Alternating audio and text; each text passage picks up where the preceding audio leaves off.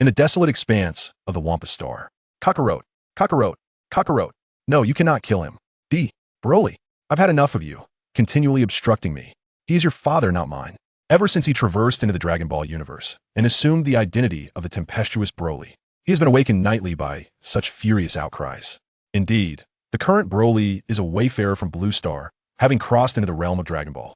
As time progresses in this new existence, he finds it increasingly arduous to rein in his emotions, often succumbing to bouts of rage and fury. While he possesses some understanding of the overarching narrative, it proves to be of little consequence. He realizes that he occupies a timeline coinciding with the Dragon Ball Super movie featuring Broly, which signifies that the storyline he is familiar with is nearing its conclusion. Thus, even this slight advantage bears little significance. Most alarmingly, he can sense the presence of the new Broly. This revelation is utterly unsettling. Just moments ago, the new Broly emerged to disrupt his plans, intent on preventing the Wayfarer from slaying his father. However, the Wayfarer Broly has grown weary of this paternal figure, harnessing his formidable willpower and having long since claimed dominion over his body. The Wayfarer ultimately obliterates the soul of the new Broly. Wiping the beads of sweat from his brow, Broly gradually sits up. Beside him slumbers his nominal father, Paragus, a Saiyan who views Broly merely as a tool for vengeance. Due to Broly's volatile temperament, Paragus has sought to exert absolute control over him. Feeling the chilling touch upon his neck, Broly's face contorts with fury. This control device emits an alarm upon contact, alerting Paragus. He has inhabited this world for half a year, and during this time, he has been subjected to Paragus's torment every 2 to 3 days. Though he has contemplated rebellion, each time he attempts to act, the new Broly intervenes, thwarting his efforts. Moreover, in his desire to escape this wretched place, Broly has been persistently urging himself to repair the communicator and send out a distress signal, thereby lying in wait for an extended period. The excruciating pain that penetrates his very core, coupled with the numbing effects of electric shocks, is nearly unbearable if given the choice. He would never wish to endure such agony again. Thus, he can only feign compliance, attempting to lull Paragus into a false sense of security. Yet, this ruse proves fruitless as Paragus continues his customary torment. Should Broly deviate even slightly from his commands, he faces the torment of electric therapy. Each instance of suffering is accompanied by Paragus' twisted smile, as if Broly were his plaything. Paragus, you shall pay for this. Broly's eyes blaze with a bloodthirsty crimson, a surge of murderous intent igniting within him. Just yesterday, Paragus had successfully repaired the communicator and sent out a distress signal. With the hindrance of the new Broly now absent, he felt liberated from all concerns of AT that moment. The fog thickened, and the moon became obscured, casting the entire cave into shadow. The time had come. Broly's bloodthirsty gaze glimmered with excitement. He had awaited this opportunity for far too long. As he slowly prepared to move, an unexpected sound emerged from outside the cave, the unmistakable noise of a spaceship. Damn it, Broly cursed under his breath, halting his actions. The instant the sound reached his ears, Paragus grasped the remote control tightly. It seemed that this aged man, despite his exhaustion, remained vigilant against him, its father. Although he felt a surge of resentment, he recognized that he had no choice but to wait until the situation outside was resolved before dealing with Paragus. As light enveloped Broly, one of the newcomers exclaimed, "Huh? Is someone there? Hey, was it you who sent the distress signal?" As they jogged closer, Broly froze momentarily. In the aftermath of the Tournament of Power in Dragon Ball Super, the resurrected real estate mogul Frieza had begun his campaign to expand his territory, but he faced a pressing shortage of manpower. Consequently, he dispatched his subordinates to recruit warriors, offering lucrative bounties for those who could deliver fighters of formidable strength. Has the timeline advanced to post-Tournament of Power? If I join them, won't I inevitably face a beating from Gogeta? This won't do, hey? Are you even listening? The woman opposite him, Chi-Lai, was visibly displeased. She felt the man before her lacked basic courtesy. Broly, who was speaking. At that moment, Paragus emerged from the cave, and upon seeing the battle suits worn by the two, he inquired with palpable excitement, "You are you subordinates of Lord Frieza?" Chi-Lai shrugged and clarified, "No, we are merely cosmic travelers who happened to intercept your distress signal. They're not Frieza subordinates? How can that be?" Paragus continued to press. Then, where did your battle suits and power detectors come from? In his recollection, such battle suits could only be worn by members of Frieza's army. Oh, about that, we acquired these battle suits and detectors from cosmic merchants. Pretty impressive, right? The elasticity is quite remarkable, Chi-Lai said, demonstrating by stretching the fabric at her chest, showcasing its resilience. Beep, beep. Meanwhile, Lemo scanned Paragus with the power detector and remarked, "Over 4,000 in battle power. Quite commendable. How about joining us? After a moment's contemplation, Paragus smiled and agreed that on the spaceship. Broly gazed around with curiosity. As a boy from Blue Star, this was his first encounter with an intact spacecraft, and he was thoroughly intrigued. Could he possibly be a fool? He doesn't even acknowledge me when I speak to him. Zilai rested her chin on her hand, seated in the passenger seat, engaging in casual banter with Limer. Limer patted Zilai gently. Don't say that. I just inquired with his father if they have been trapped here for 41 years. 41 years. If it were me, I might have gone mad by now. Let's show some understanding. Zilai pouted slightly, seemingly embarrassed by her misunderstanding of Broly. It is time to set off. Our next destination will be Lord Zeno's planet. I have heard that Lord Zeno possesses boundless knowledge and can aptly guide our future journey. Ugh, how dull. I have heard that on Namek there exists something called Dragon Balls that can grant wishes. Let's go to Namek instead. No, we should go to Lord Zeno's planet. No, we should go to Namek. As Zilai and Limer continued their heated argument, Paragus brandished a laser pistol, aiming it at the two. Enough, you two. Close your mouths and get out this instant. Chapter 2. The Atrocity. The actions of Paragus truly startled the two individuals. Hey, we came specifically to rescue you both. How could you treat us this way? Paragus responded with a cruel smile. Broly, throw them overboard. We must depart from this place. Broly, who was eating, feigned ignorance. After all, in the original narrative, these two had treated him exceptionally well, and their words and mannerisms mirrored those from the original story, so he had no desire to harm them. Paragus extracted a remote control and shouted at Broly. Did you not hear what I said? As Broly remained unmoved, Paragus, unable to contain his frustration, pressed the button on the remote. ZZZZT. Broly collapsed instantly, the food in his mouth expelled due to the pain, and he grasped the limiter around his neck, trembling uncontrollably. Hey, what are you doing? Zal exclaimed, seeing how Paragus treated his own son. Humph, I discipline my son. It is none of your concern. You should worry about your own predicament. Paragus snorted coldly and continued to press the remote. Zyle and Remer exchanged glances, feeling immense pity for Broly and resolved to rescue him. After their silent communication, the two charged at Paragus, one after the other. You dare to provoke me, Paragus exclaimed, raising his hand to pull the trigger. With the distraction provided by the two, Broly found a momentary reprieve. Damn it, shocked again. At that moment, Broly convulsed. His face contorted in agony, veins bulging across his body, utterly powerless from the excruciating electric shock. Bang! At that instant, Remer was accidentally shot by Paragus, collapsing to the ground as blood quickly pooled beneath him. Remer, you bastard! Zal shouted, drawing her laser pistol to return fire. The interior of the spacecraft erupted into chaos, riddled with bullet holes. As the ammunition dwindled, the two engaged in hand-to-hand combat. Humph! You think you can meddle in matters that do not concern you, you worthless fool? Paragus advanced, seizing Zyle by the throat and lifting her off the ground. Zyle. The severely injured Remer attempted to intervene, but his body betrayed him, rendering him incapable of further action. As Zyle's neck neared the brink of being crushed, Broly, enduring the agony coursing through him, let out a furious roar and swiftly rose from the ground. In a flash, he positioned himself behind Paragus and delivered a devastating punch that pierced his abdomen. Old man, even at death's door, you still wish to electrocute me. Broly's eyes burned with ferocity as he exerted tremendous force, forcibly tearing off Paragus's entire arm. Splatter. The grotesque wound gushed blood, exposing white bone, creating a scene of sheer carnage. Paragus screamed in agony. Yet Broly had no intention of letting him off that easily. That would be far too lenient. After enduring prolonged oppression, all pent-up emotions erupted in an instant. Broly was determined to make him experience hellish agony.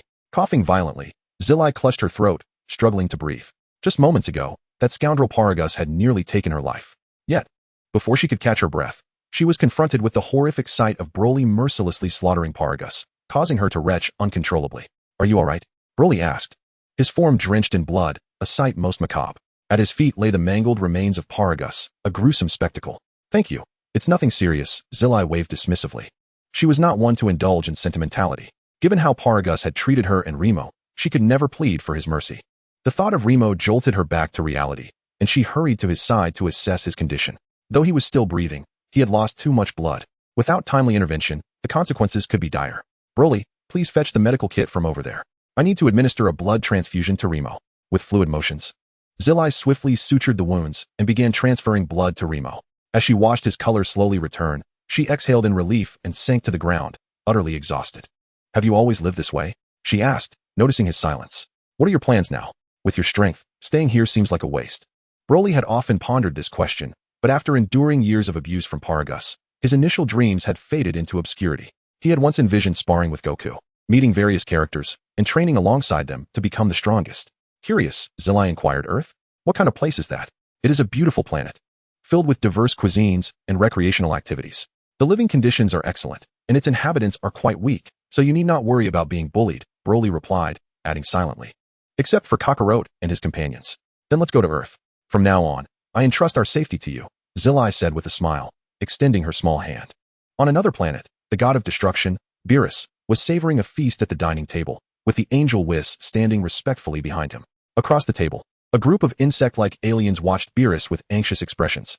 These are quite good, rather delectable, Beerus remarked leisurely, picking his teeth with a toothpick after finishing his meal. Upon hearing the praise, one of the insect chefs hurried over, eager to flatter him. Thank you, Lord Beerus. It is my utmost honor to receive your commendation. However, you do not truly believe that poison could kill me, do you? Beerus narrowed his feline eyes, exuding a menacing aura. At this statement, the aliens present were taken aback. The insect chef quickly stepped forward to clarify, Lord Beerus, how could there be poison? That is impossible. Is it that the dishes do not suit your palate? Perhaps I could prepare a vegetable soup for you. Forget it, it's no longer necessary. After all, I have resolved to obliterate this planet. How can you treat us this way? I must say, I do feel rather embarrassed. How infuriating. In that case, everyone, let us fight him. Seeing Beerus so resolute, the alien insects ceased their pretense, brandishing their weapons and charging at Beerus. With a flicker from Beerus's fingertip, the entire planet was instantaneously reduced to cosmic dust. Chapter 3, Broly and Caulifla. In the vastness of the cosmos, several individuals sleeping aboard a spacecraft were abruptly roused by a tremendous noise. Broly and his companions had been traversing the universe for quite some time without encountering such an event. Yet, before they could discern the cause, the spacecraft began to shake violently. They felt as though the world was spinning, and just as Broly was about to rise, Chi-Lai, with a face full of terror, pointed out the window. A meteor. This is bad. The spacecraft has malfunctioned. Limo quickly attempted to adjust their course, but no matter how he maneuvered, the ship remained unresponsive. Boom. The spacecraft ultimately collided with the meteor, its fragile structure being torn apart in an instant. However, at that moment, a ripple spread through the cosmos, and two figures gradually emerged. The battered spacecraft was fortuitously drawn into the wave. Who are these individuals? It's unclear. Their attire appears quite peculiar. Look, they are a spacecraft. They must be aliens. The cacophony gradually roused Broly, but as he opened his eyes, he found himself surrounded by a crowd. He is awake. The crowd swiftly parted.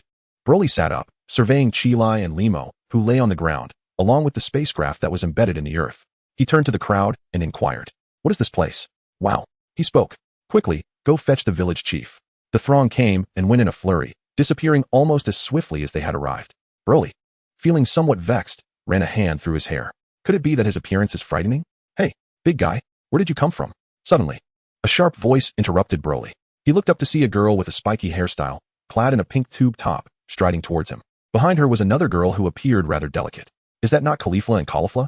Broly was taken aback. Why were the inhabitants of Universe 6 here? "Hey, you jerk. I'm talking to you." The fiery-tempered Caulifla seized Broly by his collar. "Sister." Caulifla tugged at Caulifla, attempting to dissuade her from being so aggressive. "Oh, so, you are outsiders? Very well. Hand over all your valuables, and I might consider sparing you." "I refuse." Caulifla was taken aback. She hadn't anticipated such a swift refusal. Who does he think he is? She is the most ferocious scion of Planet Salad, and it is others who must yield. Fine. Then let me see what you're capable of to reject my goodwill. Caulifla shook her neck and assumed a fighting stance. I accept your challenge. However, should I emerge victorious, you shall serve as my guide, for there remains much I do not comprehend. No problem. Caulifla beamed with a fierce determination, utterly confident in her impending triumph. Let us begin. The two squared off, as Broly let out a mighty roar, his muscles bulging impressively. Caulifla, undaunted, unleashed a torrent of energy before launching herself at Broly. How swift! Broly's eyes narrowed, realizing that Caulifla was no clumsy creature from planet Vegeta. She was a scion, just like him. With a fierce swing, she propelled her fist forward.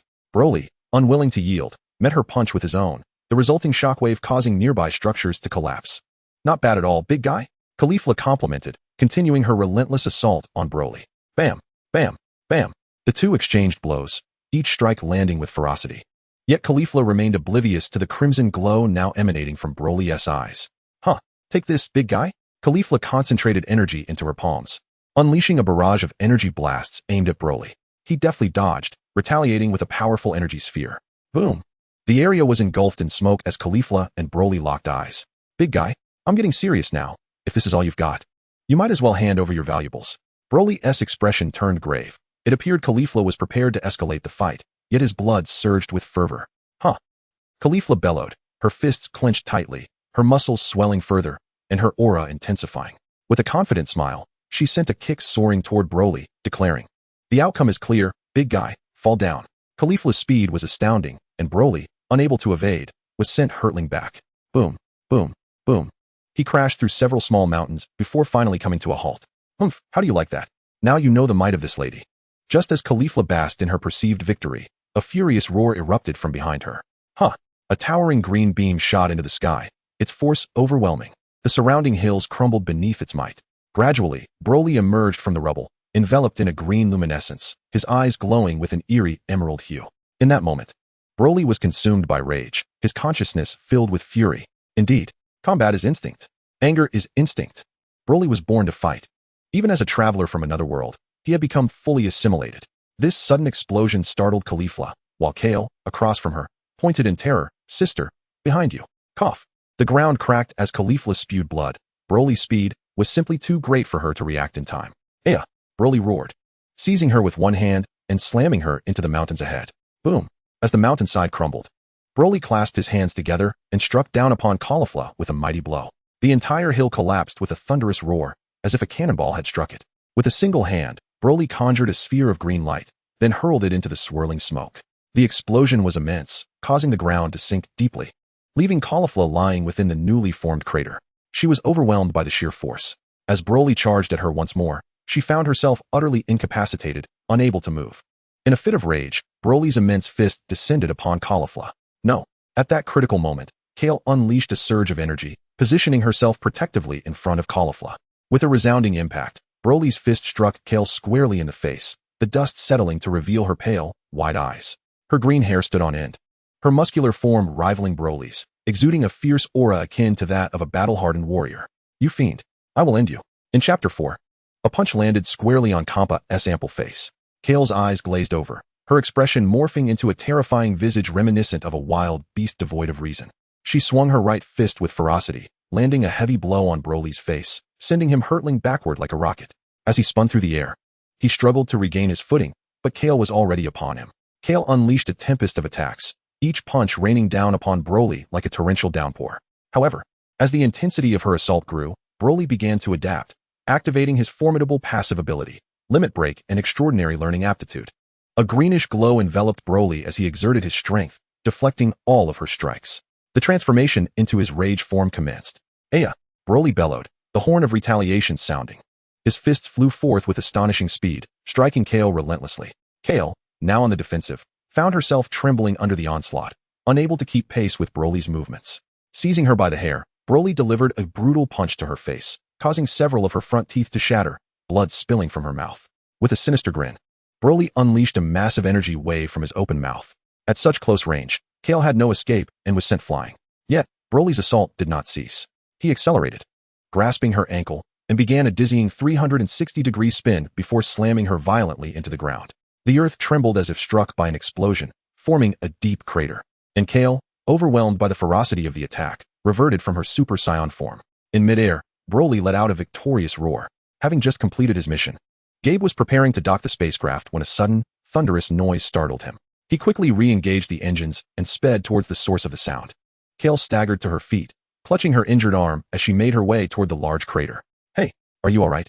Unbeknownst to her, the conscious Zamasu and Rhyme had approached Kale's side. Kale's gaze was vacant, her lips murmuring, "It's all my fault. All my fault. What on earth happened? Why has Broly transformed into this state?" Ram was perplexed, but Zamasu understood all too well. She explained, "You know that Broly was abused throughout his childhood. He was initially very resistant to violence. However, as the abuse continued, his psyche became increasingly warped, rendering him unable to control his emotions, ultimately succumbing to rage. In other words, once Broly engages in battle and is provoked, he will go berserk, and it will continue until his energy is completely depleted. He shared this with me while you were unconscious, and he warned us to stay far away if he ever lost control. I initially dismissed it as a joke, yet it has proven to be true. What should we do now? Just the two of us cannot stop Broly," Ram lamented, feeling a headache coming on. The current situation was not something that could be easily resolved. Looking at Broly's demonic visage, who would dare approach him to meet their demise? Unbeknownst to them, while the two were deliberating their strategy, Kale had already reached Kale's side. You will not lay a finger on my sister, Kale declared, spreading her arms wide to shield Kale, mustering her remaining strength in defiance. Broly let out a sinister laugh as he dove down from midair, his massive fist descending with tremendous force. Kale fixed her gaze on Broly, resolutely standing her ground before Kale. At that moment, a figure suddenly appeared before the two women, intercepting Broly's punch. Thud! The immense impact sent him reeling, blood spraying from his mouth, his legs trembling uncontrollably. The newcomer's temples bulged with veins, clearly underestimating Broly's strength. Yet, he would not retreat. The two behind him were his friends. Gabe, Kale exclaimed in astonishment, recognizing the figure before her. Oh, thank goodness you're all right. Gabe dared not move, fearing he might falter against Broly's powerful strike. Meanwhile, Zamasu and Rhyme rushed over, positioning themselves in front of Broly. Broly, you need to wake up. It's me, Zamasu. The familiar voice caused Broly's gaze to flicker uncertainly as he clutched his head and retreated, seemingly repulsed by his current self.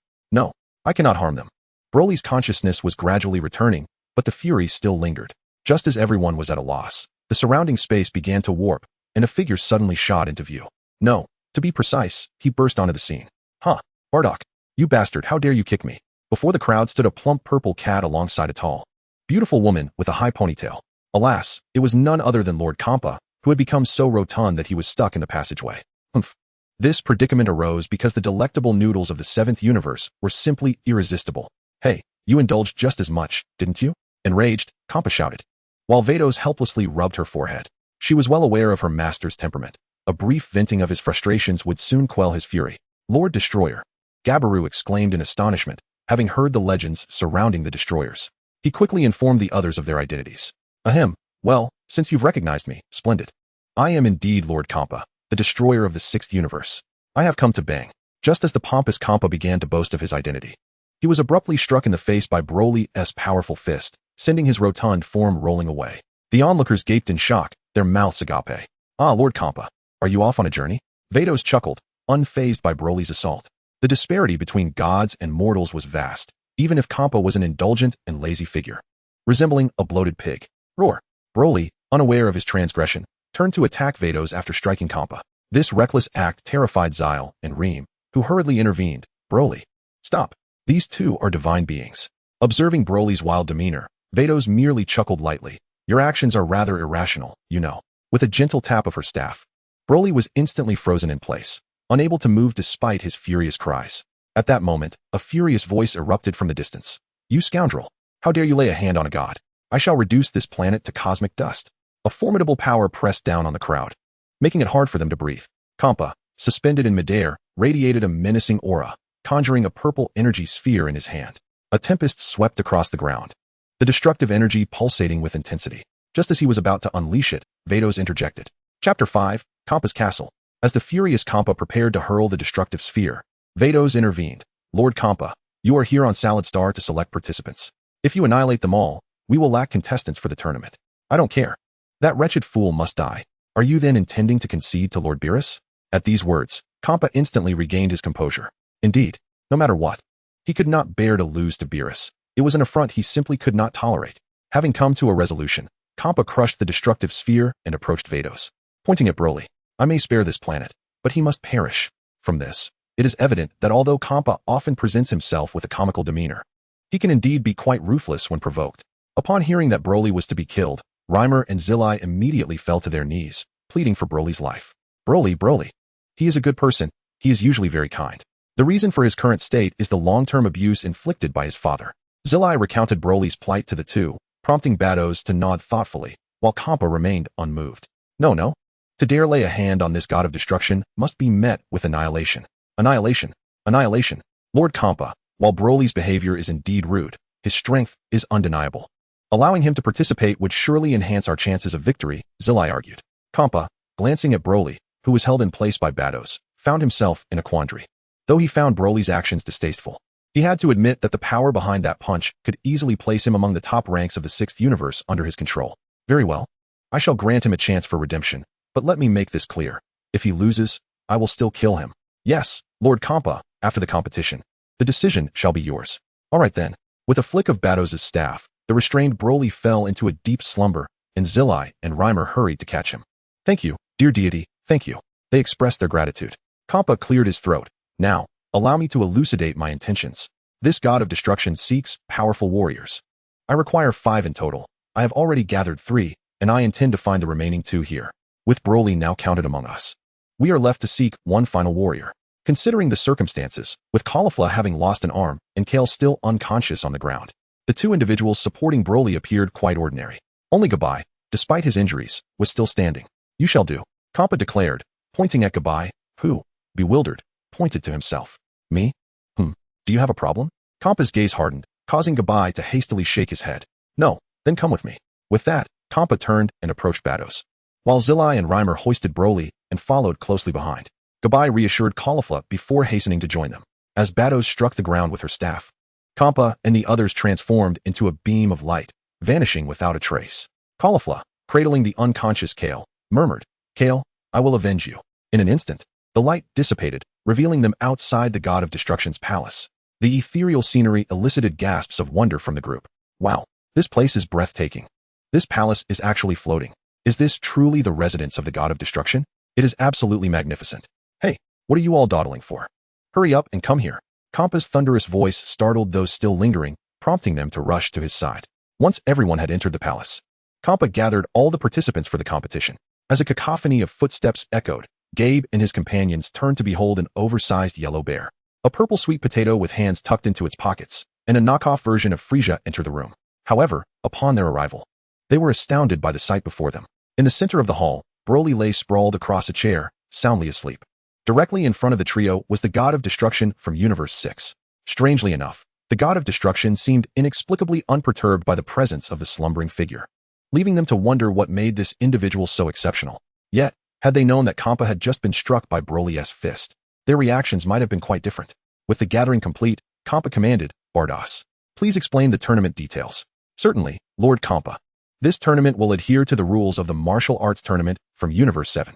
After detailing all pertinent information, Bardos stepped back behind Kampa, who then addressed the group with a grave expression. Remember, you must secure victory at all costs.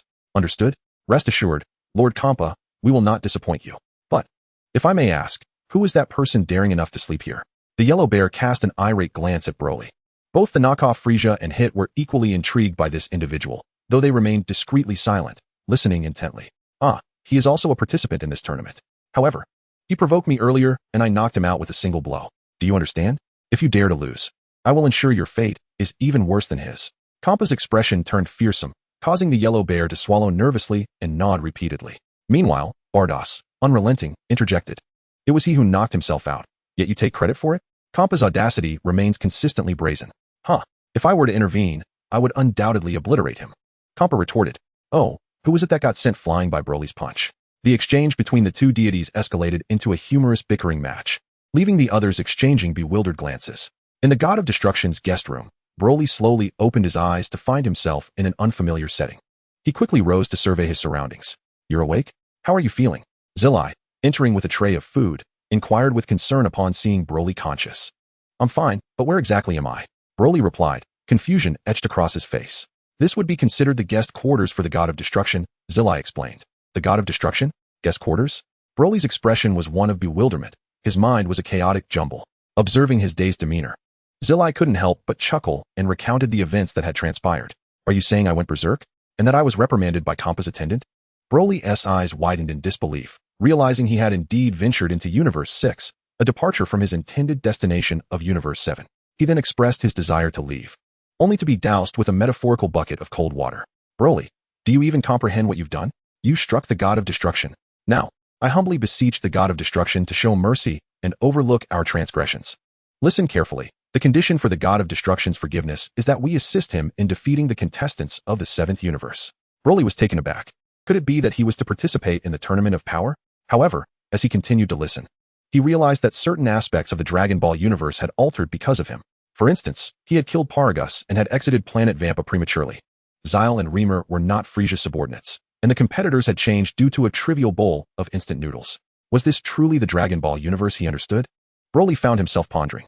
Hey, why are you in a daze? You've been unconscious for 2 days. You must be starving. Here, I brought some food. Eat up. Zyle, noticing Broly's silence, assumed he was feeling guilty and thus shifted the topic. Grr. Upon hearing the mention of food, Broly's stomach protested immediately. He promptly approached the dining table and began to devour the meal voraciously, while Zyle watched him with a beaming smile. Is there something on my face? Broly asked, puzzled, midway through his meal. Zyle's face flushed as she averted her gaze. Ahem, just eat quickly. The god of destruction instructed you to train diligently before the competition. You've already wasted 2 days due to your unconsciousness, and now you have less than a day left. Broly was taken aback. This felt like being thrust into a predicament with no time to spare. As for having angered the god of destruction, the only way to avoid annihilation was to win the tournament. In the courtyard, Broly closed his eyes, rapidly contemplating strategies. In the original tale, Hit had intentionally lost to Monaka to repay a favor to Goku, leading to the inevitable defeat of the 6th universe. However, the competitors had changed. As long as he placed himself last, he could easily deal with Monaka and secure victory. But was that truly the right approach? Avoidance and fear of confrontation would only yield temporary relief. Indeed, he had been mistaken, perceiving Goku as an invincible warrior. This mindset had already instilled fear within him. Yet, whatever was meant to come would still arrive, and he would have to face it. This was unavoidable. Furthermore, true strength was not merely physical. Psychological fortitude was equally vital. Only by fortifying both body and mind could he become fearless. This was the undeniable truth. With this realization, Broly felt an unprecedented sense of determination. Yes, he would surpass Goku and even transcend the god of destruction. His eyes gleamed with resolve. His spirit had undergone a profound transformation. He was no longer lost or afraid. He would steadfastly pursue his martial path. On the eaves above, Vados silently observed Broly, her gaze reflecting a subtle shift. She sensed that, just moments ago, Broly had quietly experienced a transformation, a change of heart. This young man possesses intriguing potential. With a light chuckle, Vados vanished from sight. In the courtyard, the scene unfolded. Broly, following Paragus's previous training methods, commenced an intensive regimen of push-ups, speed drills, and strength training, engaging in every conceivable exercise. After completing the final weighted push-up while bearing the immense boulder, he brushed off the dirt from his body and stood up, exclaiming with satisfaction, "Ah, refreshing." At that moment, Chilai opened the window to remind Broly that dinner was ready. Coming, he replied, pushing open the door to find Chilai and Lemmy seated at the dining table, waiting for him. Suddenly, Broly realized how fortunate it was to have someone who cared for him. The next day, all participants gathered in the grand hall at the designated time, awaiting the arrival of Kampa. With a yawn, Kampa emerged in his pajamas, clearly still in a drowsy state. What are you all standing around for? He questioned, perplexed. The crowd was taken aback. Was today not the day of the competition? Just then, Beerus's attendant, Whis, interjected. Lord Kampa, today is indeed the day of the competition. Upon hearing this, Kampa immediately snapped to attention, realizing he could not afford to be late. His expression shifted to one of grave seriousness as he admonished. Listen well, this time, victory is the only option. No losses are permitted. Otherwise, I shall not spare you. After issuing his warning, Kampa gathered everyone closer, while Whis enveloped them in light, transporting them to the competition venue. During the 3 days of training, Kampa and Whis had been diligently transforming the desolate planet into a vibrant arena for the martial arts tournament. Furthermore, Kampa had positioned the stakes, Super Dragon Balls, around this newly formed battleground. Each Dragon Ball was of immense size, capable of existing as an individual planet. Suddenly, a transparent cube descended gracefully from the sky. Wow, it's enormous. Did Lord Kampa construct all of this? The thought of a god of destruction engaging in such trivial constructions seemed absurd, as even if he did, the result would undoubtedly lack refinement. The voice emanating from the cube sent a tremor through Broly. It belonged to none other than Goku and Beerus. As the cube landed securely, Kampa approached, asserting, I must disagree. This place is not at all lacking in taste. Beerus scoffed, to which Kampa retorted with a mocking tone, Oh, so you truly came? I thought you might have fled in fear. The two exchanged sharp words, neither willing to concede. Suddenly, Beerus's gaze sharpened. I've heard that a few Super Dragon Balls were pilfered from my universe? What are you talking about? Kampa replied, his face flushing with embarrassment as his eyes darted away. Forget it. Since we are brothers, I won't press the matter further. Regardless, the Super Dragon Balls will ultimately belong to me. Beerus's nonchalant demeanor only served to infuriate Kampa further. At that moment, Bardos interjected, Hey, that's enough. I've prepared seats for both of you. Please take your places in the audience. The match is about to commence. Isn't there a softer seat than this hard bench? Tenanx remarked, glancing at the unforgiving concrete. His mother, Bulma, joined in the protest. Exactly. We traveled such a long distance, and there's not even a cushy seat for us. Kampa scoffed. I never invited you here. Bulma was right. If I had to host guests in such dismal seating, I would be utterly mortified, thought Beerus. Whis. He called out disdainfully, before instructing Whis to make new arrangements. Of course, Lord Beerus, Whis replied, waving his staff. Instantly, the seats and surroundings transformed into a more exquisite setting, complete with soft, floating seats, and rose petals gently cascading from the sky. Wow, it's beautiful. Thank you, Mr. Whis. Bulma exclaimed, her youthful spirit ignited with admiration. Why didn't you make it this lovely from the start? Kampa gritted his teeth, directing his ire at Bardos. Bardos, appearing somewhat aggrieved, thought it a sacrilege to create art that the master could not appreciate. Huh. Kampa's expression was one of utter bewilderment. Whis chuckled. As expected of my sister. Beerus, relishing in Kampa's discontent, added, she's merely catering to your aesthetic standards. Truly an extraordinary attendant. Meanwhile, while the two gods of destruction bickered, Broly and his companions were already waiting at the examination venue. Gabe approached Broly, extending a small hand and introducing himself. Hello, I'm Gabe. I've heard about your situation from Zyle and Remer, and I sympathize with your plight. Let us strive together from here on. Broly was momentarily taken aback, cursing Zyle and Remer for their loose lips, yet he politely shook Gabe's hand. With Gabe's enthusiastic introduction, Broly began to bond with the others. Although he was aware of their identities, it was courteous to acknowledge them. Hit remained his usual aloof self, greeting them briefly before retreating to lean against the wall. Only the clumsy bear, Barda, and the well-meaning Frost engaged in mutual encouragement among the group. All right, everyone, this is the venue for the written examination. With the sound of approaching footsteps, Bardos arrived with Son Goku and others. Upon seeing the first arrival, Broly's eyes lit up. It was Son Goku. Accompanied by familiar faces, the tragic Soba, Gohan's caretaker Piccolo, the hapless Monaka, and the rotund Majin Buu. Furthermore, as Goku's group entered, cheers erupted from the audience. Scanning the crowd, Broly recognized many beloved characters from Dragon Ball, the goddess Android 18, Bulma, Tien, Krillin, Yamcha, and Mr. Satan, all of whom evoked a sense of nostalgia in him. As Broly reminisced, a voice deep within his soul echoed once more. Kakarot, Kakarot, Kakarot. Broly lowered his head, clutching his chest with his right hand, beads of sweat already dotting his forehead. To be truthful, he had begun to grasp the source of this furious voice. The voice belonged to the original Broly, who had been incessantly disturbed by Goku's cries from the neighboring bed during their childhood. Although it was usually insignificant, the mere presence of Son Goku would rekindle memories of the past, particularly the instant he laid eyes on Goku, as the cries of a child resonated once again. It is well known that the Broly of Dragon Ball Super never encountered Son Goku, yet the memories flooding back were undeniably derived from the obliterated Broly of the Dragon Ball movies. While the original Broly's power could not compare with that of Dragon Ball Super, the aura he exuded was overwhelmingly menacing. He was bloodthirsty, brutal, and combative.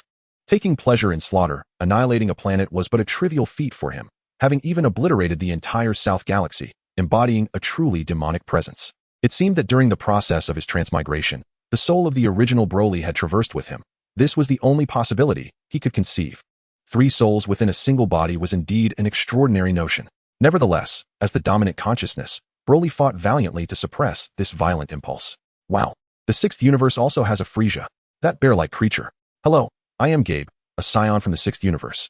At this moment, Gabe was engaged in conversation with Vegeta and the others, even pointing to himself. However, when Goku and Vegeta turned their gazes toward Broly, an immediate sense of alertness surged within them. This Broly was undoubtedly a perilous individual. The aura emanating from him instilled a sense of danger in both warriors. Broly, come here. This is a Saiyan from the 7th universe. Gabe's social butterfly nature activated once more as he attempted to introduce Broly to them. Yet, merely lifting his gaze caused an icy chill to envelop the atmosphere. Cold, brutal, bloodthirsty, frenzied. This was Vegeta's initial impression of Broly. He was all too familiar with such eyes, reminiscent of his own past self, though Broly was still leagues more intimidating. Kakarot. The expressions of Vegeta and Goku grew grave, as they had already mentally branded Broly as a significant threat. Just then, seeing Broly remain unresponsive, Gabe forcibly brought him before the two. This is also a Saiyan from our 6th universe, though I've heard he is an outsider, not one of our native Saiyans. As Gabe introduced him, he revealed details about Broly's story. In that moment, Vegeta extracted crucial information, planet Vampa, spaceships, and Broly's experiences, all of which were unmistakably linked to the 7th universe. Vegeta raised his head to question Broly. Are you a Saiyan from the 7th universe? Yet. Why have I never seen you before? Chapter 8. The competition begins. Upon hearing Vegeta's inquiry, Broly made no effort to conceal the truth. The former King Vegeta was profoundly fearful of my existence. After all, how could he not be afraid of an infant born with a combat power of 10,000? In a bid to secure his throne, King Vegeta even attempted to eliminate me, yet to no avail. I survived. Young Prince Vegeta, have you ever heard the saying, a son must repay his father's debts? Broly, towering in stature, lowered his head and flashed a mocking smile at Vegeta, radiating pure disdain. At that moment, Broly had not entirely suppressed his violent emotions. Rather, he felt as though he were a wild stallion, liberated, and reveling in the exhilaration of freedom. Vegeta's forehead pulsed with veins, and just as he was about to strike, he was restrained by Piccolo, who urged him to remain calm. Vegeta, the match is about to commence. Acting now could lead to disqualification. Let us discuss this after we ascend the stage. With a huff of annoyance, Vegeta turned away, while Goku, grinning broadly, addressed Broly. Then we shall meet on the arena. The earlier tension made Cabba feel somewhat awkward. He was unaware of the deep-seated history between Broly, Vegeta, and Goku. So, you are from Universe 7? He inquired, realizing that he had mistakenly assumed Broly referred to a location within their own universe. Only then did Cabba grasp the gravity of his misunderstanding. The unfolding events had captured everyone's attention, prompting lively discussions about the connections involving Broly. Lord Beerus, I have conducted some inquiries regarding Broly, and it appears he is indeed from Universe 7. However, this situation is rather intriguing. When my sister and Lord Campa last visited Universe 7, their rift unexpectedly absorbed Broly's spacecraft, resulting in his appearance in Universe 6. Furthermore, it seems Broly harbors a profound animosity towards the inhabitants of planet Vegeta, given that he is an exiled Saiyan. Lord Beerus, do you not think this resembles a tale of vengeance by a warrior? Whis wore an expression of excitement, which left Beerus somewhat exasperated. Yet, he sensed an air of destruction emanating from Broly, an annihilation distinct from that of a god of destruction, one that was rife with bloodshed. If left unchecked, it could prove to be an exceedingly perilous force. Nevertheless, for Beerus, such matters were trifles. I wonder why Campa would bring such a being here, he mused, filled with disdain for Broly. Campa, on the other hand, was not pleased. Beerus, regardless of the circumstances, he is a warrior of my Universe 6. You have no right to meddle. Their previous exchange had not gone unnoticed by Campa and Vados. Yet it was imperative to acknowledge that Broly was indeed a champion representing Universe 6. As Vados observed that both parties had finally settled down, she promptly announced, very well. Everyone, the written examination will now commence. The contestants took their seats, and test papers materialized before them. To assess your basic understanding, the questions will be quite simple. You have 10 minutes. Achieving a score of 50 or above will be deemed passing. Broly picked up the exam paper before him and couldn't help but exclaim how simple the questions were. However, for Goku and his companions, who were notoriously lackadaisical, it posed quite a challenge. 10 minutes later, as anticipated, aside from the snoozing view, everyone else had passed. Beerus bellowed at them in frustration. While Campa determined the order of appearance for Universe 6, Hit was designated as the final ace, leaving the others to decide for themselves. After making this announcement, Campa approached Broly and said, Beerus may not hold you in high regard, but I see your potential. I care not for your origins. As long as you are within my Universe 6, you belong to me. Prove him wrong, and make him regret his judgment. Broly nodded in response. He had heard Beerus's disdainful remarks and felt the sting of being cast aside to Universe 6. This realization left him quite displeased. Was he merely an object to be discarded at will, all while Beerus remained unfazed? It seemed he had overly romanticized his expectations. The Dragon Ball series only portrayed its brighter facets, neglecting to reveal its darker undertones, which left Broly, who had traversed from Blue Star, feeling somewhat out of place. Clang. As Campa struck the bell to commence the tournament, the announcer boisterously declared, Ladies and gentlemen, thank you for your patience. The combat tournament featuring selected fighters from the 6th and 7th universes, chosen by the gods of destruction, is officially underway. First, let us enjoy the cosmic anthem. Amidst the audience's eager anticipation, a small chick waddled onto the stage, cleared its throat, and sang, The universe is so vast. And then, there was silence. Bang. The stands of Universe 7 collapsed in disarray, as the cosmic anthem turned out to be unexpectedly brief. In the competitors section, Bardock eagerly exclaimed, I'll be the first to fight. Frost shrugged, then I'll take the second slot. Gabe glanced at Broly, and noticing his lack of interest in contesting the order, said, Then I shall enter third. The order was thus established. Bardock, Frost, Gabe, Broly, and Hit would sequentially take the stage. Following the report, a large screen began to cycle through the images of the 9 contestants. The first match would feature Bardock from Universe 6 against Goku from Universe 7. Please step onto the arena, the announcer called. As his words faded, both Goku and Bardock leaped into the arena simultaneously. They exchanged confident smiles, and as the announcer shouted, Begin, they sprang into action. Bardock lightly lifted onto his toes, gradually accelerating, his body poised for a jump. Goku advanced cautiously, intending to gauge his opponent. But before he could close the distance, Bardock launched himself into the air, crashing into an invisible wall above, using the rebound to swiftly propel himself toward Goku. Bang. However, Goku remained unfazed and questioned, Aren't you going to attack? That was a perfect opportunity. Bardock smirked disdainfully, beckoning Goku with a casual wave of his hand. Oh dear. Just as disappointing as when I encountered Beerus at his castle. Campa mocked from the sidelines. The other competitors from Universe 6 unanimously believed that Son Goku was destined to lose. However, contrary to this prevailing sentiment. A voice emerged declaring that it was Bardock who had succumbed. Campa, gazing at Broly as if he were a fool, exclaimed in disbelief, "What nonsense are you spouting? It is Son Goku who is currently being suppressed, and he nearly fell off the stage moments ago." Despite feeling somewhat irked by Broly's scrutiny, Campa reminisced about Broly's earlier display on Planet Salad. Chapter 9, The Accursed Wild Monkey. As Campa was lost in thought, a resounding crash echoed through the arena, revealing that Son Goku had indeed thrown Bardock out of the ring. Bardock's defeat served to validate Broly's conjecture. Campa's expression darkened. Losing in the first match was hardly fortuitous. Amidst the jubilant cheers from the 7th Universe's audience, Campa turned to Frost, commanding, "Do not lose." Frost replied with a reassuring smile, "Rest assured, Lord Campa, I shall exert my utmost effort."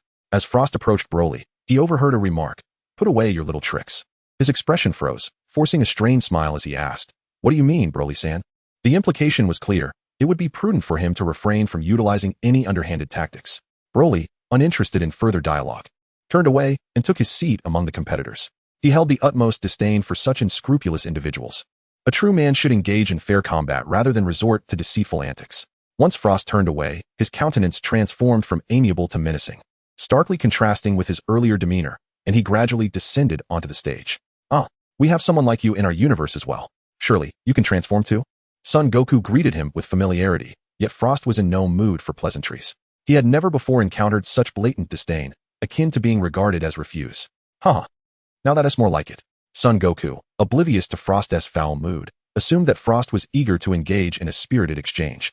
With a sudden burst of energy, Frost propelled himself towards Son Goku, who swiftly leaped into the air, delivering a powerful kick aimed at Frost.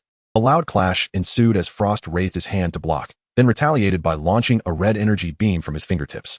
Whoosh. "Ah, that's dangerous." Son Goku expertly supported himself on Frost's smooth head, elegantly evading the beam. Frost, momentarily stunned by the unexpected contact, felt an overwhelming surge of rage welling up within him. With a guttural roar, he seized Son Goku's arm and hurled him to the ground. Furthermore, he viciously drove the poisonous spikes from his arm into Son Goku's palm. Such brazen cheating prompted an uproar from the onlookers, with cries of "He is cheated. He used a weapon," echoing through the arena. Gak quickly initiated a halt to the match, and others soon followed suit. However, enraptured by fury, Frost paid no heed to the protests. He was solely focused on unleashing his pent-up rage, relentlessly pummeling Son Goku's face. "Dare to look down on me? You accursed wild monkey. You're next, Broly." This time, having consumed an excessive amount of poison, Son Wukong collapsed to the ground, utterly devoid of strength, left to helplessly witness the onslaught against him. "Frost, cease your attacks immediately.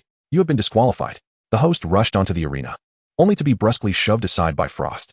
Campa was on the verge of exploding with rage, having suffered a loss in the first match. He could not believe Frost would so brazenly violate the rules in the second. "Ah, it's not surprising that you remain oblivious, for this is the true visage of Frost." Prior to this, his heroic facade was merely a self-initiated war, ultimately culminating in his acquisition of desolate lands, Beerus explained to the crowd. "Humph, Beerus. You certainly take pleasure in exposing others' shortcomings," Frost retorted, shrugging off Beerus's words and feeling rather proud. "Why did you choose such a scoundrel?" Campa loudly interrogated Beerus, who replied with nonchalance, "You did not instruct me to consider the character of the contestants. Rather, you directed me to select those with assured chances of victory. That was your explicit command. You despicable." Campa was left speechless, raising his hand to obliterate Frost in a fit of frustration. "Oh, Frost, please exit the arena immediately. You have committed a foul," the host reiterated. "There's no need to count him as defeated or destroy him. It's my turn now. I shall personally vanquish this scoundrel." Vegeta could no longer contain himself and soared onto the stage in a fit of fury. "Huh, why should I heed your words? I intend to obliterate him." Campa retorted. "Isn't this quite advantageous, Lord Campa? He hasn't been disqualified, and he can continue fighting. Should he win, we may even gain points. It's a risk-free endeavor for us." Beerus counseled Campa to remain calm. On the arena, seeing that neither side objected to Frost's use of weaponry, the match proceeded. As the battle continued, Frost struck first, delivering a kick that sent Son Wukong hurtling towards Vegeta, who quickly retaliated with a flurry of red energy beams. Boom, boom, boom. Vegeta deflected the beams with both hands, then bellowed, "Trash. You think you can oppose Lord Vegeta?" With golden light radiating from his body, Vegeta's power surged exponentially. He accelerated towards Frost, delivering a powerful punch that struck Frost squarely in the face. Frost spat out a mouthful of blood, his eyes bloodshot with rage as he roared, "You damned wild monkey. Die. Ya, ya, ya, ya, ya." Frost unleashed a rapid barrage of attacks, the poison spikes fully exposed. Even now, you resort to such vile tactics? Begone. Vegeta transformed into Super Saiyan 2, his aura escalating once more, blue arcs of electricity dancing around him as he unleashed a punch that sent Frost flying. Bang! Frost tumbled outside the arena, and the host promptly announced the victor. Vegeta from Universe 7 has emerged victorious. Lord Kampa, do you wish to provide the 7th universe with a spectacle of ridicule? Beerus timely interjected. Humph. Xiangpa let out a cold snort and fell silent. He remained obedient to Bardos, who, despite appearing as his attendant, was actually his master. All of his skills were imparted by Bardos. Gaby, give it your all. This time, Xiangpa lacked his usual confident declarations, instead offering a casual reminder before lapsing into silence. Understood, Lord Xiangpa. Gaby trembled as he approached the arena, assuming a stance. Gaby, I have warned you before, I will not go easy during this match. Chapter 10, Frightened, Piccolo forfeits. From the competitors' seats, Broly observed the back and forth between the two on the stage. Seizing this opportunity, Broly intended to scrutinize Vegeta's techniques. His remarkable ability to learn allowed him to memorize nearly every technique he witnessed, making this observation essential. After several minutes, and as expected, Vegeta emerged victorious, teaching Gaby the Super Saiyan transformation and taking him as his disciple, just as depicted in the original narrative. Once the host announced Vegeta's triumph, he proceeded to introduce the next contender from Universe 6. In the 5th match, it was Broly from Universe 6. As the host made the announcement, Broly rose from his seat among the competitors. However, just a few steps into his journey, he encountered Gaby, who greeted him with a cheerful smile. Broly-san, good luck. I believe in you. Though you may not defeat my master, just give it your best effort. Broly's lips twitched. I recall Gaby mentioning that he is also a Saiyan, and one who hails from our universe. As Broly prepared to enter the arena, Goku's poor memory suddenly recalled Gaby's words. Beside him, Gak was filled with concern. Wait, he is also a Saiyan? With such a large stature, isn't Vegeta in danger? On the arena floor, Vegeta scoffed. Is it true that debts are repaid by the next generation? Such arrogance. Allow Lord Vegeta to demonstrate what true power is. Vegeta harbored no fondness for Broly, especially given Broly's brash claims of seeking revenge. Cut the chatter. If you have the ability, come and prove it. Broly smirked. Influenced by the older version of himself, his character evolving into one that craved battle and the thrill of bloodshed. With a sudden burst of energy, Vegeta thrust his foot into the solid arena floor, creating a large crater, and propelled himself forward like a cannonball at breakneck speed. Bang! Vegeta's fist connected squarely with Broly's chin, and while Broly felt the sting of pain, it only fueled his exhilaration. What? It's time to teach this disobedient child a lesson. Broly seized Vegeta's fist and retaliated with a powerful blow to Vegeta's face. Vegeta staggered back, clutching his nose as blood trickled through his fingers. In the audience, members of Universe 6 displayed expressions of delight. Come on, Broly, take him down. Seeing Vegeta falter, Xiangpa grew animated, gesturing wildly from his seat. Bardos, seated beside him, also exhibited a look of keen interest. Ever since witnessing Broly's transformation yesterday, she sensed that this individual was extraordinary, and she was taken aback by the surprise he delivered upon entering the arena. In the stands of Universe 7, Goku and the others exhibited expressions of astonishment. They were well aware of Vegeta's prowess. He boldly claimed that no one could rival his position as second best. However, they were not overly affected, as Vegeta was merely in his base form. Vegeta, what on earth are you doing? Defeat him at once. While others remained indifferent, the impatient Beerus could no longer contain himself, shouting at Vegeta atop the stage. Back in the arena, Vegeta, agitated by Beerus's incessant urging, found his frustration mounting. The fact that he had been bloodied only fueled his anger further. You scoundrel! Open your eyes wide and behold the insurmountable chasm between us. With a fierce shout, Vegeta transformed into Super Saiyan Blue, unleashing a tempest that shook the very ground of the arena and the entire planet. The howling winds enveloped the venue, forcing the spectators to shield their faces and peer through their fingers. Prepare to fall. In an instant, Vegeta appeared before Broly, delivering a powerful punch to his face, sending him crashing to the ground before he could even react. The impact resonated throughout the arena, causing it to tremble as Broly coughed up blood, his head spinning from the force. Vegeta sneered and unleashed a flurry of punches that rained down upon Broly. Crash, crash, crash. Broly's body sank deeper, leaving an ever-expanding crater in the ground. Those from Universe 6 could not help but feel a sense of dread for Broly. Kampa, in particular, covered his face, unable to bear the sight any longer.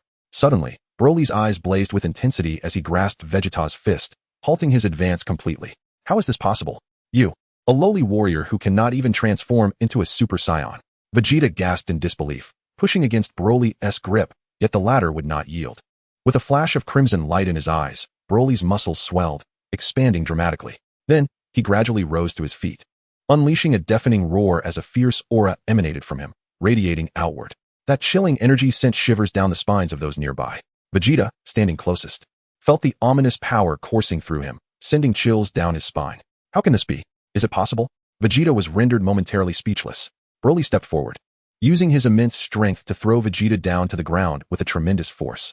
Bang, bang, bang. Vegeta, now desperate, summoned every ounce of strength to break free from Broly's grip. He created distance between them, launching energy blasts towards Broly. Prince's technique. With a mere wave of his hand, Broly swatted one of the blasts to the ground, causing a thick cloud of smoke to erupt. I couldn't care less if you are the legendary Super Saiyan. Prepare to fall. Vegeta continued to exert his strength to its utmost, relentlessly unleashing energy blasts towards the swirling smoke. The entire arena was illuminated by Vegeta's assault, resembling broad daylight. After a relentless barrage lasting a minute, Vegeta halted, panting heavily. Observing the lingering smoke from which Broly had yet to emerge, he laughed maniacally, exclaiming, "Ha! Have you witnessed the might of Lord Vegeta?" Suddenly, a shadow burst through the smoke, and Broly's face appeared abruptly before Vegeta's eyes. Startled, Vegeta attempted to retreat, but Broly seized him in a powerful embrace. It was over. With a forceful strike from Broly's chest, a wave of green energy coalesced, and before Vegeta could react, he was sent flying. Boom. Vegeta was propelled hundreds of meters away, shattering the protective barrier set by Beerus, and he completely lost consciousness. Silence enveloped the arena. No one had anticipated that Vegeta would be so thoroughly overwhelmed by Broly that he would faint. In the fifth match, the sixth universe's Broly emerged victorious. Wow. Incredible. Broly has won. Champa danced with joy, exuberant like a child weighing 200 pounds. Who could have imagined his strength was so formidable? In the audience, Goku exhibited a serious demeanor. Unbeknownst to him, the next combatant, Piccolo, had turned a shade of green. Just as the host began to announce the next match, he was interrupted by Piccolo raising his right hand, his face contorted with distress, declaring, "I forfeit." Chapter 11, Broly vs. Kakarot. I forfeit. Piccolo's concession took everyone by surprise, as all eyes turned towards him in confusion over his decision. With a grim expression, Piccolo stated, "Are you not sensing the energy emanating from him? It is filled with brutality and bloodlust. Even the Super Saiyan blue form of Vegeta was unable to contend with him. My efforts would be futile, merely wasting a senzu bean." As he spoke, beads of sweat trickled down his greenish cheeks, a testament to the immense pressure he felt. "So that's how it is," Goku remarked with a calm smile, patting Piccolo on the shoulder to alleviate his burdens. On the arena, Broly's fierce aura continued to rise, influenced by his emotions, yet still within the bounds of reason. It must be said, the willpower of the beings from Universe 7 is truly remarkable. Following the ruling of the tournament, due to Frost's use of weaponry being deemed a foul, Goku's status was reinstated. At that moment, the host approached the center of the arena to announce the outcome of the discussions between Beerus and Champa. Champa had agreed so readily primarily because he had witnessed Broly's true power, leading to his inflated ego. Indeed, Champa had become quite arrogant, his smug expression nearly provoking Beerus to retaliate with a destructive energy ball. However, for the sake of the tournament, Beerus restrained himself and approached Goku with a grave expression, stating, "Goku, you must defeat him." To everyone's surprise, Sun Wukong chuckled, "Lord Beerus, you are far too serious. Even if I were to lose, we still have the mightiest of the universe, Monaka, right?" Beerus was left momentarily speechless, nearly biting his own tongue. The current predicament felt akin to lifting a stone only to have it fall upon his own foot. He knew all too well that Monaka's strength was merely a fade, a random individual chosen solely to apply pressure on Sun Wukong and Vegeta. Who could have anticipated that Sun Wukong would dismiss it so readily? Sun Wukong began to stretch his limbs before gracefully leaping onto the arena.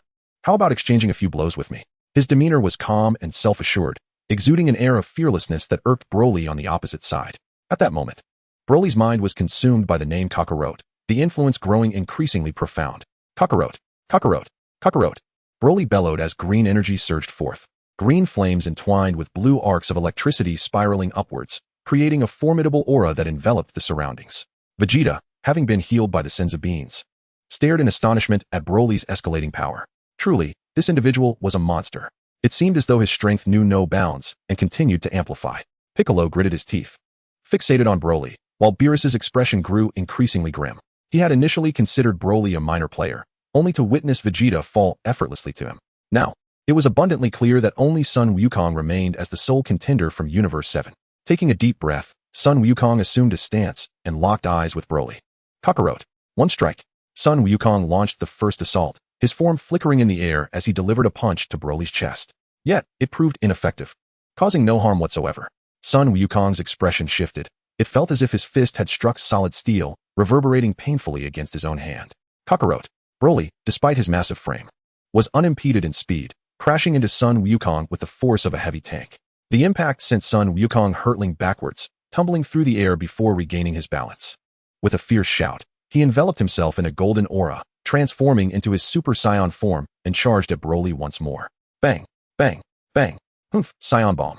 Broly sneered, unleashing a surge of immense energy from himself, the energy orb expanding until it erupted in a cataclysmic explosion. Oh! Sun Wukong was propelled into the air by the blast, but Broly swiftly pursued, delivering successive strikes. Curse it, if that's the case. Sun Wukong ignited with red flames, activating his Super Saiyan God mode, the overwhelming pressure forcing Broly back.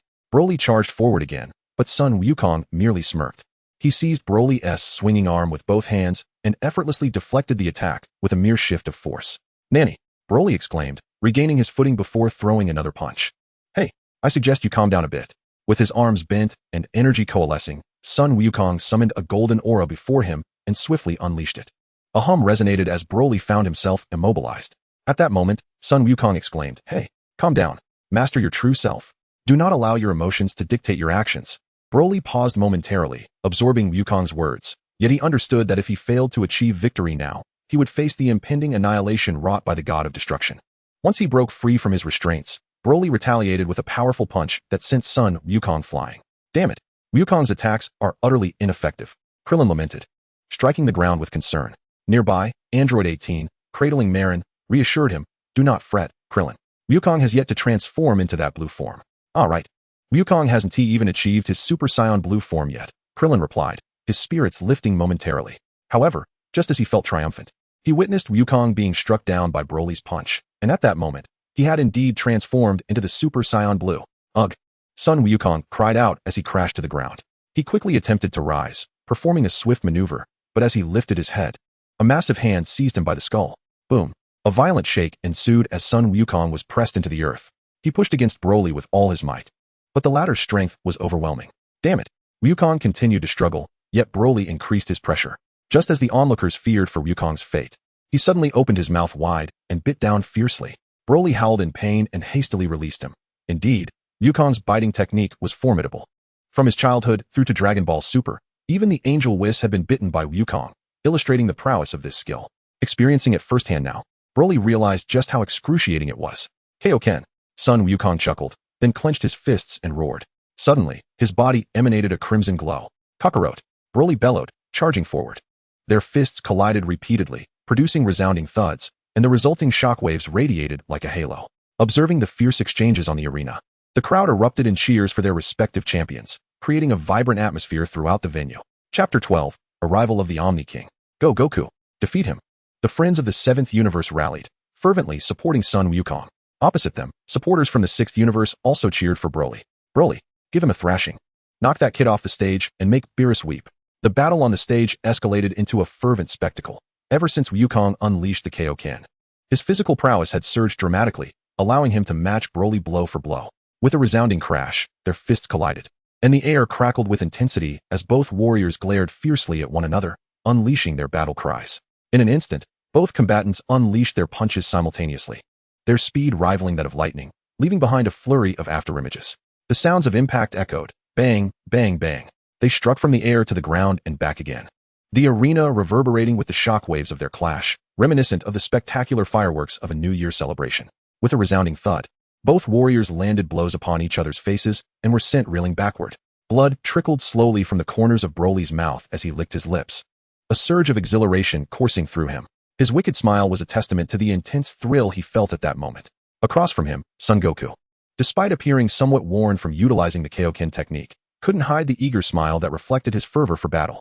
I apologize. I must now unleash all my strength. I can barely maintain my current state. With a chuckle, Goku's gaze sharpened, and a powerful wave of energy surged from his body. Just as I intended. Let us settle this with one decisive blow, Kakarot. Broly, unwilling to prolong the confrontation any further, summoned an astonishing aura, and with a swift motion, conjured a green energy sphere that began to expand. Kamehameha. Goku called forth his signature technique, his hands gathering brilliant energy before launching it toward Broly. The sheer force of it shattered the arena. Super explosive wave. Broly retaliated with his own green energy sphere, the cataclysmic force colliding with Goku's Kamehameha. Both warriors roared as they unleashed their energy, determined to secure victory. "Come on, Goku!" Krillin shouted, eyes shut tight and voice strained. As the spectators behind him shared in the anticipation, cheering for Goku. "Give it your all, Broly!" The exuberant Yamcha shouted, disregarding his composure. While Gabe and Panda also rallied their support for Broly. The colliding energies created a cataclysmic explosion, shaking the very ground beneath them. The surroundings began to tear apart, and the protective barrier established by Beerus displayed significant cracks. With a resounding crack, Goku bellowed, 20 times Kaioken. Indeed, having recently fused with Super Saiyan Blue, Goku had only just employed a tenfold Kaioken until now. "Ah!" Broly roared, channeling every ounce of strength into the fray, causing the green energy to swell dramatically. A tremendous explosion erupted. The forces collided violently, causing the desolate planet to tremble, and the ground began to rupture, revealing a radiant golden light beneath. "Is that the Dragon Ball?" The onlookers gasped in astonishment, realizing that the final Dragon Ball they sought lay beneath their very feet. With a thud, both Broly and Goku plummeted to the ground, utterly drained. "Arno, both Broly and Son Goku have fallen simultaneously, but since they landed outside the ring, this round is declared a draw." The diligent announcer, trembling as he emerged from behind cover, began to relay the details of the match to the audience. Upon hearing the outcome, Kappa felt a twinge of displeasure but ultimately accepted it, for the sixth universe still had Hit yet to make his appearance, his ace in the hole, and he held unwavering confidence in Hit's prowess. Meanwhile, Beerus was far from composed. Should Goku be deemed the loser, only Monaka, an ordinary being, would remain, exposing their ruse. The mere thought sent Beerus into a frenzy. Could Monaka possibly secure a victory? He was merely a delivery person. Oh, how delightful it is to witness Lord Beerus in such a state of agitation. Whis, relishing the moment, approached Beerus and whispered, "My lord, what was your initial intention in arranging for Monaka's participation?" Naturally, it was to instill in Goku and Vegeta the understanding that there are always greater heights to reach, and that there exist beings beyond their comprehension. You heard what he just said, did you not? With Broly now in the mix, Monaka's role as a Fade is rendered unnecessary. So you need not fret about being exposed. We have indeed lost this round. Beerus fell into a contemplative silence, Whis spoke truthfully, yet he still struggled to swallow his pride. He could not bear the thought of conceding to Kampa, but ultimately let out a resigned sigh and addressed the referee. "Very well, there is no need for the next match. We concede." "Huh, my lord Beerus, what are you saying? We still have Monaka?" Goku queried, bewildered. "Indeed. My lord Beerus, what prompts this decision?" The others chimed in, utterly perplexed. At that moment, Piccolo stepped forward. Due to the differences in their auditory structures, he had overheard Beerus and Whis' conversation. Since Beerus was unable to articulate his thoughts, Piccolo took it upon himself to clarify. Kampa, too, wore a bewildered expression. Why? When the opposing team had yet another contestant, would they suddenly concede? Meanwhile, Hit, standing at the edge of the audience, found himself in a state of awkward limbo. Unable to descend or remain, his thoughts a chaotic whirlwind. With the 7th universe's automatic forfeiture, the 6th universe was declared the victor. Just as the 6th universe erupted in jubilant celebration, Vados suddenly pointed to a particular spot. Lord Kampa. Huh, what is it? Kampa, caught in excitement, did not grasp Vados' meaning, but as he followed her gesture, he was struck with such fear that his tail stood on end. Beerus, too, displayed a look of terror. What on earth? This cannot be. The Grand Zeno. Chapter 13, Resurrection. The Earth of the 6th universe. At this moment, 2 tall figures clad in purple robes obscuring their faces appeared, flanking a smaller, unassuming figure in the center, resembling a sentient pea. The 2 towering figures exhibited profound reverence towards the diminutive being, clearly indicating the pea's superior status. In the audience, both Beerus and Kampa wore expressions of dread, exclaiming in unison, "Lord Zeno." Their uncharacteristic behavior drew the attention of the crowd, prompting speculation about the identity of these newcomers. "Ah, Zeno." Sun Wukong blinked innocently. The East Kaishin, equally curious, could not help but inquire of the ancestral figure beside him. Who on earth is that child? He appears rather unsettling. Upon hearing this, the old Kaishin swiftly delivered a reprimanding blow, exclaiming, "You scoundrel, refrain from speaking such nonsense." Suddenly, an unknown contender emerged in the venue, leaving everyone puzzled about their identity. The host, clutching the microphone, continued to announce, yet a mere glance from the newcomer rendered him speechless. It seemed to be just a diminutive figure resembling a pudding, and Vegeta wore a puzzled expression, while Piccolo mirrored his confusion. In response to the perplexity surrounding them, Beerus trembled as he explained, "Lord Zeno. That individual stands at the pinnacle of all existence across the 12 universes." Gasps of astonishment filled the air. No one had anticipated the young child's substantial background. "Lord Beerus, is it truly appropriate for us to gaze down upon Lord Zeno from such a lofty position?" questioned Whis, seated beside Beerus. "Well, Is there any need to ask? Of course it is not, Beerus proclaimed, suddenly invigorated, and he soared toward Zeno at full speed. Lord Zeno, why have you appeared in such a place? The opposing Campa trembled in fear, hastily flying over without a second thought. A warm welcome to Lord Zeno. Both gods of destruction bowed respectfully before the diminutive figure, their demeanor exceedingly deferential. Observing this, the others could no longer remain seated and rushed forward to pay their respects. Only Broly feigned severe injury, lying with his eyes closed in the audience. This was not entirely his fault. The fury and malevolence within his soul were immense. And Zeno held a profound aversion to evil. Just as Zamasu, who once spread malevolence, was ruthlessly annihilated by Zeno. Zamasu had even wished for eternal life through the Super Dragon Balls, yet this was of no avail. He was effortlessly crushed by Zeno. One could say Zeno's power equated to a prohibition against resurrection. Thus, Broly had no desire to tempt fate. What if Zeno took a disliking to him and extinguished his existence? Lord Zeno, is there a particular reason for your personal visit today? Anon inquired. Because you are conducting activities without permission, I wish to remind you that gods of destruction must never be negligent in their duties, Zeno replied. The crowd was taken aback. They had not expected the small figure to speak in such a childlike manner. However, seeing the cold sweat pouring from the two gods of destruction, no one dared to voice their thoughts. Lord Zeno, allow me to clarify. Lord Beerus is far more inclined toward slumber and gourmet food than destruction, was chimed in. Suddenly reporting from behind Beerus, Paragus, not to be outdone, added, Lord Campa, your neglect of health has led to an unkempt appearance. I fear it may affect your work. So I have taken the liberty of preparing balanced meals for you. Yet you complain that my cooking is unpalatable. Boo-hoo. Perhaps we should consider a different god of destruction? Zeno suggested, prompting screams of terror from the two, their sweat pouring as if they had been soaked in water. Observing the comical state of the two gods, Zeno chuckled and said, I was merely jesting. Phew. Campa and Beerus felt an immense weight lifted from their shoulders. The mere mention of replacing the gods of destruction had nearly caused them to lose their wits. As the king of all shifted his tone, he initially intended to issue a warning, but upon witnessing the intriguing activities you have organized, he found them exceedingly captivating. Thus, he proposed to summon contestants from across the universe to participate in the next event. Is that true? If so, it would be utterly delightful, ha. Suddenly, a voice resonated, and Son Goku slowly emerged from the crowd to stand before the king of all. Initially, the two guards attempted to intervene, but the king of all stepped forward, leaving them no choice but to retreat in dismay. Hey, don't think you are worthy to converse with the king of all, Beerus exclaimed, alarmed by Goku's audacity, fearing the king might take offense. To his surprise, the king of all paid no mind to the warning and instead grasped Goku's outstretched hand, who then effortlessly lifted the king into the air. This action left both Beerus and Campa utterly flabbergasted, their souls seemingly escaping their bodies. They remained in a state of shock until the king departed, their earlier excitement dissipating. Sighing, Campa lamented, alas, the joy has vanished. Beerus turned to leave, utterly humiliated by the incident. Humph. Beerus, you heard the words of the king, did you not? We shall meet at the arena next time. I shall triumph over you again, Campa declared, his demeanor radiating smug satisfaction, which irked Beerus to the core, who felt a strong urge to devour him whole. With that, he led the members of Universe 7 onto the transparent cube. As the cube ascended slowly into the sky, Goku shouted towards the audience of Universe 6, Broly, if you have time, remember to come find me. Bye. Broly, no longer pretending to be indifferent, rose and waved. Once all members of Universe 7 had vanished, Campa gathered his team. Well, I am quite pleased with our performance, especially with you, Broly.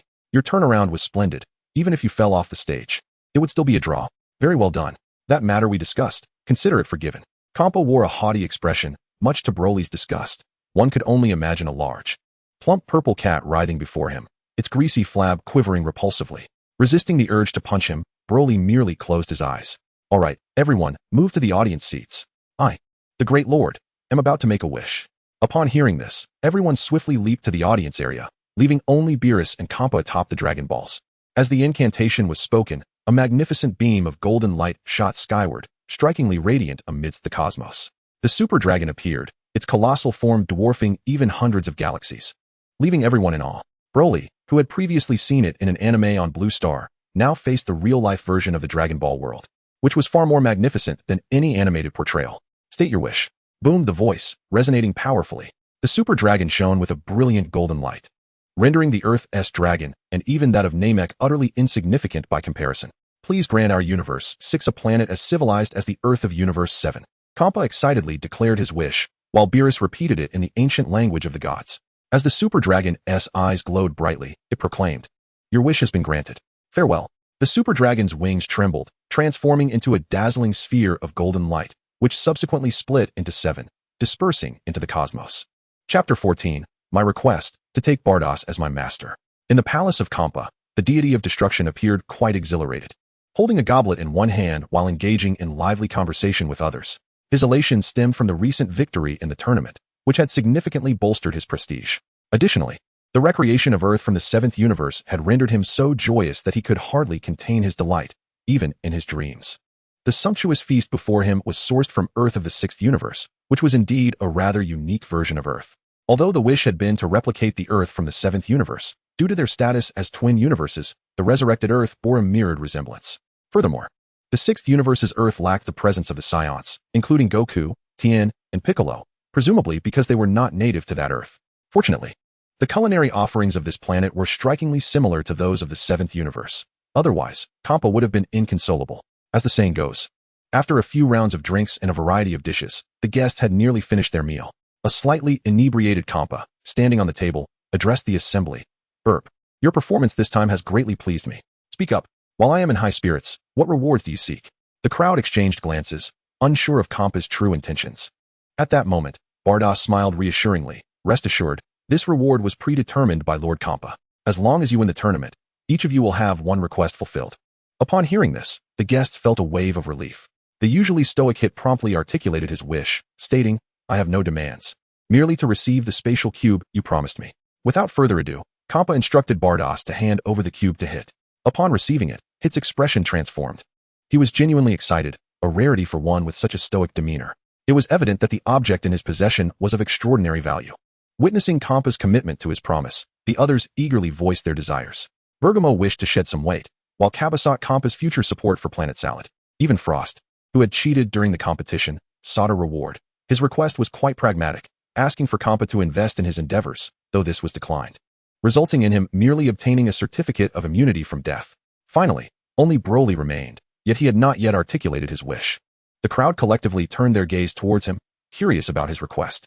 While others had expressed their desires, Broly had already contemplated his own, though he was uncertain whether Kampa would grant it, especially after Frost's request had been denied. "Broly, you may voice your request. You have been the greatest contributor in this tournament, and as long as it is within my power, I shall certainly fulfill it," Kampa proclaimed. Taking a deep breath, Broly stated, "I wish to request Bardos to be my teacher, to train me." Upon the utterance of those words, all present were taken aback. Even the inebriated Kampa widened his eyes in astonishment, while Vados, covering her mouth, was equally surprised by Broly's request. Indeed, this was precisely what Broly desired. As a traveler from another dimension, he possessed a profound understanding of the angelic race. In terms of hierarchy, there were the Omni King, angels, gods of destruction, and Supreme Kai. Furthermore, Goku and Vegeta had significantly enhanced their powers under Whis' tutelage. This is quite unexpected. Kampa found himself at a loss, as he had never encountered such a request before.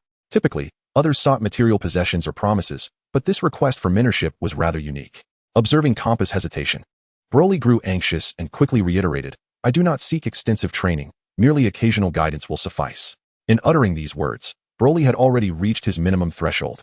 Should the other party decline, he would have to request to be sent to Universe 7 or another universe.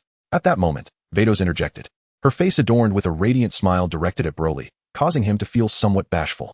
Although this request sounded rather commonplace, it carried an underlying significance, namely, the candidacy for a god of destruction. All gods of destruction were trained by angels, without exception. Acknowledging an angel as a master would likely indicate one's future as the next god of destruction. "Vados, are you certain?" Kampa inquired, astonished. He was acutely aware of his master's discerning nature. Ordinary individuals rarely captured her attention. Yet her willingness to engage suggested she harbored intentions to accept Broly as her disciple. "Indeed, Lord Kampa, I find my days rather mundane. Having a disciple to pass the time with would be quite enjoyable," Vados replied nonchalantly. Seeing this, Kampa ceased to voice further objections, nodding at Broly as he said, "Very well, you shall reside in the guest room, but be forewarned. You shall be responsible for all cleaning duties here henceforth." Upon concluding his statement, he revealed a smirk of satisfaction. "Understood, Lord Kampa," Broly joyfully assented. However, Kampa then delivered some disheartening news. "You may stay here, but your two companions cannot. They are mortals and cannot dwell alongside deities. Do you comprehend?" Broly found himself in a predicament. After much effort to cultivate a bond with those who genuinely cared for him, he was dismayed to learn they could not remain by his side. "I shall explain the situation to them," Broly replied, prompting Campa to wave his hand dismissively. Before departing, Broly halted Kaba, having devised a plan. Kaba, may I ask a favor? Kaba, having formed a favorable impression of Broly despite receiving a punch from him previously, began to empathize with the large warrior upon hearing his story. What is it? He inquired, dismissing the matter as trivial and confidently thumping his chest in assurance. Upon arriving at the guest room, Broly was taken aback to find that Caulifla and Kale had vanished, leaving behind a letter on the table. The content of the letter is quite simple. Just moments ago, Broly overheard the conversation between him and Campa. To spare Broly from discomfort, the two continued their journey through the cosmos. The ink on the letter had yet to dry, clearly indicating it had been written not long ago. Broly felt a profound melancholy. He tossed and turned in bed, unable to find rest. The first companion he had in this world had departed. Chapter 15, The Defense Team. Chi-Lai and Lemo left, thinking of their own comfort, and Broly genuinely felt a pang of reluctance for such selfless companions. Lying in bed, he found himself in a state of disquiet, once again alone. Suddenly, a series of knocks on the door jolted Broly upright. It was worth noting that there were only 3 occupants in this place. Besides himself, only Bados and Campa remained. So he knew he must observe the proper etiquette regardless of who it was. Upon opening the door, he found Bados standing at the threshold. Ah, Bados, is there something you need? He inquired. Did you not request my training just days ago? Have you already forgotten? Bados chuckled lightly as she entered the room. Broly hurriedly straightened the disheveled bedding, offering an awkward grin. Is it because your little friends have left that you appear so dejected? If I were to tell you. In fact, they sought me out before their departure? What did they say? Broly asked eagerly, and Bados settled onto the bed, crossing her long legs. They asked me to take good care of you, remarking on your kind nature. Broly felt warmth spread through him. Lemo and Chi-Lai were his first friends in this world, and he cherished that bond deeply. Therefore, he resolved to honor their goodwill. With renewed determination, he turned to Bados, saying, Please train me. I wish to grow stronger. Bados paused, taken aback by the resolve in Broly's gaze, and a smile crept across her lips. Very well, then come with me. She placed her hand on his shoulder, and in an instant, they vanished in a flash of white light. On the planet of the 6th universe, a cacophony of sounds erupted as a multitude of researchers operated computers in front of 3 transparent nutrient pods. Inside the pods lay 2 men and a woman, all unclothed, connected to various tubes and oxygen masks. Standing before them was an elderly man, frail and with long white hair and beard. What is the progress? The old man inquired, turning to his assistant, who smiled slightly. The progress is quite satisfactory. I believe we shall complete it shortly. The old man nodded, his gaze fixed intently on the 3 within the nutrient pods, his eyes filled with a fervent obsession, as if beholding a rare treasure. The assistant bowed slightly and withdrew. However, once she turned away, a sinister expression crossed her face. Truth be told, her features were flawless. Yet this display of ruthlessness lent her an entirely different kind of beauty. Upon returning to her chamber, she shed her professional attire in favor of a researcher's white coat. She locked the door behind her and placed a sensor at the bottom. Should anyone approach, she would be alerted immediately. After completing all of this, she opened the wardrobe again and pressed a button inside. To her astonishment, the wardrobe spun around 360 degrees, revealing a dimly lit secret passage. No one could have imagined that such a small room concealed a hidden door. Mother is coming, the assistant murmured, before vanishing into the passage. Meanwhile, Bardock arrived on Salad Star with Broly, much to Broly's surprise, as he had not anticipated that the training ground Bardock mentioned would be located here. All right, you can explore freely for now. I will find you later. Huh. Broly was perplexed by Bardock's words. Just as he was about to inquire further, Bardock transformed into a beam of white light and disappeared. Confused, Broly wandered aimlessly, a myriad of questions swirling in his mind. Suddenly, he recalled Gabe. Since Bardock had granted him the freedom to roam, he decided to pay Gabe a visit. Broly ascended into the air, flying towards the direction of his memories. After nearly 10 minutes of flight, he arrived back at the original location. The inhabitants of the once thriving village had long since departed, leaving behind a pockmarked landscape and broken hills. Broly felt a twinge of regret, knowing that he was responsible for this devastation. Sigh, I should head to Gabe's place, he thought, accelerating his flight. During their parting days earlier, Gabe had provided him with his address, allowing Broly to quickly locate the destination. Gabe's address led him to a bustling metropolis, where he found a circular villa. Though it appeared quite ordinary, it suited Gabe's character perfectly. However, before he could knock twice, Broly inadvertently shattered Gabe's iron door. Instantly, an alarm blared, and armed machines emerged from within the house. A screen on the robot's head flickered, and Gabe's image appeared. Who dares to intrude into the home of the Defense Force commander? A familiar voice echoed as Broly saw Gabe on the screen. Hey, my apologies, Gabe. I didn't realize your door was so fragile, Broly replied sheepishly. Upon recognizing Broly, Gabe sighed and deactivated the alarm. Broly, what brings you here? Aren't you supposed to be training with Bardock? Well, Bardock mentioned that my training ground would be on Salad Star, but she suddenly disappeared, leaving me to wander aimlessly. Thus, I thought I would seek you out. I'm currently working with the defense force. Since I'm not busy, why don't you come with me? I'll show you our strongest forces on Salad Star. Gabe said proudly, as if the defense force were exceptionally formidable. Broly nodded in agreement, as he had no better place to go at the moment. Oh, and could you please fix my door before I leave? Broly added. An hour later, following Gabe's directions, Broly arrived at the defense force headquarters. The moment Broly laid eyes on the scene, he was taken aback by its grandeur. Towering skyscrapers reached towards the heavens, surrounded by an expansive training ground equipped with an array of facilities. Moreover, numerous Saiyans were engaged in rigorous training. Yet, from Broly's perspective, this group exuded an air of weakness. As he observed, a few Saiyans approached, clearly alarmed by the presence of an unfamiliar face. Hey, you do realize that this area is off limits to ordinary folks, right? One of the newcomers, a muscular figure even more exaggerated than Broly himself, questioned, joined by others who bore similar imposing physiques, creating an atmosphere reminiscent of a philosophical realm. Where's Gabe? Broly inquired. Huh. The muscular men paused, then exchanged disdainful glances. Oh, so you're looking for that well-connected one. Broly felt a flicker of confusion. The anime had not depicted Gabe's daily life. Yet it was evident that these men held him in contempt. Chapter 16. A reunion with Kale. Broly, perplexed by their comments regarding Gabe's connections, was soon confronted with escalating hostility. The group not only began to shove him, but also shouted for him to leave. Yet, upon attempting to push him, they quickly realized that he was immovable, as if they were trying to budge a massive wall. Good grief, it's like encountering a ghost. Despite their combined efforts, they failed to move Broly an inch, which left them in a precarious position. Just then, Broly took a step forward, and they were met with an overwhelming force that sent them sprawling to the ground. How dare you lay a hand on someone in the defense force headquarters? Brothers, we have an enemy attack. The leader bellowed, sensing he was no match for Broly and opting to escalate the situation, calling for reinforcements. Indeed, this tactic proved effective, as soon the area was swarmed with fierce-looking Saiyans, numbering at least in the hundreds, encircling Broly. Hey, is it you causing trouble? Beat him up. Let us throw him into a dark room. The crowd erupted into a cacophony, causing Broly to furrow his brow in irritation. Just as he contemplated taking action, a figure emerged from the building. The crowd parted, revealing an individual clad in Saiyan battle armor, sporting an elongated spiky hairstyle that nearly grazed the ground. Upon this newcomer's arrival, silence fell over the gathering, indicating his likely status as their commander. Who are you, and what brings you here? Commander Doma asked. I am here to find Gabe, Broly replied. Looking for Gabe, are we? Ha ha ha. At the mention of Gabe, Doma smirked coldly, his disdain mirroring that of the others. Although Broly felt a surge of annoyance, he refrained from causing trouble in a place where Gabe worked. Maintaining his composure, he stated, I am a friend of Gabe's, and I have matters to discuss with him. Humph, friends of well-connected individuals aren't exactly the best company. Brothers, throw him out. With a wave of his arm, Doma commanded his men to charge at Broly. At this moment, Broly's patience finally wore thin. He swiftly maneuvered through the crowd and stood before Doma, seizing him by the neck and lifting him effortlessly with one hand. Hey, you bastard. Let Commander Doma go. Broly cast a disdainful glance at the man, a palpable wave of murderous intent radiating from him, enveloping everyone around in an icy chill. They trembled in fear, instinctively taking a couple of steps back. Meanwhile, a smirk curled at the corner of Broly's mouth. Doma, I am notifying you. Not reporting to you. You need to understand this. There is no one who can obstruct my path.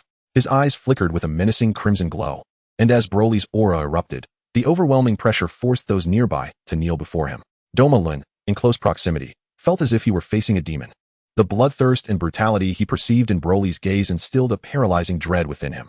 He tightened his legs, warmth coursing through him, and before long, he lost control in front of Broly. The esteemed captain of the defense team had shamefully wet himself in public. How laughable it would be if word of this got out. Yet, not a soul dared to speak.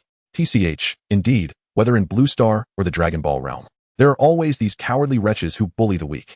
Broly muttered disdainfully, releasing his grip and letting Doma fall to the ground. He then strode directly into the building, parting the crowd effortlessly as they instinctively made way for him. In the hall, Gabe, accompanied by several loyal guards, encountered Broly as he descended. Concerned, he approached him, having witnessed the commotion on the surveillance screens upstairs. Initially puzzled as to why Broly had taken so long, he realized that Doma had obstructed his path, prompting him to rush downstairs to welcome Broly. Upon reaching the office, Gabe explained the situation. That guy is my arch-nemesis. We are both members of the Lay's defense team, which comprises 3 major divisions and 6 smaller squads. I am the squad leader of one of the major divisions, while Doma leads another. Our division leader, Lien Suo, is injured due to heavy missions and is considering retirement, which means a new division leader must be selected from the smaller squads. I was promoted by Commander Lien Suo, hence the label of privileged you may have heard. I am indifferent to others' opinions. I merely wish for Commander Lien Sua to recover and lead us once more. Gaby clenched his fists as he spoke. At that moment, Broly interjected, do not be disheartened. Since he has maliciously slandered you, it is imperative that you establish your own authority and retaliate. I noticed that even ordinary soldiers dared to call you privileged downstairs. This is not a good omen. If they do not respect the commander, who will heed your commands in the future? Gaby nodded in gratitude, and then proposed that Broly meet his commander, Lien Sua. With nothing pressing to attend to, Gaby was open to any arrangement, as he found the current atmosphere rather dull. Following Gaby, they ascended to the top floor, where the 3 division leaders conducted their affairs. The 3rd Brigade consists of 3 units, with the 1st Brigade being the strongest, followed by the 3rd Brigade, and lastly, the Logistics Brigade. Due to the formidable strength of the enemy during the last mission, Captain Lien Sua sustained a leg injury while protecting his team, subsequently contemplating retirement, a notion tacitly approved by Commander Shirada. However, he was tasked with selecting a successor to take over his position. Unsurprisingly, Lien Sua chose Gabe, whom he had personally promoted. This decision, however, incited jealousy in his comrade Duamelin, leading to a series of provocations and slander against Gabe. Despite feeling guilt, Gabe chose to disregard these attacks, inadvertently allowing the situation to escalate to its current state. Seated in a wheelchair, Lien Sua fell silent upon hearing Gabe's words, although well-intentioned. He seemed to have inadvertently placed Gabe in a precarious position. Meanwhile, Broly, upon encountering Lien Sua, found himself momentarily taken aback, perhaps because the others were unaware of Gabe's true potential.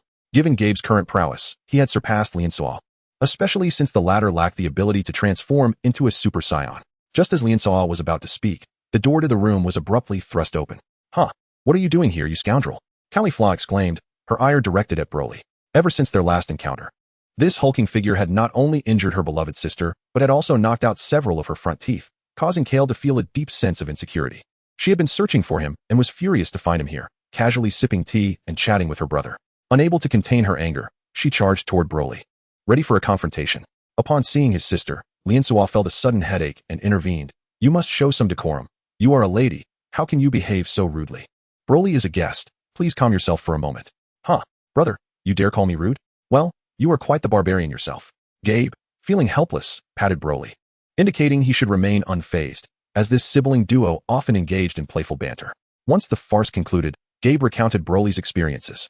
Upon understanding the situation, Caulifla's eyes narrowed in fury. Those scoundrels, she exclaimed. Gabe, let me take you to teach them a lesson, so they cease their malicious gossip. But brother, they are maligning both you and Gabe, and it infuriates me. Actually, I've already dealt with Duamelin, Broly interjected, but was cut off by Caulifla. Ah, you little rascal. I nearly forgot about you. Come here, let us have another round. I have yet to settle the score for what you did to my sister. Regretting his earlier words, Broly realized the fire had now turned against him. Perhaps it's best I refrain. After all, you were attempting to seize my belongings, and I was merely acting in self-defense. Caulifla scoffed. I've heard from Gabe that the god of destruction has summoned you for some grand competition, and it seems you are the center of attention. However, I assure you, I am not the same person I once was. With a fierce cry, she clenched her fists tightly, channeling her energy until it erupted forth like a volcanic explosion, cracking the walls of Lien Sua's office. Caulifla was enveloped in a golden aura, her hair standing on end in a vivid gold, and her pupils transformed into a striking shade of light green. She had ascended to the state of a Super Saiyan. Lien Sua, witnessing this dramatic transformation, stammered, See Caulifla, have you truly become a Super Saiyan? Humph. Surprised, aren't you, big brother? I intended to give you a surprise. But upon seeing this fellow, my temper flared. Hey, you big brute, let us step outside for some practice. Broly thought to himself how troublesome women could be. Just as he contemplated refusing, Caulifla flashed a mischievous grin and instantly dashed towards him, seizing Broly's head and smashing him through the wall. Boom. The entire wall crumbled. Yet Caulifla was not finished. She continued to drag Broly away, eager to engage in a fierce battle in an open area. Bang. Upon reaching the wide expanse, Caulifla hurled Broly with all her might, sending him crashing into a snow-capped mountain. He lifted his gaze towards Caulifla, his combat instincts igniting. Come on, big guy.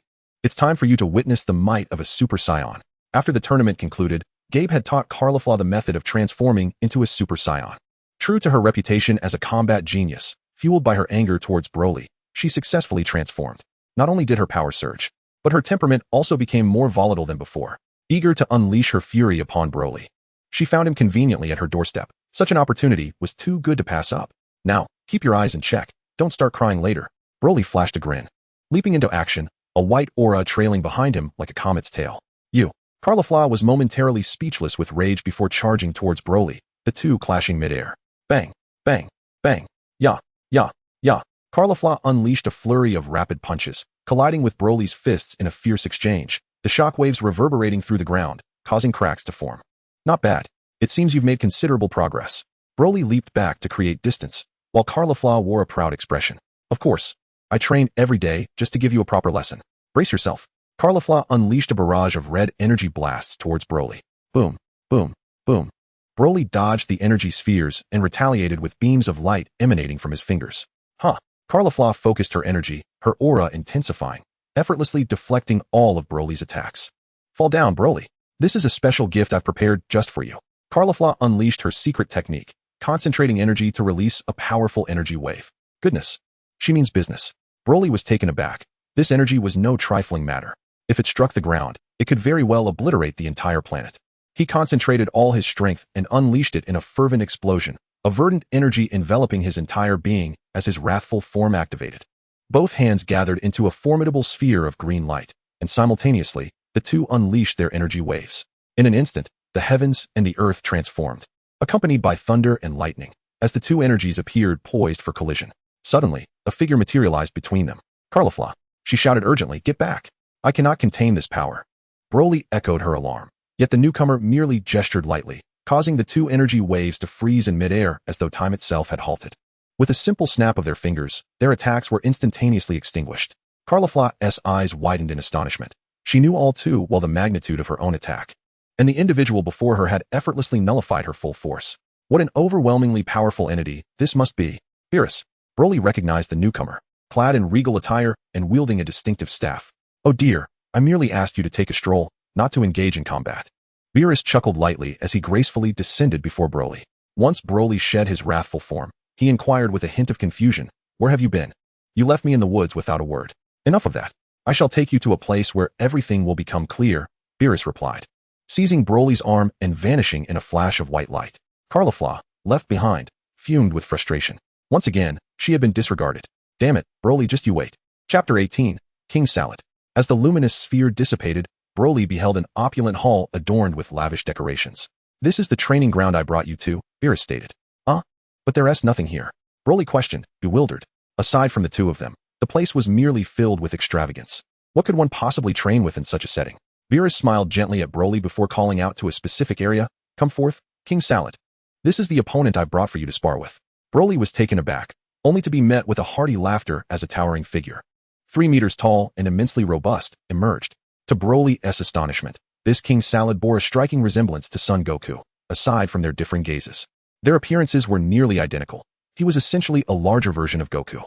Moreover, his hair was quite intriguing, styled in an upright, spiky manner, golden at the tips and black at the roots. Broly couldn't help but think, could this guy also be a time traveler? Was that hair dyed? Greetings. I am King Salad of the Salad Planet.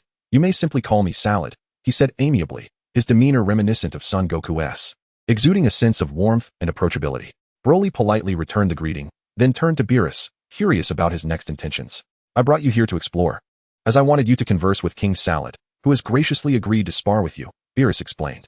Bardoss smiled subtly, and with a mere flick of her staff, all decorations vanished. Within this grand hall, a protective barrier was established, rendering the interior undetectable from the outside. Shirata removed the cloak from his shoulders and stretched his body, exclaiming that it had been a while since he last exercised. Come, young one, let us spar without holding back. Such was the aura of a king, a commanding presence that, even in the absence of anger, instilled a sense of vast distance between him and others, akin to an ocean separating them. Broly nodded, releasing his power, causing the entire hall to tremble under the force of his immense energy. Yet, across from him, Shirata remained unfazed, exuding an air of nonchalance as if Broly's might were insignificant. With a quiet growl of irritation, Broly entered his rage form. A surge of green energy enveloped him, his eyes gleaming with fierce intensity. Ah, not bad, young one. Shirata finally displayed a flicker of emotion, yet his demeanor remained relaxed. Gritting his teeth, Broly charged at Shirata with all his might, shouting with fervor. With a single punch aimed with the force of a gale, he struck his target. But before he could revel in his success, he found his fist firmly grasped by Shirata. Go! Shirata's body quaked, and to Broly's astonishment, he found himself staggering backward several steps. The impact of Shirata's counterattack left Broly feeling a profound sense of powerlessness.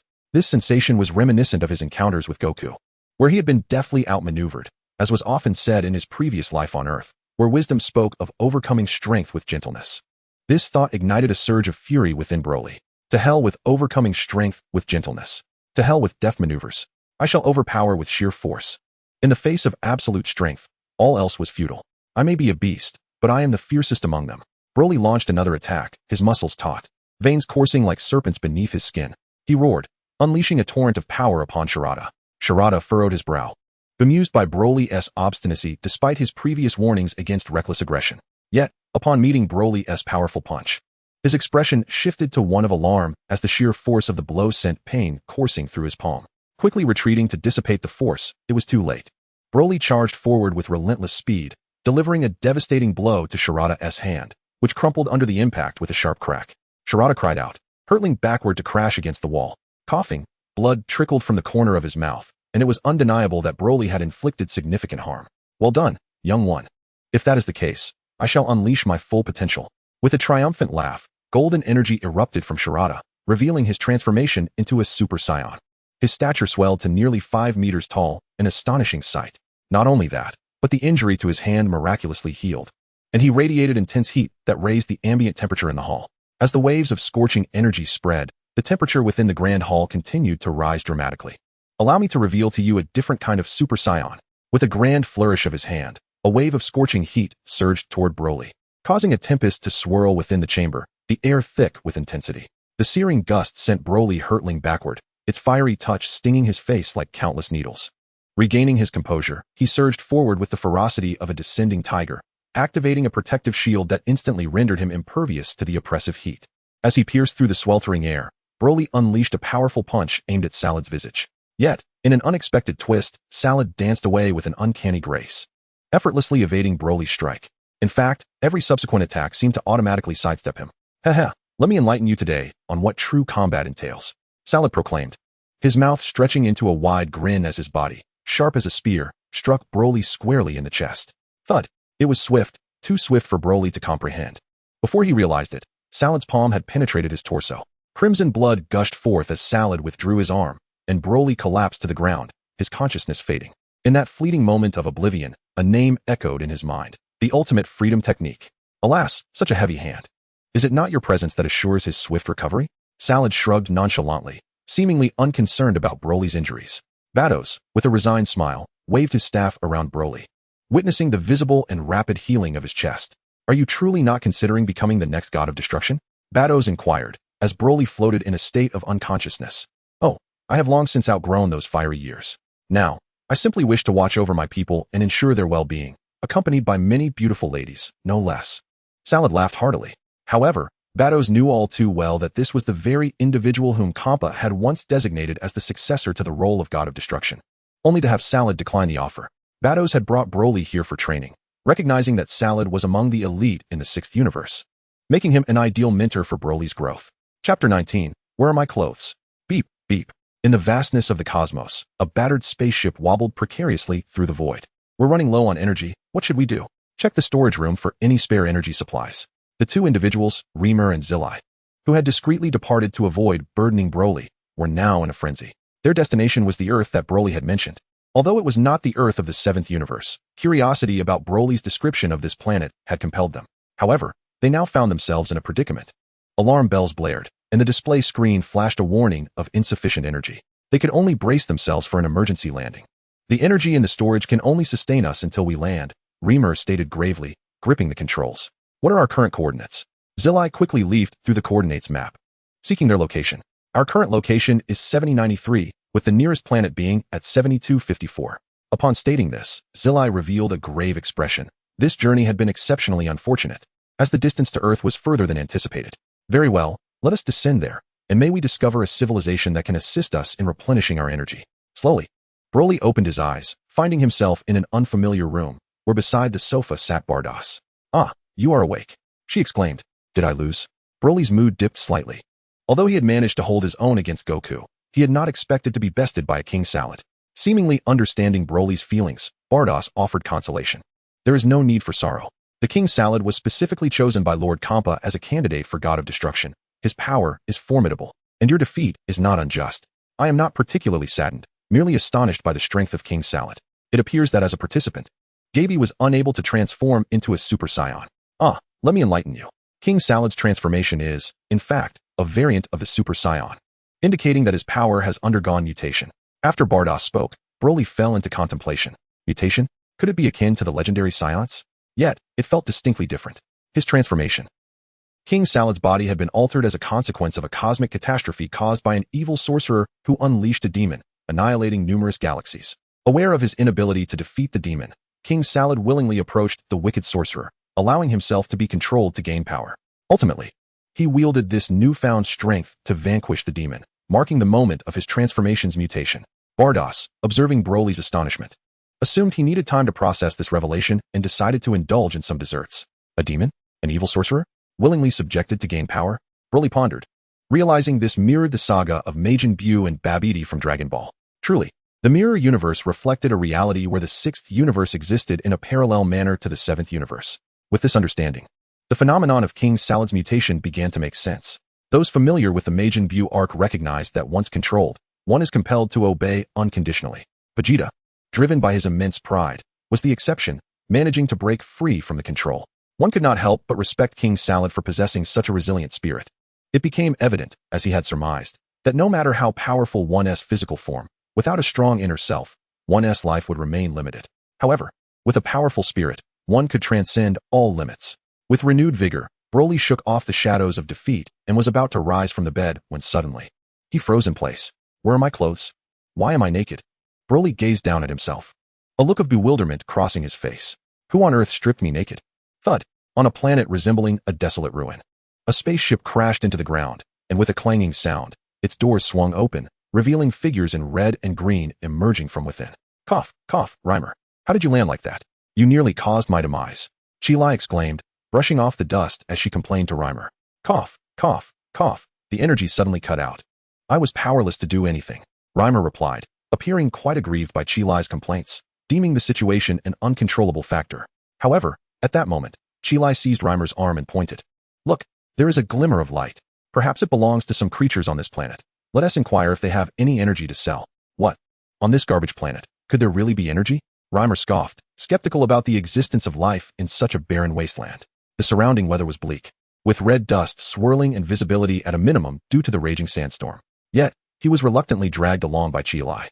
Upon approaching the source of the light, Chi-Lai was taken aback. It was not a creature at all but rather an egg, peculiar in appearance, its surface writhing as if it were a fleshy tumor. What on earth is this? Reimer asked, feeling a wave of nausea. Chi-Lai, however, was undeterred. She speculated it might be the egg of some wild creature. The egg was about the size of a basin, not particularly large, yet not small either. From this, Chi-Lai inferred that whatever creature laid such an egg could not be too massive. Given the myriad bizarre creatures in the universe, she thought it could fetch a handsome price. Reimer, nevertheless, was uneasy about the egg, sensing an ominous aura emanating from it. Despite his reservations, he ultimately succumbed to Chi-Lai's insistence, and they transported it aboard the spaceship. All right, let us now seek out energy. Hopefully, it isn't too far.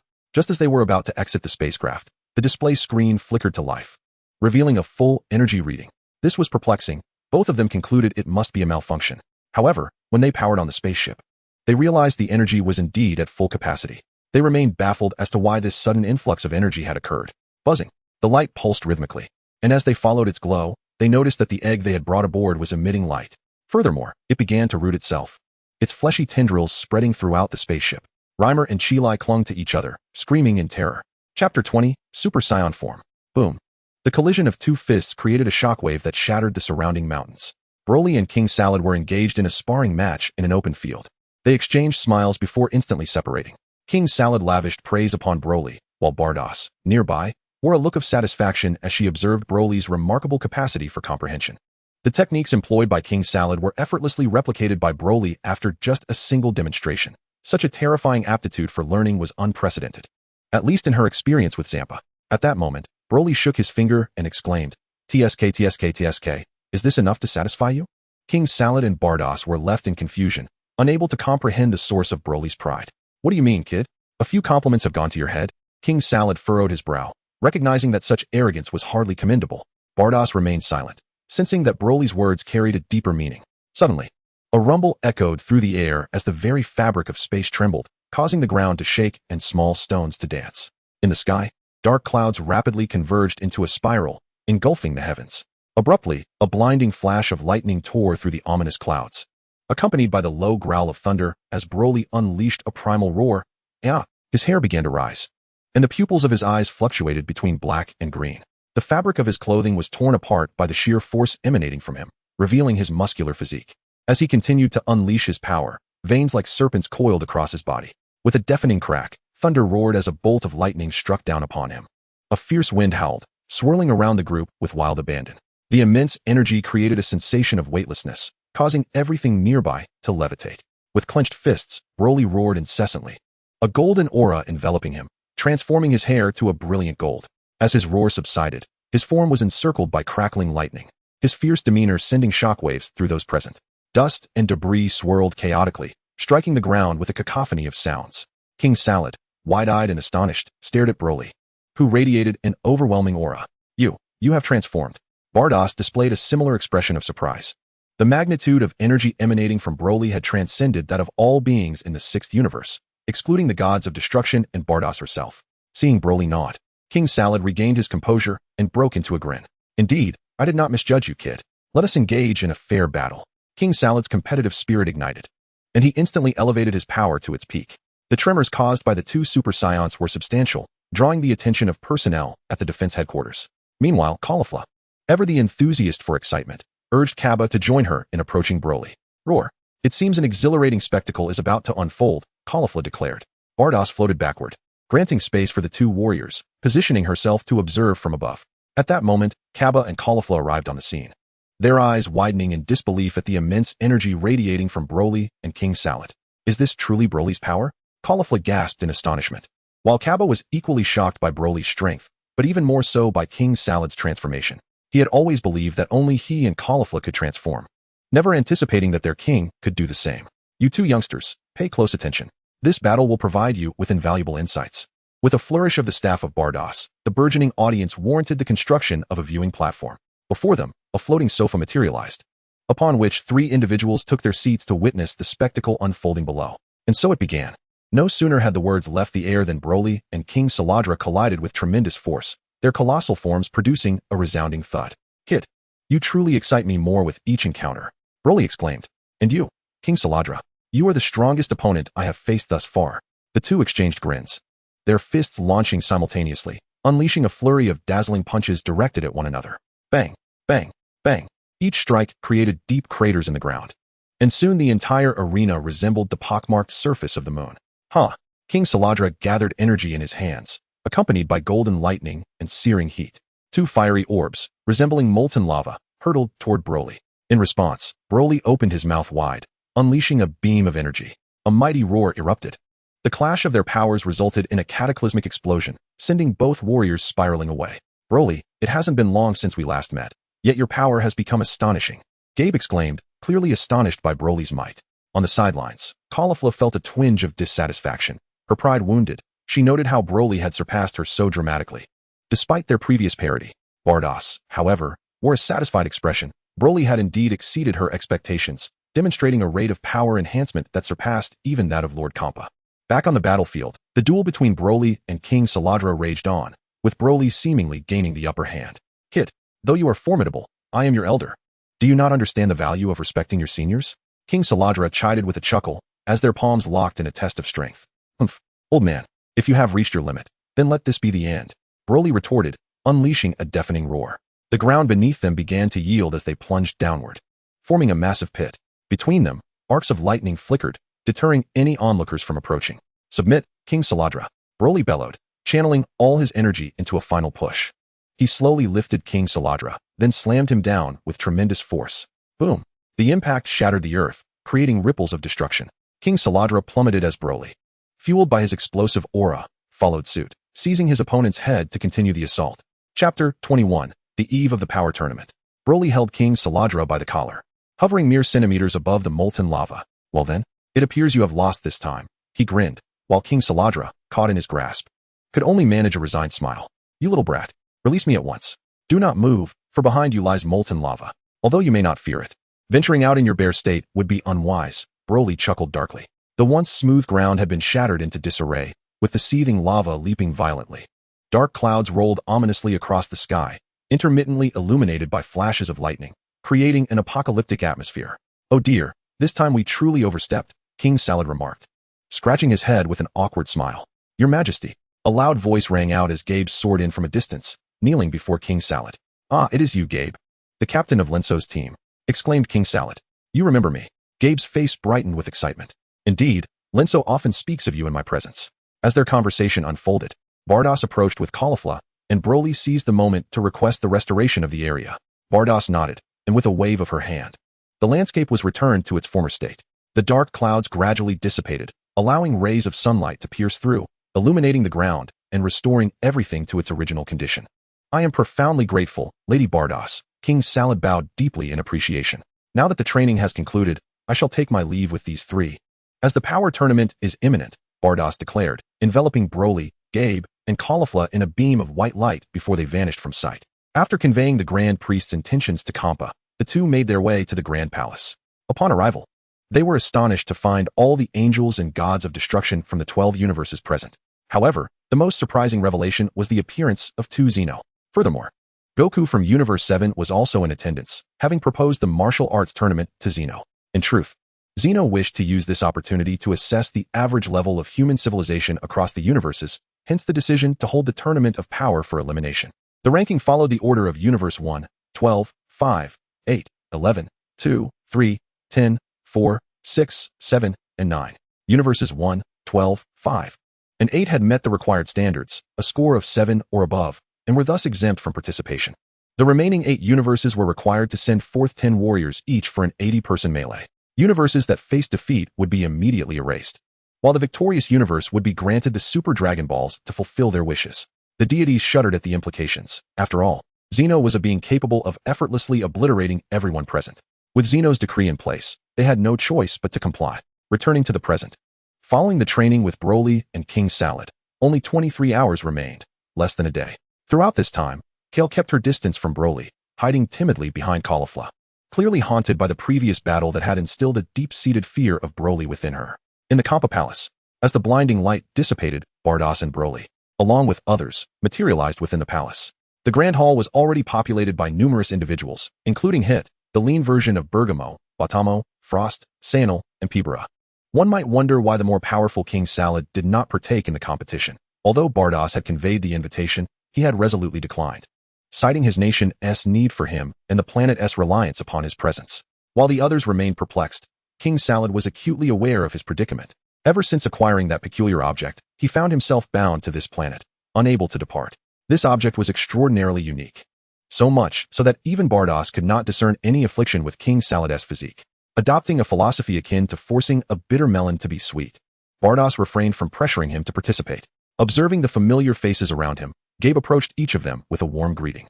Naturally sociable and eager to forge friendships, Gabe was acquainted with individuals from both this planet and others, including those present, despite their somewhat indifferent demeanor towards him. Meanwhile, the timid and introverted Caulifla clung to Kale's arm, seeking refuge in a nearby corner. In stark contrast to her demeanor, Caulifla was eager to witness the competitors she would soon be contending against. As footsteps echoed through the hall, everyone settled into their seats, anticipating the arrival of the main event. In walked Kampa, his expression grave and adorned with pronounced dark circles under his eyes. Since learning of Zeno's intention to obliterate 7 universes, he had been unable to eat or sleep properly, appearing quite haggard. He addressed the gathered assembly with a piercing gaze, commanding their attention. "Listen closely. This battle concerns the entirety of our universe. If you wish to survive, summon forth your utmost strength. Utilize any stratagem necessary to secure victory." The formidable aura emanating from Kampa startled the crowd. It was their first encounter with such a serious demeanor from him. The terms of destruction and the survival of the universe left them in a state of shock. Realizing the magnitude of the upcoming competition, everyone nodded solemnly, and Kampa continued. "You have nearly a day to prepare yourselves, ensuring you are in peak condition, understood? And Frost, you should comprehend why I have spared you. In this battle, employ your intellect to oust the competitors from other universes." "Yes, Lord Kampa," Frost replied, rising immediately, a sinister chuckle escaping him, as Kampa's words resonated perfectly with his own ambitions. "Now, you may all depart, and prepare diligently. The next time I summon you, it will be the day of our departure." The assembly bowed to Kampa and subsequently retreated. Once in his quarters, Broly decided against training. After all, preparation should not be rushed. Instead, He resolved to stabilize his emotions and attain his peak condition, which was of paramount importance. Chapter 22, Meditation Training. In the vast expanse of the cosmos, a spaceship, no, more accurately, a grotesque tumor, hurtled swiftly through the universe. Any meteorite or celestial body that stands in its path will be utterly obliterated. There remains one day until it reaches Earth, Lord Puu. Within the grotesque mass, opposite Zilai, lurks a peculiar creature, entirely enveloped in a shade of pink. On its head, it bears appendages resembling tails, and on either side of its cranium, 6 orifices are present. Its skin is uniformly pink, the upper body is bare, while it is clad in white trousers and dark brown shoes, adorned with wrist guards on both arms. Were Broly present, he would instantly recognize this being, Majin Buu. However, this incarnation of Majin Buu is not akin to the Majin Buu of the 7th universe. Despite the resemblance, he possesses intellect and the ability to manipulate others, just as Zilai and the pilot Rhymer, both of whom display a strange symbol upon their foreheads, and whose eyes emit a sinister red glow, starkly contrasting with their earlier demeanor, leaving only indifference etched upon their faces. Accelerating. The creature known as Puu tears off the arm of a humanoid being, crunching the bones with his razor-sharp teeth. Knock knock. Broly, resting in bed, is roused by a persistent knocking at the door. Upon opening it, he finds Gabe and Caulifla standing outside. Hey, big guy, I admit I was wrong last time. But don't think I'll let you off the hook for injuring my sister. Broly scratches his head in confusion. Are you sure you're here to apologize? What's with the attitude? Ha ha ha ha. Broly, don't misunderstand. I've already clarified things with Caulifla. She was at fault first, so I'm here to apologize, Gabe. Playing the mediator, finds himself awkwardly caught in the middle. However, to his surprise, Caulifla merely huffs in a proud manner and turns to leave, showing no intention of lingering. Followed closely by her little shadow, Caulifla. Staring at Caulifla's departing figure, only a bewildered expression remains on Gabe's face, mingled with embarrassment. Don't blame her. She asked just like that. Oh, by the way. Noticing Gabe hesitating to speak, Broly senses he may have something important to discuss and slightly shifts, inviting Gabe to enter the room. Gabe graciously thanks him, and then they both take a seat. Broly, I have a request to make. What is it? Speak freely. I will assist you in any way within my capabilities. Broly holds a favorable impression of this enthusiastic Saiyan. He is kind-hearted, perceptive, and possesses the potential to be a trustworthy friend should his strength increase in the future. I wish to ask you to train me.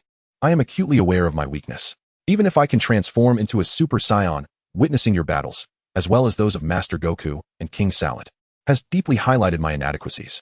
I yearn to grow stronger. I wish to protect those I hold dear. Gabe pours forth a heartfelt plea. Broly gazes into his resolute eyes, momentarily lost in thought. It feels so familiar, reminiscent of his own past uncertainties. That profound sense of helplessness regarding one's own strength. I comprehend. Yet this is the palace of Lord Kampa. If we were to train here, it might inadvertently disturb him. Hearing this, Gabe felt a tinge of melancholy.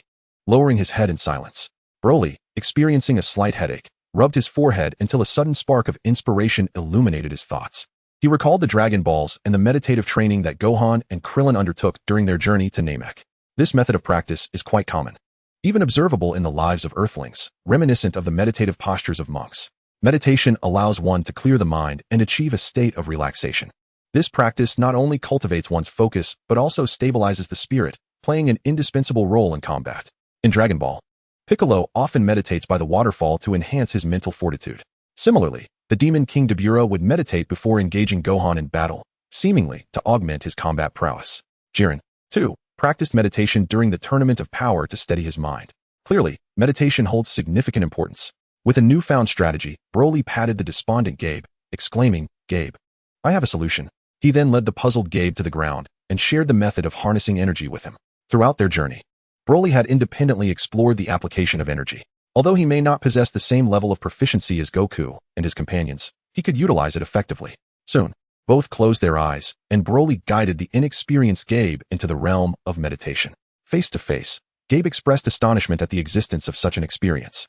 One must commend Gabe's remarkable aptitude for learning, evident from his transformation training under Vegeta. Upon exiting the meditative state, Gabe felt utterly exhausted, beads of sweat forming on his forehead. "Thank you, Broly. I am truly grateful to have you as a friend." He extended his right hand towards Broly. Taken aback, Broly noted that this was the first time someone, apart from Zelamer and Zar, had taken the initiative to befriend him.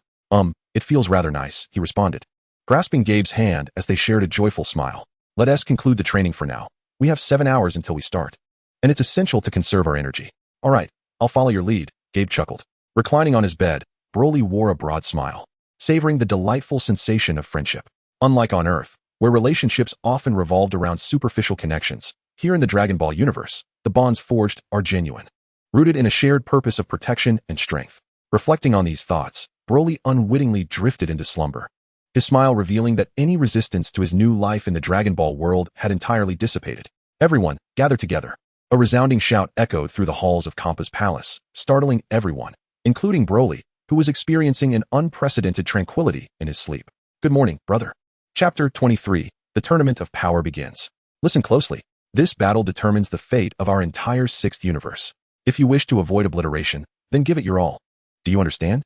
Campa, with a piercing gaze, scrutinized the 10 warriors before him, speaking with utmost solemnity. The gravity of his words resonated deeply with the assembly, who roared in fervor, affirming their inevitable victory.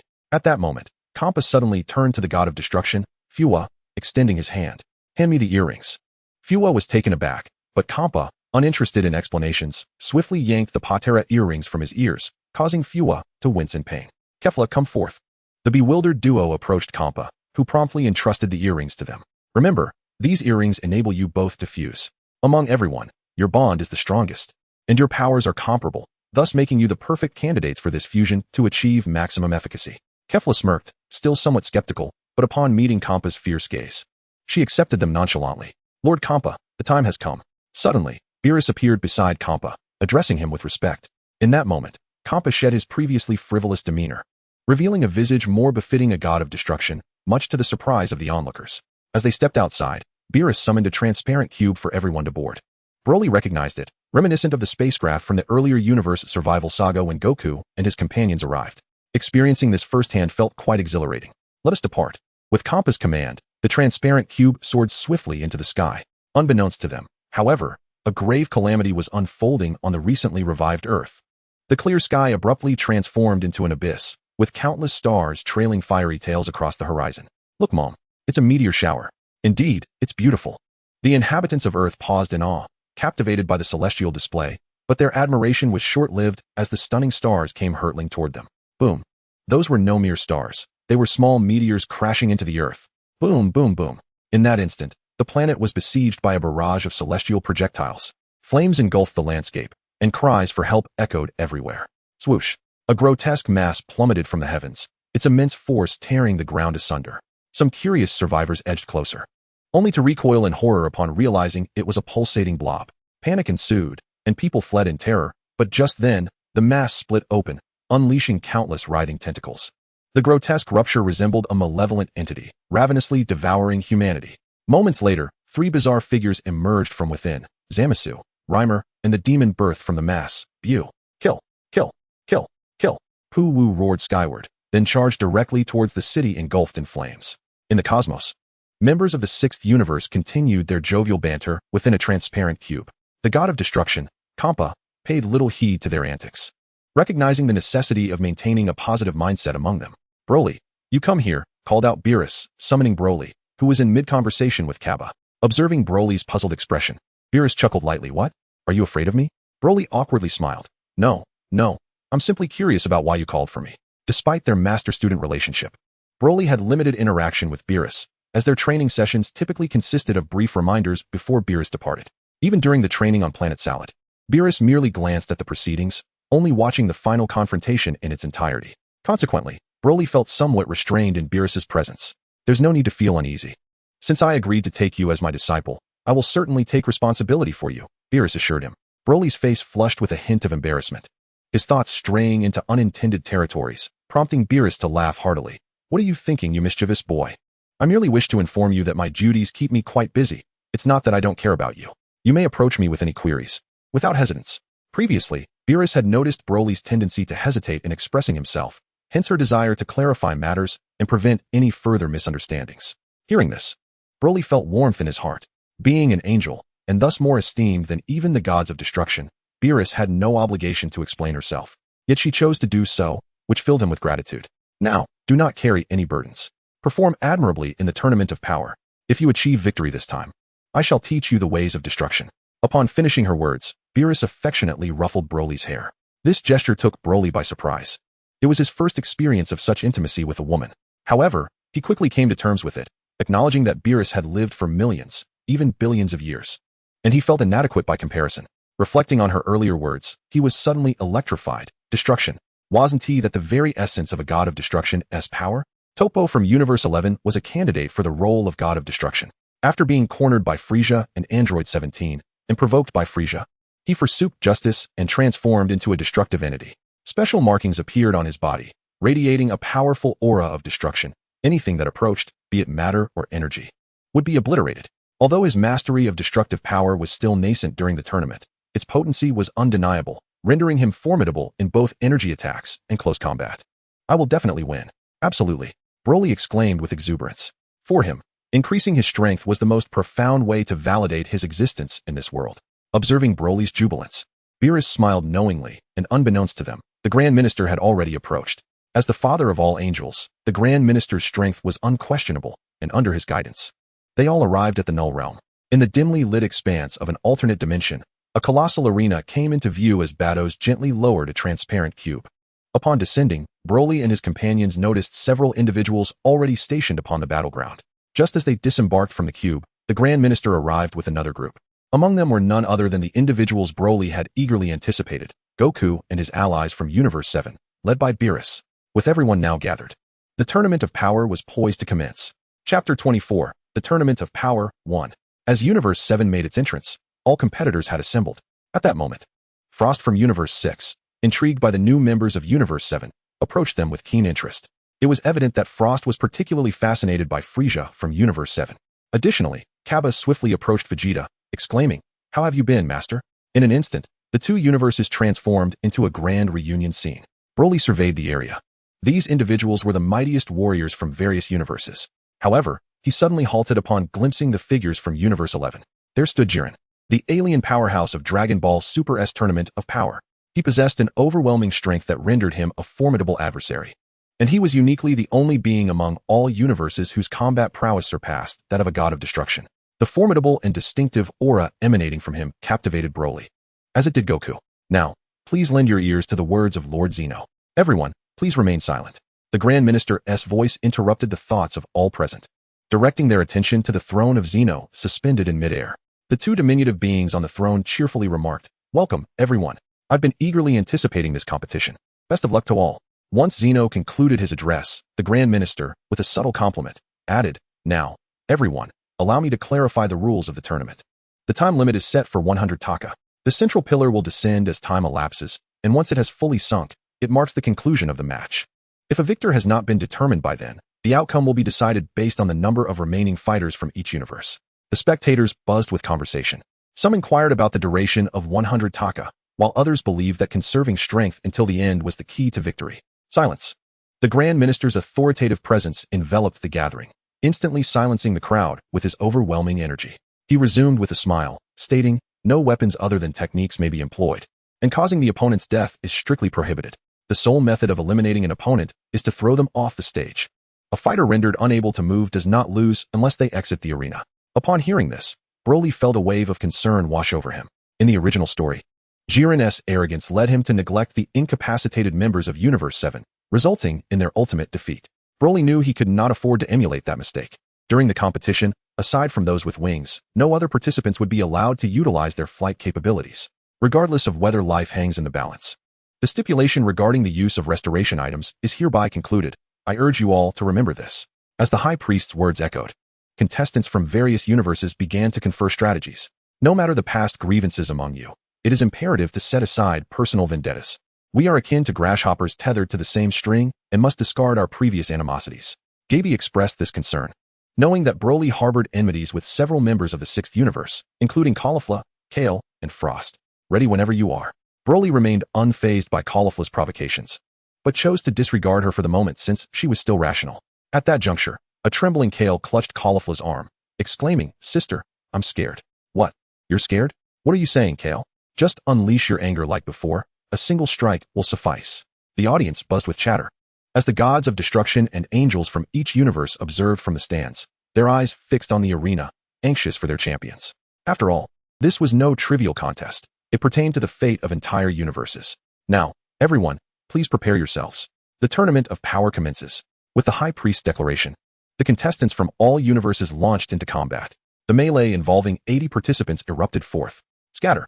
The The members of the Sixth Universe had no intention of cooperating, unanimously agreeing to act independently. They would lend a hand to any struggling comrade, a tacit understanding among them. The cacophony of battle reverberated through the air, with scenes of fierce combat unfolding everywhere. Dazzling techniques burst forth like fireworks, illuminating the arena in a breathtaking spectacle. Who shall I engage with first?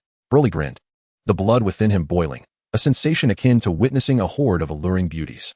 Broly, fight me. A sudden voice pierced the chaos as Son Goku soared toward him, only to be intercepted by other competitors before he could close the distance. Ha ha ha. Welcome, Kakarot. All you other insignificant pests, step aside. Broly's excitement surged as he charged toward Goku. Meanwhile, the Fourth Universe's contestant, Ganos, found himself in an exceedingly precarious position. In a swift motion, Broly seized Ganos, who was engaged in combat with Goku, and hurled him to the ground. Ganos grimaced in pain, attempting to rise, only to be met with a crushing foot from Broly. Small fry, get out of my way. Broly erupted with green energy, activating his rage form. Opposite him, Goku transformed into Super Saiyan, carrying the weight of previous matches heavily on his mind. This time, he was determined to settle the score with Broly. You've angered me, you scoundrels. With a sudden crackle, Ganos, beneath Broly's foot, unleashed a surge of intense golden lightning. He began his transformation, shifting from humanoid to rooster form, his muscles swelling and his stature enlarging. Enveloped in a halo of yellow lightning, Broly forcefully pushed aside his opponent's foot and slowly rose to his feet, glaring at him with fury. You worthless scum, Broly sneered, raising his fist to strike. However, his adversary was not merely larger in stature, his speed had seemingly doubled. After evading Broly's punch, he retaliated with a kick. Bang! Broly momentarily staggered. Although it was of little consequence to him, he clearly underestimated all the competitors, yet this suited him just fine. The stronger the enemy, the more exhilarated he felt. This is impossible. Ganos stared in disbelief at the foot that struck Broly's chest, a result of his furious attack that left his opponent unfazed. You should go down. By the time Ganos heard this proclamation, he was already amidst the audience. The troublemaker was gone. Come forth, Kakarot. Chapter 25, Tournament of Power 2. Come forth, Kakarot. With fervor igniting their spirits, the two were eager to engage in battle, only to be interrupted once more. Buzz. A rapidly spinning top swept across the arena, dispatching competitors with ease. After repelling one contestant, it advanced toward Broly and his companion. Hey, this is utterly underhanded, Kappa exclaimed, dumbfounded. Such a tactic was disgraceful, and several had already been knocked out of the ring. Moreover, the next target was none other than his two most formidable opponents, including Broly, which he vehemently opposed. This is the sweeping mode, designed to eliminate all enemies from the arena. Victory shall undoubtedly belong to our Universe 3. The god of destruction of Universe 3 adjusted his glasses, exuding confidence. Damn it. Kampa gritted his teeth, nervously observing Broly. Back on the stage, Broly was utterly enraged by the incessant interruptions. With a thunderous roar, he plunged his hands directly into the whirling top. Bang! As if time had frozen, Broly brought the spinning top to a halt, revealing before him the contestant from Universe 3, Narirama. Scrap metal, get out of my way, Broly bellowed, infuriated by the disruption.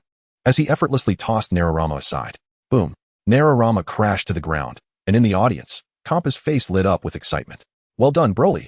Though Beerus remained silent, the smile tugging at the corners of his mouth spoke volumes. Narirama, how infuriating. Is that guy a monster? He halted the spin with bare hands. The god of destruction of Universe 3 was in utter disbelief, while the mechanical god of destruction babbled incomprehensibly. Fortunately, he had an angelic translator. Mosco had advised him to give it his all and to disregard that troublesome individual for now. Are you scared? You cowardly turtle, Kampa taunted, inciting further irritation from the opposing god of destruction, who was visibly vexed. Back on the stage, as Broly grappled with Narirama, the detestable lot had made a decision that left Broly exceedingly displeased. To think he abandoned Broly only to be lured away by the alien Jiren. How infuriating. It is no wonder he is referred to as the scum of the universe, Goku. Broly's lips twitched incessantly, his ire directed at Goku's sudden change of focus. However, with so many competitors, engaging in a straightforward duel proved to be quite challenging, as one could never predict when another would intervene. Thus, the most prudent strategy was clear, indeed. It was to send them all crashing off the stage. With a flash of red in his eyes, Broly leapt into the air, unleashing a barrage of energy blasts amidst the bewildered expressions of the onlookers. Boom, boom, boom. The entire arena was instantly enveloped by Broly's energy orbs, delivering a 360-degree indiscriminate assault. What is this lunatic doing? Has he lost his mind? The spectators below decried Broly's seemingly deranged onslaught, yet before they could utter another word, a blast from Broly sent one flying. He actually interrupted Reborn and her transformation. This is utterly disgraceful. The god of destruction from Universe 2, the Egyptian deity, voiced her displeasure. Yet, where there is lamentation, there is also elation. Kampa, witnessing Broly's relentless advance, not only cheered loudly, but also taunted the Egyptian deity and her companions. In an instant, Kampa found himself on every god of destruction's blacklist. For the sake of justice, stop this madness, you fiend. At that moment, in Universe 11, the embodiment of justice, Topo, launched a powerful punch toward Broly. I've caught quite a prize. Indeed. Broly utilized this tactic not merely to incite hatred, but also to draw formidable opponents closer. Evil shall be vanquished. Bang, bang, bang. Truly.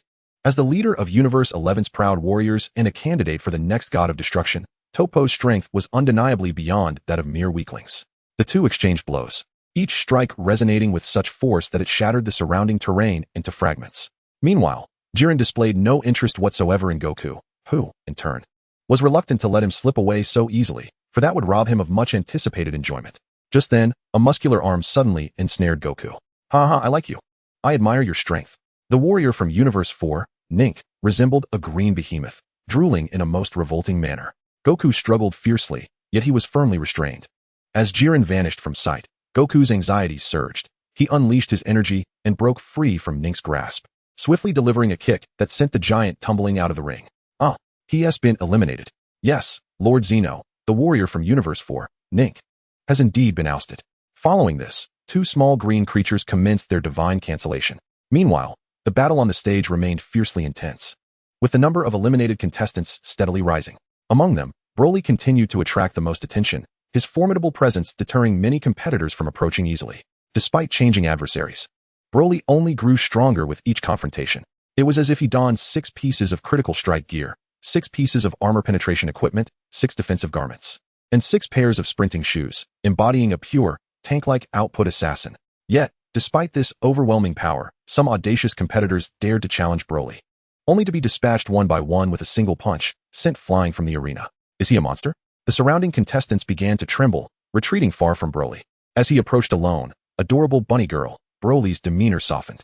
How delightful is this little bunny? Shall I steam her or prepare her with a spicy sauce? The poor Universe 9 contestant, Sorao, was so frightened by Broly that she nearly wet herself, her tear-filled eyes turning away as she fled the arena in automatic forfeiture. Oh, such a cute bunny. How could I ever harm you? Keeping you as a pet would be delightful. Broly chuckled as he turned his attention back to the battle involving Son Goku and the others. At that moment, Son Goku found himself encircled by 3 fierce canines from Universe 9, Bazel, Lavanda, and Bergamo. The trio's coordination in combat was nothing short of perfect, making it exceedingly difficult for Goku to break free in a short time. Goku, your doom is upon you. Brothers, let us send him flying. Bergamo cackled wickedly as the 3 prepared to unleash their devastating signature move, the dangerous triangle formation. The 3 Wolf brothers quickly positioned themselves, surrounding Goku, and launched their assault simultaneously. The onslaught was relentless, and despite Goku's attempts to defend himself, he found himself outmatched and vulnerable. Seizing the opportunity, the eldest brother delivered a kick that sent Goku soaring into the air, where the second and third brothers unleashed a barrage of attacks. With a cacophony of strikes, Goku was battered mercilessly, crying out in distress. TCH, what on earth is that Kakarot doing? Upon resolving his own opponent, Vegeta turned to see Goku being attacked from all sides and couldn't help but curse as he rushed to assist. Hey, Kakarot, how long do you intend to play with these mutts? The fighters from Universe 9 were indeed formidable. Their presence was nearly imperceptible, and facing all 3 at once proved to be quite a challenge. No more excuses. You rest while I take care of these 3 dogs. The brash banter provoked the Wolf brothers, who felt belittled by the 2 Saiyans. Those bastards dare to underestimate us. Renewing their assault, they attacked once more. But this time it was a 3-on-2 scenario, allowing Goku to regain his composure against them. All fighters from Universe 9, join me. Throw those 2 off the stage. The Kaioshin of Universe 9 was exhilarated, recognizing that with only Son Goku and Vegeta remaining, it was a prime opportunity to eliminate the strongest warriors of Universe 7. On the arena, the remaining members of Universe 9 rallied to the Kaioshin's call, joining forces with the 3 brothers, and the scene transformed into chaos. Damn it. Beerus was filled with unrestrained fury, never anticipating that the 9th universe would gather all its warriors to defeat Goku and Vegeta. Oregon, Sissup, Chapper, Hoop. You 4 handle that greasy-haired one. We will take care of the one named Goku. With no hesitation, the quartet charged towards Vegeta, who swiftly retreated to create distance. Meanwhile, Goku was engaged in a fierce battle with the 3 brothers, and just when everyone believed the 2 were cornered, Vegeta could no longer endure the situation and transformed into his super blue form, altering the tide of battle. Bang, bang, bang. The four were sent sprawling backward. And just as Vegeta was about to capitalize on his advantage, the three brothers unleashed their combined ultimate attack, the triangular formation's dangerous ray. Simultaneously, they released shockwaves from various angles, with blue, red, and yellow energies converging upon Vegeta. Vegeta, Goku, concerned about the trio's coordinated assault, rushed to provide support. I don't need your interference. Ultimate Flash. Vegeta unleashed an immense energy blast from his hands, colliding with the brothers' combined technique in a stalemate. Hee. At that moment, Goku grinned and executed the Kamehameha, successfully knocking all his opponents off the stage. Baka. To everyone's astonishment, all 10 fighters were eliminated, leaving the 9th universe in jeopardy. Destruction God Sidera gazed fearfully at Zeno's throne. With the 9th universe's warriors vanquished, its annihilation loomed imminent. As the 9th universe's participants fell, the Grand Minister finally announced the first universe to be eradicated. Zeno-sama. With Zeno's erasure technique activated, a blinding light enveloped everyone in the 9th universe, and they vanished in terror without a trace. Silence ensued. The fighters in the arena, as well as the deities in the audience, halted, their gazes fixed upon the 9th universe's position. It was utterly empty. They had simply ceased to exist. What is the current state of the 9th universe? Beerus, drenched in sweat, urgently inquired, while Whis' response sent a chill through him. Lord Beerus, the 9th universe has been completely obliterated. Gulp. Everyone instinctively swallowed hard. The instantaneous erasure left no remnants, a truly terrifying prospect. Has Zeno really annihilated the 9th universe? Indeed, he is the mightiest god in all the cosmos. Kappa trembled, his speech faltering, when suddenly, Battos's voice echoed from behind. Wah, Zeno-sama, Kappa-sama, the thought of parting from you fills me with sorrow. Batos, you scoundrel. Just because you won't disappear, you make light of the situation. Roar. To avoid vanishing, we must ensure our warriors give their utmost effort. In that moment, whether gods or fighters, everyone harbored a singular thought: victory. As long as they were not erased, the first move would secure the advantage. Broly, already aware of the unfolding narrative, remained unfazed. Seizing the opportunity while others were momentarily stunned, Broly prepared his colossal roar skill. Boom. A beam of energy light emanated from the center of the arena, sweeping counterclockwise like the hands of a clock. How despicable. That scoundrel dared to launch a sneak attack. Quickly evade. Many individuals on the stage were caught off guard and were sent flying from the arena, with the number of casualties reaching at least 20. Well done, Broly. Keep it up. Kappa was thrilled.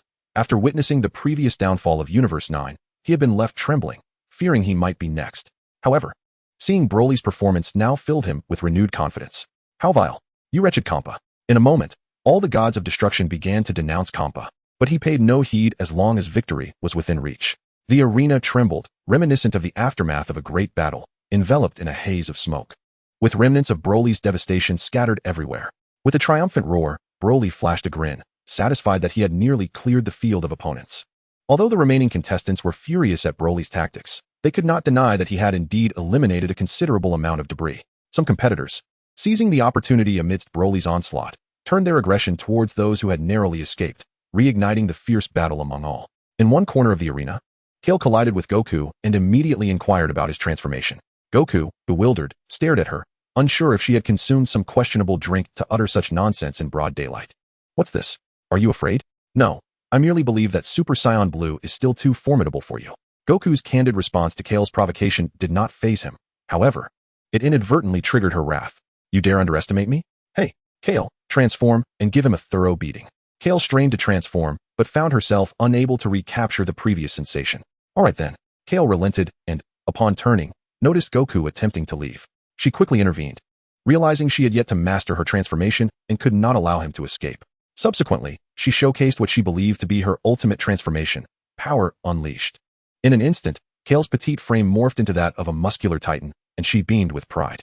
Unbeknownst to her, Goku dismissed this transformation with indifference, demonstrating through his actions that her current form was ineffective. Goku then presented Kale with Super Saiyan 2nd grade. If you wish to learn, start with this. With a crackling aura surrounding him, Goku's Super Saiyan 2nd grade state immediately captivated Kale's attention. Following Goku's guidance, she quickly grasped the essence of the transformation, and with a mighty shout, she successfully transformed into Super Saiyan 2nd grade. Witnessing the closeness between her sister and Goku ignited a jealous rage within Kale, tears streaming down her face as if her cherished possession had been stolen. Goku, you have taken my sister from me. This is unforgivable. Goku, Aya. A verdant energy enveloped Kale entirely, rippling in concentric circles and transforming the arena into a kaleidoscope of colors, reminiscent of a dimension beyond our own. The formidable and tempestuous energy swirled around her, with the green flames saturating her entire being, creating a spectacle that drew the attention of all fighters on the stage. What is that aura? It evokes such unease. Vegeta, momentarily halting his training with Cabba, listened as Cabba hurriedly explained that Kale had transformed, radiating energy that accompanied her metamorphosis. Nanny, is that form even considered a Super Saiyan? Vegeta exclaimed, incredulous, for it was the first time he had witnessed a Saiyan with emerald hair. With a fierce roar, Kale unleashed her fury and swiftly lunged at Goku, delivering a flurry of punches. Goku, agile as ever, evaded her attacks time and again, yet the arena's ground suffered greatly, cracking under the force of her blows until one corner was completely obliterated. Goku, I will kill you. As her attacks missed their target, Kale's rage intensified. With a burst of speed, her massive form appeared beside Goku, crashing into him with her chest, the explosive force causing him to stagger backward several paces. A series of aggressive strikes followed, and Goku shook his pained arms, bewildered by the strength of the once weak girl before him. Hey, Kakarot, don't underestimate her. This might be the true form of a Saiyan, Vegeta warned, sensing Goku's impending recklessness. At that moment, Kale seized Goku by the ankle, slamming him to the ground repeatedly. Thud, thud, thud. Goku, taken aback by the sudden onslaught, struggled to break free, only to find Kale's grip as unyielding as steel. With no choice left, Goku activated his Ultra Blue form, his physical abilities surging, and managed to push himself free. Yet, enraged, Kale pursued him, seizing his head and forcefully grinding it against the ground. Dad! Gohan attempted to intervene, but Piccolo quickly held him back, urging patience, as Kale's demeanor seemed ominously off. Forget him, I am your true father. Kale hurled Goku through the air with a powerful fling, her body radiating an overwhelming heat as she lost control of her power. Ah, Kale! As Kale's fierce visage loomed, Caulifla prepared to rush in but was swept away by Kale's overwhelming aura. Thankfully, Hit intervened just in time with his time skip ability, saving her from being flung out of the arena. You have truly awakened a monster. Kale is not a monster. Caulifla retorted defiantly, prompting a weary sigh from Hit. At that moment, the energy within Kale erupted uncontrollably, a staggering force rapidly escalating, lifting her off the ground as the very earth beneath her yielded to her power. She roared incessantly, unleashing a barrage of energy blasts in all directions. Boom, boom, boom. A merciless assault, indiscriminate of friend or foe. The entire arena was engulfed by Kale's energy orbs, resulting in a series of catastrophic explosions. Goodness, not again. The competitors on the stage were at their wits' end. Broly from Universe 6 had already experienced such an onslaught once before. To their astonishment, it had returned. Did the fighters of Universe 6 possess such an abundance of energy? Where could they possibly release it? Everyone scrambled for cover, yet Kale's power erupted like a volcano, with increasingly dense energy blasts raining down around them. After a prolonged assault, Kale's attack finally ceased, but the arena was left riddled with craters. Not a single spot intact. TCH. That monster. Vegeta, emerging from the rubble, gritted his teeth, while others were no better off, secretly condemning Kale in their hearts. Kale shouted for Goku as she searched for him, advancing with fervor. Suddenly, a golden energy ensnared her from behind a barrier. Monster, listen well. Our proud team will never allow you to rampage further. My whip of justice will strip evil of its power. The dinosaur warrior from Universe 11, Bu, declared just as Kale, utilizing sheer force, broke free of the binding, delivering a swift blow that sent him flying out of the ring. Kale's victory over Bu brought her satisfaction. She threw her head back and roared as the surrounding ground began to collapse, her formidable energy expanding the area further. Who could have imagined that mere sound could wield such an impact? Suddenly, a figure emerged from the proud team's ranks. It was Jiren, his demeanor indifferent. I'll take over, he remarked casually before charging at the enraged Kale, conjuring a crimson energy sphere in his hand and hurling it towards her. Kale! Caulifla exclaimed in shock, realizing that Kale was unprepared for the unexpected energy blast. In that critical moment, Broly appeared, deflecting Jiren's attack with a single hand. I won't let you succeed, you alien. Boom. Broly's palm swatted away Jiren's energy blast, preventing him from interrupting Kale. Jiren paused momentarily, only to quickly regain his stoic expression. Broly understood that this seemingly trivial strike contained enough power to incapacitate Kale. He was determined not to allow the furious Kale to be subdued so easily. She deserved to unleash her full potential. Go, Broly. Knock that unremarkable fellow down. The audience member, Kampa, had unwavering faith in Broly, convinced that no opponent could stand against him. Ha. At that moment, the god of destruction from Universe 11, Vermaud, wore a mocking smile. Hey, what are you laughing at? Kampa protested, irked by the interruption of his cheers and the disdainful expression on his rival's face. Jiren is the mightiest warrior of our 11th universe. Do you truly believe he can be dealt with as easily as those weaklings from other universes? You are most naive. Zampa. The sneer on Vermaud's face intensified, and the contempt in her gaze was unmistakable. How infuriating you are. Just as Zampa was about to confront her, he was interrupted by Bardos. Zampa, Broly has launched his attack. Bang. Broly struck fiercely, landing a punch squarely on Jiren's chest, yet it appeared to have no effect whatsoever. Jiren slowly lowered his gaze, and, with an impassive expression, remarked, "Too weak." TCH. Broly was unfazed by Jiren's demeanor. After all, he had the prowess to be arrogant. However, if he intends to be so pretentious, I shall ensure he learns a lesson. Broly, now in his rage form, was enveloped in a green energy aura, his formidable presence shaking the very arena. Yet still, Jiren remained indifferent. Observing this, Broly swung a punch with determination. This Broly had grown significantly stronger since their last encounter. And that alien, his strength was truly unfathomable. On a nearby mountaintop, Vegeta and Cabba watched in awe, both marveling at the two warriors' might. It had only been a short time, yet Broly's power had escalated so rapidly. Vegeta recalled the moment Broly had knocked him unconscious, and the memory filled him with shame. At that moment, Cabba shook his head. "Master, Broly is not using his full strength." Upon hearing Cabba address him as master, Vegeta instinctively acknowledged him with a grunt, but quickly reacted to Cabba's assertion that Broly was not at full power. What kind of international joke is this? Vegeta was incredulous and promptly inquired, "Cabba, are you saying Broly has not unleashed his full potential? What on earth is going on?" After the last match concluded, Broly began training alongside Bardos, and his strength has grown rapidly. Moreover, he is not exerting his full power now. Bardos, the angel from your sixth universe? Yes, precisely. Upon Cabba's affirmation, Vegeta clenched his fists. No wonder Broly's strength had surged so quickly. It all made sense now, as he too had been training under an angel. Bang! Broly feigned an attack, prompting Jiren to slightly sidestep to evade it. In that instant, Broly grinned, seizing the opportunity to land a punch on Jiren's side. Jiren grunted softly, and then his eyes flashed with a crimson light, unleashing a barrage of rapid-fire assaults that were nearly impossible to perceive. Bang, bang, bang, bang. Broly was struck head-on by Jiren's attacks, his body convulsing as if caught in a sieve. As Jiren's eyes widened, Broly felt an overwhelming force propel him through the air. Broly! Zampa gasped from the audience, astonished that the invincible Broly could be sent flying by someone named Jiren. Did you see that, Zampa? This is the true form of Jiren. Vermaud's nose, flushed with satisfaction, grew even redder as Zampa pounded the ground in frustration. At the moment Broly was launched away, Kale rushed forward, her irrational attacks aimed squarely at Jiren. However, Jiren's power is akin to the vastness of the ocean, while Kale's attacks merely resembled droplets of water, failing to stir even a ripple, instead being swiftly engulfed by the sea. Kale too follows in Broly's footsteps, brought to his knees by Jiren's relentless onslaught. Jiren, do not linger with these insignificant beings. Swiftly cast Broly from the stage, and then you may rest. The telepathic voice of Whis resonated in Jiren's mind. Understood. Jiren replied with a nod, discarding Kale and rushing toward the position where Broly had just been propelled. Indeed, Jiren's might is formidable. Lying on the ground, Broly sought to quiet his mind, yet before he could devise a plan, he sensed Jiren approaching at an astonishing speed.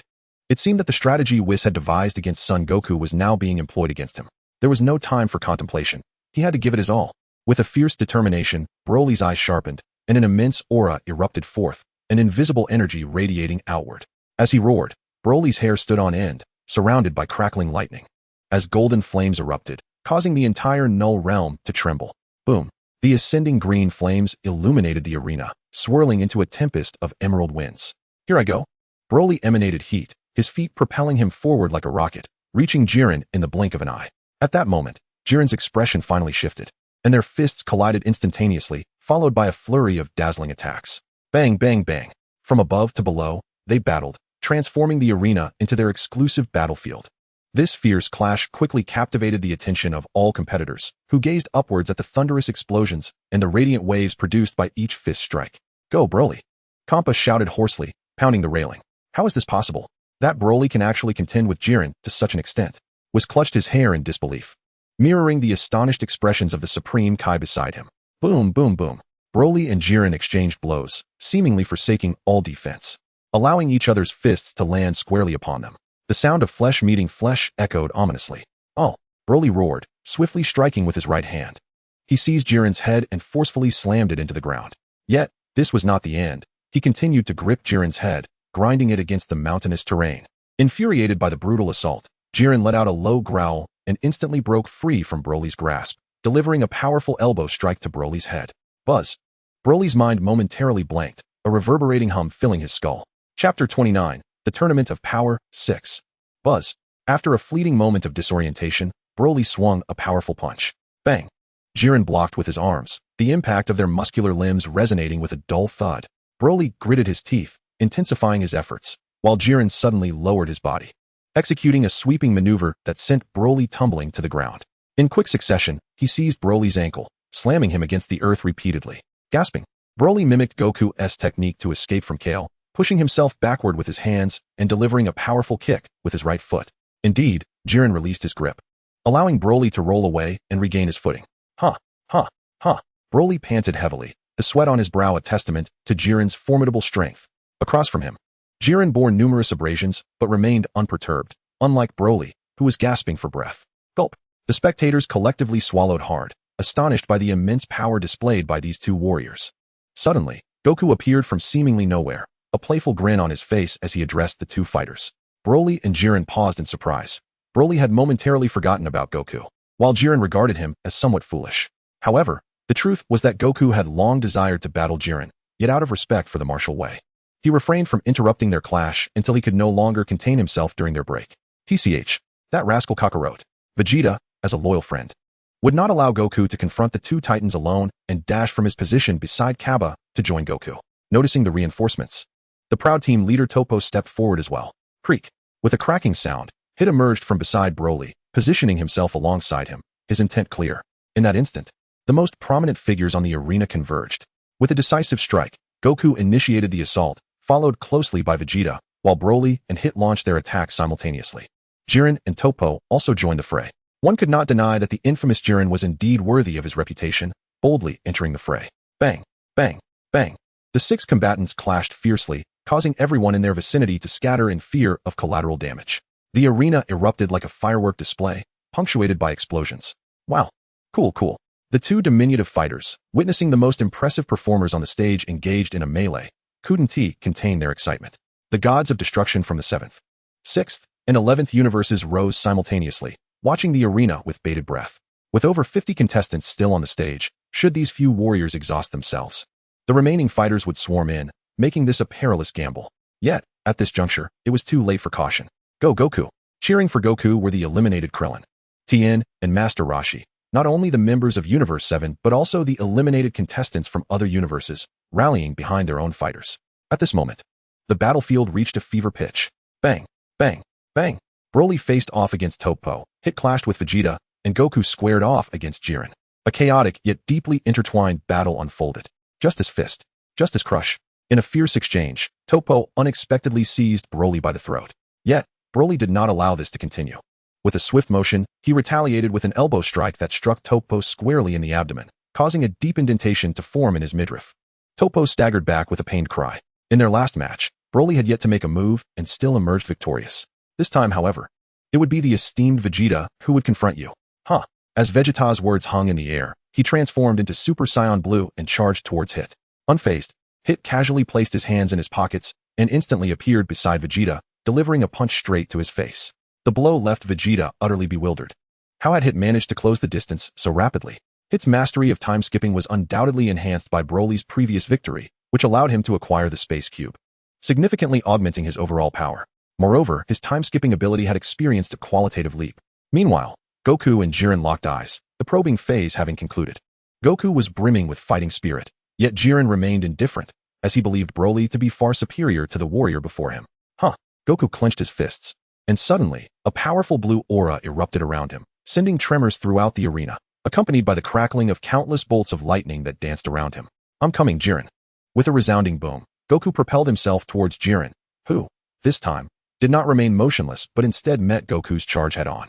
Despite Broly and the others being embroiled in an all-out brawl, there were always those who overestimated their own abilities, seizing the opportunity to strike. This reckless action ignited the fury of the six warriors.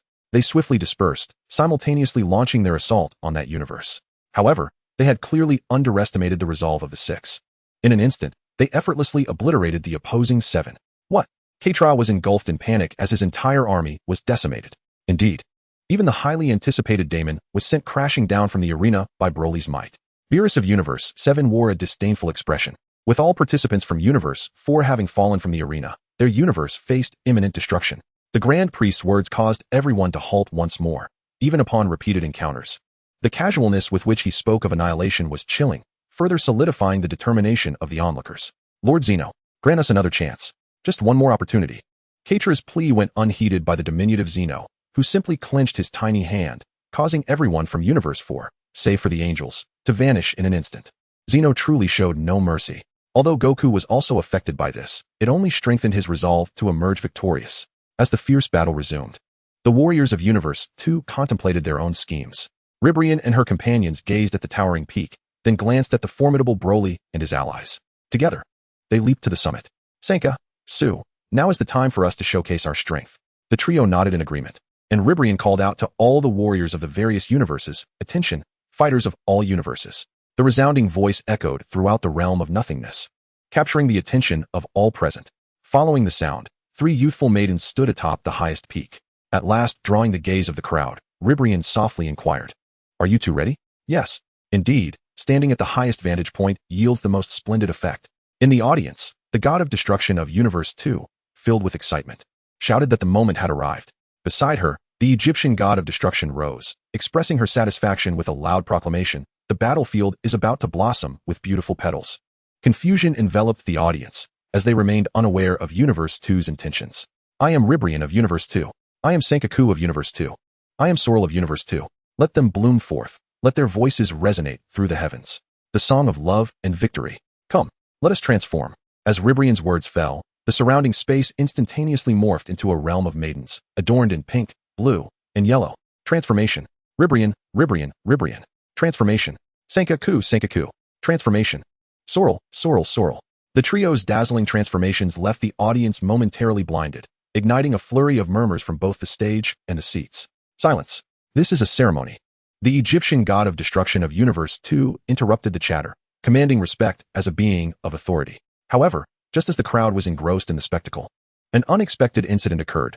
2 beams of light, one yellow and one green, suddenly sliced through the air, heading straight for the peak. The transformation trio stood stunned, only to be struck head-on by 2 waves of energy. Boom! Everyone was left in shock. Who could be so shameless as to ruin this beautiful scene? The god of destruction and the supreme Kai of Universe 2 were on the verge of losing their composure. Damn it, I've disliked you in the anime, and now I find you even more unbearable here. The sudden assault caught the contestants of Universe 2 off guard, causing Reborn and her companions to plummet from the summit. A sneak attack. How despicable. They had transformed openly, yet someone had dared to seize the moment to strike. Such an individual was unworthy of martial arts. The arena erupted with outrage, with nearly everyone condemning this atrocious act. As a figure descended gracefully, the crowd recognized the assailant as Android 17 from Universe 7. Even Goku expressed his discontent with 17's actions, turning to ask, "Why did you attack them, 17? Unfazed by the criticism, 17 shrugged dismissively, stating, "I simply saw vulnerabilities everywhere. Besides, I didn't use much energy." Meanwhile, standing opposite Broly, Hit gazed at him in astonishment, still reeling from the earlier unexpected incident.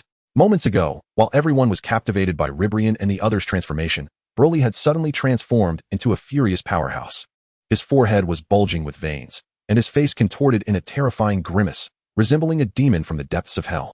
It was then that Hit witnessed another facet of Broly. Broly opened his mouth wide and unleashed a colossal beam of light. Its astonishing speed and force nearly striking Hit had he not dodged swiftly. He would have been the one hit just moments ago. At this moment, Reborn and her companions were spinning in circles, clearly having been rendered completely unconscious by the earlier assault. The remaining fighters from Universe 2 hurriedly surrounded them to provide protection. The most nauseating aspect was undoubtedly these 3. They were unbearable in the anime, and in this live-action Dragon Ball, it was enough to make one feel ill. Calm down. Calm down. Having traversed into the world of Dragon Ball, this was the first time he felt such intense anger.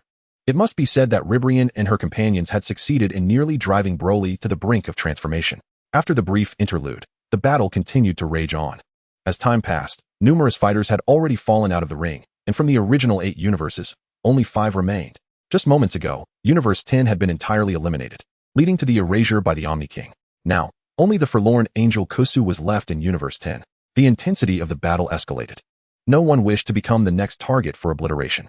Moreover, with the fierce fighting, Universe 6 also began to see its fighters eliminated, including the likes of Metal Man, Bardock, and 2 Namekians. all of whom faced significant complaints from Compa after their exit. Meanwhile, Universe 7 maintained a remarkably stable combat force, with several core members still present. My head hurts. What on earth is happening? Reborn, you're awake. Thank heavens, this is wonderful. The fighters who had been vigilantly guarding Reborn and her companions finally breathed a sigh of relief. Just moments ago, to protect the three, Universe 2 had already lost 4 fighters. Among them, Jimmy's had continually utilized instant transmission to ensure their safety, but ultimately, he too was easily eliminated due to exhaustion. Upon hearing about their companion's ordeal, Reborn and her friends were incensed. How detestable. They truly do not understand what love is. The fighters from the other universes are so starved for affection. We must demonstrate to them with our love. Our love is invincible. Reborn took her 2 sisters by the hand, and the remaining 3 were moved to tears. All right, since that is the case, let us continue with our previous transformation. Yes. The 3 leaped once more to the mountaintop, determined to prove to everyone that love is invincible. Observing this, the Egyptian woman from Universe 2 wiped her tears, feeling touched, and said, Reborn, you have finally awakened. Those ugly women are back at it again. It seems they are due for a grand surprise. As Broly gazed at the trio returning to the mountaintop, his expression darkened instantly. He never expected these 3 women to have learned nothing. However, this time, all the warriors stood united, resolutely defending the trio. Even Goku and Toppo positioned themselves in front of them. Unbelievable. Broly had been utterly defeated, completely bested by this group of naive individuals. This time, undisturbed, the 3 individuals finally succeeded in their transformation. Their corpulent forms, adorned with excess flesh and topped with sock-like hats, were utterly grotesque. Just as Broly had anticipated, they appeared repulsively hideous in the anime. In the real-world Dragon Ball universe, they resembled a pile of refuse. However, as Whis had remarked, beauty is in the eye of the beholder, and the aesthetic sensibilities differ across universes. There are those who appreciate such appearances, like Toppo from Universe 11. The radiant Reborn leaped into the air, unleashing a multitude of heart-shaped energy blasts. Each heart, upon making contact with the ground, erupted in a resplendent explosion, releasing a cloud of pink mist that began to envelop the arena. Furthermore, this technique had an enchanting effect. Any unfortunate contestant caught in its wake would be left with starry eyes filled with love. What a foul stench this aura emitted. The scheming Frieza finally made his entrance, fanning the thick mist with his hand while deflecting the heart blasts. Suddenly, 3 beams of light were simultaneously unleashed from different directions, all aimed at the airborne Reborn. Alarmed, Reborn halted her assault and attempted to evade, but the attack was too sudden and came from multiple angles. A green energy blast struck her right arm. With a forceful impact, Reborn was sent flying, cursing under her breath. Why was it always green energy? Was she doomed to be plagued by it? Ironically, green was her favorite color. How ridiculous. After such a long wait, this was the level of performance they displayed. Vegeta scoffed dismissively, slowly lowering his hand. The other 2, without needing to say a word, understood that Jiren, like Vegeta, was intolerant of such reckless attacks and sought to bring her down. Yet, it appeared that his assault had been deflected by the green energy sphere. He cast a glance towards Broly's position. Was she truly still standing? Her vitality seemed remarkably resilient. Broly, in his rage-fueled state, launched a full-force strike that merely succeeded in wounding Reborn. He had intended to take her down with him, but this outcome was unexpected. You got lucky. Out of sight, out of mind, Broly quickly searched for his next target for elimination. How unfortunate. Love is a great force. I shall demonstrate its power to you. Reborn spun rapidly, not horizontally like others, but rather vertically, resembling a flesh-and-blood war machine. However, the most disconcerting aspect was her face, which flickered in and out of visibility as she spun at high speed. With a burst of acceleration, Reborn charged towards Vegeta, who smirked and prepared to deliver a punch that would send her flying. Yet, as Reborn drew nearer, panic set in. He leapt aside, narrowly avoiding her assault. Damn it. She was so repulsive that he couldn't help but evade her. Chapter 31, The Tournament of Power, 8. Vegeta dodged Reborn's grotesque charge, but she careened uncontrollably, fortuitously rolling in Broly's direction. Whoosh. Before Broly, the tyrannical adversary Zaberly, a counterfeit version of Cell, was abruptly ensnared by Reborn's formidable assault, resembling a veritable cannonball. The grotesque visage, coupled with a layer of greasy flesh, incited a cacophony of terrified screams from him. Broly gazed upon this scene with palpable astonishment. As the third universe's imitation Cell, overwhelmed by despair, tumbled out of the arena, as if subjected to a relentless barrage from the land of the one-piece transvestites. You see, this is the power of love, Reborn exclaimed, hands on her hips, her head thrown back in raucous laughter. Her visage reminiscent of a landlord's disdainful demeanor, sending shivers down Broly's spine. However, the fates had intertwined their paths, and Broly resolved to gift her a ticket to paradise. In the audience of the third universe, the ousted counterfeit Cell wore a visage of utter dejection. His pitiable appearance rendered the god of destruction and the supreme Kai of the third universe momentarily speechless, prompting them to offer a comforting pat on his shoulder. Back in the arena, the trio in transformation launched a furious assault against the members of other universes. Among them, Kakunsa and Android 17 were embroiled in a fierce struggle. While the clash between Roji and Son Goku embodied the princely tactics of warfare, Reborn, however, found herself at a disadvantage. During the skirmish, Reborn uncovered a startling revelation. The green energy waves incessantly targeting her were emanating from Broly himself. Observing Broly's fearsome countenance, she unwittingly inquired, "Do you harbor feelings for me? Compelling you to attract my attention with your energy blasts?" Broly's fist, poised to strike, froze mid-air, his entire being seemingly petrified. Was this individual truly raised in ignorance? So utterly ordinary, yet brimming with confidence? Such folly. Oh, don't feel embarrassed. After our victory, I could wish for your revival. What do you say? Reborn's repugnant visage even flashed a smile at Broly. Boom. Broly felt as if his very essence had detonated. The humiliation was unbearable. This was an affront to his aesthetic sensibilities, an insult to his dignity.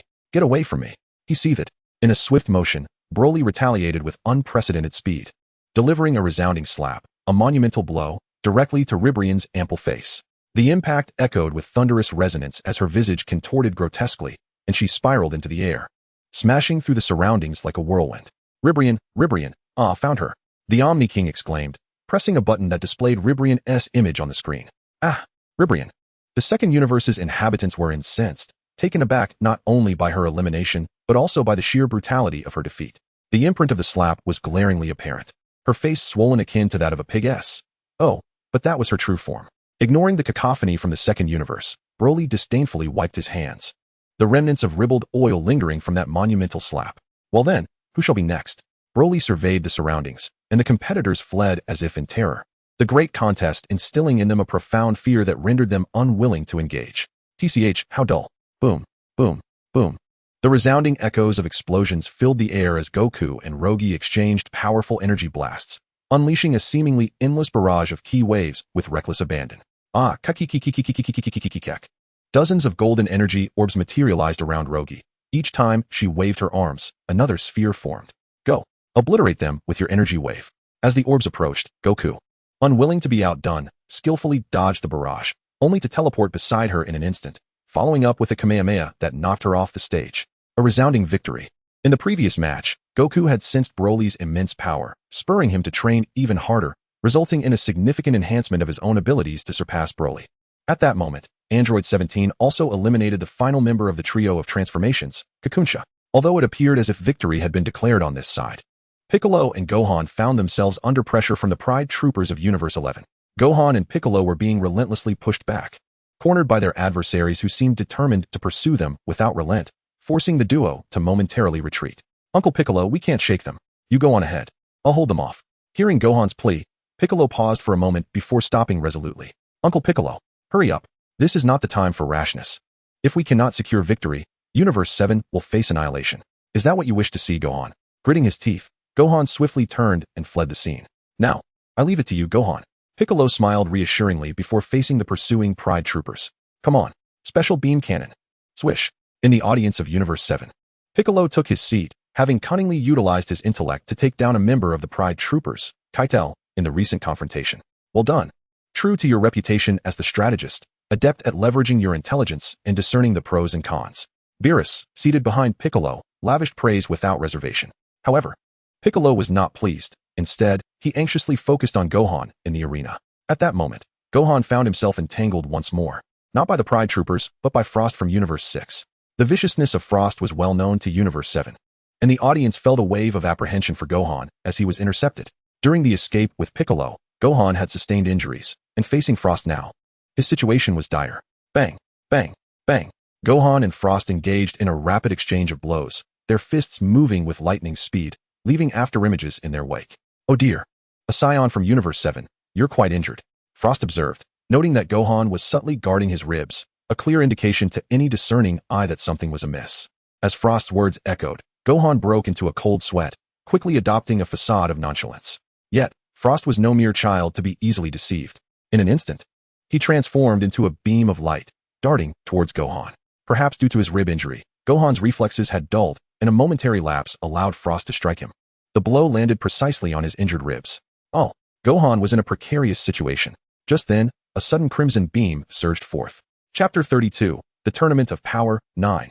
Boom. The abrupt attack startled Frost, but upon recognizing the newcomer, a smile spread across his face. Lo and behold, Frieza had suddenly appeared above the two, and shockingly, his target was none other than Gohan. This infuriated the warriors of Universe 7, with Krillin slamming his fist against the barrier in rage. Damn it, that scoundrel Frieza. You dare attack Gohan again, and I shall obliterate you. Beerus was fuming, his face contorted in anger. However, Frieza appeared unfazed, chuckling. Oh ho ho, Beerus. If you fear being deemed a disruptor of the tournament and facing erasure at the hands of Lord Zeno, I advise you to mind your own business. You wretched fiend. Beerus gritted his teeth in frustration. Yet, as Frieza pointed out, attacking competitors from outside the ring was against the rules, and the consequence would be Zeno's erasure. Noticing Beerus fall silent, Frieza huffed and leaped in front of Gohan, declaring, Son Goku's son, you shall face me. Despite Frost's innocent admiration, he remained cautious. If Frieza harbored ulterior motives contrary to his earlier statements, the energy sphere in his hand would strike true. Frieza, aware of Frost's intentions, refrained from further words and delivered a punch towards Gohan. The instant they made contact, Gohan comprehended Frieza's intent. They soon engaged in a performance entitled The Deception of Frost. The battle between the universes quickly captured the attention of all spectators, yet to avoid appearing too staged, Gohan and Frieza unleashed their full power. Frieza grew increasingly animated, and it was evident that personal emotions were intertwined in the fray. With a swift kick, he sent Gohan flying, not allowing him a moment's respite before continuing his onslaught. Gohan sensed the gravity of the situation. This was no mere act. With a surge of determination, he maximized his power, turning the tide as he landed a punch that sent Frieza soaring. Humph! You wretched wild monkey, behold the true power of King Frieza. With a magnificent display of energy, the transformation commenced, radiating a golden glow as the terrifying aura engulfed the battlefield. Golden Frieza had arrived.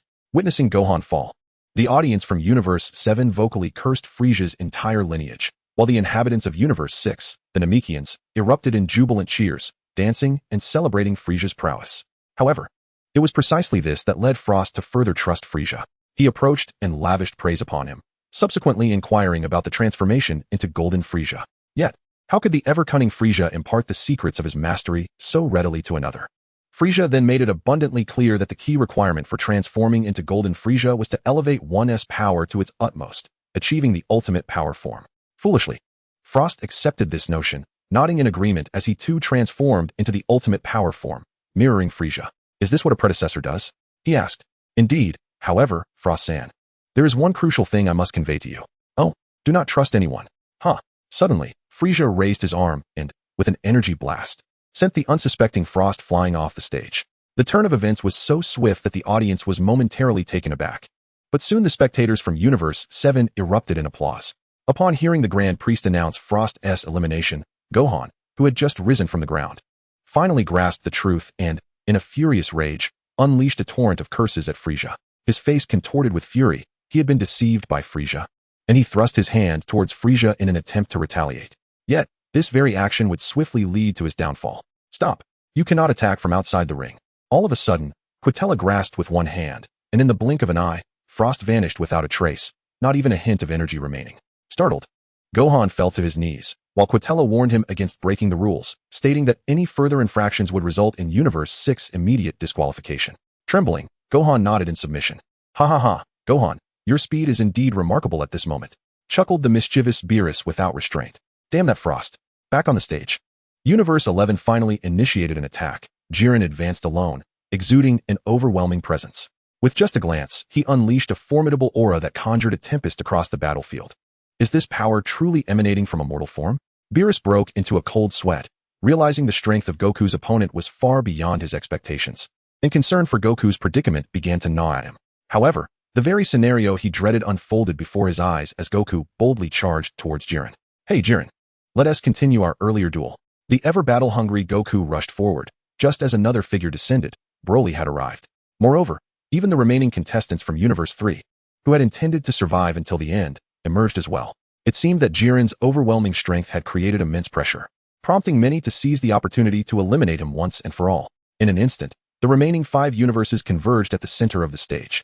Universe 2 had 3 competitors left, Universe 3 had 8, Universe 6 had 5, Universe 7 had 6, and Universe 11 had 5. Thus commenced the chaotic battle among the remaining 27 fighters. Buzzing. At that moment, Pepperoni of the third universe suddenly received the directive from the god of destruction. Summoning all members. This is a command from Lord Moscow. Warriors of the third universe, unleash a devastating strike upon them. As the words left his lips, the mechanical warriors of the third universe commenced their assault, unleashing formidable firepower upon the competitors from other universes. In an instant, chaos erupted, with explosions resonating throughout the battlefield. However, adhering to the law of minimal damage, the third universe's relentless bombardment yielded no significant results and instead provoked a united resistance from the others. Just then, the god of destruction from the second universe resolved to execute the ultimate act of love. Zabuto, Reborn, Zeroin, initiate the final plan. With the activation of the second universe's ultimate strategy, a surge of energy erupted from the bodies of Zabuto, Reborn, and Zeroin. Did you hear that? It is the voice of everyone praying for our victory. Indeed, it was the love of all beings in the second universe. The live broadcast initiated by Reborn allowed every creature in the second universe to pray for the remaining 3, embodying the ultimate plan of the Egyptian woman. This principle was akin to the spirit bomb, channeling the power of the people to support the fighters. This was the second universe's ultimate secret weapon. Love, love, love. Even if we are not the most beautiful, our love is invincible. Transform. Zeroin, Zeroin, Zara Zeroin. La la la, Rabin Lalaban. Zaza, Zabuto, Zabuto more. The space of the maiden materialized, with a spectrum of colors enveloping the 3 individuals, as the new generation of the transformation trio made their grand entrance. Cut. Here we go again with this flashy display. Vegeta exclaimed after kicking Catabesler aside, casting a glance at the trio atop the mountain. One must admit, the second universe has a penchant for elevated locations. Both the new and old trio's transformations occurred at the most prominent peaks. Meanwhile, Broly, who harbored a strong aversion to the second universe, seized an opportunity while battling Topo, launching a wave of energy.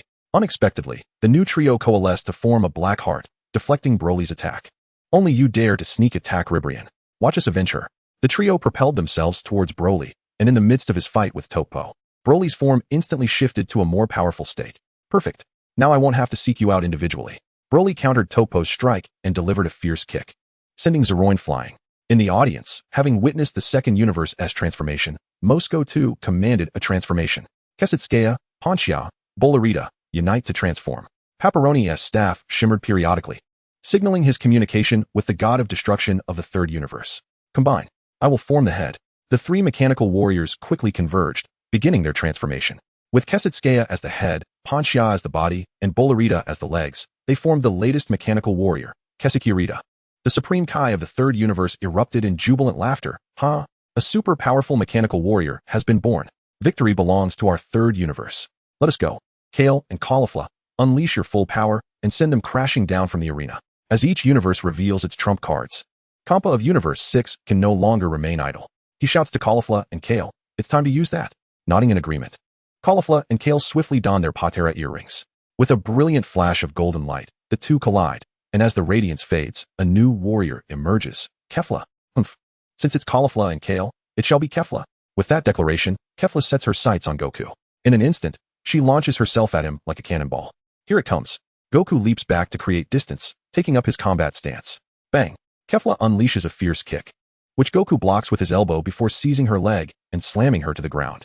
You scoundrel! Ha ha ha! Kefla, gripping the ground with determination, erupts in a surge of green energy, transforming into her Super Saiyan state and instantly breaking free from Goku's grasp. Go, Caulifla! Bring down Goku from Universe 7. In the stands, Compa shouts with excitement, while other competitors from his universe, including Beerus and the Iron Man, cheer fervently. Unmoved by Compa's pride, Beerus scoffs. Humph. Don't get too cocky, Compa. Goku, show them your true power. Hey, Frieza, what are you doing? Stop loafing around. Meanwhile, Frieza strolls leisurely, either idly spectating or merely pretending to be engaged, his lack of urgency drawing Beerus's ire. Oh ho ho ho. Seems I've been spotted. In that case, I shall join the fray. With a nonchalant shrug, Frieza gathers red energy in his hands and begins to bombard the area indiscriminately. The scene shifts to Broly, who is locked in a fierce struggle with the members of the Proud Warrior team. The teamwork between the ordinary members and their leader, Topo, is seamless. Evil Scions of Universe 6 surrender. Caulifla, wearing a beret, channels his energy into a handblade, launching a series of strikes at Broly. Broly stretches out his arms, catching Caulifla's wrists, disdain evident on his face. Humph. A bunch of clowns dare to challenge the full moon. Damn it. His power is immense. I will come to your aid. Just as flying kick. Tispo leaps from the air, aiming for Broly's back, but Broly is not one to be caught off guard. He twists his waist, flinging Caulifla aside. Bang! Tispo's attack strikes Caulifla directly, who coughs up blood, clearly taken aback by Broly's unexpected use of him as a shield. Caulifla, you scoundrel! Just to shatter. Tispo clenches his fists, unleashing 5 red beams of light through his fingers, followed by 2 fiery energy spheres hurled at Broly. Boom. A cruel smile spreads across Broly's face as he swats away the energy balls with a single hand. Then, in a flash, he appears beside Tispo. Are you not claimed to be the fastest? It seems you are not so impressive after all. What? Down you go. Broly, with arms crossed, forcefully slammed down, sending Tiz into the ground like a cannonball. You are far too arrogant. Justice's fist. Initially, during the 3-on-1, Toppo had held back, but it was evident he had miscalculated. Broly was not someone who could be handled by merely 3 individuals. Toppo swung his massive fist, but Broly reacted with astonishing speed. Not even glancing at him as he effortlessly intercepted the blow, immediately following it up with a Brazilian jiu-jitsu move that struck Toppo squarely in the abdomen. Gah! Toppo staggered back, clutching his stomach, disbelief in his eyes. This man was undeniably powerful. Toppo, the support character Kokot, unleashed a barrage of Kokot spheres. Yet they were utterly crushed by Broly's overwhelming strength. What was intended to be a controlling skill was rendered ineffective against Broly's might. Do not underestimate us. Casserole and Tiz simultaneously unleashed their energy waves, a colossal beam hurtling toward Broly. With a thunderous roar, Broly, who had just shattered the Kokot spheres, turned and unleashed a wave of energy. The 2 forces collided, resulting in a deafening explosion. Chapter 34, The Tournament of Power, 11. After the earth-shattering blast, thick smoke billowed everywhere. As the haze cleared, a large dark hole appeared in the arena. Damn it, this guy actually blocked our combination attack unscathed. Tiz and Casserole gasped for breath, their recent attack draining much of their power, while Broly remained completely unaffected. Amidst their astonishment, Broly was already on the move. His powerful physique seemingly unimpeded by speed, suddenly appearing behind the 2. Oh no, they widened their eyes, only to be ensnared by Broly's arms from either side. Cough. Let go of me. They kicked and struggled, attempting to break free from Broly's grip, but their efforts were utterly futile against his overwhelming strength. To Broly, transformed into his Super Saiyan form, they were akin to mere chicks, easily toyed with. Release them. Justice flash. Bang, bang, bang. Toppo charged in, continuously firing energy blasts from his fingers, targeting Broly's back. Fool. The 6th Universe's warriors, your arrogance is intolerable. Justice will not allow you to persist. You are in no position to dictate to me. With the 2 held against his chest, Broly unleashed a brilliant green light, striking Tiz and Casserole at close range with energy blasts. Boom. The 2 fell, charred and smoldering, plummeting from the arena, landing in the audience section of Universe 11. Vegetto gritted his teeth, his gaze fixed on Broly, who had become a thorn in his side. He must be eliminated at once. His threat was greater than that of Goku from Universe 7. Evil Saiyan, I shall eradicate you in the name of justice. The fall of 2 closest friends, Toppo, seethed with fury, resolved to teach the indomitable Broly a lesson. Don't rush. Your turn is imminent. Slowly turning around, his eyes glowed with a crimson light, reminiscent of a famished tiger, exuding a bloodthirsty demeanor as he provocatively beckoned Toppo. The hunt was on. As Broly relentlessly vanquished his adversaries, his strikes grew increasingly ferocious, leaving his foes nearly lifeless before discarding them from the arena. The remnants of the old Broly, his brutality, bloodlust, and combative nature, became ever more pronounced. Yet, unbeknownst to all, including Broly himself, a peculiar bulge protruded from behind him. Meanwhile, during the earlier confrontation where the newly transformed trio had teamed up with Toppo against Broly, Hit had arrived to provide support. However, with the entrance of the Proud Warriors, Hit swiftly resolved to split their forces, luring the trio away while Broly continued his battle against the Proud Warriors. Returning to the present, Hit toyed with the transformed trio, who, in their impotent fury, could not lay a finger on him, resorting to erratic attacks. Our love propels us forward, never to wane. Prepare for the assault. Beautiful black hole. The trio, Zaro, Rabanra, and Zabuto, unleashed their combined ultimate technique. They concentrated the weight of love from the second universe into a singular point, crafting a gravitational force that even Ribrian could not harness. With a resonating hum, the surroundings began to sink under the oppressive gravity, affecting everyone. Yet, Hit declared, it must come to an end. With a piercing gaze, he activated his time skip. As the black heart descended, it passed through Hit, but alas, what they struck was merely an illusion. The true Hit slipped through the fabric of time and space. Suddenly, Hit manifested beside them, delivering precise blows to their vital points, followed by a series of 3 invisible ki blasts. Utilizing the time skip, he maximized his power to its zenith. Bang! The trio's hearts ceased, collapsing to the ground. However, Hit refrained from delivering a fatal blow, leaving them with a breath of life. With a swift kick, he sent all three tumbling from the arena. Thus, the ultimate plan of the second universe was dismantled by Hit alone. How is this possible? Our love cannot be vanquished by such crude attacks. A voice cried out in disbelief. The Egyptian deity lamented, but the supreme Kai beside her sighed. Hellas, we have lost. The second universe faded away, concluding with a poignant declaration of love. At that moment, the cosmos was left with but 4 universes remaining. Perhaps influenced by the fate of the second universe, the supreme Kai of the third universe grew anxious, expressing to the god of destruction his belief that they should seize the moment while the members of the ultimate fusion still remained. The god of destruction, Mosca, concurred and promptly conveyed this message to Paparoni. On the arena stage, amidst the entangled skirmish with Universe 7, Paparoni maneuvered Kiki Arata, engaging in a tactical dance with Gohan, Vegeta, and the androids 17 and 18. Suddenly, his scepter illuminated once again, but this time, the radiance was unlike any before. It was in a constant glow. Indeed, the god of destruction from the third universe had finally issued the ultimate command. This was a power that one would prefer to avoid using unless absolutely necessary. A transformation that came at the cost of one's own life. Yet, at this juncture, there was no turning back. Initially, I had no intention of employing this skill, but now that the moment has arrived, I, Paparoni, shall gamble everything.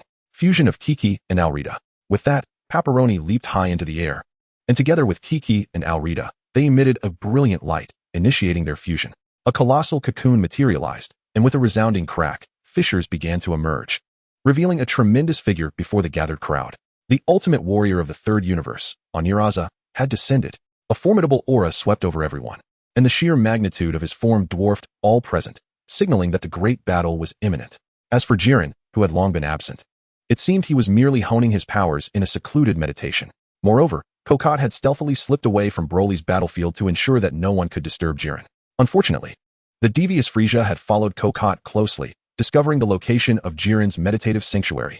Chapter 35, The Tournament of Power, 12. The Emergence of Oniraza. The ultimate warrior of the third universe sent shockwaves throughout the void realm. The ground trembled, and small mountains crumbled. Roar. Oniraza opened his mighty jaws and unleashed a ferocious roar, generating an astonishing energy that spiraled into a whirlwind, making it difficult for the members of the seventh universe to keep their eyes open as they struggled to shield themselves from the onslaught of wind and sand. His power was truly overwhelming. We must devise a strategy to confront him. Gohan wore a solemn expression, and the others mirrored his concern. But before they could formulate a plan, Oniraza charged towards them. Boom, boom, boom. Each step of Oniraza's colossal frame left deep imprints on the ground. Yet it did not hinder his speed in the slightest. Whoosh. Oniraza accelerated, ultimately appearing beside the group in a flash, catching Gohan and the others off guard. And with a single kick, he sent Android 17 flying. 17. Damn it, die? Android 18, filled with fury, unleashed a barrage of missiles aimed at Oniraza. Boom, boom, boom. Countless missiles bombarded his form, akin to a gentle drizzle, yet he merely wore a perplexed expression, a supreme mockery in his demeanor. Ha ha ha. Did you see that? Seventh universe? This is our ultimate warrior from the third universe. The Kaioshin of the third universe laughed maniacally, his arrogant visage inciting fury in Beerus, who gritted his teeth in rage. Seventh universe. Dispose of that scrap metal. Humph. Beerus, do you still not see the decisive factor in this battle? Your seventh universe is doomed to defeat. Boom. Oniraza was immensely powerful. With every punch he threw, a contestant was sent flying. Gohan was struck and coughed up blood, collapsing to the ground. Damn it. If only my father were here. As Gohan contemplated this, he suddenly recognized his folly. How could he place all his hopes in the hands of others? He swiftly shifted his mindset. If his father or Uncle Piccolo were faced with such a predicament, how would they resolve it? Suddenly, Gohan became acutely aware that under the combined onslaught of androids 17 and 18, their adversary was subtly preventing them from approaching his head. Could it be that the head was the weak point? With audacity and determination, Gohan unleashed his fury, maximizing his power in an instant, propelling himself forward with tremendous force. Vegeta, if you would be so kind as to divert his attention. Gohan called out to Vegeta while advancing toward Oniraza, revealing the enemy's vulnerability. Got it, Vegeta responded, activating his Super Saiyan Blue form with a burst of speed. The classic tactics of the prince were once again in play, as a multitude of golden energy waves cascaded down like rain. Boom. Vegeta's formidable strength was undeniable, while Android 18's approach could not shake their opponent. Vegeta's strikes compelled Oniraza to act with greater caution. Oniraza raised one hand to shield his head, while the other flailed wildly in retaliation. Gohan had already concentrated his Kamehameha wave and shouted at Androids 17 and 18, urging them to strike his arm away. Exchanging glances, the two androids synchronized their efforts and delivered a powerful kick that connected with Aniraza's arm. Bam! The arm that guarded the head was instantly deflected, and Gohan seized the opportunity to unleash his Kamehameha wave. As the attack neared, Aniraza let out a deafening roar, an overwhelming energy surging from his body. Boom! Wings sprouted from Aniraza's back, dispersing the Kamehameha wave just as it was about to strike. What? Gohan gasped in astonishment, but before he could react, he was sent flying by a punch from Aniraza. Bam! He soared through several small mountains until finally halted by a massive boulder at the edge of the arena, preventing him from falling out of bounds. Gohan! Piccolo shouted anxiously from the audience, yet Gohan remained unresponsive. TCH. Clearly, a life of comfort has led to such a decline in strength. Vegeta scoffed, launching another assault, closely followed by androids 17 and 18. You scrap metal, daring to flaunt your might before me, be gone. Ultimate Flash. The battle with Aniraza not only ensnared Vegeta and his allies in a dire situation, but also affected the surrounding competitors. For instance, the cunning old trickster, Frieza, who had been poised to ambush Jiren. Following Kokot closely, he arrived at Jiren's meditation spot, just as he prepared to strike.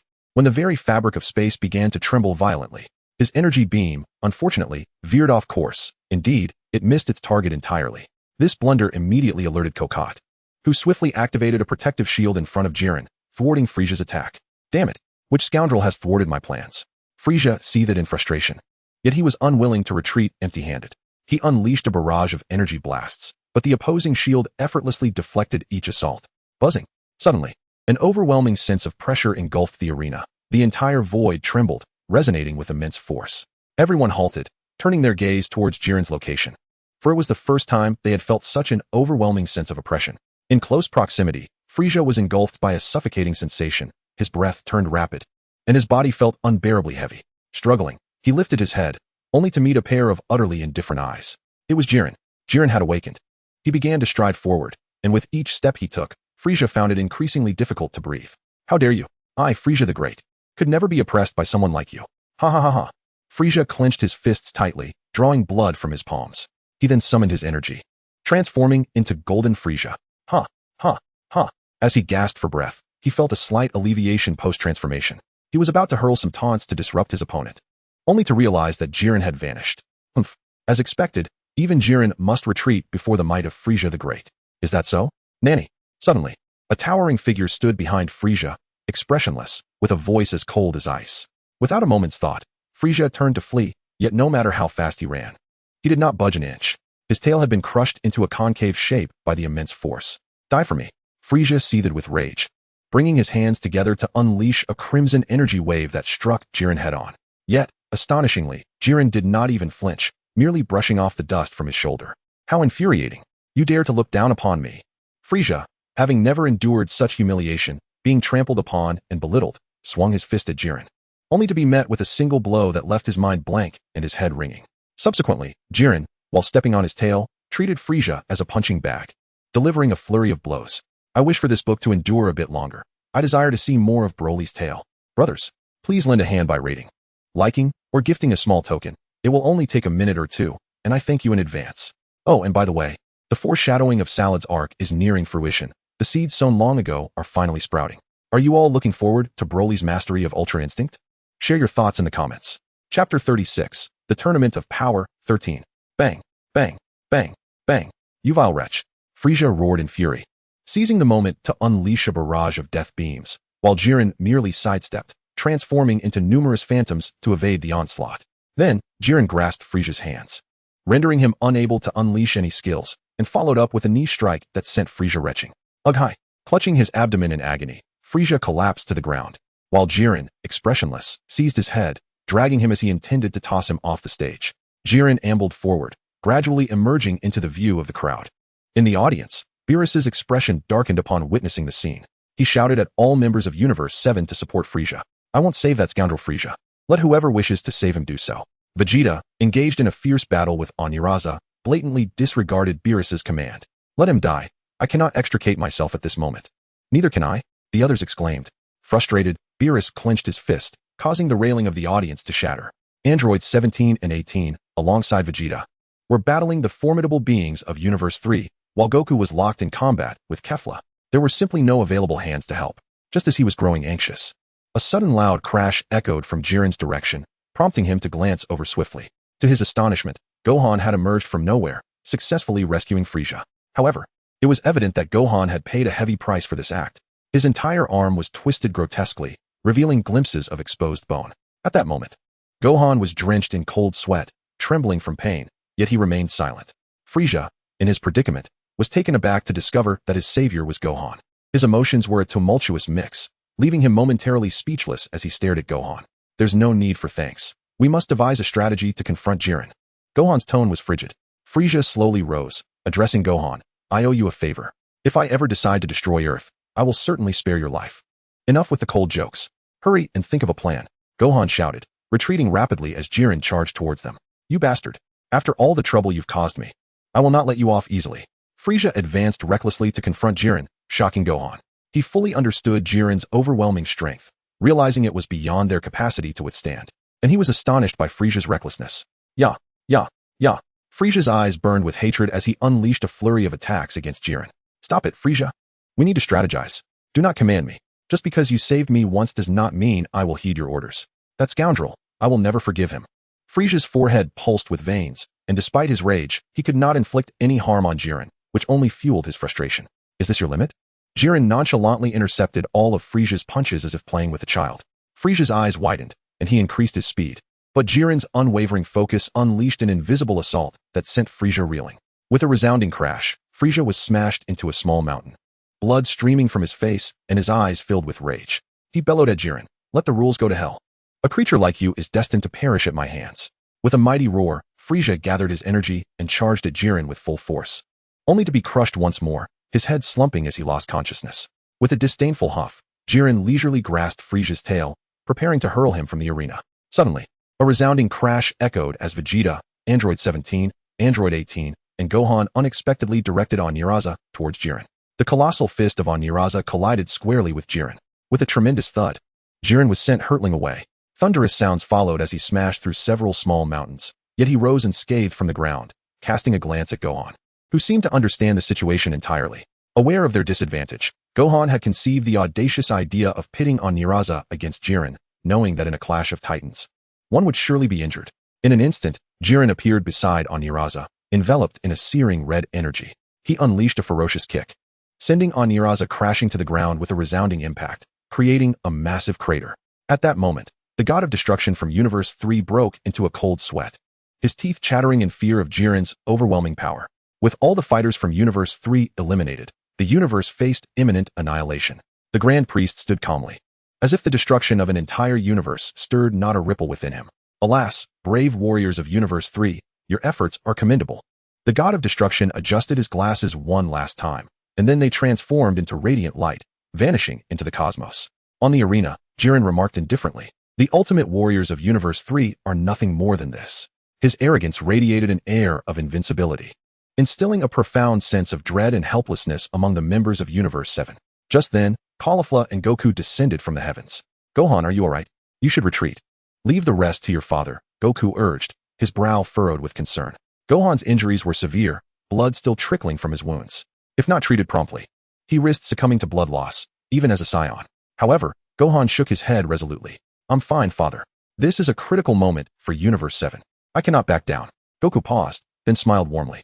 All right, then let us survive together. Yes. Hey, stop chatting. The opponent is coming.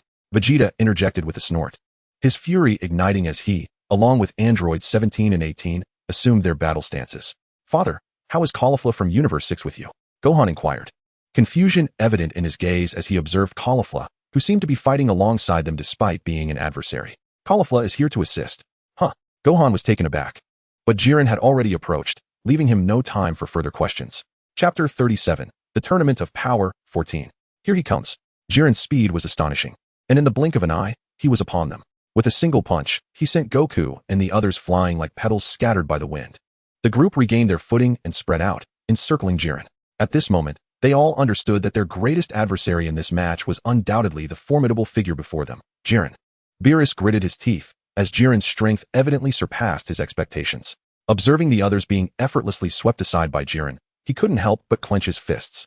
Meanwhile, the mocking voice of Vados pierced through the tension. Beerus, I advise you to concede. Jiren transcends my existence. Her words left the gathered crowd in stunned silence. Long ago, whispers had circulated about a warrior more formidable than the destroyers, yet to discover that this warrior was indeed Jiren was shocking. Upon hearing Vados, Beerus tightened his jaw further, unable to refute her claim, and could only silently wish for Goku and his companions to prevail. Just as all eyes were fixated on Jiren, a sudden scream shattered the atmosphere, diverting everyone's attention. Bang, bang, bang, ha ha ha. At that moment, the proud captain lay battered and bruised, his once noble attire, a symbol of justice, now tattered and torn.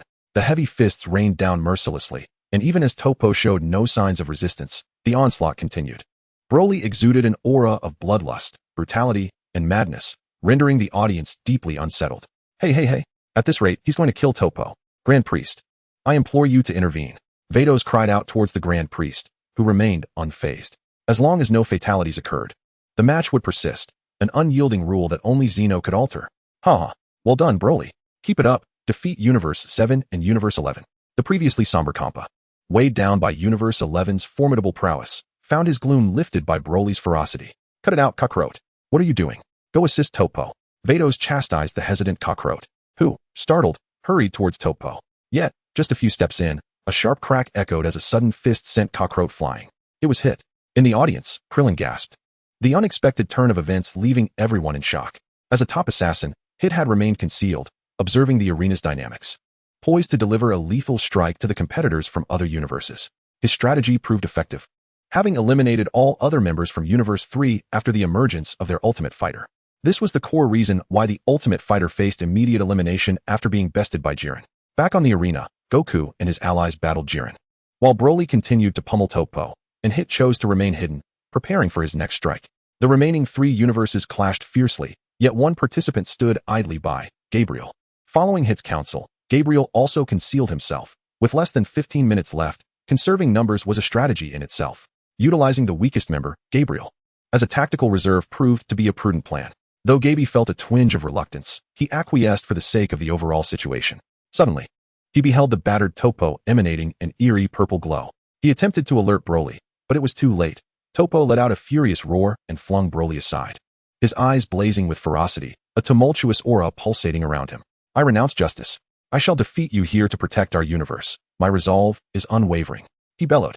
With a primal scream, Toppo clenched his fists, his power surging to unprecedented heights, erupting like a nuclear explosion that engulfed the entire arena.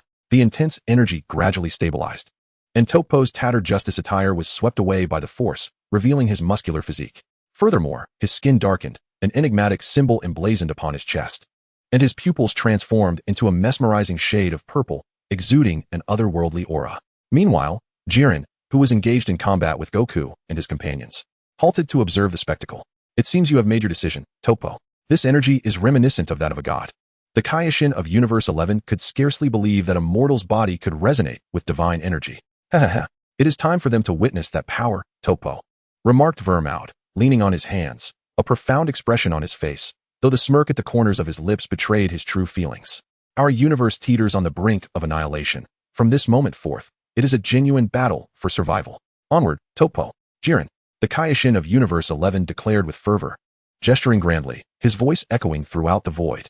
On the arena, Toppo advanced towards Broly when suddenly, fissures appeared beside him. Hit was striking again. However, when Hit's attack landed on Toppo, it not only proved ineffective but sent Hit flying away. In his moment of flight, Hit managed to unleash a concealed energy blast. Bang! Although the move had some effect, it merely left a superficial mark on Toppo. Curse it! This fellow's body is incredibly resilient. My attacks cannot breach his defenses. What on earth is that purple energy surrounding him? Hit pondered, uncertain how to penetrate Toppo's formidable barrier, but for safety's sake, he decided to create some distance. Subsequently, Hit resorted to ranged attacks to probe for weaknesses. Destruction! Toppo shouted, channeling destructive energy, undeterred by Hit's assaults, allowing them to strike him. Boom! As Toppo hurled the sphere of destructive energy, Hit attempted to evade, but soon realized something was amiss. Anything that came into contact with this energy disintegrated into specks, vanishing entirely. That energy was pure destruction. Yet, destruction was not the same. The Kaioshin of Universe 11 was now gripped with terror. Initially perplexed by Toppo's earlier display of divine energy, he suddenly found clarity. Indeed, destruction belongs to the power of our god of destruction. To be frank, Toppo is, in truth, the candidate for the god of destruction of our Universe 11. The god of destruction of Universe 11 shouted proudly, while Weiss simply shrugged, satisfied by the surprised expressions of others. Chapter 38, The Tournament of Power, 15. As the words of the Universe 11 god of destruction echoed, all present were engulfed in shock. The arena had already been graced by the presence of a monster like Jiren, and now, with the addition of a god of destruction candidate, a chill swept through the hearts of the spectators. Go Goku, I believe you can achieve victory. Just as the atmosphere grew heavy with despair, Krillin suddenly rose from his seat, shouting with all his might towards the arena. Seeing this, Piccolo, Tien, and others swiftly joined in to cheer him on. Beerus and Kampa, too, were stirred by the unwavering faith of Krillin and his companions. So what if he is just a god of destruction candidate? What's so impressive about that? Broly, hit, Caulifla, take them all down. Goku, no matter what Jiren or Toppo throws at you, clear them from the arena. In an instant, the audience erupted into a fervent roar, echoing throughout the void. It seems we have a reason we cannot afford to lose. Despite his battered body, Goku wore a smile that momentarily stunned Jiren across the way. Indeed, Kakarot, we cannot lose. In that moment, Vegeta, Gohan, and even androids 17 and 18 stood fearless. A futile struggle. Jiren scoffed at their naive convictions. In his world, only the strong were deserving of anything. Boom. Goku was struck by a powerful punch, sent hurtling back, with Vegeta quickly following up. Androids 17 and 18 employed a kite-fighting strategy, maintaining a safe distance. Their coordination was nothing short of impeccable, yet it crumbled before overwhelming might. Hiya, 20-fold Kaioken. Goku, after crashing to the ground, sprang back up in an instant, dashing towards Jiren with lightning speed. Vegeta, seeing his opponent snatched away, shouted, Kakarot, you're too despicable. Aoea. Goku unleashed an unprecedented surge of power, prompting Jiren to take this assault slightly more seriously, though only marginally. The two exchanged blows, battling from the sky to the ground, and from the earth to mid-air, Goku's fierce spirit roaring forth, while Jiren maintained a stoic expression, not even a bead of sweat gracing his brow. He seized a moment of opportunity to deliver a swift kick. Goku, struck, coughed up bile, only for Jiren to grasp his arm, slamming him from side to side before tossing him upward. In a flash, he appeared above Goku, fists clenched, and came crashing down with tremendous force. Boom! Goku plummeted into the ground, blood spilling forth. The series of attacks left him feeling as if his very body were falling apart. Meanwhile, in his god of destruction form, Toppo rampaged through the battlefield, indifferent to Hit's assaults, his disdainful gaze provoking irritation in Hit. Why are Hit's attacks ineffective against Toppo? Krillin pondered, bombarding with questions, to which Beerus provided a timely explanation. It's destruction. As required by Toppo, he has enveloped himself in destructive energy. How can that be? Doesn't that mean he cannot be attacked directly? Indeed, it is both true and false. Toppo's mastery over destructive energy remains rudimentary. Prior to wielding this formidable force, he requires a considerable amount of time to gather his strength, which presents an opportunity for his adversaries. However, without an assault potent enough to breach the layers of his destructive energy, such efforts would be rendered futile. Returning to the arena, the reign of the assassins from Universe 6 comes to an end. The dichotomy of justice and malevolence pales in significance. Now, victory and survival reign supreme. Destruction. With a singular hand, Toppo concentrates his destructive energy, which burgeons in size as he intensifies his efforts. Gazing upon the colossal energy mass, beads of sweat form on Hit's brow. Yet, as he grapples with his strategy, a figure dashes forth with alarming speed, pinning Toppo to the ground with a single hand. Boom! The interruption of destructive energy triggers a cataclysmic explosion, cleaving the arena in twain. It's you wretched fiend. Toppo, pressed to the ground, musters the strength to turn his head, only to be met with a pair of bloodthirsty, savage eyes.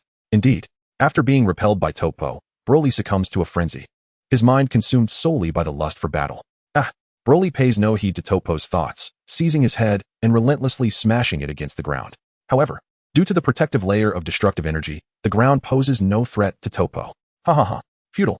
Yet, before Toppo can revel in his perceived invulnerability, he discovers himself being lifted. With Broly gripping his head with one hand and his legs with the other, he forcefully slams Toppo's body against his knee. Bang! A wave of excruciating pain crashes over Toppo as he collapses to the floor. He could scarcely fathom that his prideful destructive energy had been so effortlessly surpassed by Broly. Destruction. Gritting his teeth, he rises from the ground to unleash his power once more, only to be swatted aside by Broly's hand. Are you a snail? Your speed is akin to that of a turtle. Indeed, although Toppo has activated his god of destruction form, his velocity remains alarmingly sluggish. This is primarily due to his inability to adeptly harness his destructive capabilities. Meanwhile, on another battlefield, Goku, having been knocked down, gasps for breath. Jiren proves overwhelmingly powerful. Neither Super Saiyan Blue nor the 20-fold Kaioken can inflict any damage upon him. I have grasped the extent of your strength. Now, behold my ultimate technique, Goku declares. Stepping back from his Super Saiyan Blue form, he ascends to the mountaintop and raises his hand skyward. Father, you wouldn't dare use that, would you? Gohan gazes at Goku, who has reverted to his normal state, already suspecting his intentions. Conversely, Jiren, oblivious to Goku's plan, observes the expressions of anticipation on the faces of others and finds himself intrigued, refraining from launching an attack. Everyone, please lend me your energy, Goku shouts. And the members of Universe 7 comprehend his intentions, raising their hands in unison. Take it, Goku. Let Jiren witness the might of Universe 7. Krillin is the first to raise his hand, condensing a white orb of light that drifts upwards, its direction pointed towards Goku. Unconscious, Frieza regained consciousness at an indeterminate moment. Upon witnessing the technique employed by Son Goku, he instinctively raised his hand, channeling his energy towards Goku. Countless specks of light converged, and soon a brilliant sphere of energy rapidly expanded above Goku's hands. It's coming, it's coming, Goku exclaimed with exhilaration. Yet he quickly realized the gathering of energy was still too sluggish. No, it requires more time to accumulate. How frustrating. Meanwhile, Jiren stood calmly, arms crossed, assuring Goku that he need not worry. I can wait for you. That must be a special technique for you. Unleash your full power. In Chapter 39 of the Tournament of Power arc, Jiren remained unervingly composed, even in the face of Goku's energy sphere, showing no sign of deterrence. His demeanor suggested that he was unperturbed by any technique Goku might unleash, as if to say, feel free to attack with all your might, I shall withstand it. Jiren's approach was to absorb his opponent's maximum assault only to counter with a strength far superior, embodying his fighting style. In the audience, the god of destruction from Universe 11 expressed his confidence, seemingly envisioning victory. Indeed, this technique is quite intriguing. It is rare to see such an ability from a lower-level universe. The competition was certainly captivating. At the edge of the audience sat several figures clad in the garb of gods of destruction, their appearances strikingly ominous. The god of destruction from Universe 1, Iwan. From Universe 5, Iraq, and from Universe 12, Kin. They all exhibited keen interest in Goku's energy sphere. Buzz. The colossal energy sphere Goku held illuminated the entirety of the Null Realm. As the energy ceased to grow, the spirit bomb was finally complete. It's done. Jiren, you better not regret giving me time to prepare. Go. Spirit bomb. The massive spirit bomb detached from Goku's hands, hurtling directly towards Jiren, obliterating everything in its path on the arena. Amidst the audience's fervent anticipation, the spirit bomb enveloped Jiren entirely. Just as they were about to cheer for victory, a sudden, thunderous shout startled everyone. To their astonishment, the spirit bomb began to ascend gradually, revealing Jiren. What? Goku gasped in disbelief. The power of the spirit bomb was indisputable. Countless times it had allowed Goku to vanquish formidable foes. Yet this time, against Jiren, it seemed to lose its efficacy. Gritting his teeth, Goku activated his Ultra Instinct form, pushing the spirit bomb towards Jiren once more. However, Jiren merely raised his other hand, and the situation shifted once again. Tenfold Kaioken. Jiren remained unfazed, prompting Goku to summon every ounce of his strength and unleash a 20-fold Kaioken. Goku's full power finally elicited a response from Jiren, who roared in defiance. The spirit bomb, now unimpeded, shot towards Goku in an instant. Goku was consumed by his own spirit bomb, cries of anguish echoing as the explosion erupted mere seconds later. Boom! A powerful wave of energy surged outward, obliterating everything in its vicinity.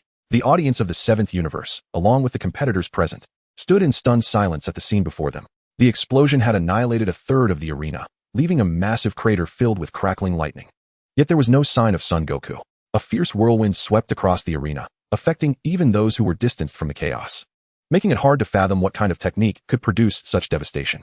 It is important to note that the arena of the Tournament of Power was constructed from a material even more resilient than the thunder steel produced by the 7th universe.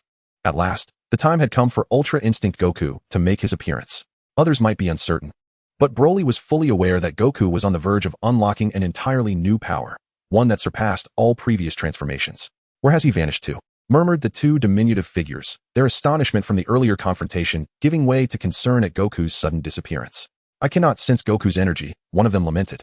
Having endured such a powerful explosion at close range, it is highly likely that he has perished. Suddenly, the Grand Kaishin voiced the grim outcome that everyone had been reluctant to consider. Could it be that you have truly been defeated, Son Goku? Beerus gazed gravely at the gaping pit, his mind filled with questions. Since Goku had been destroyed by his own technique, the Universe 11's Jiren would face no repercussions. The Grand Priest announced this unforeseen result, and all members of Universe 11 stood to bow. Now, the strongest fighter of Universe 7 had been eliminated, leaving the remaining competitors vulnerable to Jiren's effortless onslaught. The Universe 11 Kaioshin wore a smug grin. Without Goku, Universe 7 posed no threat. On the throne of all kings, the two diminutive figures exchanged glances, preparing to press the button to erase Goku's image from existence. Just as their fingers were about to make contact, the entire arena began to quake violently. No, not just the arena, the entire Null Realm trembled. As the crowd looked on in confusion, a colossal beam of light shot skyward. The power emanating from it was all too familiar to Universe 7, who rose in anticipation. Eyes fixed on the crater, a figure slowly emerged from within the pillar of light, igniting a wave of exhilaration among Universe 7, their beacon of hope, their dearest friend. Son Goku. Humph. As expected, Frieza mused, fully aware of Goku's penchant for miraculous recoveries. Thus, when Goku was engulfed by the spirit bomb, Frieza remained unfazed. Could the king of transformations truly fall? Impossible. Lord Beerus, what are your thoughts? Beerus pondered momentarily, then declared, "Here he comes." As the light dissipated, a figure enveloped in a blue and silver aura revealed itself, Son Goku. In this unprecedented form, his hair shimmered with silver highlights, and his eyes gleamed silver as well. Although his aura was restrained, it exuded an imminent explosive potential. Should he unleash his full power, it would wreak unparalleled havoc. Jiren approached, and Goku turned slightly, meeting his gaze. Suddenly, Sun Wukong appeared beside Jiren, who had already taken evasive action. Sun Wukong swept his arm, and with a resounding crash, the two collided, sending ripples outward from the point of contact. It seemed that Sun Wukong had not merely survived the explosion. His demeanor and aura were unlike anything witnessed before. In the audience, murmurs erupted, even stirring the god of destruction from Universe 11. With a loud thud, Toppo fell to the ground, his body marred with blood and wounds, crimson liquid seeping out and staining the earth. Before him stood Broly, a cruel smile etched upon his face. Chapter 40, Wrath. You. Thud. Toppo attempted to rise, but was met with a foot pressed firmly against his head. The destructive power he wielded was rendered utterly futile in the face of Broly's overwhelming might. How despicable, you fiend. Broly chuckled heartily at the accusation. Aren't you a bit hypocritical? You constantly preach about justice, yet look at your current state. Humph, the god of destruction, Toppo. Merely a facade of hollow righteousness. Broly's final words pierced Toppo's heart like a dagger. He had fought tirelessly for justice, earning the respect and applause of the people. Yet, this man before him dared to belittle that ideal. Enraged, Toppo declared, "I will not allow justice to be tarnished. Even if I must embody destruction, it shall be for the sake of justice." Ah! Toppo pushed against the ground, attempting to lift Broly's foot off his head. He was determined to make this mocker of justice pay dearly. Still struggling? Broly intensified his pressure, causing Toppo to nearly collapse. But he gritted his teeth and pushed up once more. Toppo, your sense of justice is extreme. You have no right to determine anyone's guilt, let alone erase them. Each of Broly's words struck Toppo's spirit like the ringing of a bell, and Broly relished the effect, aiming to shatter Toppo from within. Toppo, do not heed his nonsense. We are the Pride Troopers, a team beloved by the people. Do not let his words sway you. From the audience, Dis shouted hoarsely, and the members of the Pride Troopers steadfastly gazed at Toppo. TCH, a bunch of meddlesome fools. Realizing that verbal assaults were ineffective, Broly kicked out fiercely. Thud. Broly was taken aback, his foot unexpectedly seized. Before he could react, he heard Toppo's furious roar as he swung himself upward. Thud, thud, thud. Toppo grasped Broly's ankle, spinning in a full circle, each rotation crashing into the mountainside, shattering it to pieces. Yet, Toppo's assault was far from over. At this moment, he wielded his destructive power with newfound mastery, evidently empowered by his teammates' words, his body brimming with potent destructiveness that Broly could not break through. However, how could Toppo allow this fiend to escape so effortlessly? With unwavering determination, he continued to exert force, relentlessly assaulting Broly while simultaneously conjuring a sphere of destruction.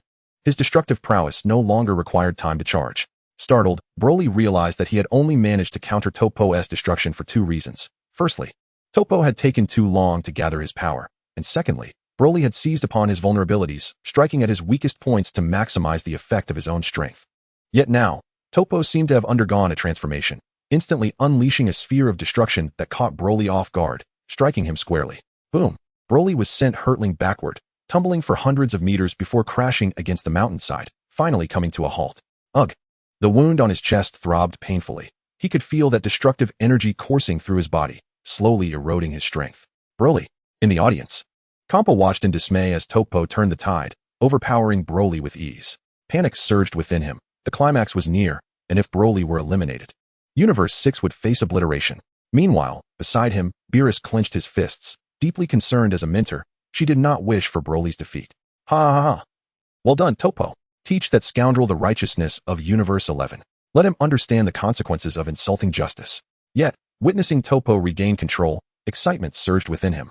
If Topo could eliminate Universe 6 key players and then join forces with Jiren, there would be no one left on the arena capable of thwarting Universe 11's victory. The malevolence of Universe 6 was nearing its end. Destruction. Receiving a command from the formidable Whis, Topo began to gather the sphere of destruction in his hands. Intent on finishing off the incapacitated Broly once and for all. Rumbling. A colossal sphere of destruction surged forth, obliterating everything in its path. Its annihilating power utterly unstoppable. Just as everyone believed Broly was done for, a figure suddenly stood before him. Splatter. Scalding blood sprayed across Broly's face, leaving him momentarily stunned. Devoid of pain or discomfort, he lifted his gaze to see a figure materializing before him. It was Kaba. Broly-san, Universe 6 cannot afford to lose you. I may be the weakest, but if it means securing your safety, it is worth it. Universe 6 is my home, and I refuse to let it suffer harm. Splatter. Kaba coughed up blood once more, his frail body drenched in crimson, his injuries grievously severe. Kaba. A furious roar erupted as Vegeta approached at breakneck speed. Memories flooded back. Their first meeting, where he had introduced him to others. The incident on Planet Salad where he accidentally damaged Kaba's door, and Kaba giving him a tour of his workplace. During the competition, Kaba had cheered him on, and now, he stood before him, battered and bloodied, shielding him from the oncoming attack, slowly collapsing to the ground. Thud, thud, thud. Broly's heart began to race uncontrollably. An overwhelming surge of rage flooding his mind in an instant. Humph. The demons of Universe 6 must be eradicated. Top, as he spoke, once again gathered destructive energy. But just as he was about to unleash it, Broly roared in fury. Clenching his fists tightly, a tempestuous aura erupted, casting the already dim Void Realm into deeper shadows. The Void Realm roared with fierce winds, howling like anguished spirits, while thunderous rumbles seemed poised to shatter the very fabric of existence, echoing in a cacophony that rang in the ears of all present. The savage green flames exploded violently, a tremendous pressure sweeping across the arena, rendering everyone breathless beneath its might. Crack, accompanied by a resounding crash.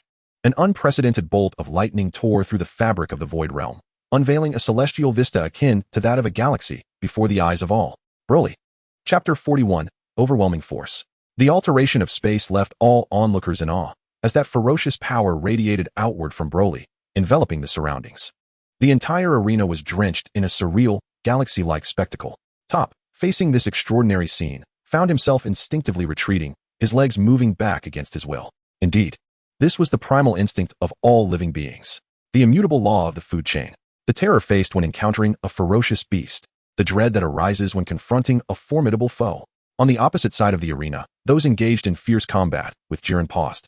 Captivated by the phenomenon within the Void Realm, Jiren gazed at the towering green energy, a rare look of gravitas crossing his face.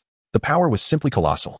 It threatened to envelop the entire arena. This was the aura of Broly from Universe 6. What had transpired to provoke such volatility? This is bad, Son Gohan remarked with concern, while Caulifla, without a moment's hesitation, turned and sprinted towards Broly, sensing an ominous foreboding.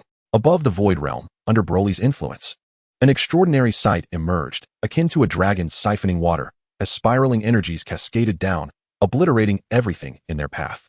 In that moment, the Void Realm resembled a hellish landscape. In the audience, as the number of spectators dwindled sharply, the Grand Minister rearranged the seating, causing the spectators from 3 universes to huddle together. Gulp.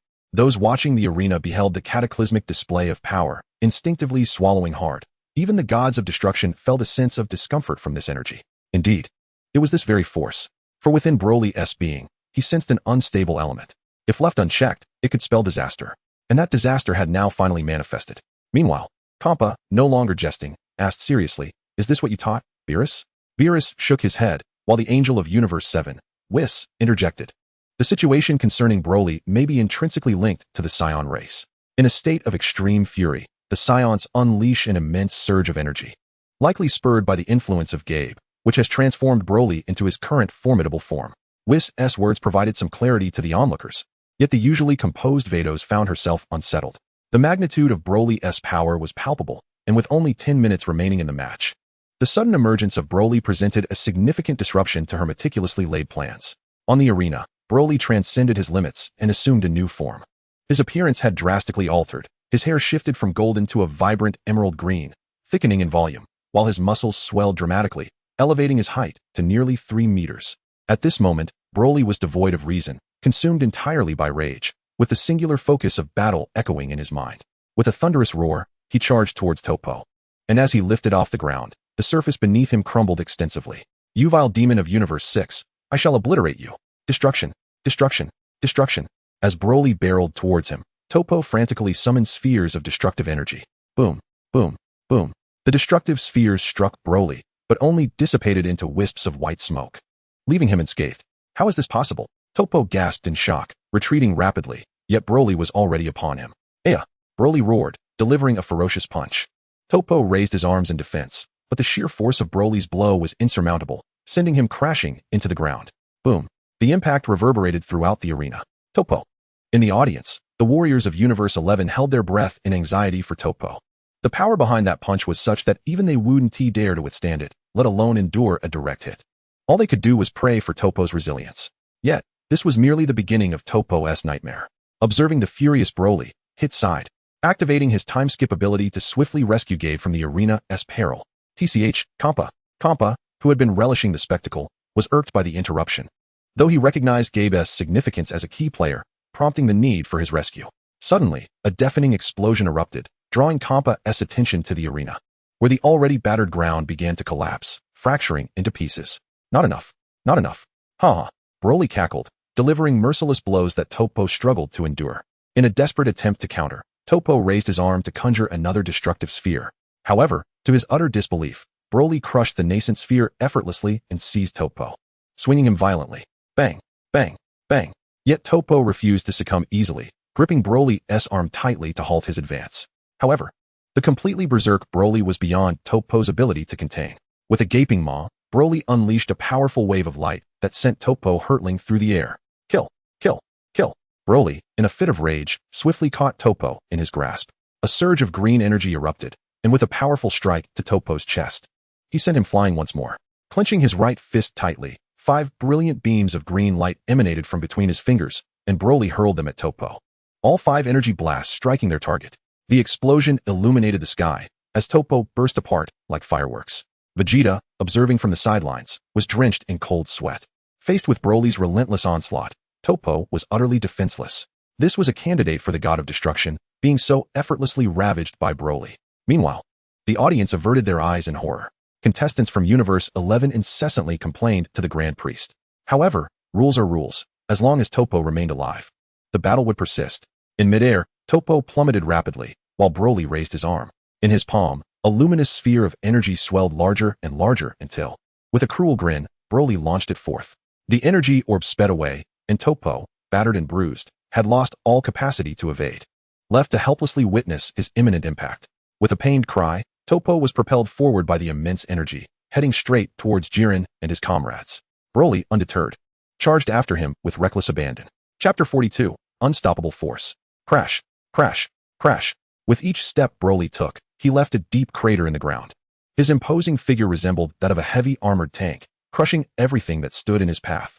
He was coming for them. Seeing Broly barreling towards them, Gohan's heart raced, prompting him to dodge swiftly. Broly was a complete wild card. Ignoring the small hill before him, he bulldozed through with sheer brute force. Get out of the way.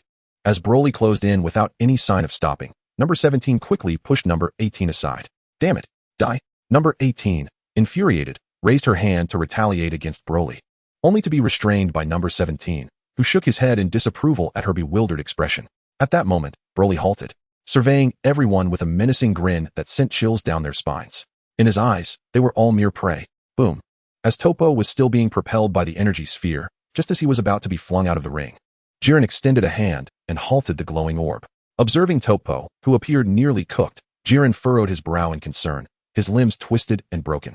Toppo was on the brink of disintegration. A flicker of anger flashed in Jiren's eyes as he pushed Toppo off the stage for his teammates to attend to him. Toppo. Captain. The Universe 11 team quickly surrounded Toppo, who was covered in injuries, and Kakunsa burst into tears. Hey, Campa.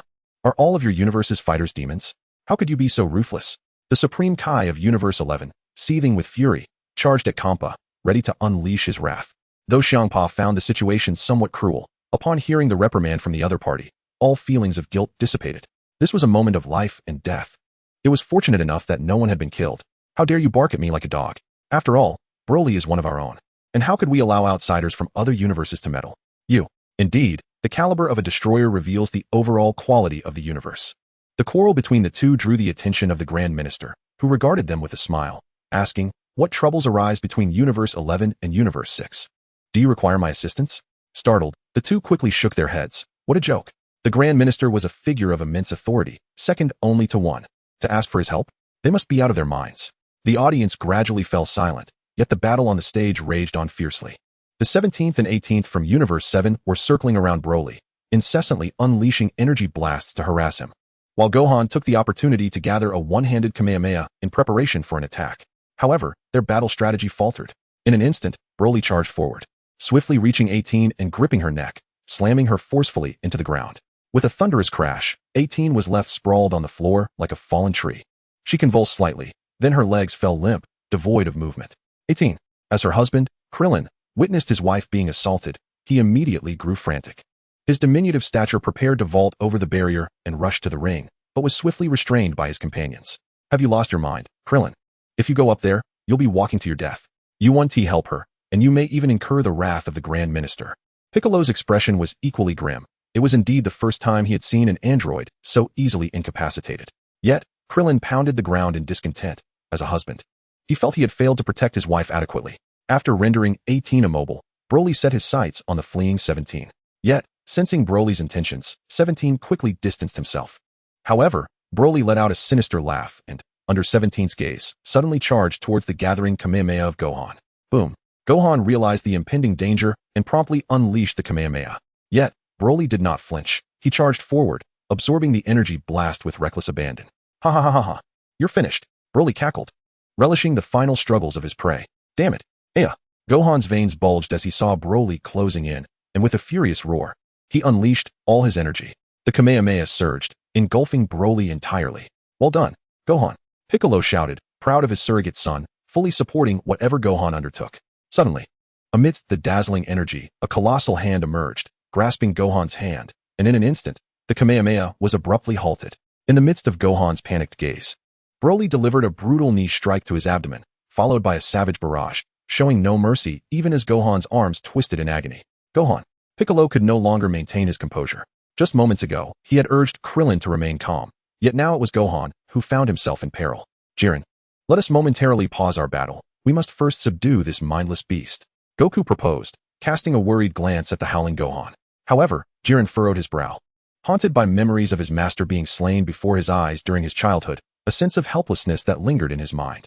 Thus, he felt a strong aversion to Goku's suggestion. Nevertheless, he nodded in agreement. Jiren, you. Jiren silenced the voice in his head and followed Goku. Ah! Gohan's cries echoed, while Broly reveled in the sound, perceiving it as exquisite music that entrapped him further. Weep, scream, tremble, you insignificant creatures. Release him. Suddenly, Android 17 teleported beside them and struck Broly squarely in the face. Yet, the pain that followed caused 17's expression to shift dramatically. Gritting his teeth, he activated his barrier, attempting to repel Broly. To his astonishment, Broly effortlessly pierced through the seemingly impenetrable shield, seizing 17 by the throat and lifting him with sheer force. In Broly's grasp, both Gohan and 17 struggled violently. Chapter 43, Call Me a Demon. Broly's voice boomed. You insects, perish. As Broly exerted his strength, Gohan and 17 felt as if their throats would shatter under the pressure. Just as despair enveloped them, a figure materialized beside Broly, radiating a blue-silver aura, with a finger pressed to his forehead. It was instantaneous movement. Goku struck Broly with a kick mid-air, causing only a slight tremor in Broly's form. Goku's Ultra Instinct was not yet perfected, so while it had some effect, it was minimal. Ha ha ha, feudal cockroach, is it? Broly's taunt was interrupted by a sudden voice from behind. Upon hearing it, Broly turned just in time to see a massive foot aimed at him. Bang! Broly staggered back 2 steps, and upon looking up, he saw Jiren enveloped in a crimson aura. Jiren was momentarily taken aback. That kick had enough force to eliminate the ultimate warrior of Universe 3, although not delivered with all his might. It was certainly not a blow that could be easily absorbed. With a dismissive gesture, Broly brushed off the dust from his clothes, revealing a scornful grin. In response, Jiren's eyes narrowed as he unleashed his infinite impact, unleashing a barrage of unseen attacks that surged towards Broly. Do you think a technique I've already seen will still be effective? Broly let out a cold snort, his formidable physique enduring Jiren's relentless onslaught. As he closed the distance, He unleashed a powerful punch that struck Jiren squarely in the face, forcing him to stagger back a few steps. How could this be possible? Wei Mei was left dumbfounded. The spectacle unfolding on the arena was simply beyond comprehension. He understood Jiren's might better than anyone, yet he could hardly fathom that the so-called strongest warrior could be pushed back by another. Such an occurrence was utterly inconceivable. The battle raged on, with Broly's fists raining down upon Jiren like a torrential downpour, each impact resonating with a dull thud. Simultaneously, Jiren retaliated, and neither warrior chose to defend against the other's strikes, opting instead for a brutal exchange of blows. Behold this spectacle! Huh! Broly roared, releasing a fierce aura that momentarily sent Jiren reeling. In an astonishing display, Broly's eyes flashed crimson, and he executed Jiren's own infinite impact against him. An overwhelming torrent of green afterimages surged forth like an unstoppable wave. Boom, boom, boom. Jiren, taken aback, resorted to an unusual defense with both hands, yet he found himself continuously retreating. Broly pursued relentlessly, akin to a bulldozer, propelling Jiren far backward. The competitors present, along with the spectators, were astounded by Broly's monstrous aptitude for learning. Was he truly a monster? He had assimilated Jiren's techniques with mere observation. Tianjinhan felt beads of cold sweat forming on his brow, his body trembling uncontrollably. Ha ha ha, how does it feel to be on the receiving end of your own technique? Broly taunted. Finally, incensed by Broly's mockery, Jiren erupted with an astonishing crimson aura, enveloping the entire arena with his formidable presence. In an instant, he appeared before Broly, delivering a punch that landed squarely on his face. With a resounding thud, Broly was sent flying, but Jiren was quick to follow, and as Broly steadied himself, the two collided once more. The entire realm of nothingness was filled with the shockwaves generated by their fierce confrontation. Suddenly, Son Goku appeared before them, launching a punch aimed at Broly's head. Broly, sensing the imminent danger, swiftly seized Goku with one hand, spinning him around twice before hurling him towards Jiren. The two collided with a powerful impact, sending them both reeling. Kakarot, I'll start with you. Broly felt an inexplicable urge, no matter who he battled. The mere sight of Son Goku compelled him to prioritize him as his main target. Come on. Goku dashed forward, bridging the distance in an instant. And the two engaged in a fierce duel, their fists falling like pouring rain. Boom, boom, boom. Goku's eyes flickered with intensity, and as the battle wore on, his azure aura began to wane. With a mighty roar, he summoned all his strength for a single punch. Boom. Although Broly braced himself, he was still knocked back several dozen meters, a distinct abrasion visible upon his chest. It was precisely what Sun Wukong had left behind. Broly, consumed by rage, shouted, Kakarot! Kakarot! Kakarot! A column of green flames erupted skyward. Broly, once again overwhelmed with fury, charged towards Sun Wukong. In an instant, he extended his arms, ensnaring Sun Wukong's neck, and then forcefully hurled him towards the ground. Bang! Sun Wukong was violently slammed into the earth. The sheer power nearly rendered him unconscious. Wukong! The inhabitants of Universe 7 cried out in concern from the arena, but Broly remained unfazed by their shouts. Instead, he seized Sun Wukong's ankle and began to slam him against the ground. You monster! Release my father! Sun Gohan bellowed, radiating an astonishing aura of power. Monster? Broly sneered. No, you should refer to me as a demon. Ha ha! Broly then pivoted and charged towards Sun Gohan. Run, Gohan! You are no match for him. Sun Wukong, lying on the ground, stretched out his hand in an attempt to intervene, but Broly was already upon them. Sun Gohan, with a serious expression, prepared to defend himself with his remaining hand. However, just as Broly's fist was about to descend, a figure suddenly appeared before him, tackling Sun Gohan to the ground. It was Sun Wukong. He had used instant transmission to save his son. Yet, Broly's fist did not halt. It instead connected with the face of Frieza, who had been behind them. Hey, calm down, I am Frieza. I am the Emperor of the Universe. Ah! A scream echoed as Frieza was sent flying. Spitting blood, he managed to steady himself and glared angrily at Broly. You despicable fiend. How dare you make me your cushion? He then turned to Broly, his expression seething with rage. You scoundrel!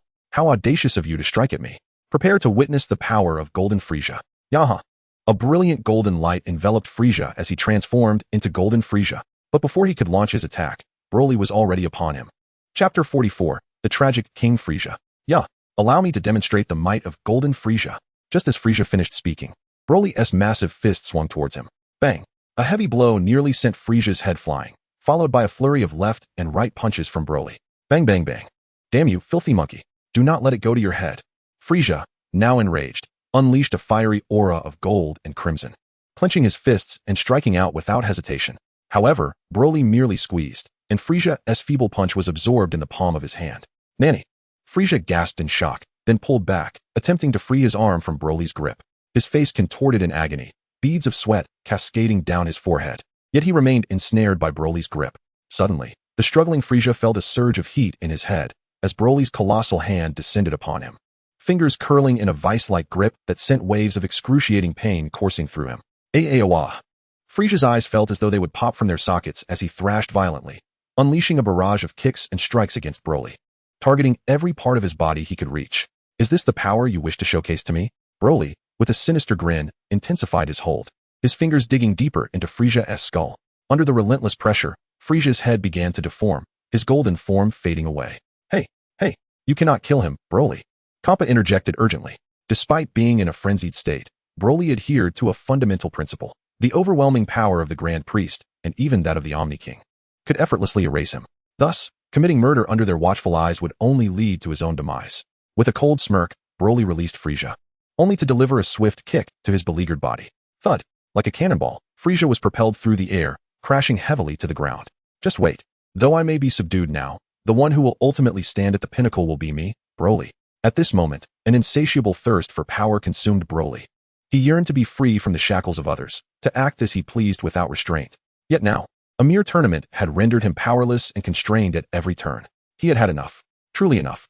In this world, not only had he endured mistreatment, but he was also scorned by the god of destruction, and his dearest friend was on the brink of death because of him.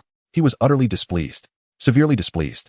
He sought to bring this tournament to an end, to obliterate this wretched place to the heavens. Ha-ha-ha! Broly clenched his fists, unleashing a furious roar. Everyone around him was bewildered, unable to comprehend his intent as he amassed such tremendous energy. It must come to an end. Meteor explosion. With a mighty leap, Broly unleashed a multitude of energy blasts centered around him, delivering devastating strikes in all directions. Boom, boom, boom, boom. The moment the energy blasts made contact with the ground, they erupted in a cataclysmic explosion, prompting the competitors on the arena to hastily evade the onslaught of energy spheres. However, they soon realized that Broly's focus was not on them, but rather on the arena beneath their feet. Has he lost his mind? Someone stop him. Grand Priest, this will render the tournament impossible.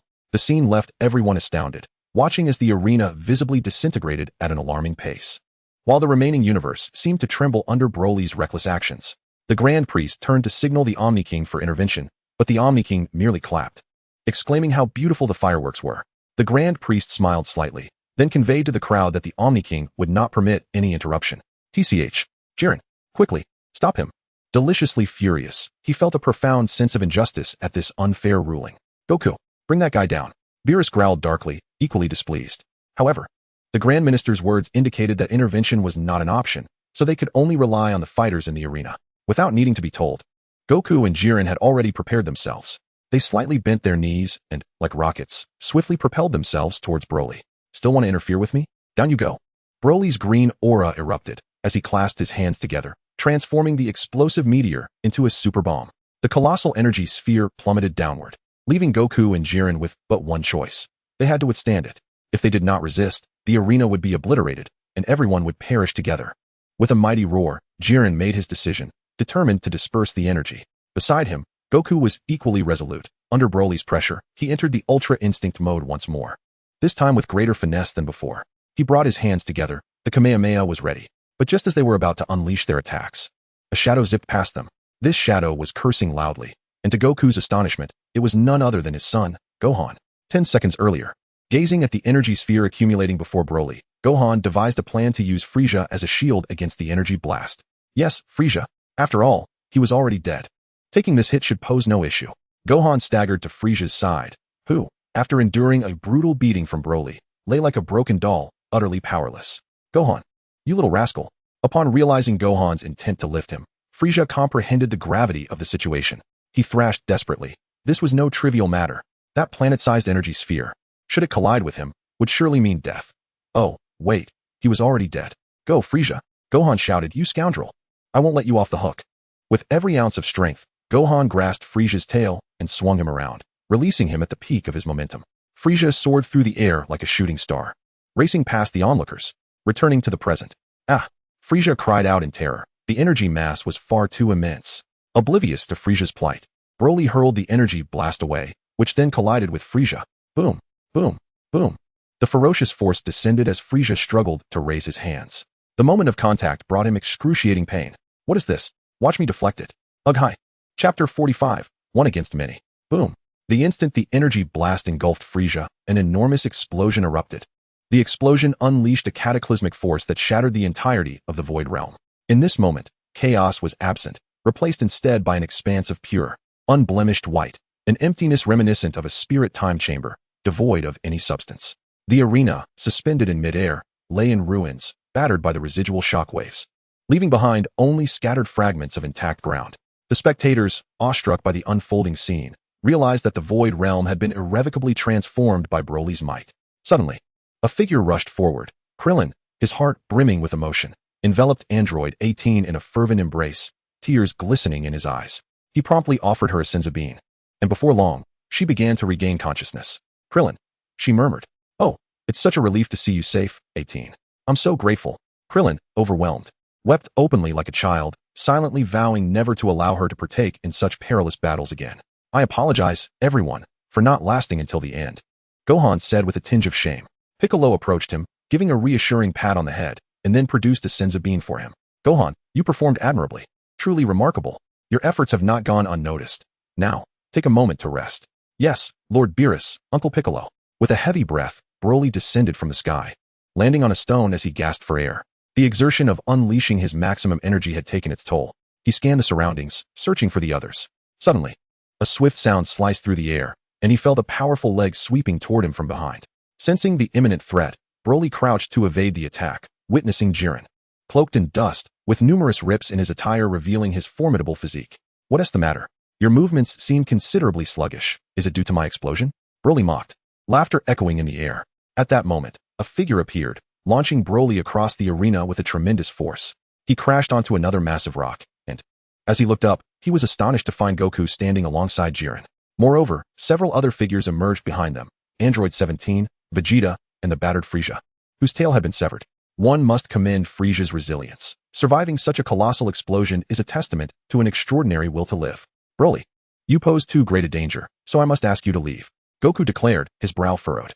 He had witnessed the elimination of both Android 18 and Gohan, yet he chose not to intervene, knowing their grave injuries would only lead to further suffering if the battle continued. What's this? You wish to surround us, big guy? Suddenly, with a shattering noise, Hit, accompanied by Caulifla, appeared behind Broly. What did you say, muscle-bound brute? Are you looking for a fight? Caulifla inherited the fiery temperament of Caulifla, ready to engage in battle at the slightest provocation.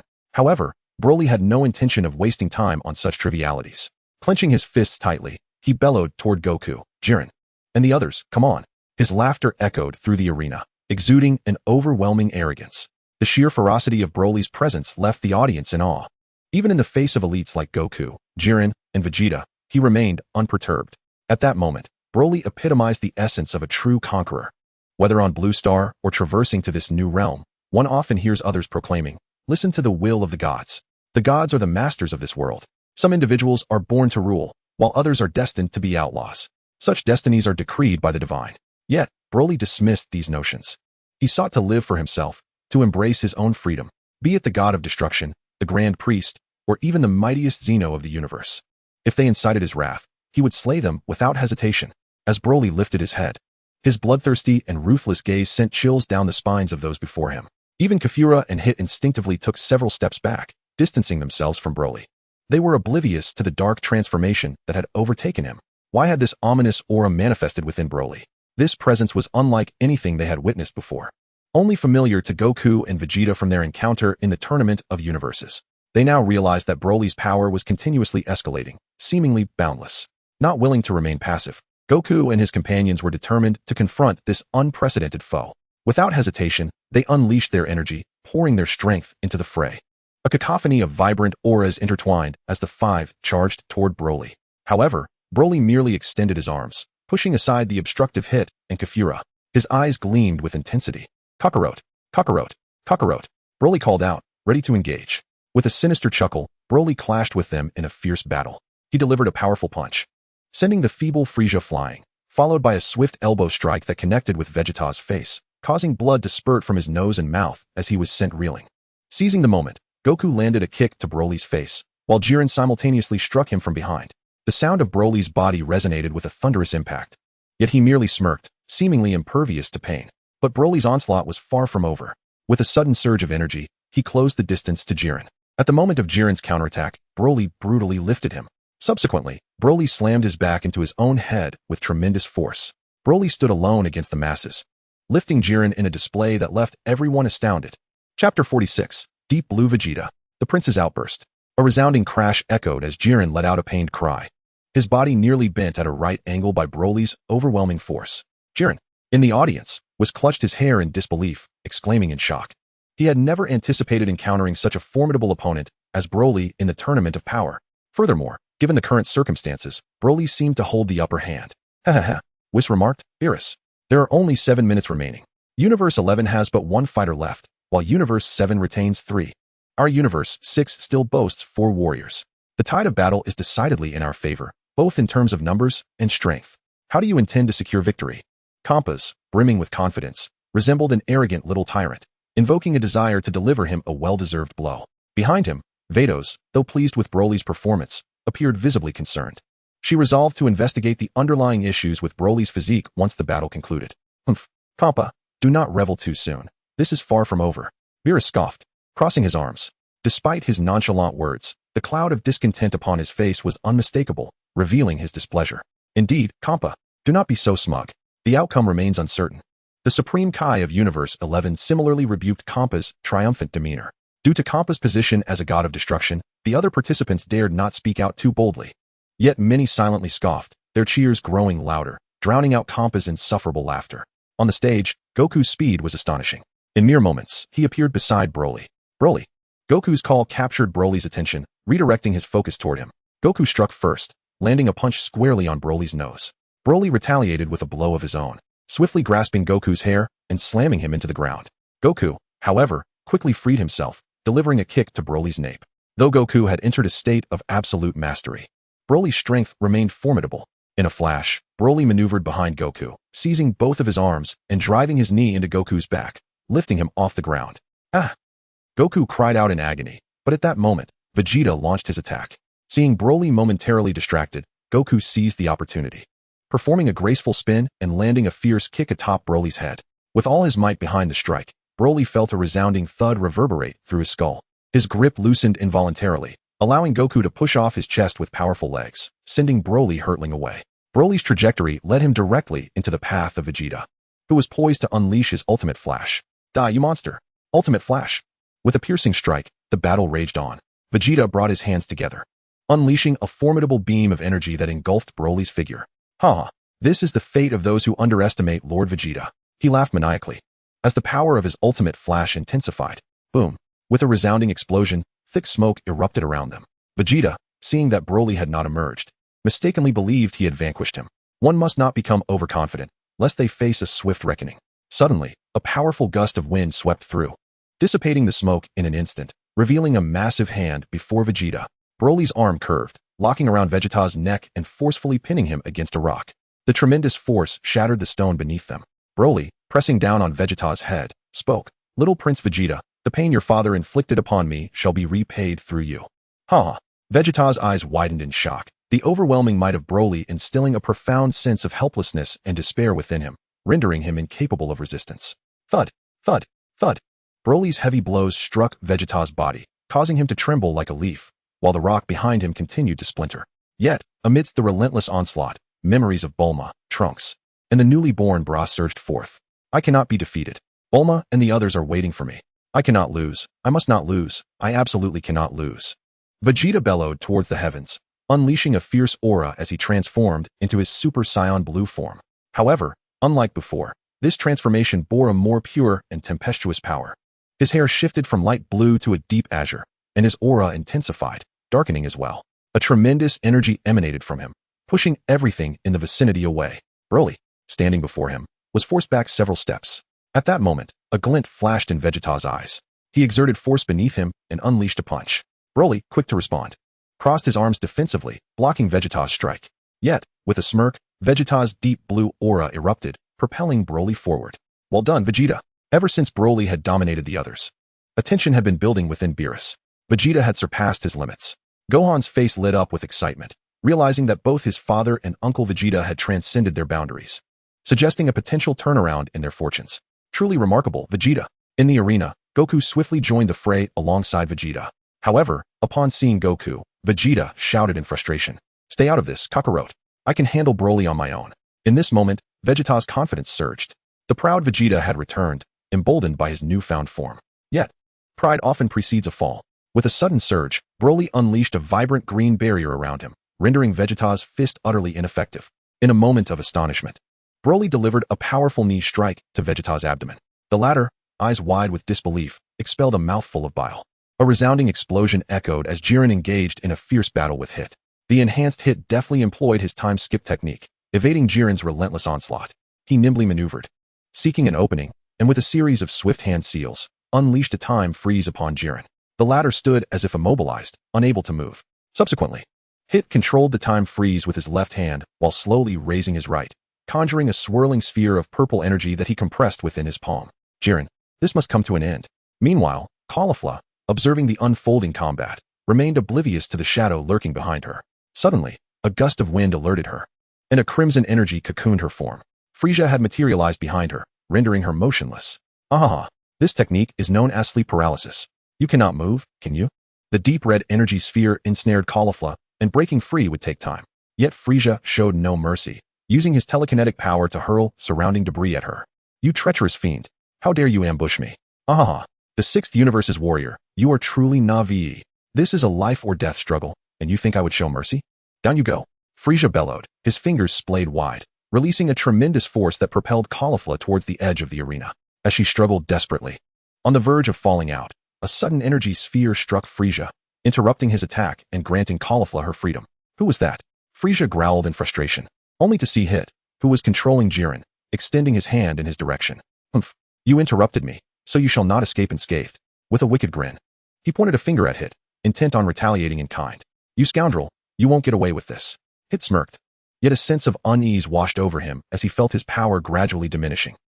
Jiren roared, unleashing a tremendous burst of energy, causing Hit's time freeze space to begin to shatter. Hit's forehead veins bulged, every ounce of his strength channeled into the confrontation as his energy clashed with Jiren's. With a sound reminiscent of shattering glass, Jiren's cold gaze bore into Hit. What? Hit exclaimed in disbelief. Through the use of the time skip technique, he had amplified all his abilities, and by evolving his temporal arts, he had even grasped the ultimate skill, time stand.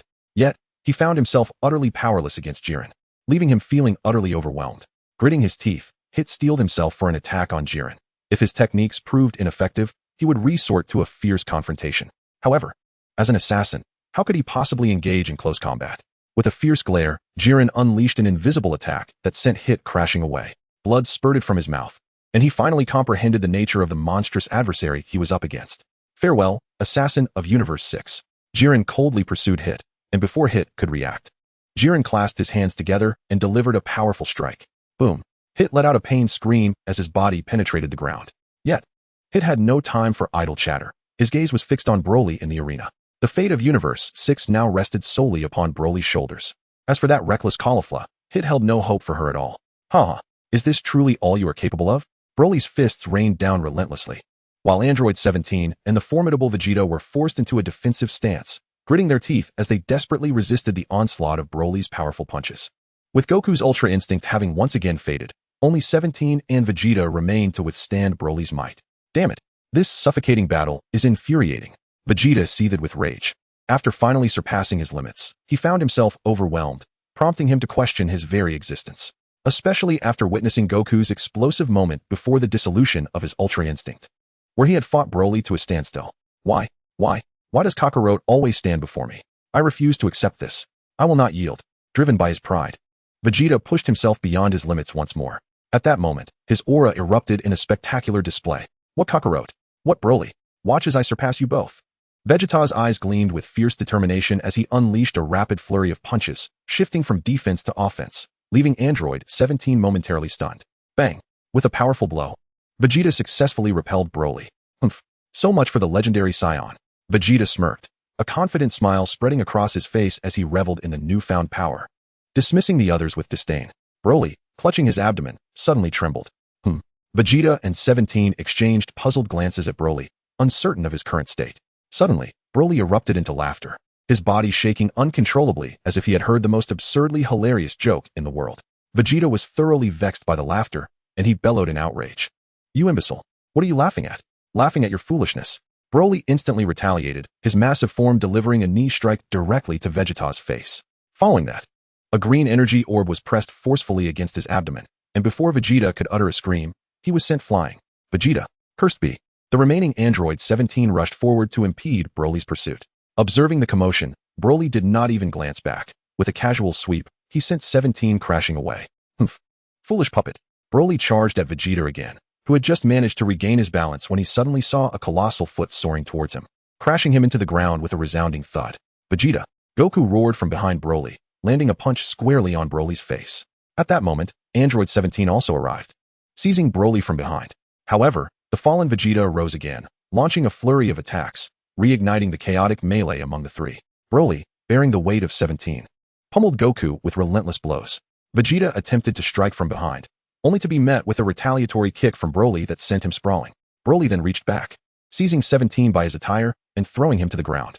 The tussle among the trio was ruthlessly quelled by Broly's sheer brute force, leaving them groaning on the ground. Let this frivolous game come to an end, Broly declared, grasping both Vegeta and 17, holding them against his chest. A surge of green energy erupted, the two emitting cries of despair as they were blasted away. Kakarot, I refuse to accept this.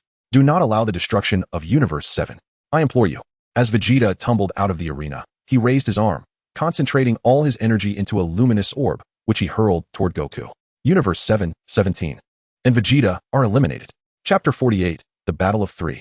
After Broly dispatched Android 17 and Vegeta, Kappa was nearly beside himself with glee. Moments earlier, he had felt a hint of regret over Hit's elimination, but now he was on the verge of bursting into laughter. Brother, how does it feel to eliminate two contestants at this final juncture? Kappa teased, leaning forward with his rotund visage, prompting Beerus to lose his patience and deliver a resounding slap. Smack! Kappa was momentarily stunned, as were the contestants from Universe 7. The entire arena fell into a state of bewilderment. Beerus, how dare you strike me? Why? Because I find you insufferable. I'll hit you again. With that, the two engaged in a fierce exchange of blows, targeting each other's faces with fierce intensity, soon emerging with bruised and battered visages. However, at that moment, a chilling voice interjected, I think we should replace these two gods of destruction. They are far too noisy. Indeed. Their clamor is utterly disruptive to the match. The two diminutive figures chimed in unison, as the Grand Priest smiled, prompting Beerus and Kampa to kneel in supplication. Then you two shall remain quiet for a while. Indeed. Beerus and Kampa nodded vigorously, akin to chicks pecking at rice, fearful that a moment's lapse could lead to their annihilation by the Omni King. Meanwhile, having consumed the Senzu Bean, Vegeta rushed to the edge of the railing, his gaze fixed intently on the slowly rising Goku. We cannot afford to lose, Kakarot. Back on the arena, after Hit was eliminated, Jiren glanced at Broly and Goku, then at Caulifla and Frieza. Concluding that it was prudent to first clear away the trash before indulging in joy, he launched himself towards Frieza and Caulifla with explosive speed. Golden Frieza unleashed a barrage of energy blasts, yet Caulifla seemed to handle it with ease. After all, the combined strength of the duo surpassed that of Frieza. At this moment, Caulifla merely sought to pass the time, entertaining herself with the golden punching bag. However, at that instant, a sense of impending danger enveloped Caulifla. A crimson figure approached swiftly, targeting them. Frieza too sensed a formidable power drawing near, and the two synchronized their movements to halt. For they were about to confront a monster, one stronger than a god of destruction. Here it comes. Without needing to be told, Caulifla and Frieza reached a silent consensus. Their only chance of survival lay in uniting their forces. Boom. Jiren descended before them, his overwhelming aura rendering them uneasy, yet this was hardly the time for discomfort. You two, come at me together, I am pressed for time. Jiren beckoned with a dismissive gesture, his disdain palpable. Unable to endure his arrogance, Caulifla launched a flying kick. But Jiren merely sidestepped, evading her strike effortlessly, then reached out and seized her by the ankle. Go ahead and drop yourself, he remarked nonchalantly. Caulifla, infuriated by his nonchalance, retaliated by directing a crimson energy cannon at Jiren. With a mere scoff, he responded with a punch aimed at her energy blast. Boom! Coughing up blood, Caulifla glared furiously at Jiren, then turned to Frieza, shouting, Are you just going to watch? If I am eliminated, you won't escape either. TCH. Frieza, realizing his intentions had been uncovered, ceased his idle behavior and launched a punch at Jiren. The two then coordinated their assault against him. However, Jiren remained unfazed by their combined efforts. The damage they inflicted paled in comparison to the impact of a single punch from Broly. Just as Jiren prepared to expel them from the arena, an unexpected turn of events unfolded. Frieza suddenly unleashed a technique on Caulifla. immobilizing her before delivering a powerful blow that sent her flying into the audience. The shift occurred too swiftly for anyone to comprehend. Ho ho ho, Jiren. No need to thank me.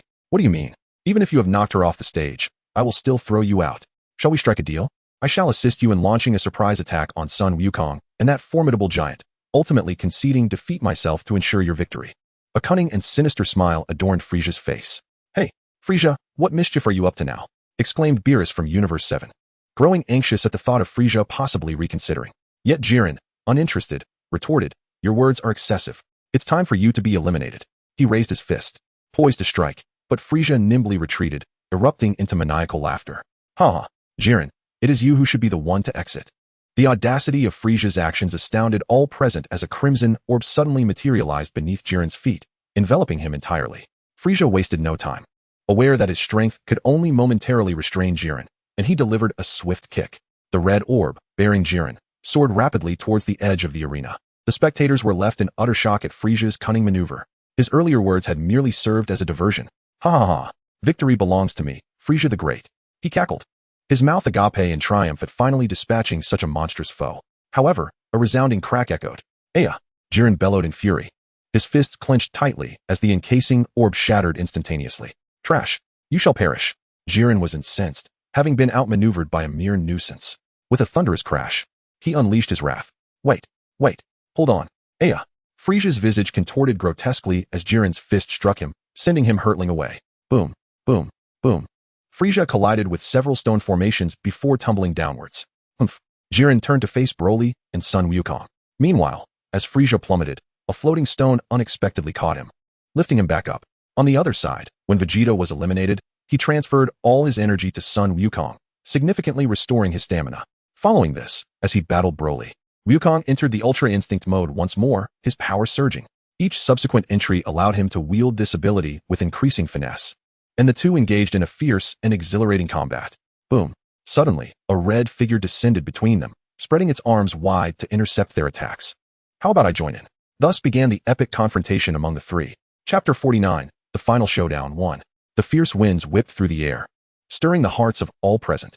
At this moment, the void realm lay in profound silence. Not a soul uttered a word, only the howling winds sweeping over the crowd. Wow, how serene. Indeed, quite tranquil. Two diminutive peas giggled as they observed the arena, for the competition had reached its climactic finale. The three universes were locked in a decisive battle for the final spot of survival. In the stands, every spectator bore a grave expression, for the moment of truth had arrived, and none wished to see their universe obliterated. At long last, Clint could no longer contain himself. The stifling atmosphere had grown exceedingly bizarre. He was the first to rise, cupping his hands around his mouth to amplify his voice. Dog calm. Let us go. Defeat them. Once we have the first victory, the second will surely follow. All the competitors from various universes stood in unison, converging at the railing. Their voices hoarse yet resolute as they shouted for the survival of their respective realms. Lord Beerus, which of these three do you believe will emerge victorious? Humph. It begins. Beerus scoffed lightly. Those remaining on the stage were indeed the finest warriors from all corners. To hastily declare a victor based solely on personal bias would only serve to reveal one's utter lack of discernment. No sooner had the words left his lips than the three combatants on the stage sprang into action, colliding with each other, unleashing shockwaves that radiated outward in a magnificent halo. Heh! Broly sported a wicked grin, and without hesitation, unleashed a devastating energy blast directly at Goku and Jiren. Mere feet away, the audacity of this madman to launch such a ferocious attack at such close range was astonishing. Boom! All three were sent hurtling backward. Broly, however, braced himself against the ground, one hand digging in to slow his momentum, leaving 5 deep gouges in the hardened surface. Then, with a powerful thrust, he propelled himself forward. Ha ha ha! Kakarot. Indeed, Broly had once again fixated on Goku, disregarding the closer Jiren, making Goku his primary target. With a mighty charge, Broly lifted Goku off the ground and slammed him into the mountainside. Spitting out a mouthful of blood, Goku lamented inwardly. Why was this brute so fixated on him? Swish, swish, swish, boom. In an instant, Jiren appeared behind Broly, delivering a crushing kick that forced both Broly and Goku to collide violently. Well done, Jiren. Keep it up, and send them both crashing down. TCH, what is there to be so smug about? Humph, this is merely the beginning. After Mei finished speaking, she was met with disdainful glances from Zampa and Beerus, yet she remained unfazed. As long as victory was within reach, she would gladly dance if it meant winning. Ants. That's enough. Broly, having endured a series of Jiren strikes, felt his rage flare uncontrollably. As Jiren advanced once more, Broly's arm bent sharply, launching an elbow strike. Bang! The collision of elbow and fist ignited fierce determination in both warriors. You two stay out of this. Goku, already overwhelmed by Broly's relentless assault, felt a portion of the damage transferred to himself. Clenching his fists tightly, Goku channeled his energy, then propelled himself off Broly's chest with tremendous force, sending Broly and Jiren flying off together. At that moment, Broly resembled a sandwich caught between two foes. Enraged, he readied himself for their next onslaught, extending his arms to unleash a barrage of energy blasts. At the moment when the two were bracing against the energy blast, Broly seized the opportunity to launch his attack. He swiftly approached Son Goku and delivered a powerful kick, sending him hurtling towards Jiren. Then, with a mighty roar that reverberated through the air, he unleashed a tremendous sound. Boom! The earth shook with a deafening explosion, and as the smoke began to clear, the silhouettes of Son Goku and Jiren became visible. Ha ha ha ha ha ha! Kakarot! Jiren! Vanish! Broly bellowed, channeling every ounce of his strength into his body. The green energy sphere in his hand erupted with a dazzling and resplendent glow.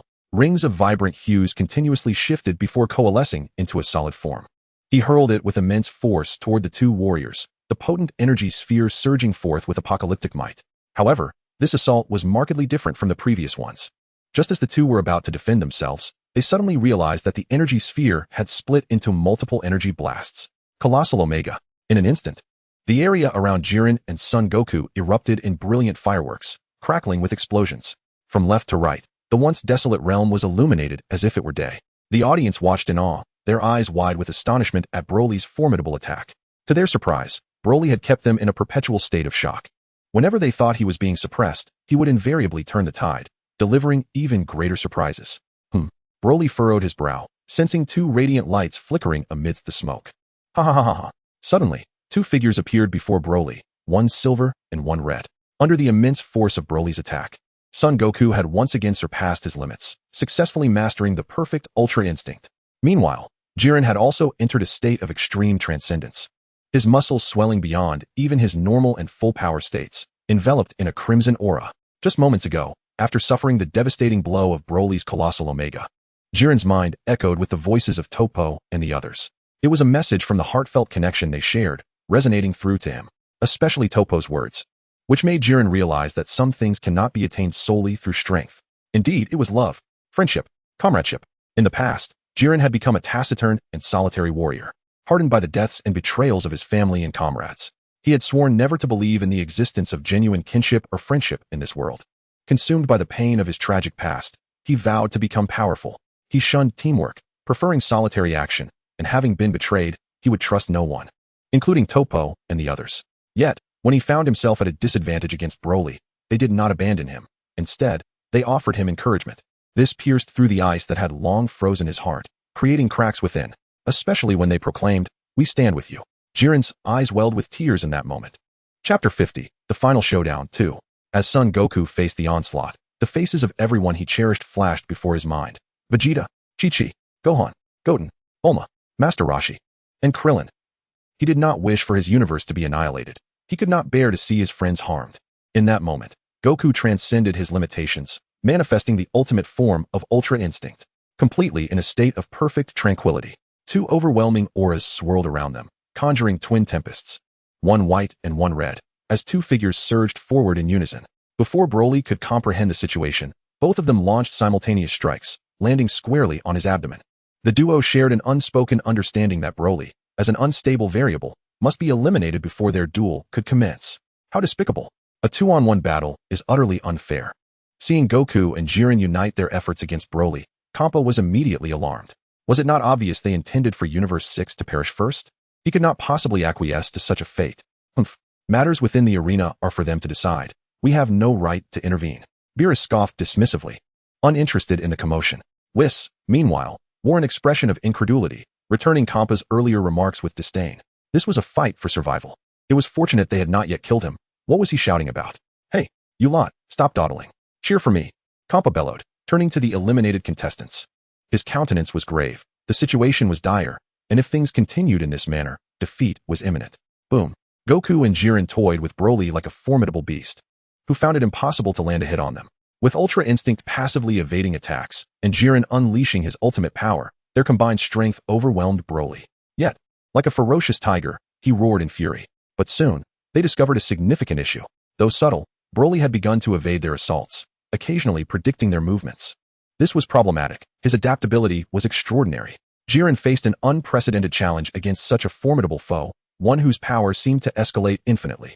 He realized that as long as Broly continued to fight, his strength would grow without limit. Unless they could vanquish him with overwhelming force in one fell swoop, he would quickly close the gap. This ability was truly grotesque. Simultaneously, Goku grasped the extent of Broly's peculiar prowess. Exchanging a glance with Jiren, they resolved to combine their efforts to eliminate Broly at once. However, their plans were far from foolproof. Broly was no ordinary combatant. He possessed 3 souls. He was now a being of intellect, fury, and limitless potential. To think they could dispatch him in one blow was mere folly. Ha ha ha ha ha. Boom. The entire realm of nothingness trembled as Broly unleashed a fierce torrent of energy. Veins bulged across his body, coiling like a dragon, a sight both alarming and awe-inspiring. Aliens, I shall commence with your blood sacrifice. Broly's eyes glazed over, muscles rippling as electricity enveloped him in a cacophony of crackling sounds. That green aura roared forth like a beast, its reach vast and menacing. The figure of Sun Wukong and Jiren opposite were taken aback. This being was truly a monster. No sooner had the words left their mouths than Broly charged forward with reckless abandon, shaking the already battered arena, causing the ground to tremble and everything around to crumble. Broly's power had swelled to such an extent that it filled the entire realm of nothingness. The two braced themselves, but in an instant, Broly accelerated unexpectedly, ensnaring them with his massive arms. He then leaped into the air, forcefully driving their heads into the ground. Following that, he pressed their heads down, grinding them against the surface as they left long, deep impressions in the earth. Without hesitation, Broly raised his hands and violently slammed their heads together. A dull thud resonated as both cried out in agony, grotesque lumps swelling upon their foreheads. You bastard! Sun Wukong growled, his expression fierce as he bit down on Broly's hand. It was a déjà vu moment. The painful memory of being bitten by Sun Wukong during the battle on the Nothingness Star was still vivid. Shaking Sun Wukong off, Broly blew on his swollen hand in irritation. This scoundrel! You are truly formidable, Broly. As Broly released his grip, Jiren and Sun Wukong broke free. Sun Wukong chuckled, showing no trace of anger despite the brutal beating he had just endured. Jiren, with his stoic demeanor, felt a rush of exhilaration at facing 2 opponents he could not overcome. However, this was a competition where stakes were life and death. After sharing a laugh, Sun Wukong's expression turned serious. Come on, Broly, Jiren. It's time to determine the victor. Just as Sun Wukong's words faded, the voice of the Grand Priest echoed. All contestants, heed my words. There are only 2 minutes remaining in the match. If no victor emerges, or if the numbers remain equal, then all universes shall face destruction. This proclamation sent shockwaves through the arena. The 3 gods of destruction suddenly lost their composure, rising to shout at the trio. Hurry and eliminate them, Broly. You must not lose. Jiren, hold nothing back. Unleash your full power. Wukong, you cannot allow them to defeat you. Absolutely not. Without needing further exhortation, the trio understood the urgency, and with a tremendous roar, they re-engaged in battle. The sounds of their clash echoed, bang, bang, bang. None held back any longer. Sun Wukong ceased his playful antics, Jiren grew serious, and Broly became increasingly ferocious. Broly defended against Sun Wukong's heavy punches with one hand.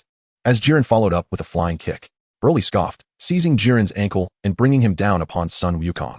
Like a frenzied beast, Broly rampaged across the arena, wreaking havoc upon everything around him. Yet, at that moment, a sudden red beam struck Broly's back, catching him completely off guard. A wound the size of a bowl erupted, gushing forth a torrent of blood. Brothers, lend me your strength, for I shall write with even greater fervor. Chapter 51, The Final Confrontation 3. Cough. Spurt. Scalding blood erupted from Broly's chest, leaving Jiren and Goku momentarily stunned. Blood gushed forth, splattering both of them. With a thud, Broly collapsed onto the ground. Oh ho ho ho ho ho! Damn that wild monkey! Frieza! The entire arena erupted in astonishment. No one expected this rogue to still be in the fight. Indeed, the match was so intense that no one had noticed the presence or absence of another combatant. All were captivated by the contest. Ah, Broly, Frieza, are you courting death? Jampa's eyes narrowed, radiating a palpable aura of destruction. He was furious. He was incensed that Frieza, that vile creature, dared to ambush Broly from behind. However, just as he was about to disregard all caution and eliminate Frieza, a delicate hand pressed upon him. It was Belmod, shaking her head, urging him not to lose control. Broly had not yet been declared defeated, so the situation remained uncertain. Ha ha ha, splendid. Those from Universe 7, go forth Jiren. Defeat Goku and that Frieza, and victory shall be ours. With the most troublesome opponent now down, the excitement surged within Vermout. Even the angel, Margarita, behind him, displayed a gleeful expression, cheering him on. Has Broly truly reached his end? Belmont's gaze was fixed on the fallen Broly. At that moment, her feelings began to shift, from initial indifference to concern about Broly's possible misinterpretation, and now, worry for him had emerged. It seemed she had come to acknowledge him. Frieza, why would you commit such an act? Goku's eyes burned with fury as he beheld Broly, whose blood had stained the ground. Such underhanded tactics were the most despicable in Goku's eyes. Frieza clenched his fist, his gaze filled with malice. He was the malevolent Emperor Frieza. Goku, forget about it. Quickly, bring them down. Time is running out. Beerus bellowed impatiently, though Goku was enraged. He acquiesced to Beerus' command, lamenting the lost opportunity for a fair battle. Come, Goku. If we can bring this fiend down, victory is assured. Frieza, in a fit of rage, transformed into Golden Frieza, his demeanor exuding triumph as he envisioned his impending victory and resurrection. The thought alone sent a thrill through him. Jiren cast a glance at Broly, then turned away, his expression impassive. Oh ho ho ho. Do you think I will fear you simply because you wear a poker face? Frieza, irritated by Jiren's demeanor, raised his hand, unleashing a beam of energy. Yet, Jiren's eyes widened, and an invisible wall sprang up before him, extinguishing Frieza's attack. However, amidst the fierce battle, Broly's fingers suddenly twitched. Thump, thump, thump. His heart raced violently. It seems Broly is stirring. Krillin's keen eyes were drawn not to the fierce battle between Sun Wukong and Jiren, but rather to the figure of Broly lying motionless on the ground. The moment Krillin spoke, everyone turned to see Broly slowly rising from the earth, his skin transforming into a deep black hue. Suddenly, a brown tail erupted from Broly's backside, its fur bristling like that of a startled cat. At that moment, Broly's eyes were a vivid crimson, devoid of pupils, his teeth elongated, resembling the fangs of a wild beast. The wounds on his chest began to heal rapidly, leaving behind strange markings. Intense heat radiated from Broly's body, and with a thunderous roar, a dark red shockwave emanated from him, obliterating everything in its path. An aura of malevolence engulfed the arena. As this overwhelming presence erupted, the three combatants halted. Frieza, turning to investigate, was suddenly seized by an immense force that gripped his head. Boom!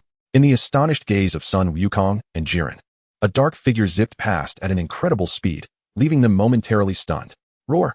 Broly's voice had transformed, resonating with a primal ferocity that sent shivers down the spine. Frieza attempted to break free, but found the opponent's arm as unyielding as steel.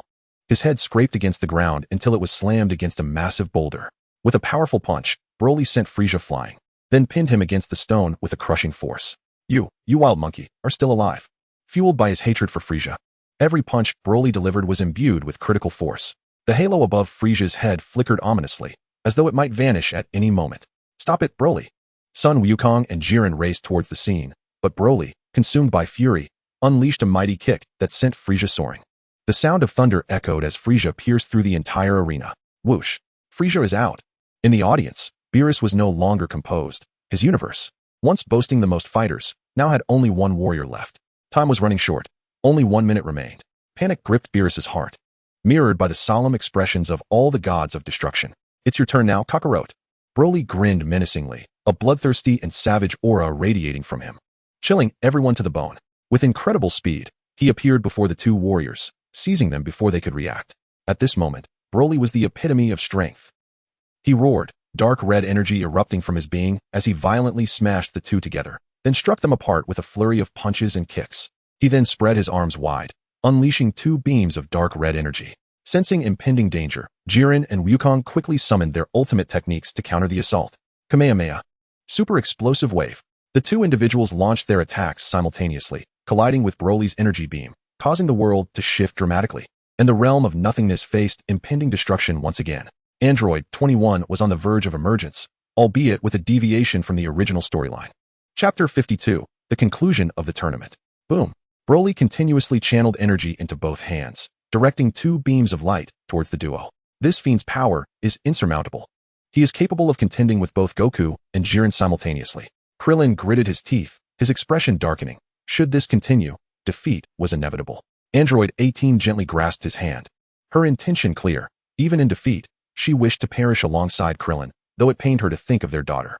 The thought of their child brought tears to 18's eyes, while Android 17 remained silent, harboring his own fears of loss tied to his family. At that moment, Jiren and Goku erupted with fierce roars, their energies soaring to celestial heights. enveloping them in radiant pillars of light as their strength surged once more. Witnessing this, the universes of the 11th and 7th glimpsed a flicker of hope. In the arena, facing the precipice of life and death, Jiren and Goku transcended their limits once again, unleashing unprecedented power. Time and again, they broke through, reversing the tides of battle. This dramatic scene would be etched in the memories of all who bore witness to the tournament of power. "Go, Goku!" Krillin cried out, tears streaming down his face, his voice hoarse from fervent encouragement. Indeed, for Goku, Krillin's voice resonated like a potent elixir. A surge of strength coursed through him. Goku's muscles tensed, an explosive force erupted from him, crashing forth like a torrential wave, aimed directly at Broly. Similarly, Jiren, having formed bonds with his teammates, felt their emotions stirring within him. He too was determined not to let this newfound connection be vanquished. As the saying goes, historically, when facing a wave, the left side tends to lose. But what of the center? At this moment, the pinnacle warriors from the three universes unleashed their full potential. Boom! A deafening roar resonated, engulfing the arena in blinding light. The audience shielded their eyes from the searing explosion. As debris fell and a massive cloud of smoke enveloped the stage, moments later, the spectators gradually reopened their eyes to behold the aftermath.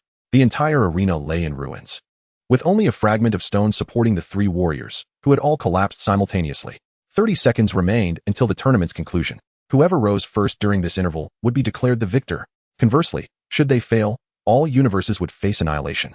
The Grand Priest's declaration prompted everyone in the audience, be they competitors, gods of destruction, or supreme kais, to rise in anticipation, ready to witness this final moment. Jiren, stand up. You are the mightiest warrior. Do not succumb to others. The members of Universe 11 shouted fervently. Goku, get up now. Goku. Father, son, Beerus, Krillin, Gohan, Piccolo, and the others roared in unison. On the side of Universe 6, there was little commotion, but at that moment, a diminutive and frail figure approached the railing. Broly, you must persevere. Stand up. Gab, having fully recovered from his injuries, cheered for Broly as he always did. The three on the rubble heard the resounding encouragement and slowly rose from the ground. Son Goku, battered and weary, bore the marks of an arduous battle, while Jiren gasped for breath, experiencing such disarray for the first time. Broly, having regained his composure after the recent explosion, gritted his teeth against the pain and stood up alongside Goku and Jiren. The three of them managed to rise simultaneously. Indeed. The two energetic Ps were elated, and the Grand Priest smiled slightly, proclaiming there were still 20 seconds remaining. The Grand Priest's message was clear, since they had all stood. The match would continue. Huff, huff, huff. The trio was utterly exhausted. Simply standing was an arduous task. Lifting their arms felt laborious. Yet, it was in this moment that Broly's advantage became evident. His formidable physique was pivotal in this critical juncture. With a fierce roar, he harnessed the strength of his body and swung his arm, landing a punch squarely on Son Goku's face. Goku let out a muffled grunt and retaliated by charging at Broly, but as Broly staggered back a half step, Goku collided with Jiren, causing Jiren to lose his balance and tumble. Apologies, Jiren. Goku's sentimental nature sealed his tragic fate. Goku, behind you, behind you. In his severely injured state, Goku's consciousness slipped away, and he plummeted from the stage. Broly, you have triumphed. The entire Universe 6 erupted in ecstatic shouts at that moment. Vados gazed at Broly with a satisfied smile, pleased with his performance. Universes 11 and 7 fell silent, as both Goku and Jiren had succumbed to unconsciousness. Just as Gohan was about to feed Goku a senzu bean, he was halted by Beerus, who deemed it better for him to remain unconscious. Tears welled up in the eyes of the others as they lamented, "Alas, we have lost. But we remain the proud warriors of the strongest team." The fighters from Universe 11 embraced one another. Well, the tournament of power has concluded, with Broly of Universe 6 emerging victorious. Thus, the other two universes shall be erased. Upon the Grand Priest's declaration, Universes 11 and 7 steeled themselves. Determination etched on their faces as they held hands and gazed at one another, a poignant farewell. Beerus and Campo wore solemn expressions, despite their victory. The impending loss of their comrades dulled any joy. Alas, Goku has lost. Indeed, Goku has lost. Lord Zeno, this is the rule. The Grand Priest timely reminded the two Zeniths not to make a hasty decision. Such a dilemma, yet rules are rules. At last, under the extreme reluctance of the two diminutive beings, their hands clasped, and in an instant, the 11th universe and the 7th universe vanished. Beerus, Campa's eyes brimmed with tears, yet not a single drop fell. Only the angels and the members of the 6th universe remained at the scene. So, as the victor, Broly, please articulate your wish. Any desire you express can be realized. Indeed, no matter what can be fulfilled. As the Grand Priest's words echoed, The two little beings gazed at Broly with curiosity, eager to discover what wish he would make. Chapter 53, The Candidate for God of Destruction. Broly, perched atop a boulder, was keenly aware that wishes, while beautifully termed rewards, could also be viewed as trials. He felt fortunate to have regained his composure in time. Otherwise, the old version of Broly, with his blunt nature, might have blurted out an imprudent wish. Clearing his throat, he declared his desire: restore all the vanished universes. At this proclamation, the jaws of everyone present dropped in astonishment. Was this truly the same feral beast from the arena? To think he possessed such awareness. My heavens! The deities and angels alike gazed at him in disbelief. Broly, are you certain? Caulifla stammered, utterly taken aback that Broly would make such a wish. Oh. It seems Broly's character is far superior to the capricious Lord Caulifla, remarked Beerus. You scoundrel! How dare you imply my character is lacking? Retorted Caulifla indignantly. Meanwhile, the two diminutive beings approached Broly, gazing at him with endearing expressions. Is this sufficient? Is it done? The Grand Priest, equally surprised by Broly's combative spirit in making such a wish, had anticipated he might use the Super Dragon Balls to acquire immense power instead. Broly nodded affirmatively. Yes, I am certain. Please grant the wish. With a smile, the Grand Priest turned to the Eternal Dragon to articulate the wish. Boom! The Super Dragon spread its wings, transforming into a dazzling golden light that pierced through the cosmos. Simultaneously, all the vanished universes were restored to their original states. In the 11th universe, Jiren gazed at the dragon soaring through the sky, feeling a twinge of melancholy. He had not expected Broly to make such a wish. It seemed he still had much to learn about him. He truly hoped for another opportunity to meet. In the 7th universe, Broly, it appears this individual is not so bad after all. Krillin nudged Goku with his elbow. Goku chuckled heartily and murmured, Broly, I look forward to our next encounter. I will definitely become stronger. Back in the Void Realm, amidst the bustling atmosphere, Caulifla felt a wave of frustration. What a waste of a perfectly good wish. Yet suddenly, a shadow loomed over Caulifla, and as he looked up in terror, he quickly rose to pay his respects. Grand Priest. The Grand Priest waved his hand, signaling for Caulifla to remain calm, and spoke. The Omni King considers that any warrior who manages to last until the end must harbor concerns for the other universes. Caulifla, still somewhat anxious, queried, but what if he wishes for something else? If he were to propose a selfish wish, the Omni King would contemplate erasing everything. Upon the conclusion of the High Priest's words, both Caulifla and the 6th universe's Kaioshin were momentarily taken aback. They quickly turned their gazes towards Broly, their eyes brimming with tears as they exclaimed, Oh, how wonderful! Broly, thank goodness you did not wish for anything else.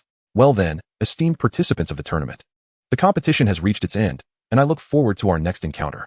Caulifla shivered at the thought. He had no desire to partake in such perilous contests again, yet he politely nodded in agreement. 3 days later, within the confines of Caulifla's palace, Broly had been summoned by Beerus after the Tournament of Power, and the two had spent 3 full days together. Due to Broly's transformation during the tournament, Beerus grew concerned for his well-being and conducted a thorough examination of him. However, to her bewilderment, no anomalies had surfaced in the 3 days of checks, leaving her puzzled about the source of the malevolent energy Broly had exhibited at that time.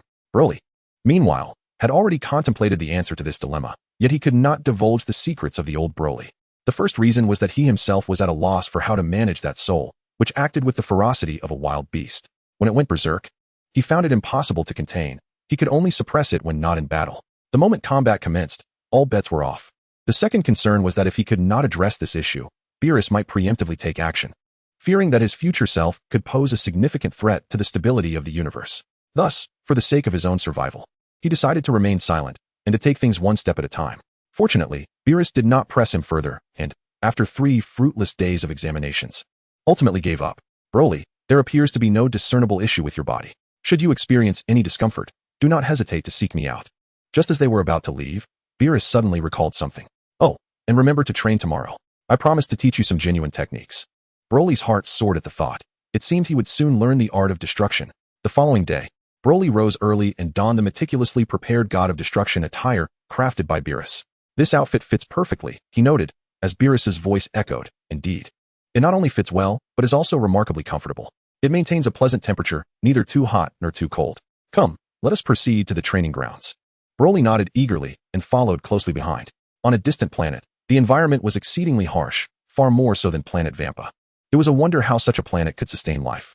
The air was filled with swirling yellow sand, visibility was severely limited, and the temperature fluctuations between day and night were extreme. In the midst of a desert, Broly sat serenely upon the golden sands, his eyes closed as if in deep meditation. Beside him, Beerus occasionally nodded, seemingly pleased with Broly's progress. Suddenly, Broly's eyes snapped open. revealing mesmerizing purple pupils that gleamed with an otherworldly brilliance. He emanated an aura of destructive power, and with a mere flick of his hand, 5 small spheres of annihilation materialized in his palm.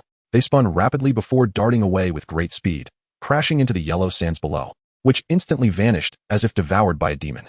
Beerus applauded and approached Broly, exclaiming, "Congratulations! You have become a qualifying candidate for the role of God of Destruction." Chapter 54, Crisis on Earth. Upon hearing Beerus's praise, Broly's violet eyes gradually returned to normal as he turned to her with a grin. "It's all thanks to your teachings, Master." Beerus chuckled, acknowledging the truth in his words. Undoubtedly, she had tirelessly instructed Broly over these past days. Mastering divine power in a mortal form required not only perseverance, but also innate talent. Broly was indeed well suited for the position of God of Destruction, driven by an unwavering desire for strength and a decisive nature, which were paramount. Had it been Son Goku, his merciful heart would have prevented him from destroying unworthy planets, rendering him eternally unfit for the role of a God of Destruction. Broly brushed off the dust and inquired, "Master, what shall we train on next?" Beerus fell silent for a moment. Broly had made remarkable progress, mastering the power of destruction and learning several techniques of the gods of destruction in just 3 months. His talent was undeniably exceptional. As Beerus contemplated the next training subject, she noticed her scepter glowing ominously. "What is it?" Broly asked, sensing that whatever troubled Beerus was significant. "Earth?" Broly paused, recalling that it referred to the Earth of the 6th universe. Despite being in the 6th universe for quite some time, he had yet to visit it. "What has happened?" "Well, the current state of Earth is dire. It has been ravaged, and some malevolent force has descended upon it." Upon hearing this, Broly's expression twitched. Earth was indeed a planet rife with calamities. The Earth of the 7th universe had already faced destruction multiple times, and the Earth of the 6th universe had only recently begun to recover from its own turmoil. Beerus then presented Broly with his first mission, serving as a test of his abilities. "You shall resolve the crisis on Earth." "How should I go about resolving it?" Broly queried, feeling quite adept at destruction, but uncertain when it came to handling such events. Surprisingly, Beerus advised, "Do what you believe is right. This is a test.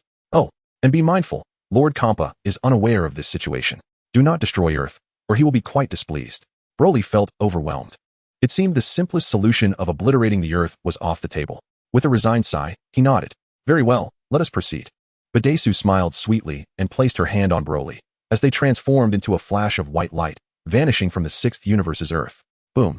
3 figures ruthlessly unleashed energy blasts from above the city, rendering it a mere wreckage. Flames erupted throughout the metropolis. Thick plumes of smoke billowed into the sky, and the populace scattered like frightened birds, their cries and screams mingling with the thunderous explosions, transforming the entire city into a hellish landscape. The 3 figures appeared to revel in the destruction, leisurely launching their energy blasts, allowing the citizens to flee momentarily before mercilessly obliterating them. Meanwhile, in a distant part of the Earth, Paragus, accompanied by Broly, arrived in the 6th universe. Observing the ravaged city before them, Broly felt no discomfort. Paragus nodded, intent on assessing Broly's performance, ready to assign a comprehensive score. Should Broly score below 8, he would forever remain a candidate for the role of destroyer, as she would seek another. "Broly, you may act now. Resolve this crisis in your own way," Paragus declared before vanishing in a flash of light. Broly shook his head, contemplating that a single energy sphere could obliterate the place, deeming the situation unnecessarily complicated. Sighing, he closed his eyes, attempting to sense the enemy's energy, only to uncover a peculiar anomaly. Irritated, Broly pondered the identity of this seemingly powerless foe. With a thunderous roar, he soared into the sky, heading towards the location of the mass casualties. In a clandestine underground chamber, a woman clad in a lab coat, wearing spectacles, fixated intently on the display of her instruments.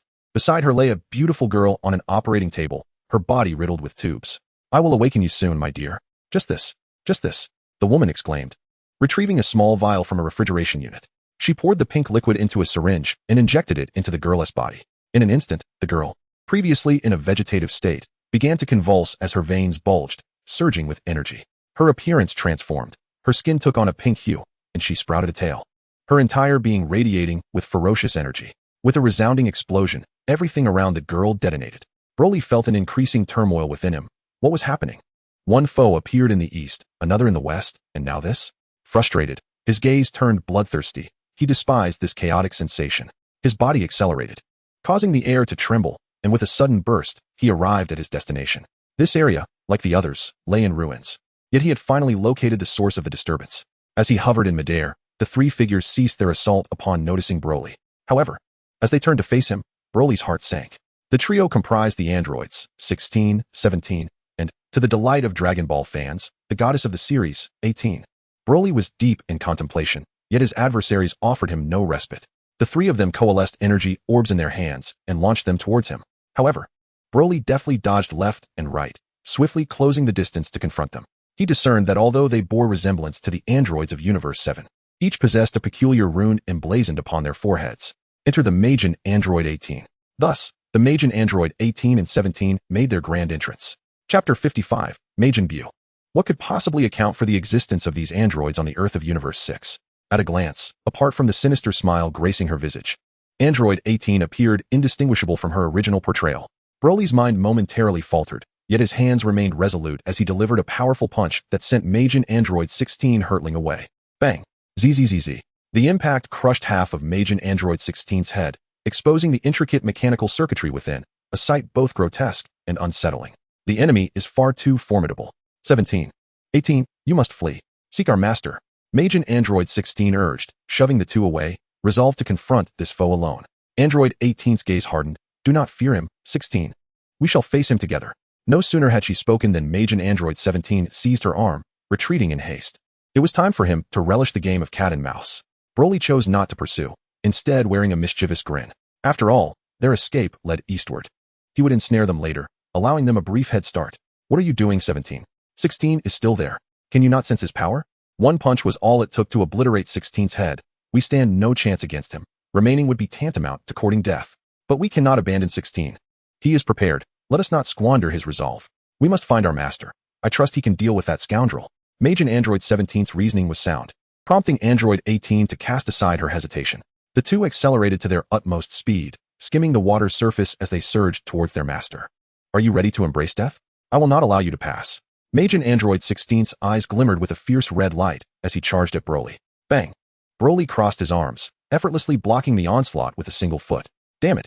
Majin Android 16 felt a pang of anxiety as his attack was so casually thwarted. However, upon utilizing his internal scanning capabilities to ascertain that Majin Androids 17 and 18 had made their escape, he breathed a sigh of relief. Broly noticed the sudden ease upon the android's face, a flicker of confusion crossing his mind, only to soon comprehend 16's intentions. Join me in death. Majin Android 16 suddenly embraced Broly, activating his self-destruct mechanism. His form began to swell, culminating in a thunderous explosion that obliterated everything within a kilometer radius. Broly regarded the aftermath with a sense of resignation, brushing off the circuitry that clung to him, and with a disinterested tone remarked, "Is that it? I expected at least a bit of amusement from this. Now, the hungry tiger arrives. Pray, flee to your heart's content." Ha ha ha. Broly licked his lips. And then his body surged forward, transforming into a streak of lightning as he rapidly pursued Android 18 and her companions. Boom, boom, boom, run, they shouted. The master's position is just ahead. Gritting their teeth, the two pressed on at full speed, harboring no intention of confronting Broly, who had appeared behind them. His presence signified the demise of Android 16, and the sheer terror he instilled was undeniable. Oh, so that is their stronghold, Broly mused, disgust washing over him. Before his eyes lay a barren island, devoid of any signs of life or vegetation, shrouded instead by a massive, pulsating mass of flesh, as if it were alive. Thus, the game of cat and mouse ends here. Broly thrust both hands forward, unleashing two green energy blasts that hurtled towards androids 17 and 18. Sensing the overwhelming energy approaching, the two were momentarily stunned, their faces pale with fear. Just as annihilation loomed, a figure suddenly appeared before them, effortlessly swatting aside Broly's attack. Joy illuminated the faces of 17 and 18. Lord Buu, they exclaimed. Majin Buu beckoned for them to step back. Broly halted, scrutinizing the being before him. This creature bore an uncanny resemblance to the original Majin Buu. Surely, this must be the Majin Buu of Universe 6. After all, the 6th and 7th universes were twin realms. What existed in the 7th would manifest differently in the 6th, as evidenced by 17, 18, and Frost. However, this Majin Buu did not exhibit the mindlessness characteristic of his counterpart from Universe 7. His movements revealed a distinct self-awareness. Who are you? Broly inquired. Suddenly, the opposing Majin Buu spoke, his sinister expression and overwhelming aura far surpassing that of any in Universe 7. Who I am is inconsequential. I am merely a janitor, tasked with cleansing filth. Broly shrugged nonchalantly, his demeanor provoking irritation in the androids behind him. Humph, you have quite the audacity, kid, Majin Buu exclaimed, sweeping his hand to conjure a tempest aimed at Broly. Yet, Broly merely tilted his body slightly, evading the attack. With a tearing sound, Broly glanced down to find his chest ripped open. This outfit was a gift from my master, and I just donned it today? Are you seeking your own demise? Broly's forehead pulsed with veins as he suddenly appeared beside Beerus, grasping his head with the intent to slam him into the ground. However, Broly soon realized that Buu's body was suspended in midair, immovable. Then, with a malevolent grin, Beerus unleashed a surge of energy that sent Broly sprawling backward. Hee-ha-ha! Beerus erupted into a wild display, pounding his chest like a gorilla. With each strike, waves of light rippled outward, and astonishingly, his form began to swell, growing larger with each resounding blow.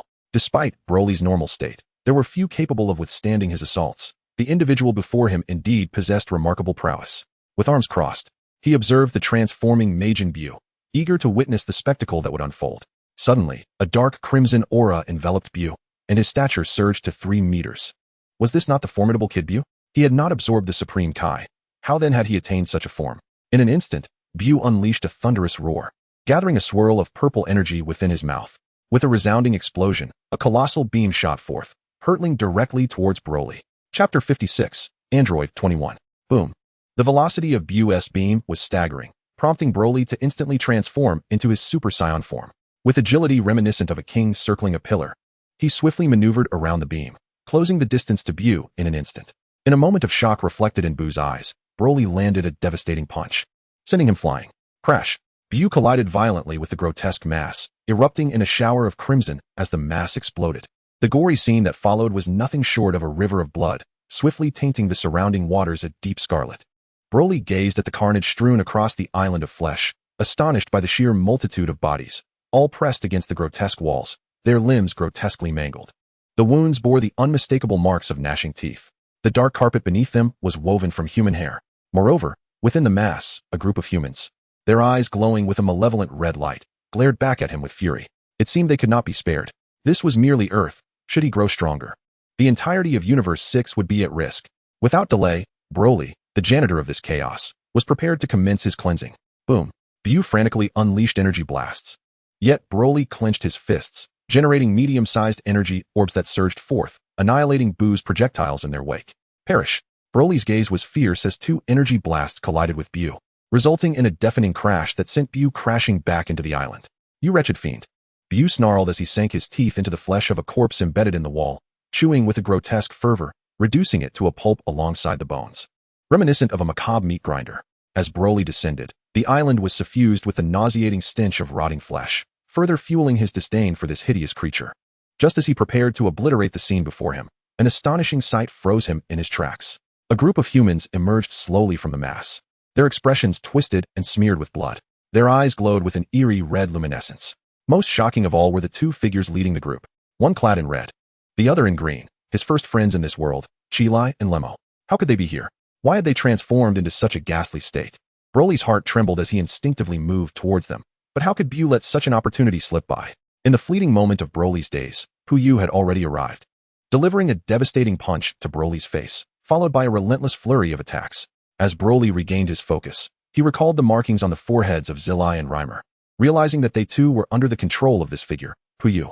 If he could eliminate him, perhaps everything would return to normal. Yet, was this not merely a self-soothing thought?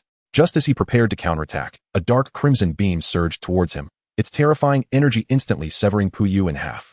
Following the trajectory of the beam, Broly beheld a sweet young woman suspended in midair, donned in a white lab coat, her tousled brown hair cascading over her shoulders, complemented by black-framed glasses and oversized earrings. In her arms, she cradled a woman who bore a striking resemblance to her, perhaps 70% alike. Who could she be? Broly furrowed his brow, sensing the formidable power emanating from her, yet there was an absence of any discernible energy. Was this woman also an android? The woman she held appeared older, likely her mother, but her aura suggested she was merely an ordinary human. The unfolding scene left Broly perplexed. He had never encountered anything like this before. As a traveler through realms, his understanding of the narrative had become utterly obsolete. The current events eluded him, rendering him incapable of discerning the true intentions of the woman before him. Is it you? You ungrateful wretch. Puyu's remaining half-body clung to Broly, startling him as it spoke. With a look of disdain, Broly seized the tail atop Puyu's head and hurled him to the ground. However, just as Broly intended to crush him underfoot, Puyu surprisingly held his breath, restoring his form to its original state. This was Puyu's infinite regeneration. Such a predicament. If he could master the art of destruction, Broly might obliterate Puyu entirely, preventing any possibility of rebirth. Yet, to his dismay, just as Bardos aimed to teach him advanced destruction techniques, this calamity unfolded on Earth, hindering his training. This battle was destined to be a protracted struggle. Nonetheless, Broly mused, I fear nothing more than endurance. My stamina is unmatched. As Broly contemplated, the woman spoke, you have ruined my years of research and my daughter's original memories. Go, number 21. Tear that scoundrel apart. The sweet young woman, known as number 21, released the woman and swiftly charged at Puyu, her speed astonishing. She transformed into a dark crimson streak, appearing before Puyu in an instant. With one hand propping up Puyu's chin, the other swiftly pierced through his body. Subsequently, a colossal energy beam erupted from Puyu's abdomen. Boom. The immense energy instantly engulfed the island, and in that very moment, Broly silently cursed his ill fate. Beside the sarcoma, Zilai and Limer were still present. In a swift motion, Broly embraced both of them and soared towards safety. Hell! Gazing into their crimson eyes, which roared like beasts, Broly felt an immense sorrow within. These two had chosen to leave to spare him from turmoil, and their loyalty deeply touched him. I shall restore you both, I promise. Forgive me. With a flick of his wrist, Broly unleashed a surge of energy that bound them, then cast a fierce glare towards the battling Bu. You wretched creature! How dare you harm my friends? I shall see you dead. Enraged, Broly's entire being erupted with a tangible green aura, causing the very ground beneath him to shatter. Boom. In the midst of combat, Bu and Android 21 were momentarily stunned by an overwhelming wave of energy. But soon, Bu felt a heavy pressure on his head, as a colossal hand seized him and slammed him into the ground. Boom! Broly charged forward, clutching Bu's head, propelling him along the ground, splitting it asunder. Chapter 57. The reason. Bu was being dragged along by Broly, with the earth fracturing under the might of their collision. You garbage, how dare you transform my friends into such a state? I will not forgive you. With a mighty heave, Broly lifted him and relentlessly smashed him against one hill after another. Then, Broly unleashed a tremendous surge of energy, directing a cataclysmic roar at Bu. Boom! A massive energy pillar, soaring thousands of meters high, obliterated everything in its path. The surface of the earth bore witness to this immense energy column sweeping across it. The destructive force was unparalleled, surpassing even the might of ancient beasts. At this moment, Android 21's eyes revealed a hint of confusion, and inexplicably, she launched an attack on Broly. Whoosh! In an instant, 21 appeared behind Broly and delivered a kick. Yet, that strike failed to budge Broly in the slightest. Meanwhile, a woman on the ground shouted towards 21, but her words fell on deaf ears as 21 pointed at Broly, declaring him an enemy. Upon hearing this, the woman addressed Broly, saying, Sir, my daughter speaks no falsehood. You should investigate. Android 21, daughter? Broly began to comprehend. The daughter she referred to was indeed the person before him. It seemed she had transformed her daughter into an android, though the reasons were unclear. Broly had learned a vital lesson during his time on Blue Star. One should refrain from hastily forming conclusions without understanding the circumstances. Broly then inspected his attire and, indeed, soon discovered a piece of flesh the size of a grain of rice at the site of the previous tear. The reason he had not noticed it earlier was due to the nearly non-existent aura it emitted. However, the structure of androids differed. They could be instantly located through thermal and life detection methods.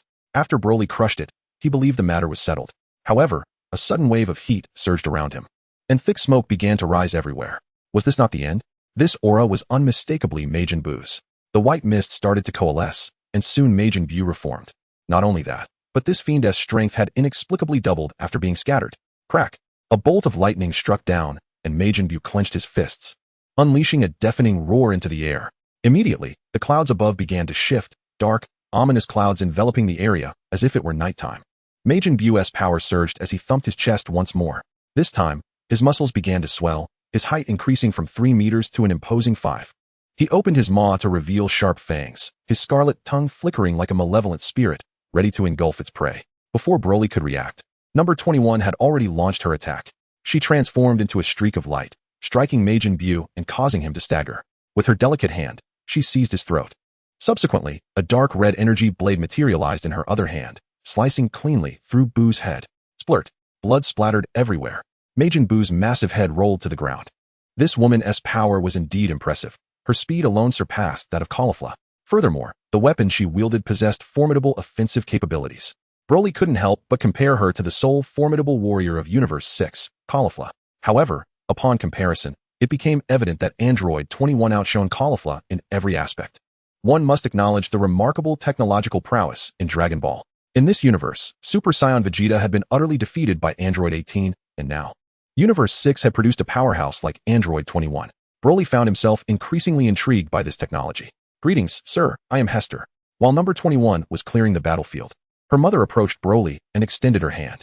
Broly gently shook it, then awaited her next words, uncertain of her intentions and preferring to listen first. "There is no need for concern. I was once a scientist under Dr. Gero. In my quest to restore my daughter's health, I exhausted numerous methods, all in vain. Until the arrival of this otherworldly entity, Majin Buu." Hester recounted a lengthy narrative, unveiling the tale behind her predicament. 30 years ago, the naive Hester was recruited by Dr. Gero of Universe 6 to join the scientific endeavor, participating in the android project. At the time, she believed it to be a noble pursuit for the betterment of humanity, immersing herself wholeheartedly without a second thought. Soon, with the efforts of Dr. Gero and Hester, the android experiments proved highly successful, and through their prolonged collaboration, they developed feelings for one another. A year later, they welcomed a son, but the joy was short-lived. Humanity's greed ignited a war, claiming their son's life. Consequently, the android project was tragically forced to cease. The two individuals were steeped in sorrow, yet soon after, they welcomed into the world a charming daughter, now known as number 21. However, due to an unfortunate incident, number 21 fell into a comatose state. This compelled the couple to once again embark on experiments concerning artificial beings, but as their research progressed, a rift began to form between them. Dr. Kuro longed for the revival of their son and sought to prioritize this endeavor, while Heather prioritized their daughter, leading them to work alongside each other, yet ultimately pursuing their separate agendas. Recently, an extraterrestrial entity descended upon them. This creature, known as Puu, possessed the ability to communicate and revealed a method of treatment involving his cells to facilitate their daughter's recovery. Unfortunately, this reprieve was short-lived as Puu unexpectedly eradicated the black ribbons and took Dr. Kuro's life. He seized control of his island, now referred to as Tumor Island, with intentions to dominate Heather and her daughter as well. In a desperate bid for safety, Heather fled with her daughter. Today, Heather resolved to take a stand. She had lost everything: her husband, her son, even the memory chip of her daughter had been taken by Puu. Thus, she intended to return the favor by utilizing Puu's cells to merge with her daughter's modified body, transforming her into the ultimate warrior to exact revenge on Puu. She now aimed to inform Broly of the significant threats lurking within Tumor Island, seeking his assistance in addressing the situation, while number 21 was tasked with clearing the remnants of Puu outside.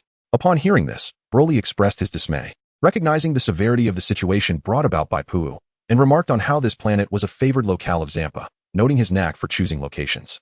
However, as their conversation unfolded, a sudden tremor rippled through the air. From beneath the rubble, all crevices erupted with a billowing white mist, enveloping number 21. "Daughter," Heather cried, instinctively moving to rescue her child. Yet, as an ordinary person, she was repelled by a wave of heat before she could approach. Gazing into the white fog, Broly concluded that Puu had resurrected once again. Truly deserving of the title of Master. At this moment, Android 17 and Android 18 emerged simultaneously, flanked by an overwhelming multitude of androids, numbering in the tens of thousands. It became evident that beneath the island lay an underwater base where these androids had been stationed, rendering number 21's previous attack merely a fade. Finally, Puu's henchmen had revealed themselves. Heather's expression grew grave, as the sheer magnitude of their numbers sent chills down her spine. "Is this the threat you spoke of?" she inquired. Upon seeing her nod, Broly found amusement in the situation. Indeed, humans remained blissfully ignorant of true power. What they perceived as formidable foes appeared as mere insects in his eyes. In an instant, he ascended into the air, bellowing, "A heap of scrap metal. Disappear at once." A surge of verdant energy coalesced throughout his being, and with the grace of celestial blossoms scattering in the wind, he launched a sweeping assault upon his surroundings. Boom! Hundreds, if not thousands, of androids were instantaneously obliterated, their disintegration illuminating the sky like a vibrant fireworks display. A legion of tattered dolls. Broly struck down one android after another with the ferocity of a deity of slaughter. Unstoppable in his wrath, no android could withstand the force of his blows. Suddenly, Broly sensed a gust of wind behind him. Without a moment's hesitation, he executed a sweeping motion that sent the newly arrived Android 17 and 18 hurtling away. Bang! Bang! The two crashed into the ground with a thunderous impact. Yet, at that very moment, a formidable dark aura erupted. The sky became enveloped in a shroud of black mist, engulfing the entire planet. Crack! A bolt of lightning cleaved the heavens, and the sudden gust of wind dispersed the fog, revealing a figure. It was none other than Android 21, whose appearance had undergone a dramatic transformation. Her eyes were pitch black, devoid of whites, with crimson pupils gleaming ominously, and her skin bore strange dark spots, complemented by a long tail sprouting from her back. Her aura was malevolently powerful, and her energy continued to escalate. The dark red flames of her essence blazed with increasing intensity. The embodiment of evil had arrived. Success. Haha. Majin 21 reveled in her newfound strength. Emitting a sound of sheer satisfaction. A being of absolute perfection had been born. Infinite energy combined with boundless regeneration. Each revival only enhanced her power exponentially. There were no limitations to her growth. This was the ultimate creature he had envisioned. Broly's gaze sharpened as he recalled the tales Bardock had shared of the wicked sorcerer and the demon, an entity capable of vanquishing King Salad. Now fused with the formidable android 21. This overwhelming presence was far beyond the simplicity of 11. At this moment, Broly could not help but furrow his brow. This adversary would not be easily subdued. The mere fact of infinite regeneration posed a significant challenge, compounded by the limitless energy of the androids. Even when scattered, her combat prowess would double. Such potential could rival his own, especially since he had yet to acquire the ability of infinite resurrection. Those who hinder me shall meet their demise. Majin 21 sneered wickedly, and in an instant of crimson light, she surged forward with blinding speed, appearing before Broly. With her fingers splayed wide, her sharp claws coalesced into a sphere of dark red energy. Boom. Broly raised his arms in defense, successfully intercepting the attack. A slight tingling in his arms prompted him to shake them off. His eyes sparkled with excitement. Here was yet another worthy opponent to engage in battle. Splendid. Truly splendid. Ha ha ha. Kill. Kill. Kill. Broly's laughter erupted uncontrollably, as the soul of the traveler was suppressed by the essence of the original Broly, the ironclad warrior resurfacing.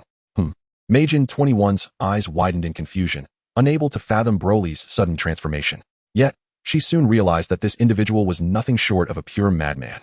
As Broly let out a thunderous roar, a maelstrom of energy began to coalesce around him, the vibrant green aura erupting like a volcanic explosion, exuding a formidable presence. With a resounding crash, Broly surged forward, undeterred by the advance of Android 21, who met him head-on. A colossal sound reverberated through the air, and to her dismay, it was she who was sent reeling backwards. Android 21. Below, Hester anxiously cried out, but the Android 21 of now was no longer her daughter. She had been transformed into a monstrous being through parasitic fusion. Die. Broly's muscles swelled, his god of destruction attire tearing apart instantaneously. As he seized Android 21 with his robust frame and unleashed a powerful blast from his chest, sending her flying. How is this possible? Android 21 exclaimed in disbelief. Wiping the blood from the corner of her mouth, her mind swirling with questions. Who truly was the monster here? Yet Broly would not grant her the luxury of contemplation. The battle had commenced, and it was to continue unabated. Broly extended his massive hand, causing Android 21 to instinctively retreat 2 steps, akin to a frail maiden encountering a fierce wolf. Captured within Broly's grip, Android 21 emitted a piercing scream, the pain overwhelming. Silence. Broly grasped her head and forcefully drove it into the ground, then lifted his foot to deliver a brutal kick. With a thunderous roar, the ground caved in, and Android 21's anguished cries echoed. Who could have anticipated that transforming into the ultimate species would lead to such a fate? He was unwilling to accept this. Ever since consuming the sorcerer, he had acquired extraordinary intelligence. This was meant to be a flawless plan. Why had it unraveled into chaos? Bang, bang, bang. Broly unleashed a series of punishing blows, rendering Android 21 a mere ragdoll.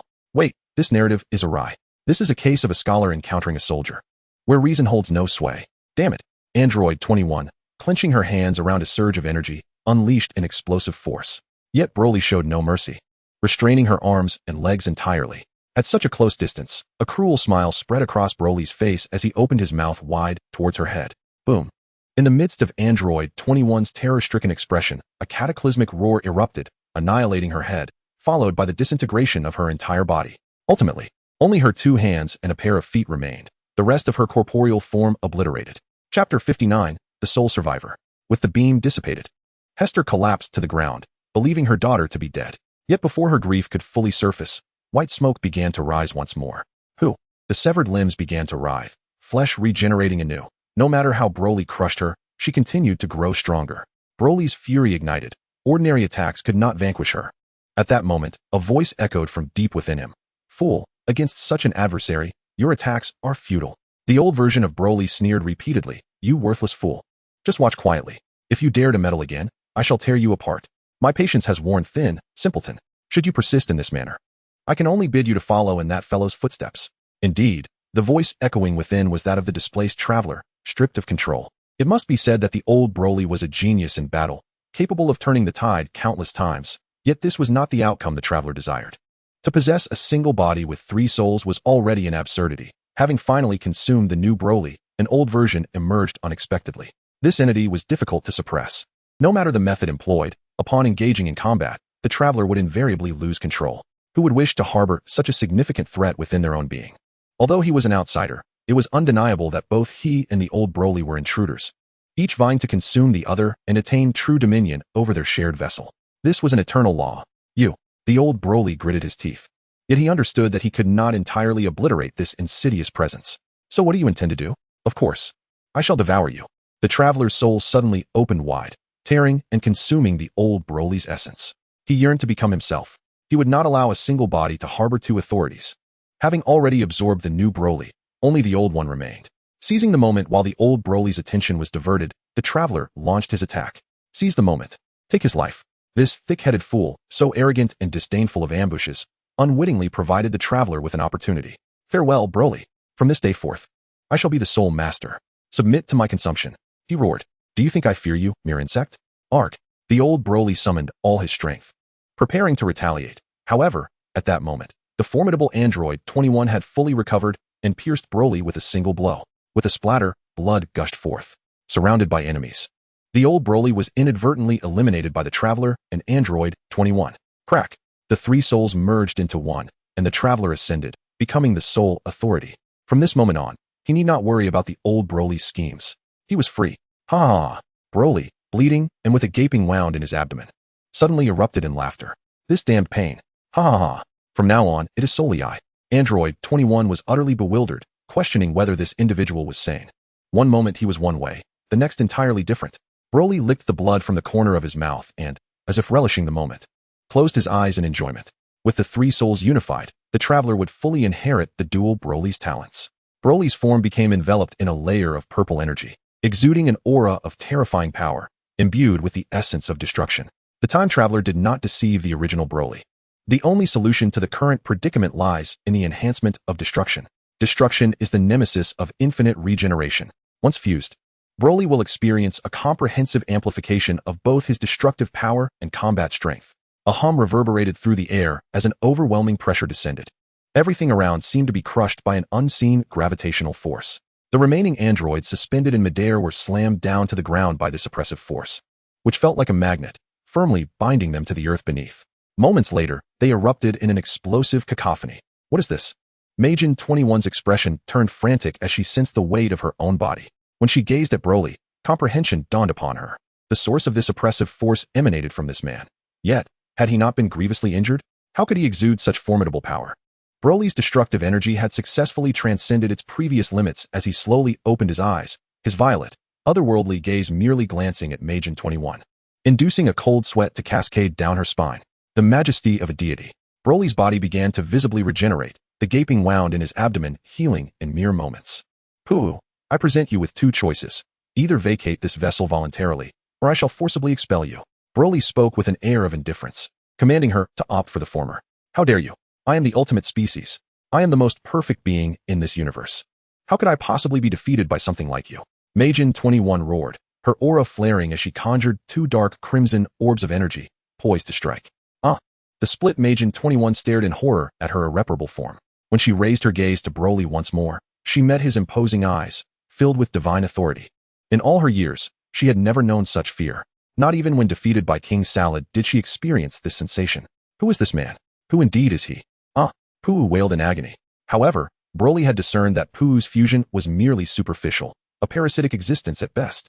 With a commanding control over his destructive energy, he obliterated the parasitic entity within Majin 21. Subsequently, she reverted to her original form. Thus, there is no need to fret about the forthcoming battles. I can assure you they will only become more exhilarating. Some may deem the protagonist despicable, but if roles were reversed, would you permit a madman to reside within you, perpetually opposing you and suppressing your very soul? Finally, let us jubilantly welcome the birth of the new overlord. Brothers, show your support with likes, favorites, and small tokens of appreciation. Chapter 60, Gods and Demons. Upon Majin 21's restoration, Heather immediately embraced her, yet 21 displayed an expression devoid of emotion, resembling a lifeless machine. By the way, let us check on how Tsai and the others are faring. Just as Broly believed the tumultuous spectacle had come to a close, the ground suddenly began to ooze with an abundance of blood. The earth started to fracture, and tendrils emerged from the crevices. Countless human corpses were strung along these vines, their connections all leading towards the grotesque island of flesh. Although the island lay in ruins, it appeared as if it were blooming. The fleshy walls peeling back to reveal the grotesque remains within. A pungent stench of decay wafted through the air, rendering the surroundings utterly foul, while the surrounding waters turned murky, causing numerous fish to float lifelessly to the surface. Gurgle, gurgle. In no time, the grotesque floral mass began to contract violently, as though something were about to be expelled, and all the blood surged towards the mass. A sense of foreboding gripped Broly, prompting him to unleash a purple energy slash. However, upon severing the petals of the grotesque bloom, they astonishingly regrew. Swoosh, swoosh, swoosh. 3 more slashes were sent forth. Yet this time the mass erupted with a powerful energy, halting the destructive cuts in their tracks. Boom. Something was about to emerge. A warning to the ordinary onlookers to flee this place. In that moment, Heisway gently caressed the face of Android 21 and urged her, go, end this catastrophe. Numbly, Android 21 nodded before turning towards the grotesque mass, following closely behind Broly. Broly, dismissing any further concern, accelerated directly above the grotesque mass. Below him, it resembled an unfathomable abyss, its entrance shrouded in darkness. Just as he contemplated peering inside, Android 21 bravely unleashed a torrent of energy in an attack. Good grief, Broly exclaimed, narrowly avoiding her strike. This woman was attempting to attack even herself? However, he quickly rationalized her actions. Android 21 was now a soulless machine, devoid of consciousness and emotion, obedient solely to her mother's commands. Heisway had mentioned that her daughter's memory chip was housed in the underground laboratory, a crucial element for restoring her autonomy and emotions. Bang! A thunderous explosion erupted as Android 21's attack detonated in midair, followed by a sinister laughter echoing through the chaos. Hee hee hee. Boom. The fleshy wall disintegrated instantly, blood splattering in all directions as a figure began to materialize.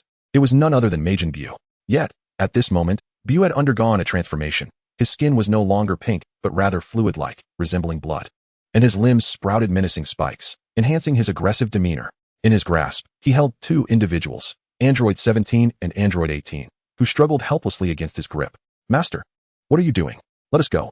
Immediately before Broly and Android 21, Buu viciously dismembered 17's arm and shoved it into his mouth. Android 17 is not a complete machine. He is a human transformed, capable of feeling pain and bleeding. Ah, Master, why? Brother, how dare you harm him?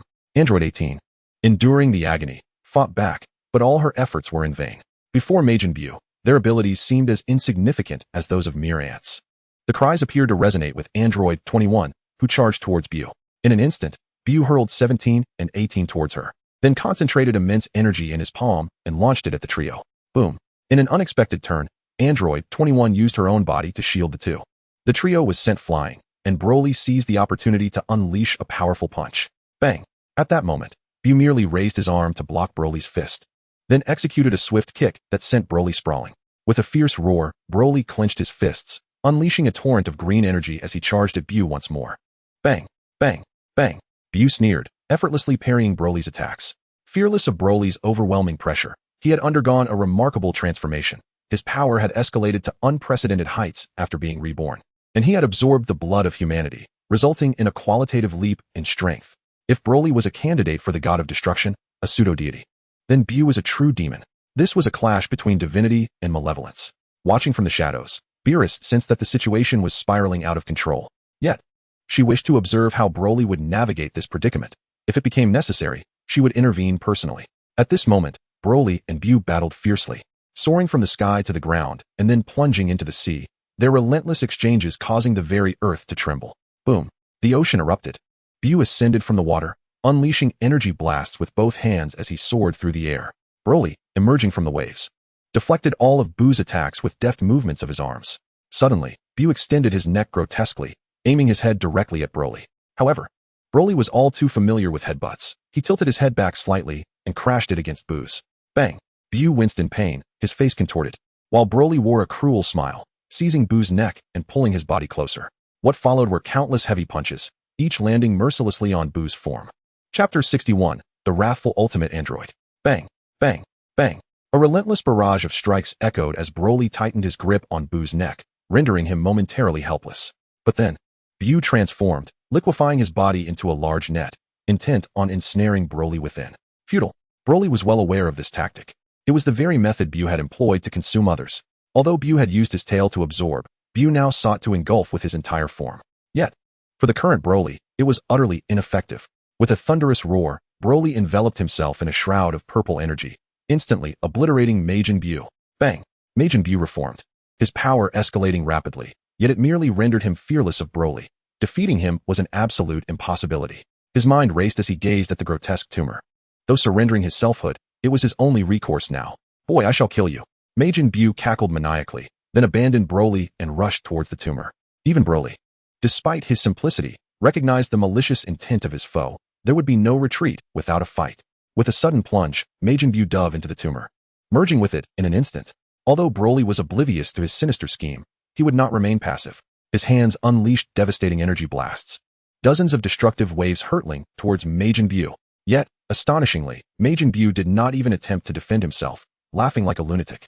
The destructive force cleaved through, only for the severed parts to regenerate like a gecko's tail, sprouting anew. Then, the tumor flower surged upward, an imposing and conspicuous presence on the island. Beneath the flower lay thick roots delving deep into the earth. With a thunderous rumble, the ground began to fracture, countless robust vines and roots ascending into the sky. This creature intends to drain the very life from the earth. Broly's eyes narrowed. Majin Bu's grotesque creation was continuously siphoning nutrients from the planet, augmenting his strength. He had to eliminate him swiftly. Broly placed his hands to his chest, a sphere of destructive energy coalescing and gradually expanding. Meanwhile, Android 21 cradled Androids 17 and 18. Approaching Hester with an expression rarely seen on her face, a complex amalgamation of emotions. Could you help take care of them? She asked, an unprecedented initiative to speak. Hester's heart raced with excitement, realizing that the twins had ignited buried memories within Android 21. Indeed, while 21 possessed a memory chip, it was merely a recreation of her original memories. Her true recollections lay dormant within her mind, likely stirred by the peril faced by 17 and 18. She remembered growing up alongside them, and the bond they shared was undeniable. These twins were pitiable souls, abandoned by their parents and left to roam the streets. The Hester family had taken them in and endowed them with power through technology, only for them to ultimately fall under Majin Bu's control. Upon receiving Hester's promise to care for the twins, Android 21 surged toward the grotesque flower. A tumult of emotions churned within her. She could not articulate this feeling, yet it was profoundly uncomfortable. The only remedy for her distress lay in the destruction of that flower. If she could obliterate it, she believed she would find solace. Boom, boom, boom. The relentless bombardment continued, yet the tumor's regeneration was astonishingly swift, mending itself almost instantaneously. Die, Majin Bu. The destructive energy coalesced within Broly's grasp as he forcefully thrust his hands forward, unleashing a tremendous force aimed directly at the monstrous entity. Do you think I will allow you to succeed? Humph. To his astonishment, Pu manipulated the grotesque flower, causing it to spring into action, narrowly evading the cataclysmic impact that struck beside it. In an instant, the island and the adjacent sea were left with a gaping maw. Damn it, just like Tosaka. Such a flaw. The speed of destruction is far too sluggish. Broly gritted his teeth, realizing that this battle transcended mere strength. It was about halting Pu's relentless regeneration. This capability for rebirth was something Broly had never encountered before in his life, utterly grotesque. Meanwhile, Hesterway struggled to drag the unconscious androids 17 and 18 to safety, oblivious to the countless tendrils emerging from the earth. The surrounding structures were overrun, succumbing to the insatiable hunger of these vines as they siphoned nutrients from the planet. Suddenly, a razor-sharp vine pierced Hesterway's abdomen from behind. Uffed. Blood gushed from her mouth, but the maternal instinct surged within her. Having raised 17 and 18 as if they were her own children, how could she abandon them? Gritting her teeth, she summoned every ounce of strength to shove them into the shelter of a building. Mother. As she embraced Hesterway, long-buried memories began to surface. Mother, wasn't I supposed to get out of here quickly? Why am I still here? Broly observed the scene, feeling little sympathy. He had previously urged her to leave, and her refusal was not his fault. However, Android 21 suddenly clutched her head and let out a piercing scream that reverberated across the heavens. Ah! Hesterway lay lifeless. Android 21, having just regained her memories, faced the anguish of parting with her mother. Ha ha ha! Die, die, all of you must perish. I shall consume you all as my sustenance. Pu had fully merged with the grotesque flower, becoming one with it. Silence, you wretched pest. Broly relentlessly unleashed destruction upon Pu. But with Earth providing energy, each strike only accelerated the planet's decay. The surrounding waters began to dwindle, and the ground started to wither. Caught in a dilemma, Broly muttered to himself, if only someone could help me restrain him, I could obliterate it. She transformed. Free from Pu's parasitic influence, she became Majin 21. Noticing Broly's puzzled expression, she explained, as the ultimate android created by my parents, I possess the ability to replicate. Puu's cells have been rewritten within me, now serving as my strength. Broly nodded, but 21 coldly declared, if you are confident in your ability to destroy it, I shall cooperate with you. With that, she disregarded Broly and charged toward the grotesque flower. You scoundrel, I shall ensure you die in agony. You will regret ever coming into this world. In conclusion, one final remark. The rapid escalation of power renders the subsequent narrative virtually impossible to craft. Let us not engage in disputes. Your contradiction only affirms my point. Chapter 62. Resurrection of Number 21. Number 21 roared, transforming into a bolt of lightning, arriving instantaneously before the tumor flower. How dare you? How dare you harm my mother? You shall perish. In a frenzied state, Number 21 launched a brutal assault on the tumor flower. A savage style of combat that evoked memories of the original Broly for him. With both hands converging, the destructive energy coalesced anew. As Broly aimed for a decisive blow, striving to maximize his destructive power. Futile, futile, become my nourishment.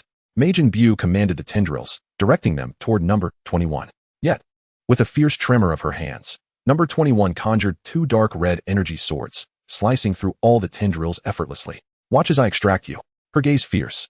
Number 21 relentlessly shredded the tumor flower with her energy swords, her boundless energy allowing her to swiftly circle around the flower, cleaving everything in her path.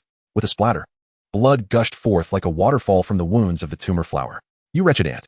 Majin Buu unleashed a multitude of tendrils towards Number 21, each tip revealing a gaping maw filled with fangs. Humph. Number 21 scoffed, her dark red energy erupting. In an instant, she executed rapid cuts across the tumor flower's body. Swish, swish, swish. A streak of dark red lightning cleaved upward in an instant. Subsequently, Number 21 ascended into the air, conjuring a massive energy sphere with one hand, aiming to crush the top of the tumor flower. Boom. As the energy sphere descended, countless tendrils attempted to intercept.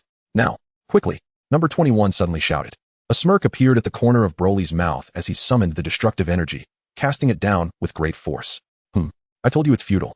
Majin Buu sneered, preparing to evade, but Number 21 roared suddenly, trying to flee? You shall perish with me, determined to avenge her mother. She was prepared to drag Majin Buu down with her, even at the cost of her own life. With both hands and feet stretching infinitely, she ensnared the tumor flower, using her own strength to immobilize it completely. Majin Buu was struck by terror, astonished that this woman would sacrifice her own life to bind him. Cursed. With a thunderous explosion, Number 21 and Majin Buu were struck by the sphere of destruction. The entire island was obliterated, leaving a massive crater that was swiftly filled by the surrounding sea. As the dark clouds in the sky began to dissipate, the tendrils left by the tumor flower turned to ash, scattering with the breeze. Finally, it is over. This foe has proven to be exceedingly troublesome. Broly sighed, and just then, he caught sight of something drifting upon the ocean's surface, something remarkably familiar. It was Number 21. Broly soared towards her, observing as she floated on the waves. Her body lay in tatters, her garments long since vanished. Only half of her remained. The neat incision a testament to the destruction wrought upon her. Surely, in her final moments, she clung to the desire for life. Swiftly, she was confronted by a sudden presence, Paragus, appearing beside Broly, startling him. Truly, as an angel, her power was unfathomable, even after all this time. He had never once detected her presence. Broly remained silent, for the current state of Earth bore no distinction from ruin. Humanity had perished, and the planet itself had suffered grievous wounds. Nevertheless, given the extraordinary circumstances of this encounter, perhaps the outcome could be forgiven. Paragus smiled sweetly, yet Broly felt a twinge of frustration. After exhausting himself, to have the results deemed null was disheartening. Suddenly, he recalled the abilities of the angelic race. Following the conclusion of the Tournament of Power, Whis had resurrected Frisia without hesitation, even utilizing a time reversal technique when Frisia toyed with the notion of annihilating Earth. One could only wonder if Paragus, who surpassed Whis, possessed similar powers. He inquired, Master, is there a way to restore this place? Paragus furrowed her brow. If it were within 10 minutes, I could facilitate their restoration, but we have surpassed that threshold. At that moment, Broly's mind echoed with 3 words. I've caused trouble. If Kampa were to discover the devastation wrought upon Earth, who could predict the punishment he might impose? Wait, Fapina and Saiyan were Namekians. Surely, traveling to their planet could yield the Dragon Balls? Even if they were unavailable, they could create new ones. Yes, this was the solution. Broly turned to leave, only to remember the presence of Android 21. Master, can she restore her? He asked. Certainly. Do you know her? Paragus replied. Well, somewhat. She is an android of considerable strength, and I would like her to serve as a sparring partner. Broly mused, intrigued by her technology and potential for growth. To leave her on Earth would be a waste. Indeed, While her power may not rival yours, it is quite formidable, Bardos acknowledged, raising her staff and directing it toward Android 21. In an instant, 21's broken form began to visibly mend. Suddenly, Android 21 leaped into the air, surveying her surroundings before fixing her gaze upon Broly. "Where's that bastard?" she demanded. Perhaps you should don some clothing first," Broly suggested with a light cough. Yet, she paid no heed to his words, her eyes fierce. "I asked where that bastard is." Broly shrugged. "Since you seem unconcerned, I shall look unabashedly. That fellow, Majin Buu, is already dead, killed by us together." Broly was not one to shy away from the truth. It was imperative to restrain 21. "Wait, didn't I die? How am I restored?" She pondered, bewildered. On the 21st, filled with confusion, inquired about Broly and Bardock, who then introduced themselves. Upon learning that Broly and Bardock were divine beings, 21 urgently pleaded, "Oh, gods, I implore you to save my mother. Since you have resurrected me, then..." Broly turned to Bardock, aware that he lacked the power to bring others back to life. To his surprise, Bardock shook his head. "While I possess the ability to resurrect, your mother's body has been lost, absorbed by Buu." At that moment, 21 stood frozen in shock. However, Broly draped his garment over her shoulders and said, "I have a way to bring your mother back." Chapter 63, The Namek of Universe 6. You truly mean it?" 21 exclaimed, her emotions surging as she grasped Broly's arm, shaking it fervently. "Are you suggesting?" Bardock seemed to grasp the implication. Broly nodded. "After all, we are aiming for resurrection. Otherwise, we will have no explanation for Lord Kampa. And what do you plan to do?" "Master, where is the planet of the Pleiades?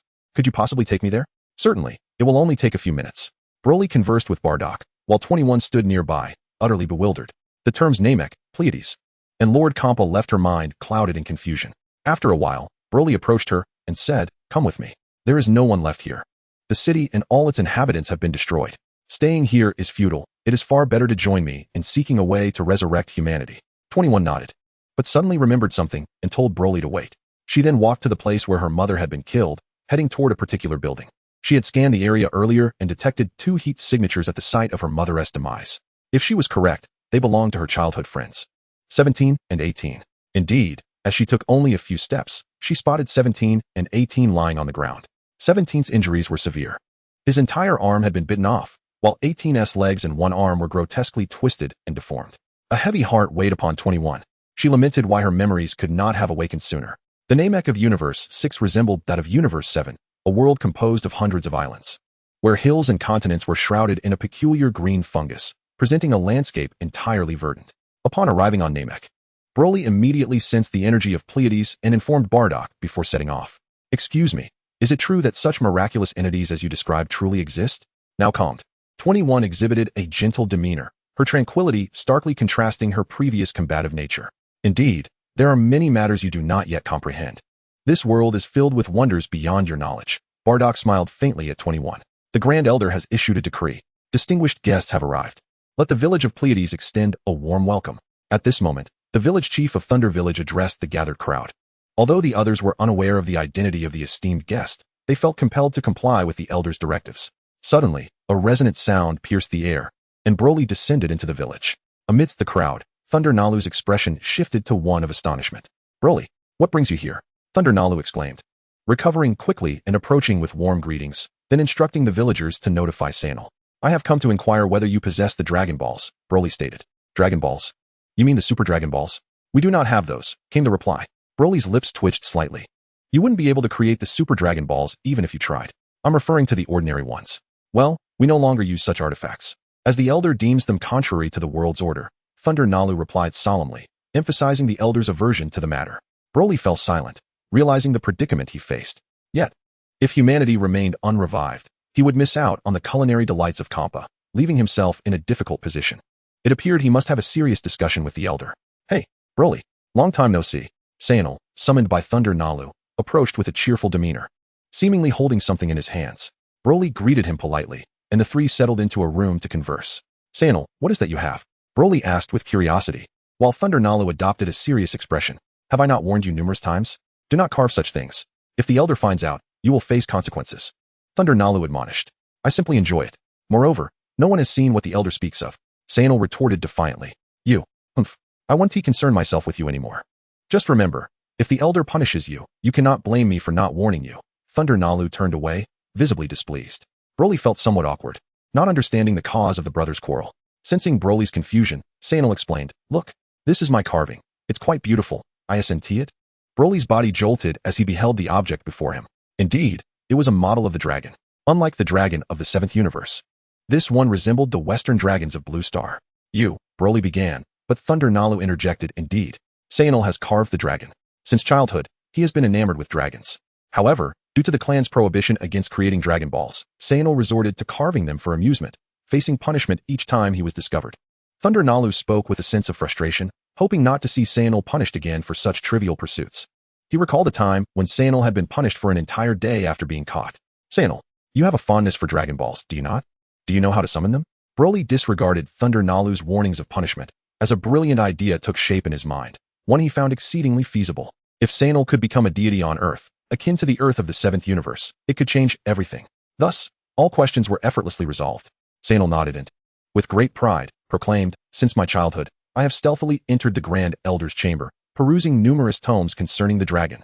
Broly clapped his hands, seizing Saiyan's hand as they strode outside. "Broly, where are you taking him?" Plana called out, pursuing them. Broly chuckled, "I am leading him to become a deity." With that, Broly, amidst Plana's bewildered gaze, soared towards the Grand Elder's residence with Saiyan. Hey, Broly, where are you taking me?"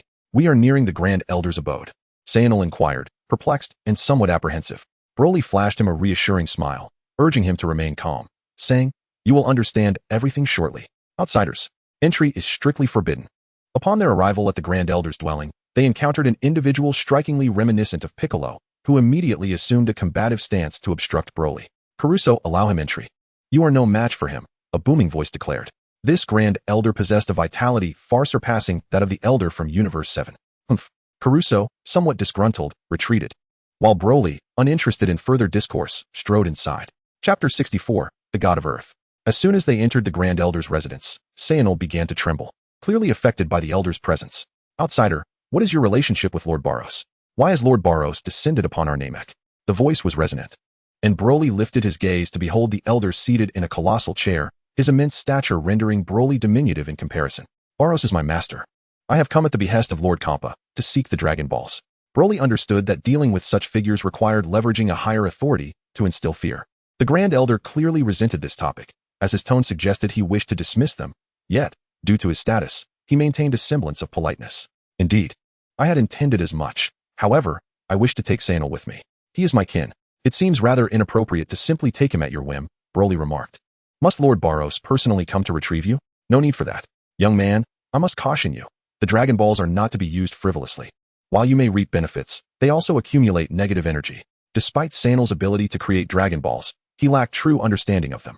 Before the calamity, our Namek was also a planet blessed with Dragon Balls, but excessive wishing brought disaster upon our race.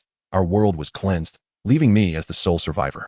Grand Elder, allow me to clarify the situation. The Earth has now become a desolate planet, devoid of life. And it is Lord Kampa who resurrected this planet using the Super Dragon Balls. However, due to certain circumstances, this newly revived planet has faced calamity. Thus, if Lord Kampa were to discover that the Earth cannot be restored due to your interference, it is uncertain what actions he might take. Fear not, for I shall not conjure the Dragon Balls here. Rather, I intend to take Saiyan to Earth, where he shall become its deity and create anew." After a moment of contemplation, the Grand Elder sighed and presented a tome to Saiyan. "This is the authentic method for crafting the Dragon Balls. With your current level of understanding, you must study it diligently." "Grand Elder, you." Saiyan's expression was one of excitement, for it seemed the Grand Elder had consented to his creation of the Eternal Dragon.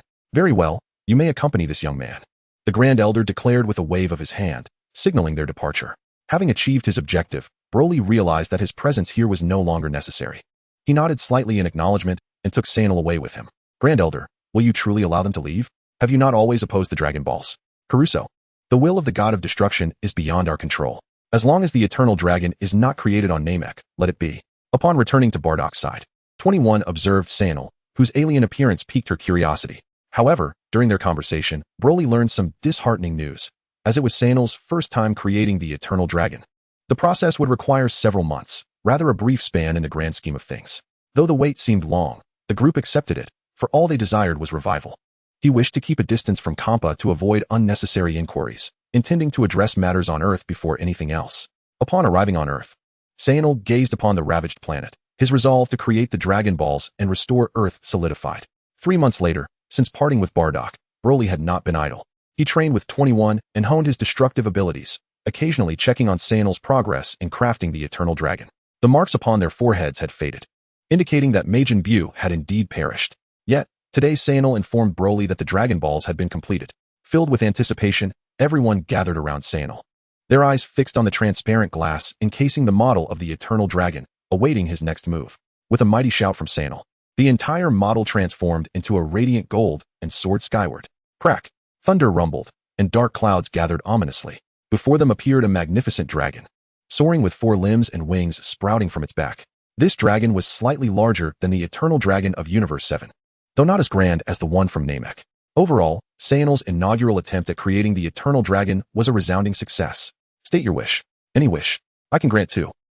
It seems it does not quite match the Earth's Eternal Dragon, Broly mused, for the Earth's dragon could grant 3 wishes, while this one was limited to 2. Broly, speak your wish.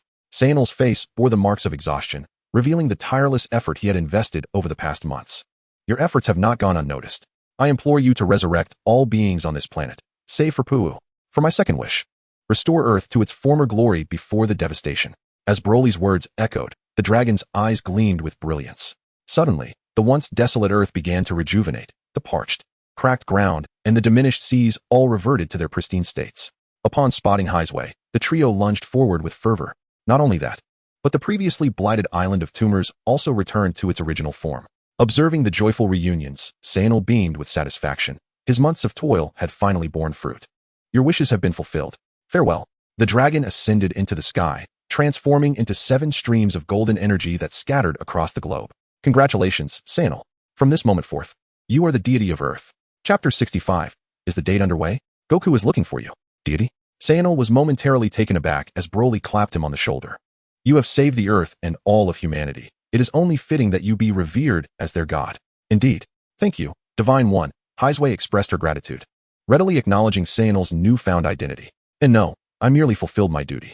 Sayan, bashful, elicited gentle laughter from the group. As humanity was resurrected, the streets grew increasingly crowded. People were bewildered, pondering why they had returned to life after having met their demise.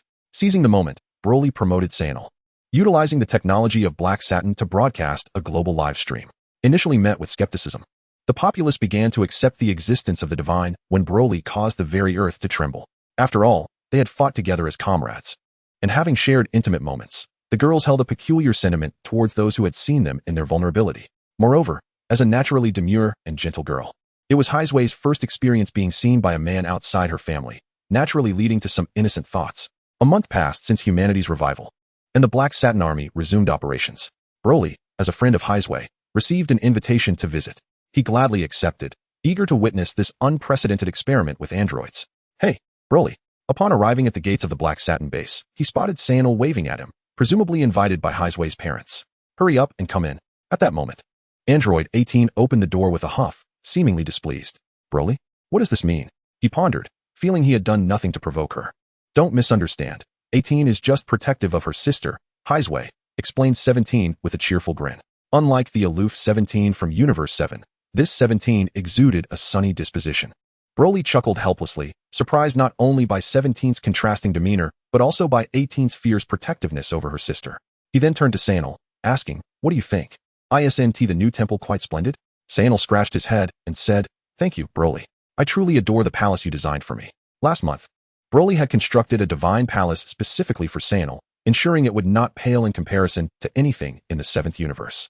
Built upon a pillar from the Karen Tower, a grand floating divine temple was erected at the pinnacle, surpassing all but the hyperbolic time chamber in size. Ever since liberating himself from those 2 souls, Broly had become notably more carefree. He had harbored concerns that, had he not vanquished that imbecile, he might one day lose control, leading to a catastrophic event where the fool could inadvertently harm his friends. Fortunately, Broly was now free to pursue his desires with sincerity. Overall, he was living quite comfortably. Upon entering the interior of the Black Ribbon, he was greeted by the parents of Android 21. Broly and the Lord of Lords are here. Would you like something to drink? I shall have someone prepare it. As Broly gazed at Android 21's father, who bore an uncanny resemblance to Dr. Gero, his expression grew somewhat awkward, and he waved his hand, declining the offer, opting instead to accompany them on a tour of the laboratory. Inside the laboratory, an array of experimental subjects could be seen: mechanical dogs, mutated animals, and even some humans suspended in transparent nutrient pods, connected to tubes. while computers operated autonomously below. The technological ambience was overwhelming, a captivating sight for anyone from Blue Star. At that moment, Dr. Gero proudly proclaimed, "Do you know why androids possess such immense power?" Broly and Saiyan exchanged glances, shaking their heads. Such matters were beyond their understanding. Yet this was precisely the reaction Dr. Gero sought. Eager to showcase his prowess before the Lord of Lords.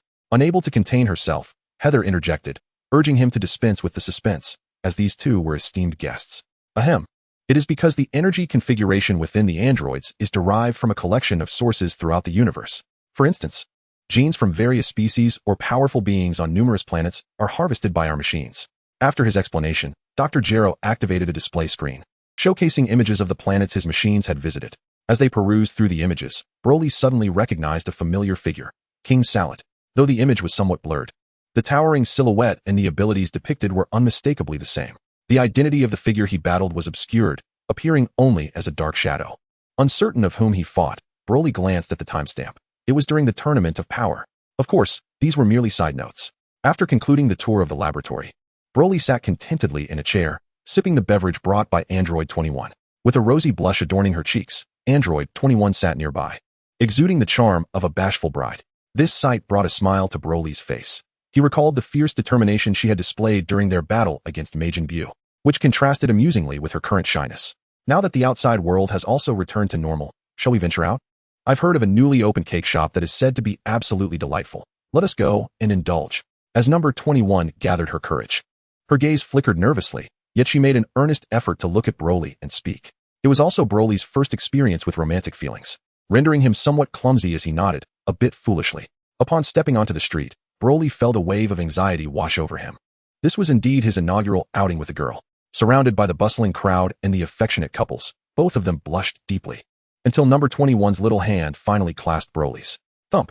Broly stood frozen in place, staring at their intertwined hands, and he unconsciously swallowed hard. Number 21 looked down, her neck and ears visibly reddening. Broly chuckled softly, but just then, a figure suddenly approached him. Broly, Lord Kampa is looking for you. To be precise, your old friend Goku is in search of you. Chapter 66. Rest assured, I will not harm you. The newcomer was none other than Beerus' attendant, Whis. Yet it seemed she had arrived at an inopportune moment. Broly, feeling a bit embarrassed, stammered, It's nothing. You can go ahead and attend to your business. Number 21 lowered her head. She had specifically chosen a beautiful dress for this outing with Broly, and her hair was meticulously styled, indicating the effort she had invested for today. Broly felt a sense of dilemma, especially since Whis had made it clear that not only had Goku come, but also the god of destruction, Beerus, was accompanying him. This implied that Whis had followed suit, and with so many powerful figures waiting for him to finish his date. It was indeed rather awkward. Oh, is this the girl? Whis suddenly inquired with a playful smile, which only deepened Broly's embarrassment. Caught in a bind, inspiration struck him. Before he could articulate his thoughts, Whis whisked him away. Boom. Broly wore a disgruntled expression, wondering why Whis was in such a hurry when he hadn't finished speaking. With a smirk, Whis replied, Oh dear, I truly apologize for the rush. Mischief seemed to be Whis' forte, as she often enjoyed teasing Kampa. Now it appeared that the tables had turned. Whoosh. Huh. The delicacies from my 6th universe's Earth are the finest. No, they are from our 7th universe. A surge of terrifying energy enveloped the vicinity of Kampa's palace, as winds howled and the sky darkened ominously. Broly quickly noticed two figures levitating in midair, baring their teeth at each other, their destructive power pulsating and causing the surroundings to tremble. Stop! Whis and Beerus simultaneously intervened, using their staffs to separate the two combatants. Broly felt a wave of confusion. Surely Kampa must have indulged in some bad wine. Nevertheless, he approached politely to greet the deities. Ah, Broly. Long time no see. Goku suddenly appeared, waving cheerfully at him. I heard from Whis that you were looking for me. Is there something you need? Broly was somewhat perplexed, as he was entirely unaware of the unfolding events that lay ahead, leaving him unclear about Goku's intentions for seeking him out. Hee, I am grateful for the wish you granted me last time. I never anticipated that you would prove to be quite admirable. Sun Wukong, ever the familiar one, patted Broly on the shoulder, to which Broly waved dismissively, claiming it was nothing. Yet within, a different thought echoed. Why didn't I wish for something else? It was simply because, had I not wished for the resurrection of the universe, my fate would similarly lead to the erasure by the Omni King. So what brings you to me? Oh, I merely wish to spar with you. Bang. Broly stumbled, nearly losing his balance. All this fuss for such a trivial matter, and now he had to postpone his date. Veins bulging on his forehead, he revealed a bloodthirsty grin. Very well. Wukong, I accept your challenge. Rest assured, I shall not kill you. Sun Wukong, blissfully oblivious.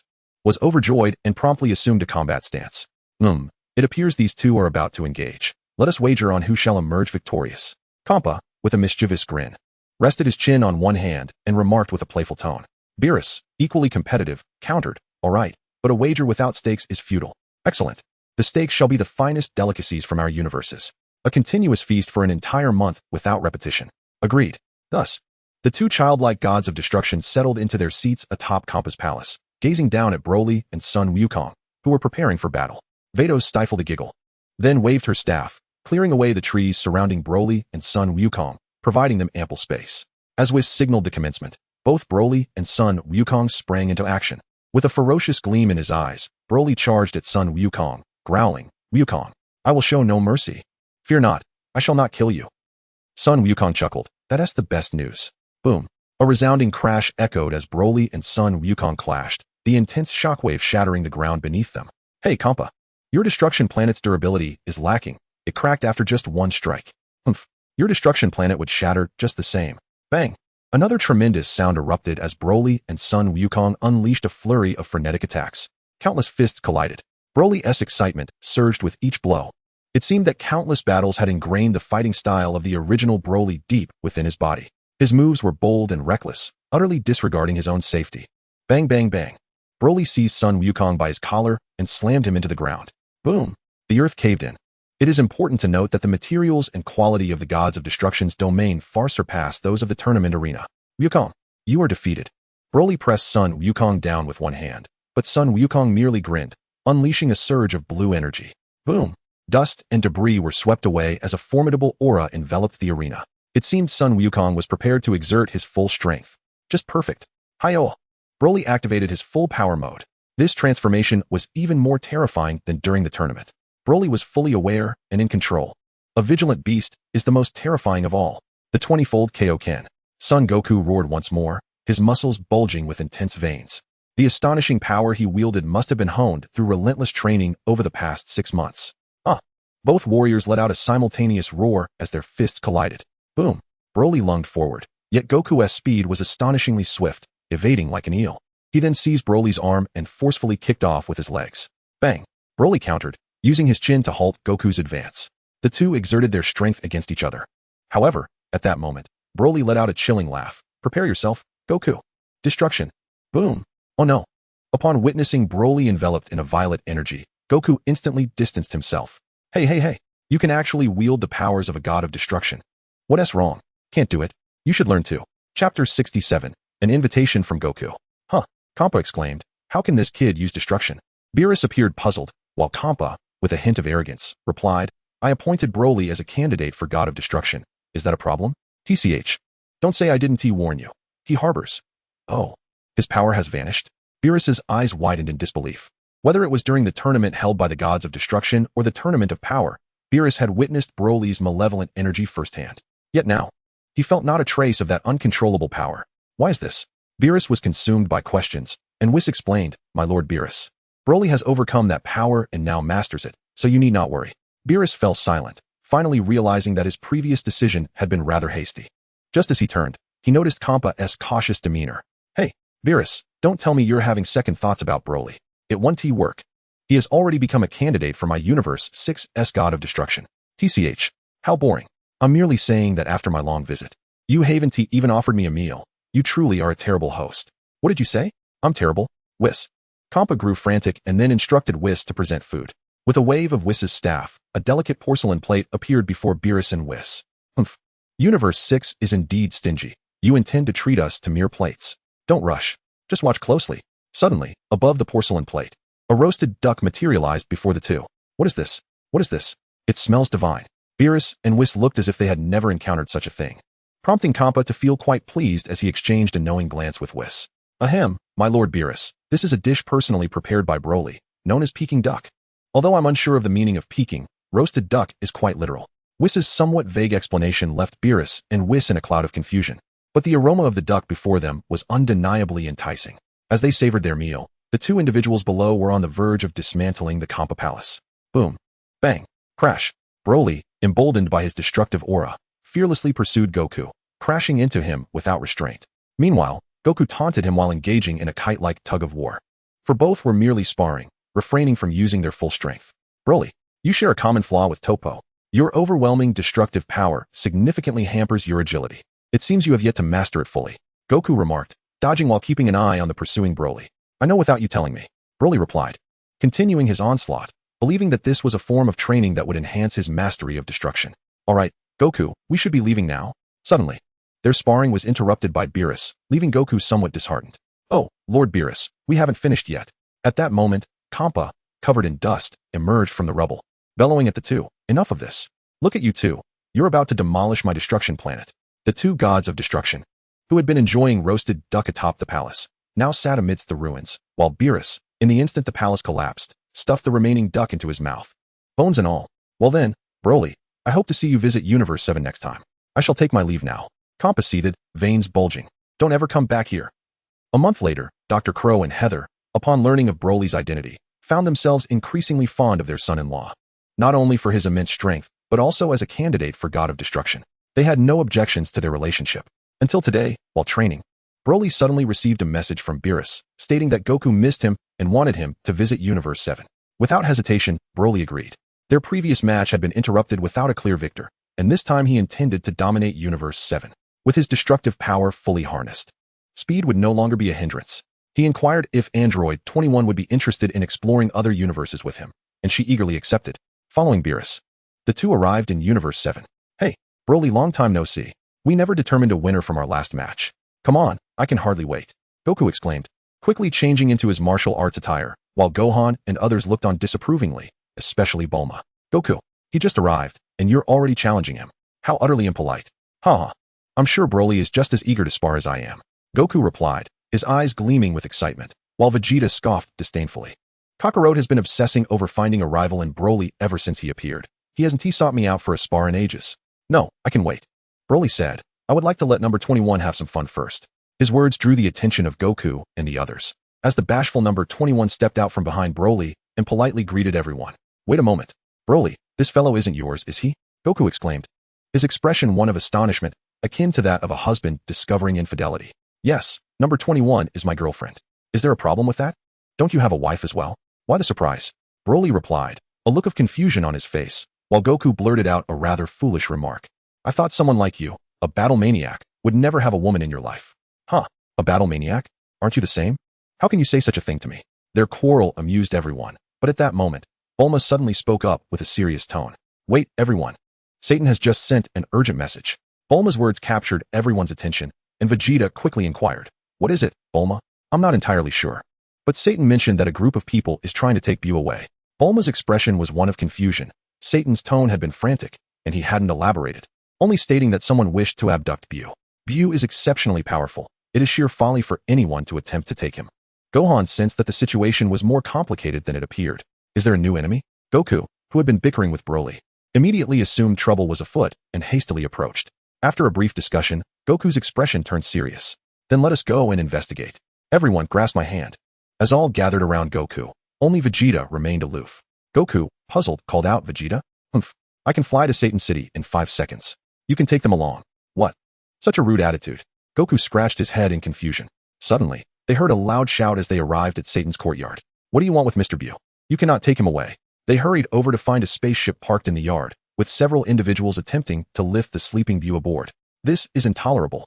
With a surge of frustration, Mr. Satan drew a pistol from his coat and fired at the intruders. Unexpectedly, a youth with a watermelon-shaped hairstyle effortlessly deflected Satan's attack with a swift motion.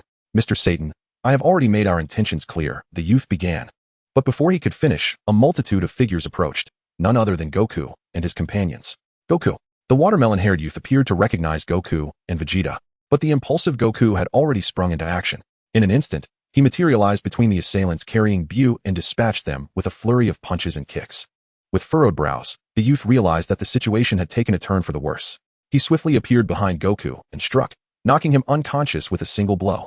The crowd was taken aback as Vegeta prepared to offer his assistance, only to find the watermelon-headed figure appearing behind him with astonishing speed. With a resounding thud, Vegeta too succumbed to unconsciousness, collapsing to the ground. The onlookers gasped in shock. The speed of this individual was utterly remarkable. Moreover, what kind of weapon was he wielding that could so swiftly incapacitate both Goku and Vegeta? Goku. Mr. Vegeta. Den was at a loss.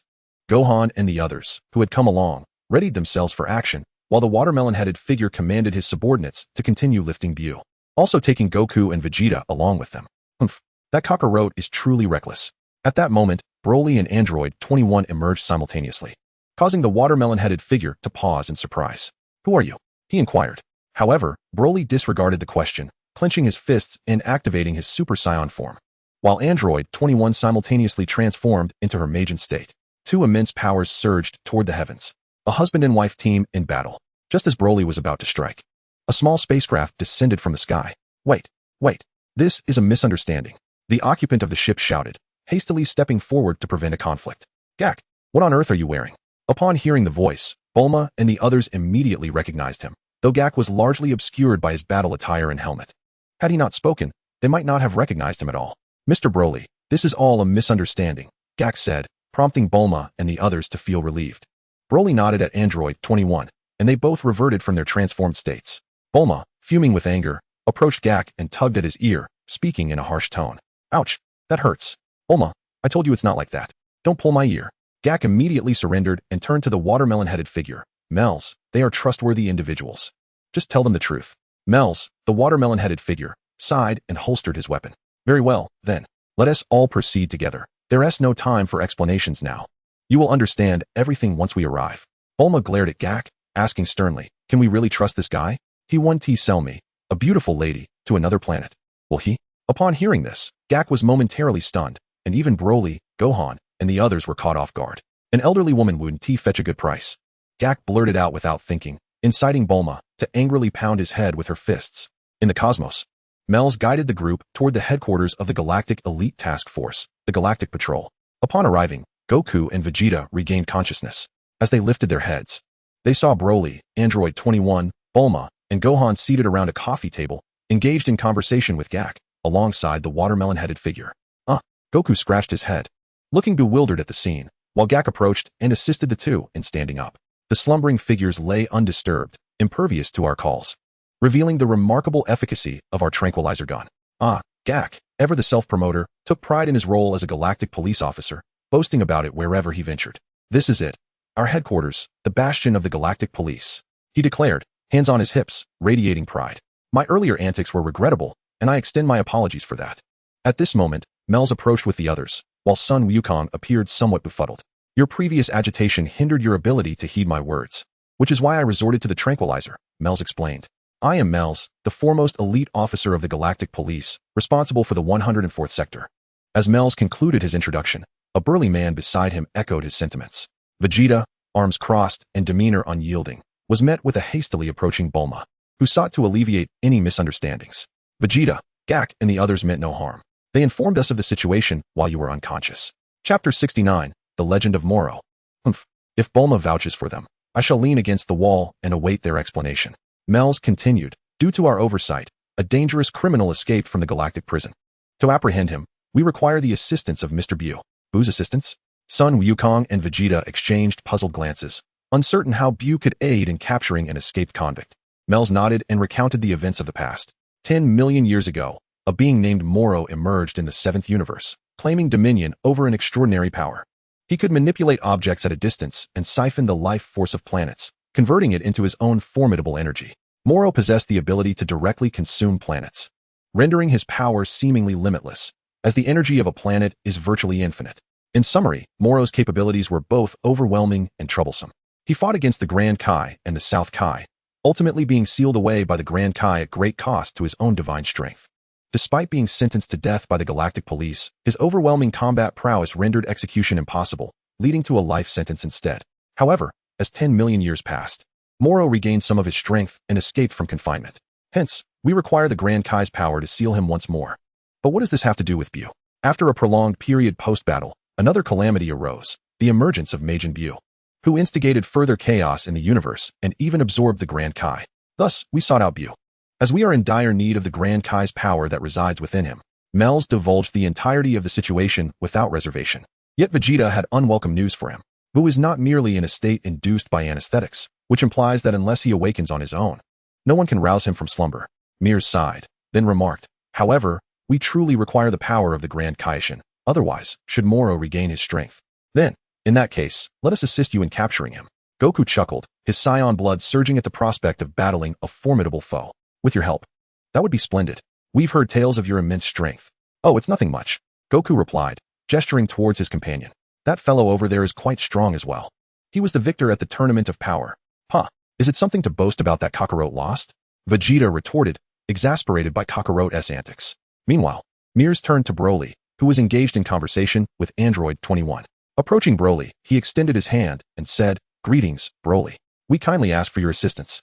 Broly paused, glancing at Goku and the others. Goku then approached, asking, You must be eager to witness Moro's strength, right? It would be a lie to say Broly was not intrigued. Yet he had originally promised 21 to tour Universe 7. No worries. After we help capture him, we can explore together, 21 assured him, recognizing Broly's thirst for battle, evident from their frequent sparring sessions. Very well, Broly smiled and grasped Mir's hand. Let us commence the appointment ceremony. Lord Galaxy King has been waiting for quite some time. Galaxy King? That name sounded familiar, yet it evoked no clear memories. Hey, you insolent ruffians. The Galaxy King was present during our match against Universe 6. Ah, long time no see. Galaxy King? I've told you countless times, this is not my hand but my. Under the Galaxy King's organization, Broly, Android 21, Goku, Vegeta, and Gohan were all marked with the insignia of the Galactic Patrol. Naturally, this was temporary. Everything would revert to normal after capturing Moro. As the group deliberated on the plan to apprehend Moro, hurried footsteps echoed from outside. One of the Galactic Patrol officers exclaimed, Mears, the Magalini brothers have resumed their robbery. Just as Mears was about to depart, Vegeta interjected, Wait, we are coming too. Huh, this is merely capturing common criminals. I want to see just how strong you truly are. Vegeta declared, his pride evidently stung by Mears having knocked him out previously. Mears said nothing further and simply acquiesced. On Planet Sauce, a train laden with blue gold was racing forward, and the group arrived just in time to confront the fugitives. Indeed, their target was the blue gold. Broly and the others exchanged puzzled glances. What on earth is that? Gak explained that blue goldstone serves as the power source for various machines, and on Earth, it is known as Sky Goldstone. Is this substance of great significance? Well, under normal circumstances, it is harmless, but if it falls into the hands of nefarious individuals, it becomes a potent explosive capable of obliterating planets. Upon hearing this, the group realized the gravity of the situation. If this material were to be seized by villains, countless planets would be in peril, necessitating prompt intervention. Then let us mobilize, declared Meruz, who promptly leaped into action, moving with remarkable speed. His relentless assault forced the adversaries to retreat. Not good. They are attempting to flee. As the others marveled at Meruz's swiftness, he bellowed. He had just halted the blue goldstone-laden train when the enemy, cunning as ever, executed a tactical retreat, taking a small cache of blue goldstone aboard their spacecraft. Meruz found himself unable to pursue them in time. Without a moment's hesitation, Sun Wukong and Vegeta charged forward, but at that moment, a dark red figure, swift as lightning, surged past them, delivering a single punch that utterly decimated the entire spaceship. There stood Android 21, effortlessly grasping 3 fleeing criminals in one hand, suspended in midair. Sun Wukong and his companions were left agape, astonished that Broly's seemingly demure girlfriend possessed such ferocity. Chapter 70, Moro. Thud. This woman's velocity eclipses even mine. Vegeta gritted his teeth, irked by the revelation. Accepting defeat to Broly was one thing, but now he found himself unable to gauge Broly's girlfriend. Moreover, Meruz's speed surpassed that of this woman by a considerable margin, and he was certain that Meruz had yet to reveal his full power. Broly, your girlfriend is truly formidable. Her speed just now surpassed mine, exclaimed Sun Wukong, his eyes wide with disbelief. Broly, unfazed by their reactions, had witnessed Android 21's wild side before and was equally astonished. Meruz gazed at the group with a smile, feeling more confident in capturing Moro with such skilled allies by his side. Bang! At that moment, Vegeta abruptly addressed Meruz. I know you are concealing your true power. You cannot deceive my eyes. Perhaps that fellow named Moro is someone you could handle alone. Meruz shook his head and continued. Moro's strength knows no bounds. It only grows stronger. If we do not act swiftly, the entire universe will be plunged into crisis. Moro has languished in prison for 10 million years. He cannot have much energy left. If we find him soon, capturing him should pose no challenge. At this juncture, Broly interjected, and the others nodded in agreement. With the assistance of his father, Uncle Vegeta, and Broly, Gohan felt confident that they would soon apprehend Moro. It was a formidable lineup, and he recognized that the top 2 members of the Tournament of Power were present. Beep, beep. Suddenly, the communicator on the spaceship beeped, prompting Merz to swiftly check it. Furrowing his brow, he announced, Everyone, we have pinpointed Moro's location. He is within Sector 40. It appears he has not ventured far. Let me take a look, Sun Wukong declared, utilizing his instant transmission ability to search. After a brief moment, he was suddenly drenched in cold sweat. What's wrong, Kakarot? Have you found him? Vegeta inquired hastily, noticing the rarity of Sun Wukong's distressed demeanor. As he prepared to sense Moro's energy, Sun Wukong interrupted. Stop, Vegeta. He has already sensed that we are searching for him. I can't quite explain it. This is my first time experiencing such a feeling. His energy isn't overwhelmingly powerful, yet it exudes a terrifying aura I have never encountered before. It feels as though countless souls are crying out in anguish. While the others found Sun Wukong's words somewhat exaggerated, Mers concurred, saying, Moro possesses the ability to absorb the life force of planets, transforming it into his own energy. Thus, the myriad of mournful cries Wukong sensed is, in fact, a manifestation of the countless lives Moro has extinguished. His ability to live for 10 million years is intrinsically linked to this power. Gak felt a chill run down his spine at the thought of so many lives being absorbed, likening it to a horror film. The place they're heading to seems to be where I once went to retrieve Dandy, but it shouldn't be easily discovered. It's a very secluded location. As Sun Wukong remained vigilant, his brow furrowed deeply. The destination Moro was advancing towards was indeed the planet where the Namekians had relocated after the destruction of planet Namek. If that's the case, Moro must have regained his powers and can sense the presence of life. He mused. Nevertheless, I still don't understand why. Amidst the countless planets in the universe, he would choose such a remote one. Mers pondered this conundrum, but at that moment, the three prisoners in the cage sneered. It's precisely because the Namekians possess the Dragon Balls, which can grant any wish, that Moro is drawn there. What do you know of Moro? And how do you know about the Dragon Balls? Gak kicked the cage, startling them into silence for a moment. So, Moro is specifically seeking the Dragon Balls on Namek? What wish could he possibly be making? To restore his youth? To regain his powers? Or something else? Why speculate so much? Let us go find him, Broly asserted, stepping forward to urge Sun Wukong to use instant transmission. Sun Wukong nodded in agreement, and soon, he, Broly, and Vegeta set off for planet Namek. How reckless. They have no idea of Moro's true strength, Mers thought, gritting his teeth as he commanded the pilot to accelerate. Upon arriving at the latest planet Namek, the trio spotted a spaceship hovering in the air. The spacecraft hissed as it opened its hatch, revealing a colossal figure draped in a black cloak. The wind rustled around him, accentuating his crimson eyes, sending a shiver through Sun Wukong. Indeed, it is this sensation. The power of countless whales. Is he truly Moro? Are you seeking the Dragon Balls? It seems your wish remains unfulfilled. Thus, you should relinquish hope, for it shall be accomplished by none other than Lord Vegeta. Vegeta raised his thumb towards himself, his proud demeanor growing ever more arrogant upon sensing his opponent's weakness. Moro sneered repeatedly, his emaciated arm reaching out in a singular direction. With a resounding crash, a structure collapsed, revealing a Namekian child ensnared in his grasp. He subsequently tossed the child to Kuririn, instructing him to utilize this innocent for a wish upon the Dragon Balls. Despicable fiend. Vegeta launched forward in a burst of speed, delivering a powerful kick, yet surprisingly, Moro was sent flying. How pathetically weak. Both Broly and Goku shared this sentiment, deciding not to intervene, as it appeared Vegeta could handle the situation alone. However, as Vegeta pressed his assault, Moro pressed both hands downward, causing Vegeta to suddenly collapse to the ground. Chapter 71, Planetary Energy. Superpowers? Goku furrowed his brow as Moro pinned Vegeta to the ground, sweeping his hands in a motion. With a thunderous boom, Vegeta was violently hurled away. TCH. Lying amidst the rubble, Vegeta spat, then clenched his fists, unleashing a surge of crimson energy that obliterated the surrounding stones. Super Saiyan God form, Vegeta. Moro was somewhat taken aback, not expecting Vegeta to retain such power. Continue then. No sooner had the words left his lips than Vegeta executed several rapid movements, closing the distance to Moro, unleashing a barrage of punches. Moro, forced into a defensive posture, was met with Vegeta's mocking laughter as he propelled himself with a powerful kick. Bang! The strike connected squarely with Moro's chin, sending him reeling. I hear you are a criminal feared throughout the galaxy, yet it seems you are nothing more than this. Vegeta gazed haughtily at Moro, his disdainful tone inciting Moro's wrath. Moro grasped his cloak, lifting it with a flourish. Do you wish to witness my true power? Then allow me to demonstrate. Moro clenched his fists, causing the very ground to tremble. With a deafening crack, the earth erupted with countless holes, each exuding a pure life force. This technique unleashes the entire life force of the planet for my utilization. Namek indeed proves to be a splendid planet, rich with energy. As Moro spoke, he unleashed the planetary energy against Vegeta. It seemed the battle could only be fought in the air. With the ground rife with planetary energy, Vegeta was compelled to ascend. At that moment, Goku urgently called out, Vegeta, do not let your guard down. Suddenly, several streams of planetary energy surged towards Vegeta like furious dragons, striking him squarely in the back. Bang! Just as Vegeta crashed to the ground, he shot back up. Perish. Humph. Useless fool. You shan't even graze me with a finger. Moro raised his hands, conjuring an energy barrier of planetary force before him, effectively nullifying Vegeta's attacks. Hey, Vegeta. Shall I take my turn? Broly and I are ready and waiting. Seeing Vegeta at a disadvantage, Goku can hardly contain his impatience. Silence yourself, Kakarot. Pay attention.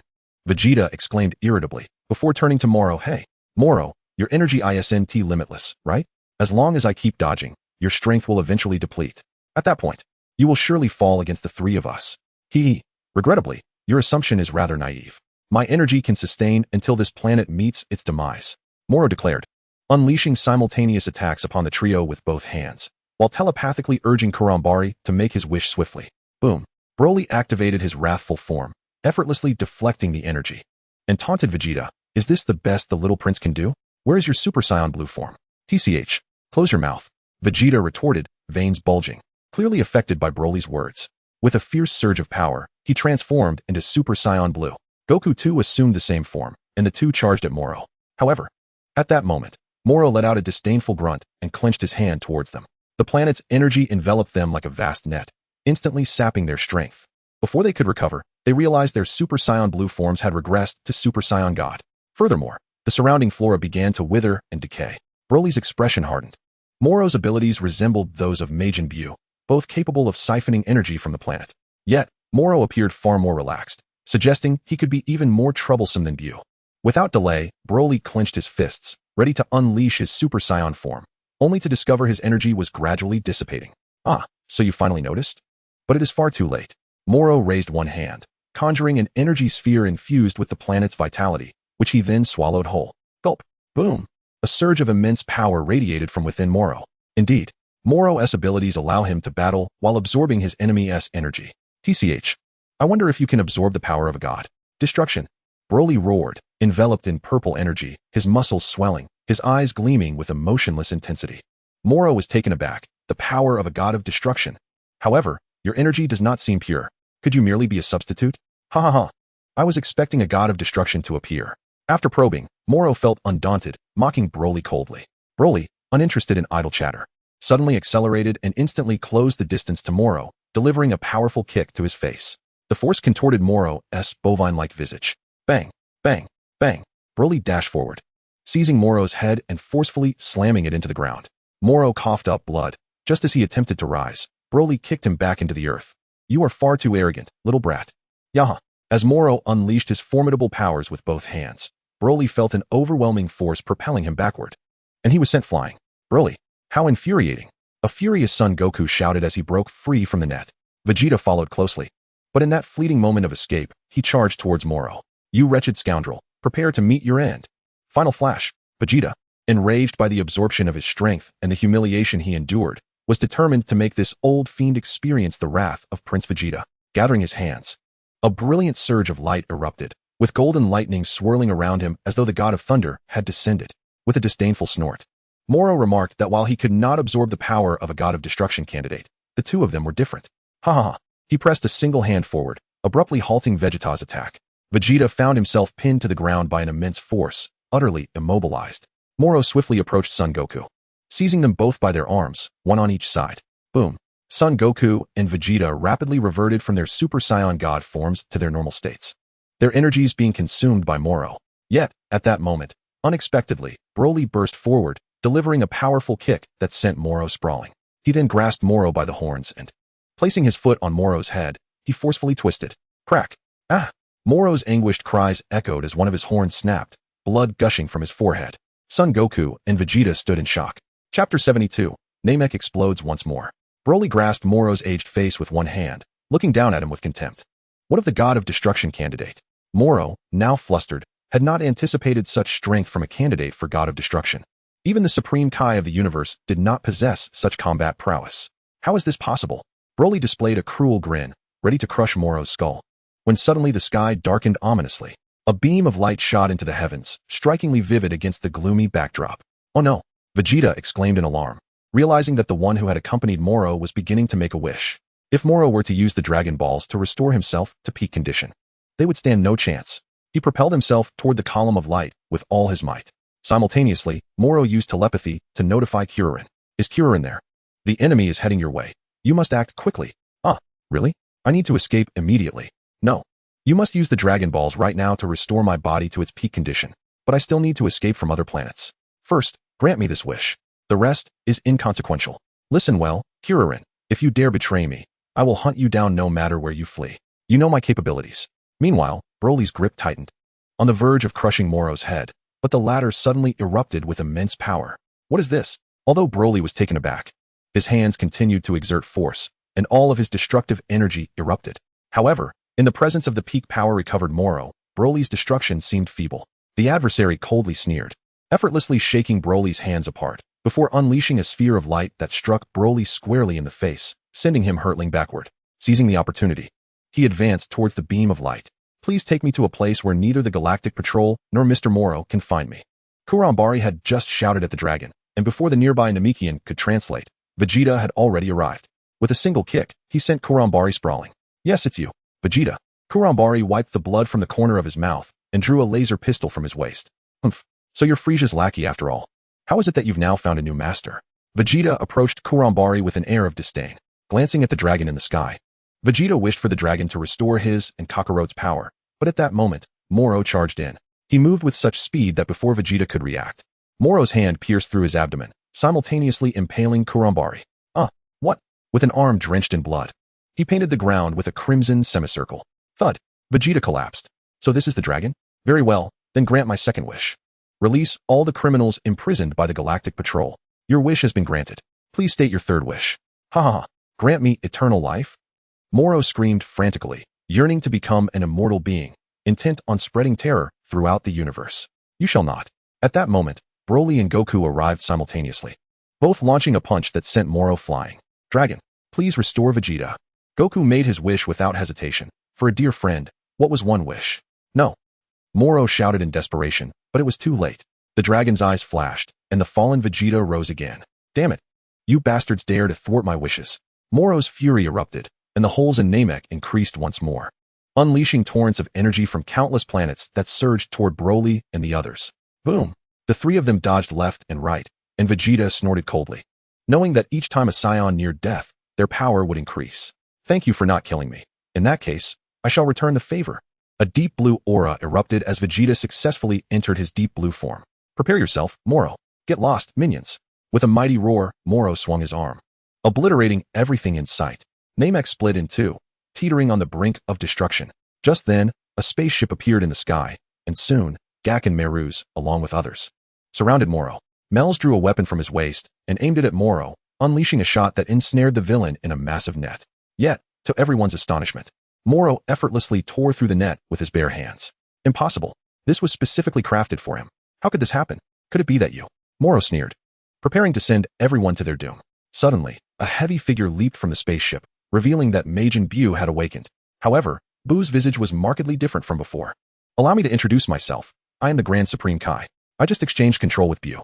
Upon hearing this, Broly felt a resonance within him, recalling that he, like Buu, harbored multiple souls within. Yet, it appeared Buu had managed to coexist harmoniously with his inner spirits. The Grand Supreme Kai. Moro was drenched in cold sweat. 1,000,000 years ago, he had been sealed away by the Grand Supreme Kai, and now, facing him once again was nothing short of catastrophic. Without hesitation, he detonated the planet's energy in a final act of desperation, shooting skyward to escape planet Namek. This scoundrel. How many more planets must he annihilate before he is satisfied?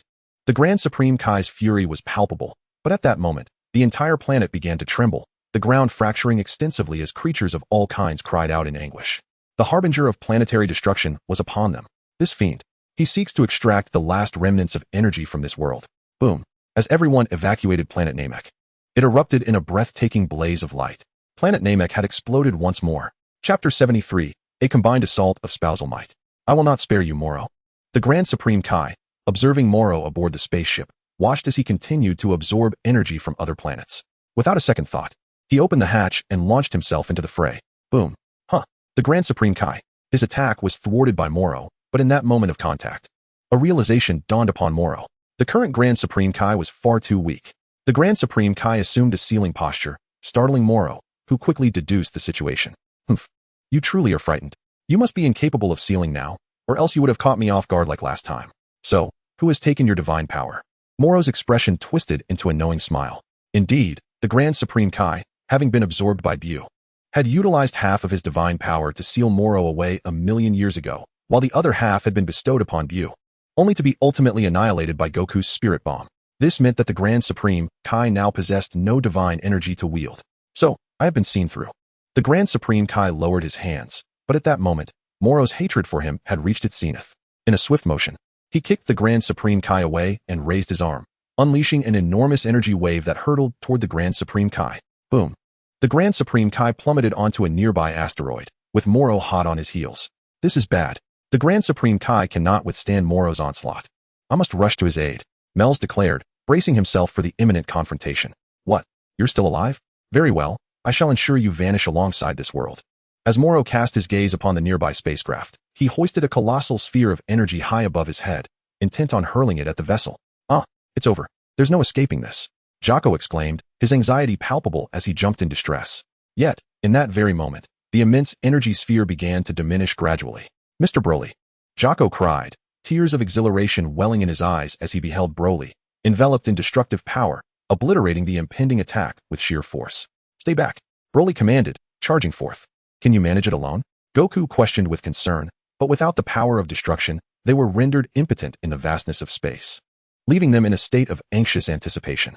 Ignoring their doubts, Broly signaled reassurance to number 21 and then surged toward Moro. On the asteroid, the Grand Kaishin was ruthlessly defeated by Moro, who was poised to crush the hefty figure when Meru's unexpectedly materialized, clad in a spacesuit, weapon aimed squarely at Moro.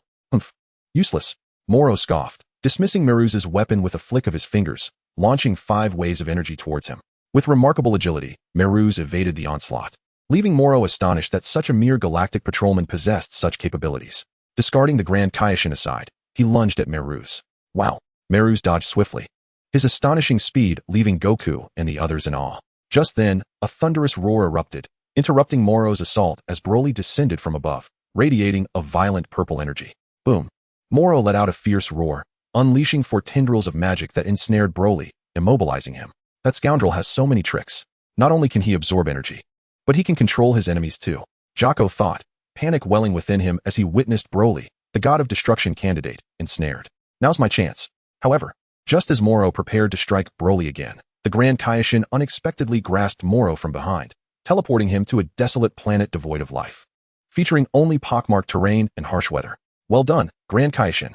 Upon hearing his voice, the others realized they had arrived on a planet where survival was feasible, igniting a spark of hope within Goku. Reach out. Let us unite to defeat Moro. He beckoned. Without hesitation, Vegeta, number 21, and Gohan instantaneously teleported to Broly's side, together whisking him and Meru's to the desolate planet. Humph, humph, humph. Everyone is here. Upon their arrival, the Grand Kaishin lay weakened upon the ground, his injuries grave. Let us settle this, Moro. Ha ha ha. Goku and Vegeta immediately activated their Super Saiyan Blue forms, while number 21 transformed into her Majin state. And Gohan unleashed an astonishing surge of power. Hiwa. Broly clenched his fists tightly, a tremendous aura swirling around him. Since the power of destruction proved ineffective against his opponent, he decided to unleash his primal strength. Boom. A green beam shot skyward as Broly transformed into a vengeful warrior, activating his full power mode. His colossal form instantly surpassed Moro, instilling an overwhelming sense of pressure upon all who beheld him. Useless. Useless. Give me all your energy. As Moro raised his hands, Broly swiftly closed the distance. Bang. With a single punch, he sent Moro hurtling away, and Broly, fueled by rage, accelerated in pursuit. Despite feeling his strength waning, his fury propelled his energy to new heights. Seeing Broly in motion, Android 21 also surged forward. Broly, she called out, and he understood her intent, seizing Moro's head and tossing it toward her. With a fierce cry, Android 21's aura surged dramatically. Bang! She transformed into a streak of dark crimson lightning, relentlessly assaulting Moro, before hovering above him and unleashing an energy blast that struck him directly. Boom! Moro plummeted, but before he could regain his balance, Broly was already poised below. He embraced Moro tightly against his chest, channeling green energy, and with a thunderous roar, Moro was once again propelled away. His chest erupted with pain. Ah, damn it. Moro winced in agony as he lifted his head to see Android 21 waiting for him. She sneered coldly before raising her arm, conjuring a sphere of devastating energy. Simultaneously, Broly opened his mouth wide below Moro. Pure energy blast. A tremendous roar. The combined technique of this formidable duo was born. Chapter 74, Target, Planet Adetra, the pure energy blast. A thunderous roar. Two beams of energy struck Moro simultaneously, leaving him ensnared in midair by an overwhelming force. The intense energy tore through him, igniting excruciating pain throughout his body. Oh, you bastards, I won't let you escape. You will all perish. Boom. The entire planet began to tremble. Although the energy of this decrepit world was minimal, it still existed. Without hesitation, Moro detonated it, unleashing countless voids. The surge of energy instantly intercepted Broly and Android 21's assault, allowing him to break free. Moro, have you forgotten about me? Suddenly, the liberated Moro was struck by a punch, as Vegeta charged forward. You have provoked my wrath. Moro grasped, channeling all the planet's energy into a radiant orb, which he consumed in one gulp. Gulp. Moro's power surged once more. Buzz. Yet at that moment, Jack received an urgent notification. All the prisoners of the galactic prison in the 7th universe have escaped. They are coming. As Moro inexplicably spoke, everyone was taken aback, and then a colossal spaceship materialized above their heads. Boom. Centered around Broly and others. The vessel unleashed a torrent of intense light waves. Quickly evade. This is the latest weapon of the Galactic Patrol, Mel shouted, prompting everyone to hastily dodge aside. However, Broly found himself struck directly. Rumble. The immense energy wave not only boasted formidable offensive power, but also contained a significant amount of anesthetic substances. Broly felt a wave of dizziness wash over him. And then he stumbled. Broly. Number 21 rushed to support him, but the anesthetic also induced a bout of vertigo in her. Fortunately, being an android, she swiftly expelled the toxins through her pores. Buzz. The spaceship's assault gradually ceased, allowing number 21 to carry Broly to safety. Thank you for your patience, Lord Moro. You've done well, bringing so many people Sagambo. Crack. At that moment, the spaceship's doors swung open, revealing thousands of inmates clad in galactic prison uniforms. Swarming out of the ship, leading them, Sagambo prostrated himself before Moro, exhibiting utmost reverence. Rest assured, I will share my power with all of you as promised. Upon uttering this, Moro placed his hand on Sagambo, who instantly felt his energy surge dramatically. Yet, at that moment, Moro provocatively remarked, Do you remember the 2 wishes I granted? My second wish is to release all prisoners from the galactic prison. No sooner had he spoken than the prisoners erupted into a cacophony of shouts. Charge! With a wave of Sagambo's hand, all the inmates charged towards the others. This is troublesome. Seeing the overwhelming number of adversaries rushing forth, and feeling their own strength being relentlessly siphoned away, Goku and his companions grew increasingly anxious. The 2 sides clashed, and the sheer quantity of foes was staggering. Goku and Vegeta struggled to fend them off, their energy depleting rapidly, causing them to revert from Super Blue to Super Saiyan form. The only ones unaffected were number 21 and Mel's. Number 21 continuously defended against the surrounding prisoners near Broly. Just then, Gak and Ilku arrived to assist. Goku, hurry. The enemy numbers are simply too vast. Damn it. Quickly, grab my hand. Goku found himself at a loss. He could no longer transform into a Super Saiyan, and the enemy's absorption rate was escalating. If he lingered any longer, he would lose even the ability to instant transmission. Ilku, you must pilot the spaceship away. We'll regroup at headquarters. Mel's declared, slapping Goku on the shoulder, and the others followed suit. Meanwhile, number 21, fearing the prisoners might harm the unconscious Broly, pushed him into the spaceship. Vegeta, quickly, grab me. Goku shouted desperately, noticing Vegeta's unresponsive demeanor, as if he were entranced. What sorcery? What divine power? What is this wretched appearance of mine supposed to signify? Kakarot, you may leave. I shall no longer accompany you. Vegeta's forehead throbbed with veins, and he suddenly soared into the air, heading straight for the spaceship that held Broly. Goku, there's no time. Hurry, flee. None of you shall escape. Sagambo charged in fiercely, his massive fists crashing down upon the group. Damn it. Goku swiftly employed instant transmission, transporting everyone to the Galactic Patrol headquarters. The Galactic King, who was enjoying a leisurely bath, was startled by the sudden arrival of Goku and the others. What brings you here? Apologies, old man, but I only recognize your energy. Meanwhile, within a traveling spaceship in the cosmos, a heated argument erupted from within. 21 and Vegeta were at odds, neither willing to yield. You troublesome woman. I seek a planet capable of defeating Moro. Ilku observed the quarrel, his head throbbing. Both were exceedingly powerful, and he dared not provoke either. At that moment, a muffled groan was heard as Broly gradually regained consciousness. Broly, you're alright, how wonderful. 21, uninterested in exchanging further words with Vegeta, instantly returned to her normal state and embraced Broly. Yes, I'm fine. By the way, where are we? What has become of that scoundrel Moro? Broly stood up and surveyed his surroundings. Broly, I bear some rather unfortunate news. What is it? Vegeta replied, leaning against the wall. Yadrit? Isn't that the planet where Goku learned instant transmission? It is said that the inhabitants possess numerous peculiar abilities. Broly did not object and spoke. Very well. Let us proceed to Yadrit. Vegeta smirked at 21, resembling a triumphant rooster. However, 21 paid him no mind, for in her heart, wherever Broly went, she would follow. Who cared about you, Vegeta? That insufferable woman. Chapter 75, The Dreadful Vegeta. As Broly and his companions journeyed to Yadrit, Moro and his band of prisoners were wreaking havoc across the cosmos. In their quest to amass energy, countless planets fell victim to their rampage. These prisoners had been bestowed with power by Moro, their strength surging. They roamed freely in groups, dominating various worlds. Meanwhile, Android 18 sought out Android 17, Gohan, Krillin, and all the warriors to assemble, in preparation for the impending disaster. Buzz. Yadrit. A spaceship descended upon an open area, surrounded by a throng of bizarre extraterrestrials. Hiss. The spaceship opened, and Broly, Vegeta, 21, and Ilka stepped down. Are those the Yadrit inhabitants? It's my first time seeing them. Ilku remarked in astonishment. This planet was rather unremarkable and exceptionally remote. Rarely could anyone find it.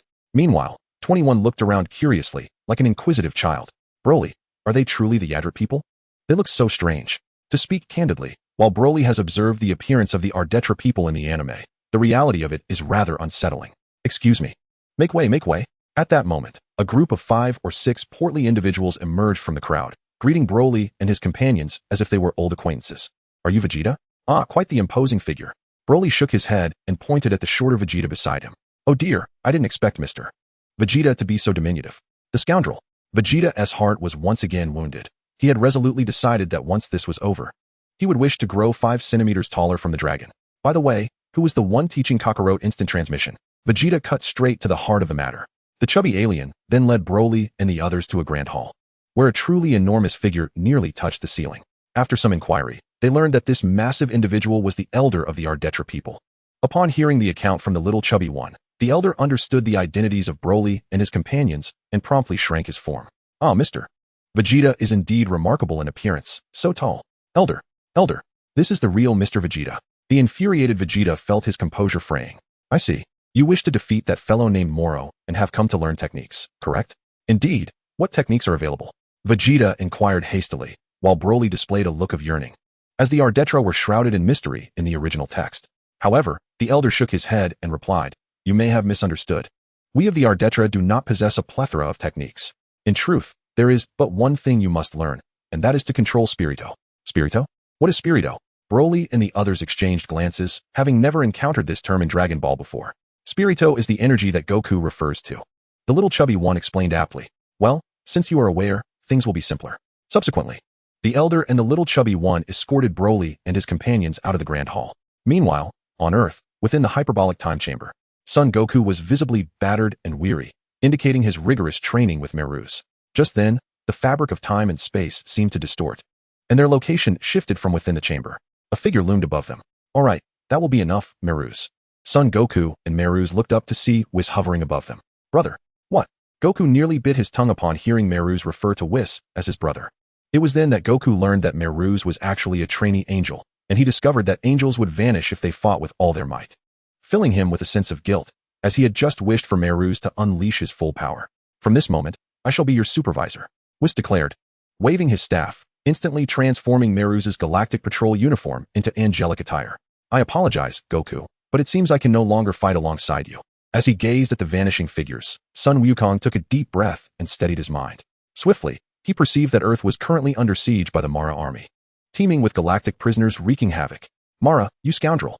On the distant planet of Aditler, Vegeta was exasperated. Damn Broly. Who would have thought his capacity for learning would be so formidable? Mr. Vegeta, your spirit control is in disarray. Focus your mind. Vegeta's thoughts were chaotic, yet they were interrupted by a nearby observer, who clenched his teeth in determination. Indeed, Mr. Broly is making rapid progress. It seems I can teach him techniques ahead of schedule, the elder mused, observing Broly with satisfaction. Upon hearing this, Vegeta's composure faltered. He regretted bringing Broly along. Meanwhile, 21 was savoring the exquisite delicacies sent by the Aditler inhabitants, her gaze overflowing with affection as it lingered on Broly, as if he were the sole figure in her universe. Mr. Broly, could you come here for a moment? The elder beckoned Broly, who approached with remarkable steadiness, as if traversing the sharp stone pillars with ease. What is it, elder? Broly inquired. Your capacity for learning is impressive. I find myself somewhat humbled. Your preparations are complete. And now I shall teach you some techniques. The elder's words ignited excitement in Broly. Mr. Broly, although you appear untroubled now, there are times when you are unable to control yourself, aren't there? Within you lie two uncontrollable essences, which in your terms should be referred to as souls. Though I am not acquainted with your past, I perceive that you are not malevolent. Hence, I intend to assist you in resolving this issue. Broly was taken aback, surprised that his greatest dilemma had not been noticed by the angels, but rather discerned by this unassuming elder. Yes, he replied, keeping the secret close to his heart. Even from 21, this Aditler was indeed a wondrous and enigmatic place. Chapter 76, The Arrival of the Mara Army. In a serene locale, Broly and the elder sat facing each other. As the elder recited incantations, Broly felt his soul being tugged as if it were on the verge of being torn apart, an unbearable sensation. His body involuntarily shuddered. Do not move.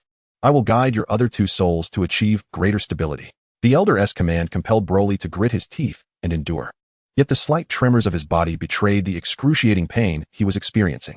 Even Broly, known for his extraordinary willpower, found himself grappling with such torment. On Earth, in preparation for the Mara onslaught, all warriors were gearing up. At that moment, Piccolo was in the Heavenly Temple, engaging in meditation training. Suddenly, Dandy informed him that extraterrestrials had arrived on Earth aboard a spacecraft, their intentions uncertain. Piccolo halted his meditation and scanned the plaza of the temple, finally pinpointing the location of the newcomers. In the vast expanse of the desert, the individuals known as the Moros, as referred to by Sun Wukong and his companions, appeared to be an advance team sent for reconnaissance. Piccolo soared towards them, when suddenly, a whistling sound pierced the air. To his astonishment, Son Gohan arrived at his side, clad in an outfit identical to Piccolo's. Gohan, what brings you here? Uncle Piccolo, I came to train with you. The Moros have begun wreaking havoc across the universe, and if we do not defeat them, Earth will inevitably be next. Indeed, Uncle Piccolo, I shall accompany you.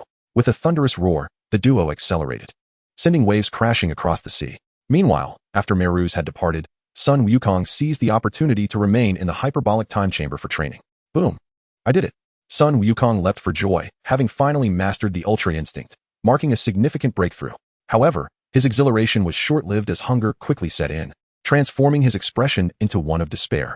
The sustenance within the chamber required preparation, and his culinary skills were sorely lacking, rendering his meal nearly inedible. Oh, I wonder how things are faring outside, he mused, scratching his head as he reluctantly consumed his own cooking. Uncle Piccolo, it's these three individuals, Gohan exclaimed, feeling a headache coming on as he recognized the trio captured by Android 21, encountering them once again so soon. The two then transported the trio to the sacred temple, summoning Gak to assist with the situation. Before long, Gak arrived with a spring in his step, but just as they were about to hand over the prisoners, a wormhole suddenly opened within the temple. Three individuals clad in cosmic prison garb materialized before them. These were the subordinates of Saganbo, with the strongest among them resembling a counterfeit Hitler. Adorning his head were three obsidian-like objects, and according to Gak, this individual was a highly advanced artificial being capable of replicating anyone's abilities for up to 30 minutes. Well, if it isn't the Galactic Patrol's incompetent Gak, how did you manage to capture these three miscreants? One of them jeered, resembling a sentient onion with hair standing on end, displaying disdain as he prepared to eliminate the worthless trio. In a moment of dire urgency, Piccolo intervened, gripping the onion-headed creature's hand to prevent any foul play within the sacred hall. Humph! Sabinsley, deal with them. The onion-headed alien bellowed, and in an instant, Sabinsley appeared behind Piccolo, seizing him by the neck. Replication. To Piccolo's astonishment, Sabinsley unleashed a powerful attack that pierced through him. Uncle Piccolo, you scoundrels! Gohan erupted with Super Saiyan power, delivering a powerful punch that sent Sabinsley crashing to the ground. No longer content to remain spectators, the others joined the fray, igniting a fierce battle within the sacred temple. Boom! The onion creature, swift as lightning, snatched Gak's weapon, inciting a furious rage within Gak, who found himself unable to keep pace with his adversary's speed. In a fierce clash, Son Gohan was locked in a relentless battle against the colossal Cyberman, while Panda steadily advanced towards Dandy. As a support character, Dandy found himself pursued and attacked by the opposing Panda warriors. At that moment, Krillin appeared unexpectedly, rescuing Dandy, with the injured Piccolo cradled in his arms. Are you alright, Dandy?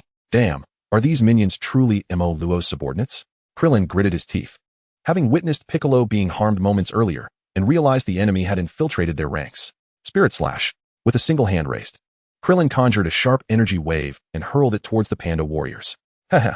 The Panda warriors scoffed, effortlessly shattering the energy attack with a single punch. Startled, Krillin quickly dodged and distanced himself. Meanwhile, aboard a colossal spaceship traversing the cosmos, the stronghold of the Mo Luo Legion was in full operation. Lord Luo, Cyberman has already harnessed your power. It appears that this planet called Earth harbors formidable foes. At this juncture, Sagambo approached Luo to report. Earth? A mere monkey planet a million years ago, and now it possesses such potent beings? Luo commanded. Transmit the battle footage of Cyberman. I wish to see what kind of experts this Earth possesses. Yes. With a crackling sound, the display before Luo transformed into a vivid depiction of Earth, showcasing the overwhelming pressure Cyberman exerted on the gathered defenders. Damn it. I never expected this fiend to replicate Luo's abilities in advance. Son Gohan, having witnessed Luo's might, sensed the impending danger as Cyberman drew upon the energy of the planet. Yet, how could they contend with the overwhelming force of Luo? As the energy-draining technique activated, Gohan and his companions felt a wave of exhaustion wash over them, their Super Saiyan forms reverting to their original states. Oh, isn't this the one who thwarted my grasp on one of the powers? Luo mused, realizing that these individuals hailed from Earth. Excellent. This time, I shall harness all their strengths for my own. Sagambo, filled with anticipation, increasingly revered Luo, captivated by his commanding presence.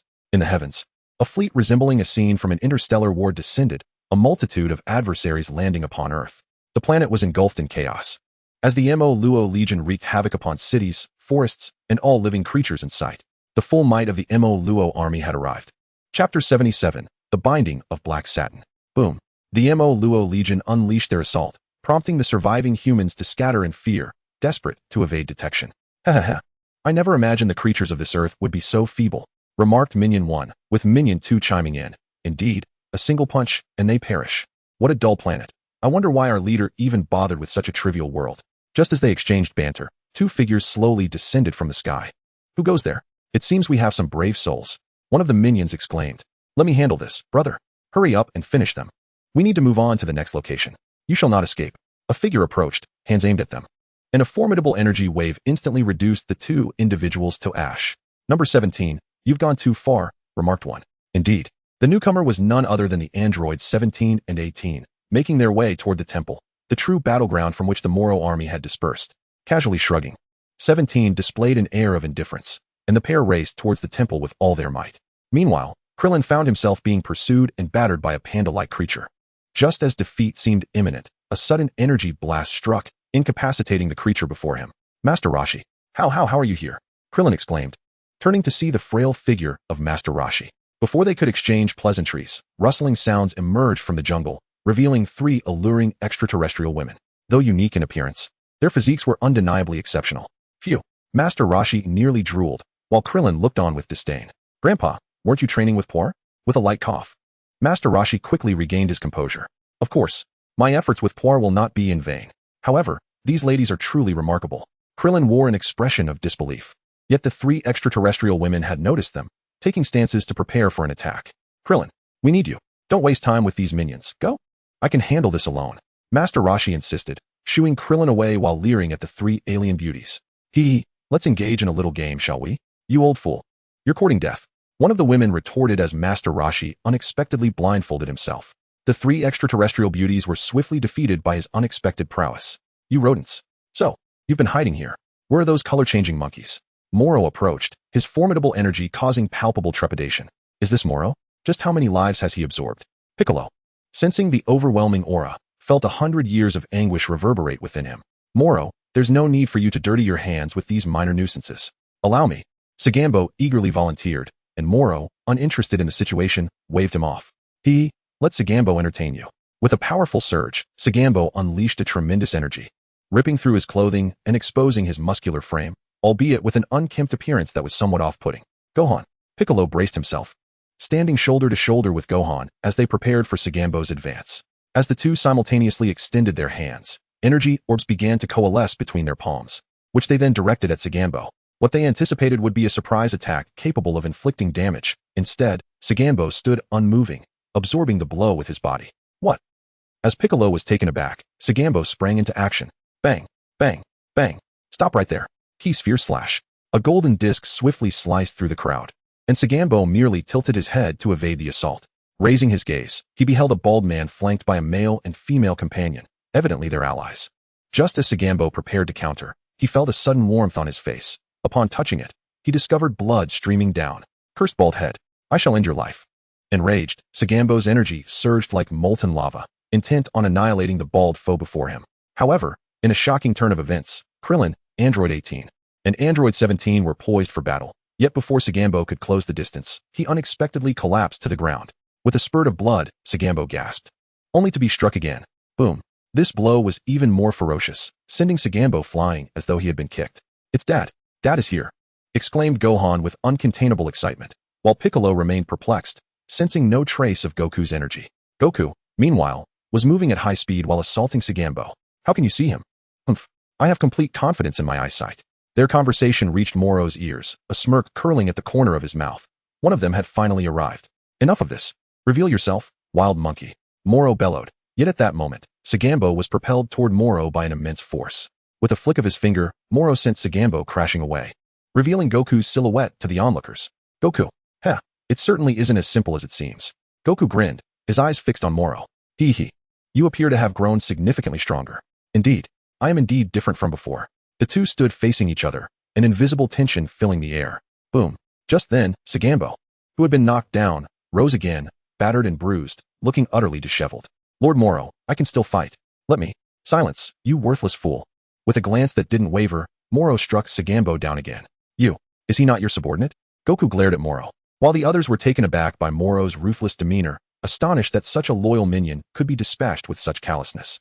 "Very well, since it has come to this, I shall show you the fruits of my training. Ultra Instinct, sign. Activate." Chapter 78, Goku vs. Moro. Boom. Goku transformed into Ultra Instinct sign, his formidable aura leaving all present in awe, even Moro, who was visibly taken aback. This is not human power, is it?" Goku, calm and composed, replied. "Indeed, this is a divine technique known as Ultra Instinct. Wonderful. Father can finally wield it freely."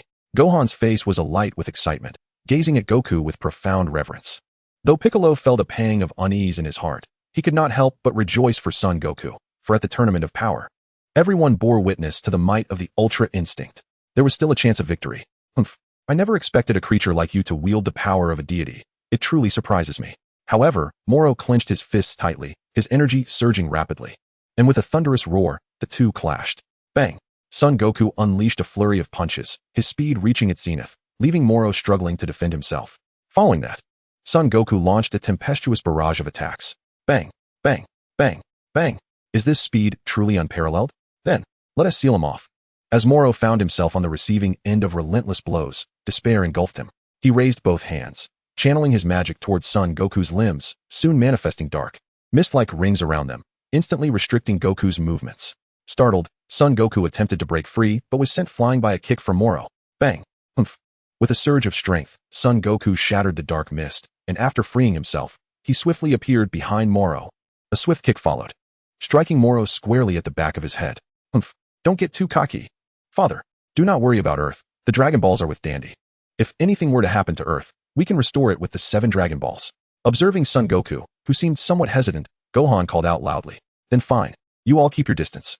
With newfound confidence, Son Goku held nothing back, his body like a sharpened sword, piercing directly toward Moro's vital points.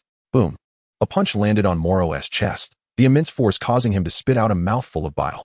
He was sent flying, yet Son Goku's onslaught did not cease. After that punch, he gathered his hands for the Kamehameha, radiating a brilliant light. Kamehameha. Just as Moro attempted to evade, Son Goku instantaneously teleported behind him.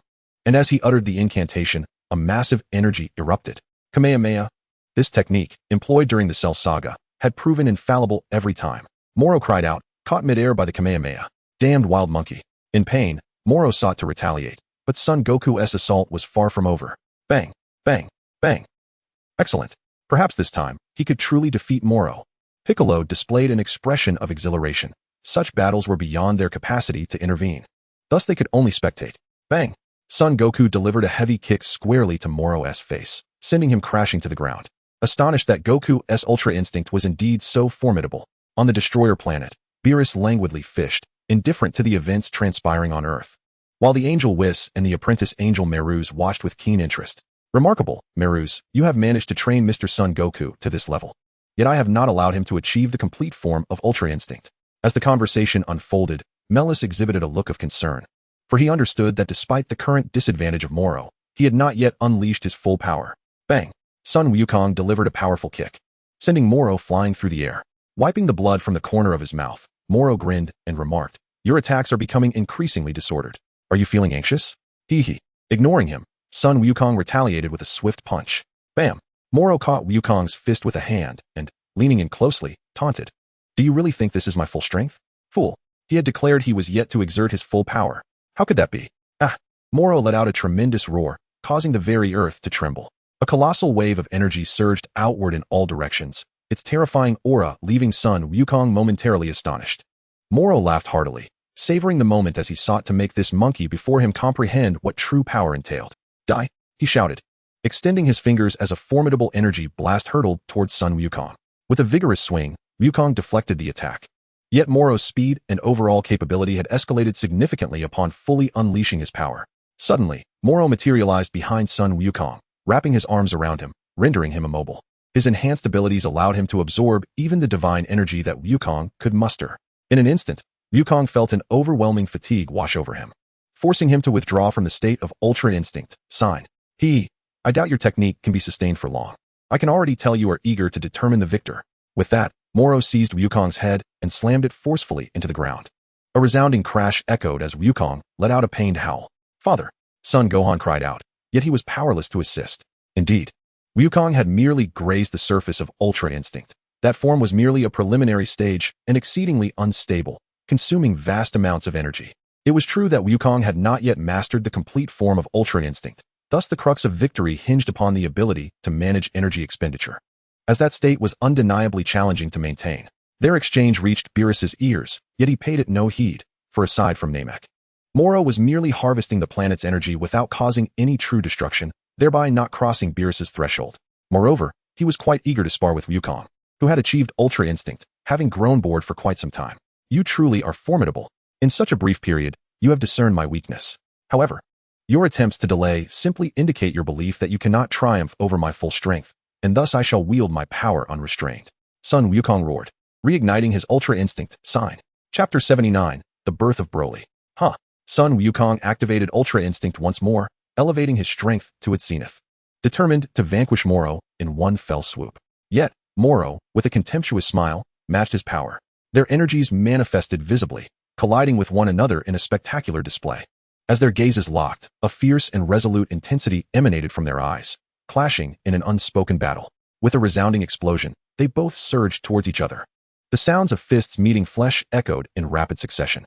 In a fluid motion, Moro leapt into the air, unleashing a burst of energy directed at Sun Wukong. With a sharp focus, Sun Wukong raised his hand to deflect Moro's attack. Then, with both hands, unleashed a barrage of energy orbs into the sky. The successive detonations forced Moro to evade, but soon an overwhelming number of energy blasts struck him. In an instant, Sun Wukong teleported beside Moro and delivered a powerful punch to his face, resulting in a thunderous crash as Moro was sent crashing into a small mountain. If this is the extent of your power, then I shall not be defeated." Moro shook his head, the sound of cracking echoing as he expressed his disdain for Sun Wukong's strength. "How infuriating. Just how resilient is your body?" At this moment, Sun Wukong was gasping for breath. The intense battle had drained much of his energy, and fatigue was beginning to set in. "Prepare yourself, Moro." Despite his exhaustion, Sun Wukong was resolute in not allowing Moro to have his way, swiftly charging towards him. Meanwhile, on planet Vegeta, Broly was undergoing a soul fusion. According to the Elder, this process involved transforming something that did not belong to him into something he could control. Thus, even though Broly had vanquished the two souls, their essence did not dissipate. It was merely consumed by Broly's consciousness. Without their own sentience, these souls remained dormant within him, like untapped energy. With a muffled groan, Broly collapsed to the ground. His muscles tensed with strain, prompting Android 21 to rush to his side to assist him. "You did remarkably well, Mr. Broly." The Elder rose and gestured for Android 21 to approach. "It's over now. How are you feeling, Broly? Are you better?" Android 21 displayed a pained expression. At the onset, witnessing Broly's suffering had compelled her to intervene, but he had insisted she remain uninvolved. Thus, she could only watch anxiously from the sidelines. In Broly's mindscape, two humanoid energies stood in opposition, their forms reminiscent of the original and the new Broly. Positioned between them, Broly found himself connecting all three with the lightning emanating from his body. With a cry of agony, he felt the two energies begin to merge into him. The pain. It's unbearable. At that moment, Broly felt an overwhelming desire to escape the torment. This excruciating, inhuman agony was intolerable, and his only relief came from his anguished screams. A colossal beam of light enveloped Broly's form, He had succeeded. The ultimate fusion was finally complete. All previous uncertainties had vanished. In this moment, Broly was reborn. He had harnessed the full power of the 2 additional souls within him. With an expression devoid of emotion, he reveled in the continuous surge of energy coursing through his body, his heart brimming with euphoric triumph. The troubles had been resolved at last. Returning to reality, Broly opened his eyes, and his gaze met the worried expression of Android 21. He gently patted her head. It was over. Huh. Android 21 displayed a look of confusion. What was over? She failed to comprehend. Broly rose to his feet and nodded respectfully at the elder, expressing his gratitude for the assistance. The elder's eyes narrowed. He sensed that the aura of the man before him had transformed into something unfathomable. At that moment, a sudden explosion erupted in the distance, revealing a massive spaceship approaching. Elder, we have enemies. The chubby figure rushed in, but upon seeing Broly, he momentarily froze in astonishment. Broly's presence, at that instant, was entirely beyond human comprehension. However, with the enemy invading, he quickly shook off his surprise and dashed to the elder's side. Allow me to handle this. Broly spoke calmly. I will join you. Android 21 approached Broly's side. Very well, then. Boom. Before Android 21 could finish her sentence, Broly soared into the sky, his speed so extraordinary it was nearly imperceptible. A tremendous roar followed as the invading spaceship was obliterated in an instant. The surrounding area resembled a war-torn battlefield. Thunderous roars filled the air. In all, Android 21 gazed at Broly, wrapping her arms around his, her face radiant with pride. Your power is now under your command. It is time to commence true training and techniques. Broly nodded in agreement and resumed his training with the elder. Meanwhile, on Earth, Goku poured every ounce of his strength into attacking Moro, yet his body began to falter. With a mere sidestep, Moro evaded Goku's punch, then delivered a powerful kick that sent Goku flying. Bang! The tremendous force forced Goku to the ground, and he stared at Moro. His teeth clenched in frustration. Despite Maruza's extensive training assistance, he still could not defeat Moro. Anger. Frustration. In that moment, Goku transformed his emotions into power, unleashing a resounding roar that erupted from his being, a tremendous energy surging forth. Chapter 80, Vegeta, once again floated away. Aya! Goku bellowed, propelling himself forward to appear before Moro. He raised his elbow and struck at Moro. Bang! Moro staggered back 2 steps, yet the impact caused no real damage. Instead, he swiftly lifted his knee. The force collided with Goku's abdomen, inflicting a wave of excruciating pain that left Goku momentarily stunned. Cough, cough, cough. Goku knelt upon the ground, while Moro stood across from him, hands on his hips, mockingly declaring, Humph, what's wrong? The remarkable speed you once wielded has now vanished. With determination, Sun Wukong sprang from the ground and launched a punch, but alas, it merely grazed Moro's cheek. In retaliation, Moro delivered a powerful kick, sending Sun Wukong crashing to the ground. At this moment, Sun Wukong found himself devoid of the strength to continue. His Ultra Instinct mode had reverted to its normal state. Son, he has reverted to his original form, exclaimed Piccolo and the others in alarm. They never anticipated that even the form that had dazzled in battle would prove ineffective against Moro. One could only fathom the formidable nature of Moro himself. I have enjoyed our game, but now it is farewell, human. Moro smirked, gathering energy in his hand, preparing to eliminate Sun Wukong. This action undeniably stirred the hearts of Sun Wukong's friends. Just as Moro was about to strike, Android 17 and Android 18 rushed in to defend him. You shall not lay a finger on him. 17 targeted Moro's upper body, while 18 aimed for the lower. Despite their combined efforts, Moro merely retreated to evade the attack. TCH, although we failed to land a hit, at least we saved Sun Wukong. It could have been worse. On planet Yardrat, the completed Vegeta stood with clenched fists, brimming with confidence. Just wait, Moro. I shall teach you what it means to be human. At that moment, the elder appeared behind him and gently bestowed upon Vegeta a new set of armor. Now revitalized, Vegeta's pride was undeniably restored. Is that guy still not ready? The elder shook his head. Mr. Broly is still undergoing his final training. Humph, I shall not wait for him. Vegeta exclaimed. Wait, why has Kakarot's energy suddenly diminished so drastically? Vegeta gasped in shock, his heart racing with urgency. He longed to rush to his friend's side immediately. Upon sensing the energy around Earth, he realized it was rapidly dwindling, leaving only the signatures of Sun Wukong and his companions. It was evident that Moro's forces had invaded. Damn it, how could they have arrived so swiftly? The elder sighed. We cannot use instant transmission to travel to other planets. It is limited to our home planet. What? Then what shall we do? Earth is in peril. Bulma, Trunks. How infuriating. Vegeta slammed his fist into the ground, overwhelmed by a sense of helplessness. However, a sudden epiphany struck him. If Kakarot could learn instant transmission, why could he not? Quickly, teach me how to use instant transmission. But Sun Wukong has trained for quite some time to master it. Enough with the excuses. Teach me at once. The elder pondered, Perhaps he could try that. At this moment, a portly figure approached, causing the elder to pause. However, that method is only a temporary solution. Vegeta, are you willing to proceed? Very well. Let it be done. Within the Grand Hall, Broly was engaged in training within a secluded chamber, and this training essentially involved restoring his tail to its original state. The essence of a Saiyan lies within their tail. A Saiyan without a tail would find their strength and future trajectory profoundly affected. Almost there. Broly's veins bulged as he seemed to exert himself intensely. As number 21 exclaimed, "It's out! It's out!" She was energetically tugging at Broly's tail, pulling him inch by inch toward the outside. Were they outside, their shouts would undoubtedly lead to misunderstandings. Suddenly, with a powerful sweep of his tail, Broly shattered the ground beneath him. His tail had finally regrown. Panting heavily, he felt the sharp pain akin to someone pulling at his very bones. In truth, during the Tournament of Power, Broly's tail had already begun to grow, but it had only emerged partially. Now, having accepted his fusion, he recognized the significance of his original power. Without his tail, his combat prowess would be severely diminished. I had no idea you still had a tail. It's so fluffy and adorable. Number 21 cooed, her eyes gleaming with delight as she fondled Broly's tail, her expression radiating cuteness. Broly gently stroked her hair, signaling that it was time to leave. All right, let's head to Earth. Meanwhile, on Earth, number 17, number 18, and Gohan banded together to assault Moro. Yet their efforts barely grazed him. Standing atop a small hill, Moro bellowed down at them. "Come on, you weaklings. Bring it on." Goku struggled to rise. The previous battle had taken a heavy toll on him, rendering even standing a challenge. "Father, are you alright?" Gohan rushed to support him, while Goku's cold gaze remained fixed on Moro. If they could not defeat him here, more planets would surely face devastation. "Damn it, our strength has been significantly drained." Piccolo gasped, clutching his chest. After receiving a blow from Moro, he felt as if his body might fall apart, with his energy continuously siphoned away. If this continued, they would surely lose. "You all should take a break. Leave this to us," number 18 declared, exchanging a glance with number 17 before charging at Moro. As androids, they possessed limitless energy, and Moro could not absorb their power. Yet, despite this advantageous trait, their strength was still no match for Moro. Their attacks landed on him, but he merely brushed away non-existent dust, sneering in disdain. "What a shame, such fine energy, and yet I cannot absorb it. Humph. Moro, why don't you try absorbing my energy instead?" Suddenly, a figure appeared in the middle of the fray, confidently pointing his thumb at himself with an air of arrogance. It was Vegeta. Chapter 81, Vegeta's Unmatched Might.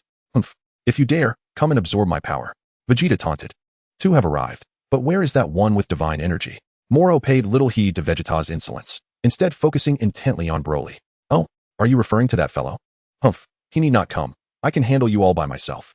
Vegeta scoffed, his thumb directed at his own face, exuding extreme arrogance and confidence. Subsequently, he turned to Sun Wukong and remarked, "Look at your disgraceful demeanor. It seems you have yet to master the art of ultimate freedom.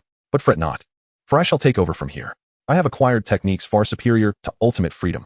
Sun Wukong was taken aback. Techniques even more advanced than ultimate freedom? What could they possibly be? "Hey, number 17 and number 18, you may step down now. I alone shall handle the rest." Number 17 and number 18 exchanged glances before retreating to the sides. Hee, it appears you still haven't learned your lesson." Moro clenched his fists, realizing that Vegeta was the type to remember the meal but forget the beating. "Humph, then let us see," he proclaimed. Boom. Before you stands someone even more powerful than you. Vegeta transformed into a deep blue form, and indeed, as he had stated, his potential had been unlocked by the Elder, allowing him to command his power with greater mastery. At that moment, his strength astonished everyone present. That must be the transformation from the power tournament. Piccolo's expression grew grave. Vegeta had indeed increased his strength, yet it was still insufficient. Moro, with a disdainful glint in his eyes, had encountered such power before. How could he possibly fear it again? However, in the next instant, Moro found himself stunned. Vegeta moved at breakneck speed, instantly appearing before Moro and delivering a powerful punch to his abdomen. Bang! Moro staggered back several meters. "No, this can't be." Although Uncle Vegeta landed the hit, it had no effect whatsoever, exclaimed Gohan and number 18, incredulously criticizing Vegeta's bravado. "Humph, you truly startled me. It seems your strength has indeed improved. Yet, at this level, you still lack the qualifications to contend with me." Moro crossed his arms, wearing an expression of knowing superiority. Nevertheless, Vegeta uttered not a word and continued his assault on Moro, unyielding even in the face of futility. Bang bang bang bang bang bang bang bang bang. "Give it up, Vegeta. Your attacks are futile." Moro absorbed every blow, effortlessly kicking Vegeta away. Boom. Vegeta crashed into a small hill. Haha, hardly a challenge. However, you have managed to elevate your own power, which is commendable, for I shall soon absorb it. Thank you for your fruitless training. Moro's words left the onlookers' faces pale with distress, yet Vegeta remained impassive, his expression unchanged, and he charged at Moro once more. Bang! Bang! I have told you several times, this is useless. Useless. Stop struggling, Moro declared, defending against Vegeta's relentless attacks. Weary of the game he had been playing, he intended to absorb Vegeta's strength. What has happened to Uncle Vegeta? Unable to face his own defeat, has he decided to throw caution to the wind? Gohan and Gak lamented. Please, Vegeta, no one to stop. At long last, Moro's patience waned. In a sudden burst of fury, he threw a punch, only to have it deftly intercepted by Vegeta, who countered with a swift strike to the head. What? Moro was taken aback, utterly astonished that his attack could inflict such pain.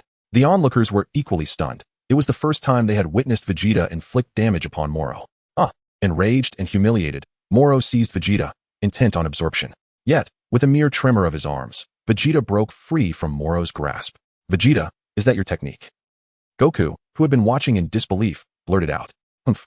Indeed, it is the forced separation technique of Spopovich. Vegeta smirked, and then delivered a powerful blow to Moro's abdomen, causing him to emit a massive burst of energy from his mouth. With each strike, Moro's form appeared to age dramatically. What have you done to me? Lord Moro. Look above.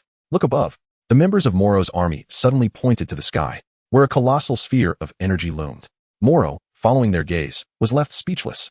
That immense energy was erupting from his very own body. It dawned on him at last. Vegeta had desperately engaged him for this very moment. Just as Moro began to regain his composure, Vegeta unleashed a relentless barrage of strikes. Seizing Moro's arm, he relentlessly pounded him, each punch forcing energy to separate from his opponent.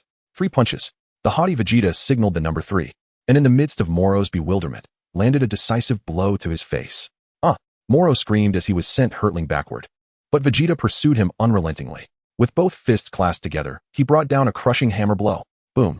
As Moro crashed into the ground, Vegeta coldly laughed, driving his knee forcefully into Moro's chest. Bang! Silence fell. At that moment, both Moro's army and Goku's group stood in stunned silence, their gazes fixed upon Vegeta. Ha ha! Go to hell, Moro! Vegeta declared, spreading his fingers, poised to execute Moro. Yet, at that instant, Moro erupted in laughter. Go to hell? I shall not go. You are the one who has been defeated. Moro. Humph. I still possess immense power. With that, Moro raised his hands, causing the very ground to tremble. The surface of the earth erupted with countless voids, unleashing a torrent of planetary energy. Trouble. The crowd gasped in shock. However, Moro harnessed the planetary energy to block their escape, leaping forward to confront Sabanli, swiftly dispatching the Namekian. Samalika! Sabanli cried out in anguish. But Moro was indifferent to their plight, seizing Sabanli's body and swallowing him whole. Chapter 82, The Final Training. What have you done, Moro? Vegeta gasped, his shock beyond words as he witnessed the horrific act of consuming a living being. Gulp. Slurp. After devouring Cyberman, Moro licked his lips and cast a sinister smile at Vegeta, beckoning him with a flick of his finger. Humph. Regardless of your appetite for destruction, you have already lost. Moro. Ultimate Flash. Vegeta's forehead pulsed with veins as he gathered his energy into an immensely powerful energy wave, obscuring the entire sky with its might. Wow. Uncle Vegeta is so strong, Gohan exclaimed, but his joy was short-lived as Goku furrowed his brow in alarm. Something was amiss. Why had Moro's energy not only failed to diminish but seemed to have intensified? No, it felt even stronger than before. Suddenly, a figure crashed into the ground, revealing a battered Vegeta, while another silhouette descended slowly from the sky. It was Moro. The crowd gasped. Moro now bore an entirely different visage, his energy exponentially greater than before. What have you done? Why do you look like that? What have you done to Cyberman? What I had Cyberman replicate was not merely magical energy, but his combat power. He has also backed up my own strength. In response to the crowd's bewilderment, Moro casually shrugged and recounted the unfolding events. What? You absorbed Cyberman? Gohan exclaimed in shock, knowing Cyberman possessed the ability to replicate powers. Indeed, I absorbed Cyberman's abilities as well. Not only have I regained my energy, but I am now even more formidable than before. Moro clenched his fists, unleashing an indescribable energy that erupted like a meteor strike. At that moment, Vegeta, who had been lying on the ground, suddenly rose, his face contorted with rage. Even if you've grown stronger, what of it? Let us settle this once more, and unleash your full energy. Vegeta charged fiercely at Moro, causing concern among the onlookers. This Moro was not the same as before. With swift movements, Moro effortlessly dodged Vegeta's continuous assaults, leaving him grasping at nothing but air. Your attacks must land, right? I shall not make the same mistake again. Damn it. Vegeta gritted his teeth, intensifying his onslaught by threefold. Uncle Vegeta, if he has absorbed Cyberman, We just need to hold out for 30 minutes. Gohan suddenly shouted, urging Vegeta to stall for time, as everyone was aware that Saibaman's abilities could only last for 30 minutes. Thus, if they could endure until then, Moro's energy would surely wane. Yes, Gohan, you are brilliant. Piccolo praised without reservation, but Moro merely smirked at their conversation. Before they could react, Moro appeared behind Vegeta and, without warning, seized him by the neck. You scoundrel, what are you doing? Vegeta retaliated by throwing a powerful punch, breaking free from Moro's grip. Do you see that? Moro did not pursue. Instead, he spread his fingers wide for Vegeta to behold. In the palm of Moro's hand lay a gem resembling obsidian, within which the reflection of Vegeta was astonishingly visible. However, in the fleeting moment that Vegeta was entranced, Moro delivered a fierce punch to Vegeta's face, followed by a brutal headbutt. Bam! Vegeta was struck down from the sky, and then he raised his arm, mimicking Vegeta's stance. Was this not Vegeta's technique? The onlookers gasped in astonishment. Even Vegeta himself was momentarily taken aback. Haha, the Big Bang attack, is it not, Vegeta? Boom! The hill behind Vegeta was utterly obliterated, revealing a massive crater, with Vegeta sprawled on the ground, unable to continue the fight. Vegeta, that detestable Moro, with Son Goku leading the charge, Piccolo, Gohan, Android 17, and Android 18 all joined in, while 17 and 18 provided cover. Piccolo extended his arm to securely bind Moro's feet, while Goku gathered energy for a Kamehameha. Attack quickly. I can hardly hold on. Just as 18 finished her plea, Moro landed a punch on her beautiful face, sending her flying hundreds of meters away. Take this, Moro. Kamehameha wave. Boom. After the explosion, thick smoke billowed, revealing Moro's arm had been blasted away. The crowd displayed expressions of joy, but as the smoke cleared, Moro astonishingly regrew his arm, like a gecko. With lightning speed, Moro suddenly struck Goku with a chilling claw. Dandy in the temple could no longer remain seated upon witnessing the scene below. He immediately soared towards his comrades. As a healer, he was determined to save them. Piccolo, I am on my way to you. I will heal everyone. You must hold on. Dandy's message reached Piccolo, but at that moment, Moro's ears perked up. Save them. Piccolo's heart sank with alarm, and he quickly relayed to Dandy, don't come here. They know you're on your way. You will be killed. Yet Moro merely chuckled coldly, casually tossing a sphere of light into the air, which transformed into a dome, isolating this area from the outside world. Bang bang. Just as Dandy arrived, he encountered the protective barrier and attempted to breach it forcefully, but alas, he was merely a support. Damn it. Dandy struck the barrier with his fists, helplessly watching as his comrades fell one by one. He felt powerless. I have done nothing. I cannot protect the earth or my friends. I am unworthy of being a deity. Curse it all. But just then, a gap mysteriously appeared before Dandy. A voice echoed, the Earth's deity is not finished yet. Suddenly, Malaz appeared behind Dandy, cloaked in angelic robes and wielding a staff. Who are you? Let us descend. Everyone is waiting for us. Go to hell.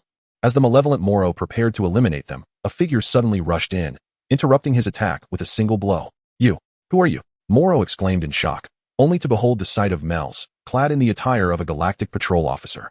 Mels, where on earth have you been? You nearly scared me to death. Gak, wielding a pistol, was on the verge of tears. However, Mels replied, Mr. Sun Wukong, I have come to assist you in completing your final training. Chapter 83, The God of Waves, Sun Wukong. Wait, now that you mention it, where are Sun Wukong and the others? Gak pondered in confusion, realizing that they had been sprawled on the ground just moments before, yet now they had vanished. Upon hearing Gak's words, Moro, too, was taken aback. He realized that this individual had the ability to relocate people right under his nose. Moreover, he could not fathom the origins of this galactic patrol officer. What nonsense is this?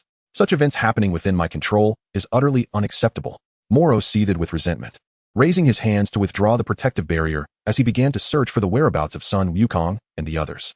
Not good. Gak, go assist Sun Wukong. I will hold him off. Wait, Mels, you cannot possibly defeat Moro. Gak's words were abruptly cut short as Mels surged forward, appearing before Moro in an instant, a staff manifesting in his hand. With a single strike, he sent Moro flying.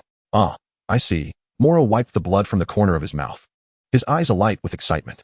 He raised his hand, unleashing a flurry of radiant energy, and as Mels dodged, Moro charged at him. Bang! Moro's punch was met by Mels' staff. You have been concealing your true strength during this battle, haven't you? Stop, Mels. If you continue fighting, you will vanish. Let me handle this. Huh. Sun Wukong clenched his fists, once again entering the Ultra Instinct state. However, even with his stamina restored, he was still no match for the current Moro. With a resounding thud, Sun Wukong was sent flying by Moro's strike. Seeing this, Mels immediately used his abilities to freeze Sun Wukong in place, preventing him from being thrown too far. Damn it, you finally taught me Ultra Instinct, but I cannot wield it properly. No, Mr. Sun Wukong. There is nothing wrong with your training. You merely lack the right opportunity to complete it. Opportunity? What do you mean? Just as the two were conversing, Moro launched a sudden ambush, successfully seizing Mel's by the throat. Crack! Mel swiftly severed Moro's arm with his staff, then turned to Sun Wukong with a smile. As a member of the Galactic Patrol, I cannot bear to lose this peaceful galaxy. Mr. Wukong, my resolve has only grown stronger since meeting you. Wait, Mel's. Your body is becoming transparent. Sun Wukong gasped in alarm, staring at the increasingly translucent Mel's. It seems that my next attack will be my final one. Hey, Mel's. Stop this now. Ignoring Sun Wukong's cries, Mel's charged fiercely towards Moro. This opportunity, this stimulus, was what would fully ignite his heart devoted to peace. This was the so-called opportunity that Mel's had spoken of. A moment seized at the cost of life. What fortuitous timing.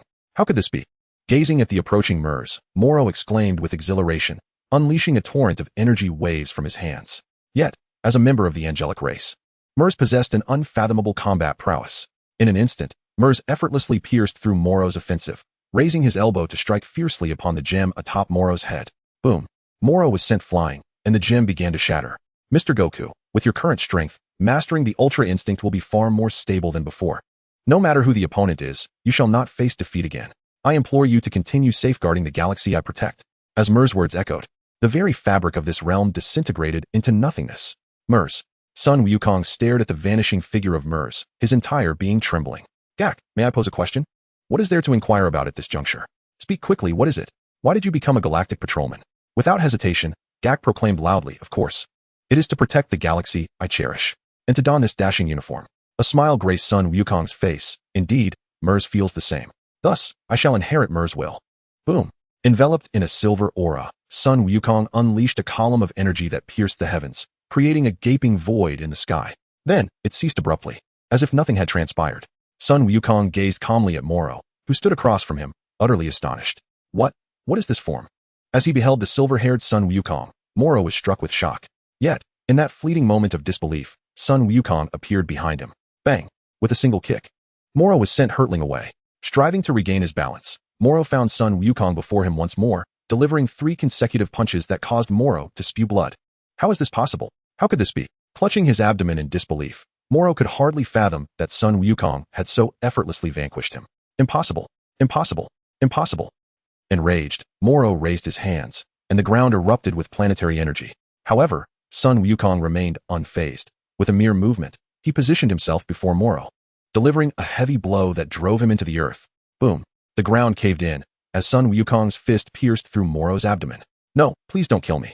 Sun Wukong turned to ask, Gak, is Moro a death row inmate? Yes. Then let me battle him as a representative of Earth. What does that mean? Gak was taken aback, and even Beerus and Whis, who had been watching from the air, were momentarily stunned. Upon Mers' arrival, Beerus had come along with Whis. But upon witnessing the seemingly assured victory, Sun Wukong's sudden declaration left Beerus unsettled. Hey, why do I have a bad feeling about this? Beerus stared intently at Sun Wukong, a bead of sweat trickling down his cheek. Krillin, bring me the Senza beans. Are you looking to restore your stamina? Moro was taken aback, quickly nodding in agreement, while Sun Wukong, the embodiment of mischief, wasted no time in tossing the magical beans to him, explaining their wondrous effects. Without hesitation, Moro consumed the bean, and in an instant, his injuries were miraculously healed. Chapter 84. This is my escape route. A fierce expression crossed Moro's face as he unleashed a powerful punch. Yet, Sun Wukong remained rooted in place, seemingly unperturbed by Moro's onslaught. Crack! The force of Moro's strike was so tremendous that his arm was shattered. Impossible. Why is this happening? Moro stared in disbelief at his severed hand, instinctively taking a step back. Sun Wukong's expression was impassive, resembling a deity devoid of emotion. It cannot be. It simply cannot be. Faced with the true mastery of perfect freedom and ultimate skill embodied by Sun Wukong, Moro felt an overwhelming sense of helplessness, a profound realization of his impending defeat. He had considered replicating Sun Wukong's energy, but the latter's speed was astounding, almost inhuman, leaving Moro utterly powerless. In that dire moment, Moro's gaze fell upon the severed hand behind Sun Wukong. That hand had absorbed the abilities of Merus. Yes, if I can harness that angelic power. A surge of joy filled Moro's heart, although he feigned disinterest in Sun Wukong's back and rose from the ground. Sun Wukong, who is that Merus you mentioned? He is my master, the one who taught me this technique. Oh, so he can wield this power as well. Sun Wukong, I have just conceived a plan. A strategy to resolve this predicament. A smirk crept across Moro's lips, while Sun Wukong looked on in confusion, unable to decipher Moro's intentions. Suddenly, Moro erupted into maniacal laughter. Launching a punch at Sun Wukong, it dawned on Sun Wukong that he had been outmaneuvered. "You incorrigible fool." Sun Wukong countered with a punch that sent Moro hurtling away. However, instead of crying out in pain, Moro's excitement only intensified. "Ha ha ha, you fell for it, Sun Wukong. This is my escape route. In the battle of wits, you have yet to outsmart me. Do you see that hand? Could it be?" Indeed, this was the very escape route I devised to seize Meruz's powers. "You scoundrel, Moro." Sun Wukong gritted his teeth. Realizing his grave oversight, believing that mastering perfect freedom and ultimate skill guaranteed victory, only to discover he had made a fatal error. "Ha ha. Watch closely, Sun Wukong. I have absorbed Meruz's abilities." Boom! A brilliant white light erupted from Moro, radiating energy akin to that of a deity. The powerful divine aura spread outward. As the smoke cleared, a resplendent Moro, enveloped in white, stood before everyone. Roar! Roar! Roar! The silvery flames danced as Moro slowly opened his eyes, revealing a golden glimmer within. The obsidian stone upon his forehead shimmered, revealing the visage of Meruz. "Sun Wukong, is your technique known as the ultimate freedom technique? Well then, huh?" Boom! After absorbing Meruz's energy, Moro's power had already surged dramatically. However, upon uttering the name of the ultimate freedom, his aura shifted unexpectedly. It was indeed the ultimate freedom technique, in its form.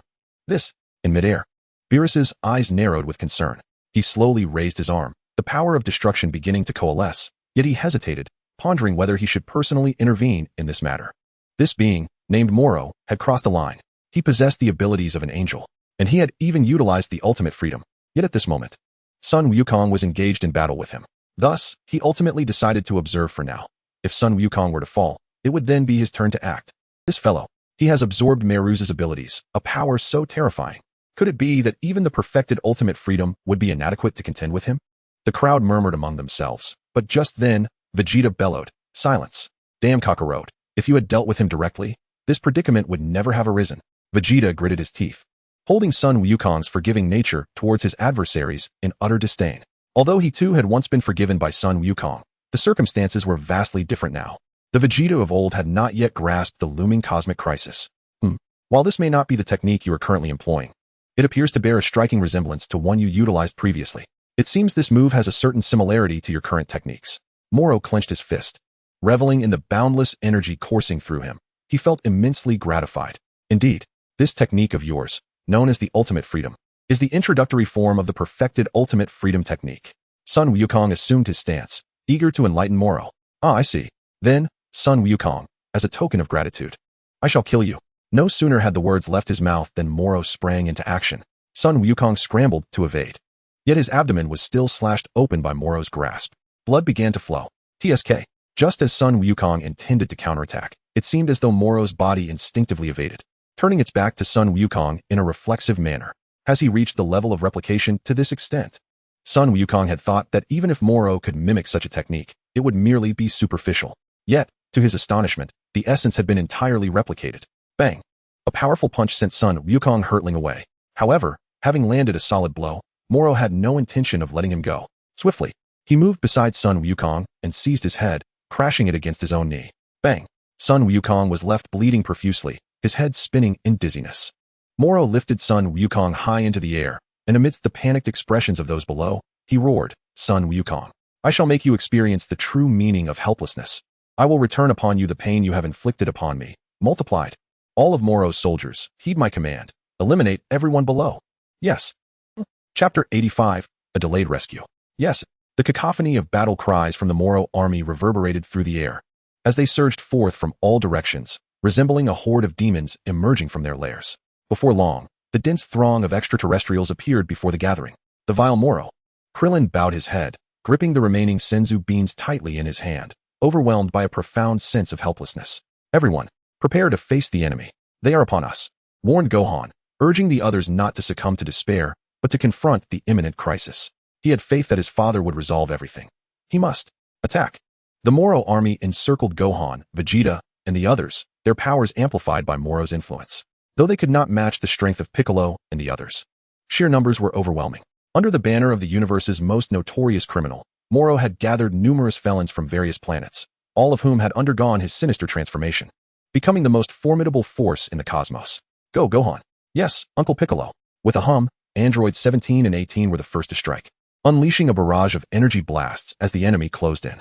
Piccolo, Gohan, Vegeta, Krillin, and Goku joined the fray, transforming the sacred ground beneath them into a chaotic battlefield. Boom, boom, boom. The Moro army retaliated with their weaponry, the sheer density of their ranks sending shivers down the spine. Ha! Goku, keep your eyes wide open. Your comrades will be torn to shreds by my soldiers. Moro cackled maniacally, while Goku, held aloft, struggled to lift his head and witnessed the dire predicament of his friends encircled by Moro's forces. How despicable! Goku clenched his fists tightly and summoned every ounce of strength within him to deliver a mighty blow. Bang! His fist struck Moro's cheek with a resounding impact. Yet it failed to inflict any damage. Following this strike, Goku was expelled from his perfected state. Oh, Goku, you still have the strength to struggle? But do not fret. I shall soon absorb all your power, Moro declared, extending his hand toward Goku's neck. Goku! Krillin shouted in alarm upon seeing Moro's lethal intent. The others felt a wave of dread. Goku was their trump card, and if he fell, all hope would be lost. However, in that critical moment, a whirlwind swept through the crowd, instantly appearing before Moro. I shall take Goku. Upon hearing this declaration, Moro felt a sudden emptiness in his grasp. Stunned, he realized that this was the same individual from among the three who possessed divine power. How had he arrived here? It was Broly. The group gasped in astonishment. But before they could process this revelation, a crimson lightning bolt whirled around them. With each pass, Moro's soldiers were torn to shreds. Monsters! Monsters! The minions of Moro recoiled in terror, hastily retreating, unwilling to draw near the red lightning. As they retreated in the face of adversity, the crimson lightning came to an abrupt halt, revealing the figure of the demon, Majin 21. Yes, it is Broly alongside 21. What a relief, we are saved. Krillin's previously gloomy expression brightened instantly. You two are the 17th and 18th of Universe 7? If given the chance, I would love to introduce you to our Universes 17 and 18 as well, remarked 21 as she approached 17 and 18, playfully patting their shoulders. Suddenly, Goku plummeted from the sky, and Krillin scrambled to catch him. Goku, how are you holding up? I'm sorry, Krillin. I didn't mean to let you down, Goku replied, a hint of embarrassment in his voice. Leave the rest to me. You all keep your distance. Broly, facing off against Moro above, declared. Piccolo and the others exchanged glances, lifting Goku as they retreated towards Dandy and Gak. Humph. I want to take orders from you, Vegeta huffed defiantly, refusing to abandon the fight against Moro's forces. Your arrival is fortuitous. It saves me the trouble of tracking you down, Moro smirked, exuding confidence in his own power as he gestured towards himself. Come now. Show me the strength of a substitute god of destruction. You. Moro was momentarily taken aback by Broly's words. However, his expression darkened as he maliciously grinned. In that case, I shall let you experience the might of Lord Moro. Broly, uninterested in idle chatter, transformed into his Super Saiyan form, unleashing a fierce kick at Moro. Bang! Moro effortlessly raised his hand to block the attack, sneering, is this your strength? Even Goku surpasses you. If this is all you've got, you won't even touch my horns. Moro mockingly retorted, but Broly remained unfazed, swiftly rotating and delivering another kick. Bang! Did I not say? Moro's words were abruptly cut off as he found himself propelled by a surge of energy. Is this not the separation technique? I can't believe this fellow has mastered it. Vegeta gasped in astonishment from below, recalling that since Broly had been called away for solitary training, they had not crossed paths to share their progress. Humph, you realized that far too late. Boom. Broly unleashed a powerful punch, resulting in an explosive eruption. The onlookers were taken aback, astonished by Broly's newfound strength. Even Goku, who had been treated by Dandy, was left in shock. Yet, contrary to their expectations, Broly's fist did not connect with Moro. Instead, it was thwarted by Moro's arm. TCH, has Moro's power reached such heights? Then I shall no longer hold back. With that, as Broly clenched his fists, the very fabric of reality began to shift. Clouds gathered ominously, and the surrounding area crackled with lightning. Broly's hair began to stand upright. Yet it was not the hue of a Super Saiyan form. Chapter 86, the Demon Destruction Form. Crack! Countless bolts of lightning erupted in the sky, illuminating the entire area with a blinding brilliance. Broly let out a furious roar, his hair flowing as if treated with a luxurious conditioner, rising towards the heavens. Immediately, numerous bolts of lightning coiled around him like celestial serpents. The earth trembled and tore as the Moro army howled in agony. The very planet itself lamented under the weight of such immense power. This fellow Vegeta gaped in disbelief, having trained in the same vicinity. He could hardly fathom how his counterpart had acquired such formidable strength. Oh, Broly is truly extraordinary. Goku, just healed, stared in astonishment at Broly standing before Moro, equally shocked. The others shared the same sentiment, momentarily forgetting the battle. Ah, my darling. Number 21's eyes sparkled with admiration, her hands clasped against her cheek, embodying the essence of a starry-eyed fan. You better watch closely, Moro. The time for you to tremble is upon you. Aya. Broly was enveloped in darkness, his ferocious aura relentlessly pushing Moro backward. Is this not the form from the tournament? Beerus, observing from above, remarked to Whis beside him. Indeed. Lord Beerus, it appears Broly has mastered this ability. Boom. A dark red aura exploded forth. Yet Broly did not succumb to madness as he had during the tournament. The true battle was only beginning. Broly grinned, and on his body appeared grotesque, demonic patterns, as if drenched in blood. Moreover, on his chest emerged a mark similar to that of Topo. Yet Broly's emblem resembled the serpent tattoo of Earth's Wolf from King of Fighters. At this moment, Broly's entire form was enveloped in dark purple energy. His muscular physique reminiscent of a Greek statue, exuding an aesthetic beauty. Others could not sense Broly's aura. He had successfully fused the demon form with the destruction form, creating the latest incarnation, the demon destruction form. The gods could perceive this. Moro could feel the terrifying energy radiating from Broly. This, impossible. Fear gripped Moro. Since their last encounter, he had merely regarded Broly as a mere minion aspiring to become a god of destruction, never imagining that such a transformation could occur in such a short span of time, acquiring this overwhelming power. Moro, you shall pay the price for your actions. And that price is your life. Ha ha ha. Boom. Broly charged towards Moro like an armored tank. Moro immediately retaliated, unleashing a barrage of energy blasts that rained down upon him. Boom boom boom. The blast struck the ground, erupting into countless shockwaves, obliterating the Moro army into mere remnants. However, for Broly, the moment his opponent's attack made contact, it dissipated like scattered starlight. That power, it was destruction. Unlike their previous encounter, this time Broly's destructive armor did not hinder his speed in the slightest. Goku, watching Broly charge towards Moro, could not help but exclaim in disbelief. Impossible. You shall pay with your life. With both hands clasped together, a brilliant white light shimmered and pulsed. In an instant, Broly accelerated, seizing Moro's arm before he could launch an attack. In the midst of Moro's astonishment, Broly unleashed his destructive force. Destruction. Boom. As Moro beheld his own arm shattering into fragments, he reacted instinctively, severing the ruined limb without a second thought. Damn it. How could this be? I have absorbed the power of an angel. With a swift motion, Piccolo's regenerative skill restored Moro's arms, gritting his teeth in furious disbelief. He refused to accept that his opponent's strength surpassed his own. Die. In a blink, Moro vanished, only to reappear behind Broly, attempting to replicate his power. However, Broly would not allow him such ease. Without even turning to look, Broly delivered an elbow strike, landing squarely on Moro's cheek. In that fleeting moment of disorientation, Broly seized Moro by the neck and forcefully smashed him against his own destructive armor-clad head. Bang. Ah! It seems your angelic power pales in comparison to my destructive might, and you can only utilize the rudimentary form of the Zeno mode. You truly disappoint me, Moro. Moro, previously howling in agony, was instantly enraged by Broly's taunts. You bastard. Do not underestimate me. Ah! His muscles swelled, transforming him into a colossal figure, his aura immense. Gazing down at Broly as if he were merely an insect, Moro laughed maniacally. Die. Victory is mine. With a thunderous stomp, the ground trembled beneath him. Broly. Krillin was taken aback, unable to believe that Broly could be so easily dispatched. Yet, 21, standing nearby, scoffed. Hey, bald guy. Don't underestimate my Broly. Watch closely. You'll witness his true power. Krillin paused, and others turned their gaze back to the giant foot. Suddenly, an overwhelming energy surged from beneath Moro's foot, abruptly halting his laughter. Boom! Broly effortlessly lifted Moro's foot with one hand, then let out a fierce roar as he thrust it upward. With a resounding crash, Moro toppled over.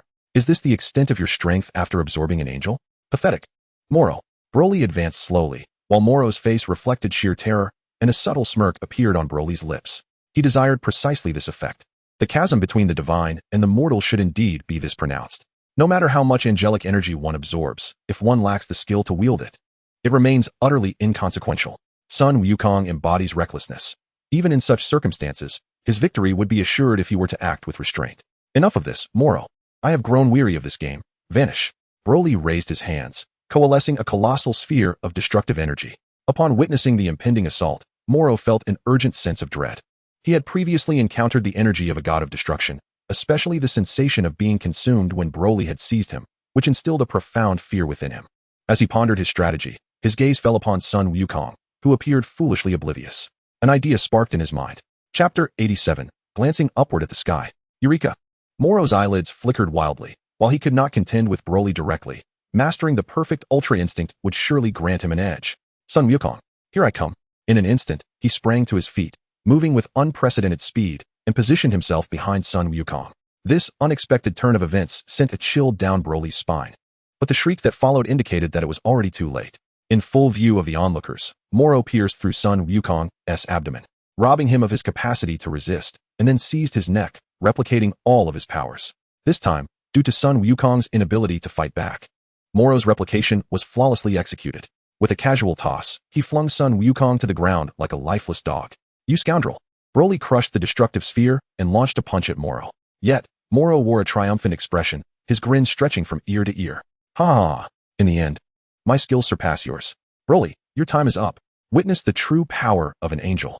With a deafening roar, the atmosphere surged forth like a tsunami. While Broly's fist collided with Moro, who remained utterly unfazed. "Is that all? Are you merely scratching an itch? Have you not dined?" Moro's palm descended, striking Broly squarely on the shoulder. With a resounding impact, Broly was forcefully pressed into the ground. Behold, the angelic technique, Ultra Instinct. Moro's entire being shimmered with a silvery radiance, cocooning him in a luminous shell. Cracks emerged, revealing a silver-haired demon adorned with horns, a manifestation of Moro. Infused with the perfect Ultra Instinct. Ha ha ha, this sensation is simply exquisite. Moro erupted into a maniacal laugh, dismissing all present as inconsequential. "I can no longer contain myself. I shall obliterate him."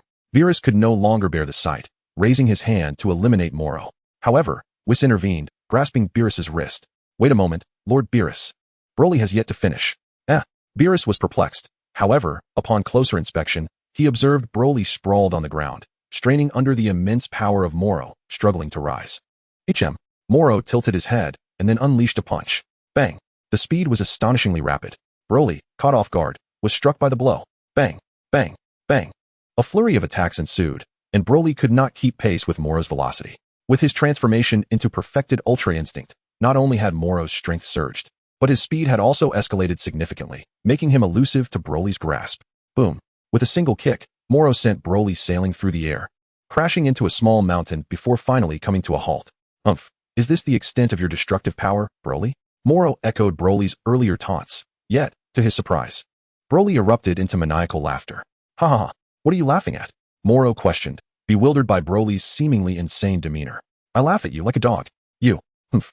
In your desperate struggle, it seems you lack the right to speak to me." As Moro slowly approached Broly, the latter bore a mocking expression. "What are you barking about? Come on. Since you seek death, I shall oblige you." Veins bulged on Moro's forehead. The incessant trash talk from this fool was maddening. "Damn it, this is infuriating." Bang! Yet, to Moro's astonishment, Broly caught his attack with a firm grip. "I've got you now. You won't escape this time."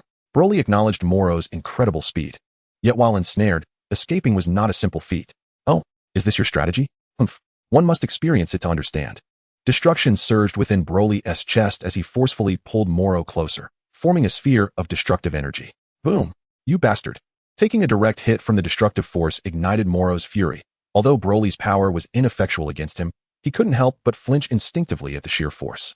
"What? Are you afraid of it? Then allow me to unleash more." Destruction. Broly's fists, enveloped in destructive energy, relentlessly struck at Moro's face. "Kid, you are courting death." With a sudden twist of his captured arm, Moro broke free from Broly's grasp, seizing control in an instant. Then, with a surge of power, he delivered a bone-crushing twist. Crack! The sound echoed as Broly's forearm was twisted into a grotesque shape. "Ugh!" Broly cried out in agony. However, Moro responded with a swift kick to Broly's abdomen. Bang! Broly was hurled backward, yet Moro was relentless. Accelerating. He appeared beside Broly, seizing his head and slamming it into the ground. Bang! A resounding crash reverberated as the earth cracked beneath them. But it was far from over. "Endure this, you bastard."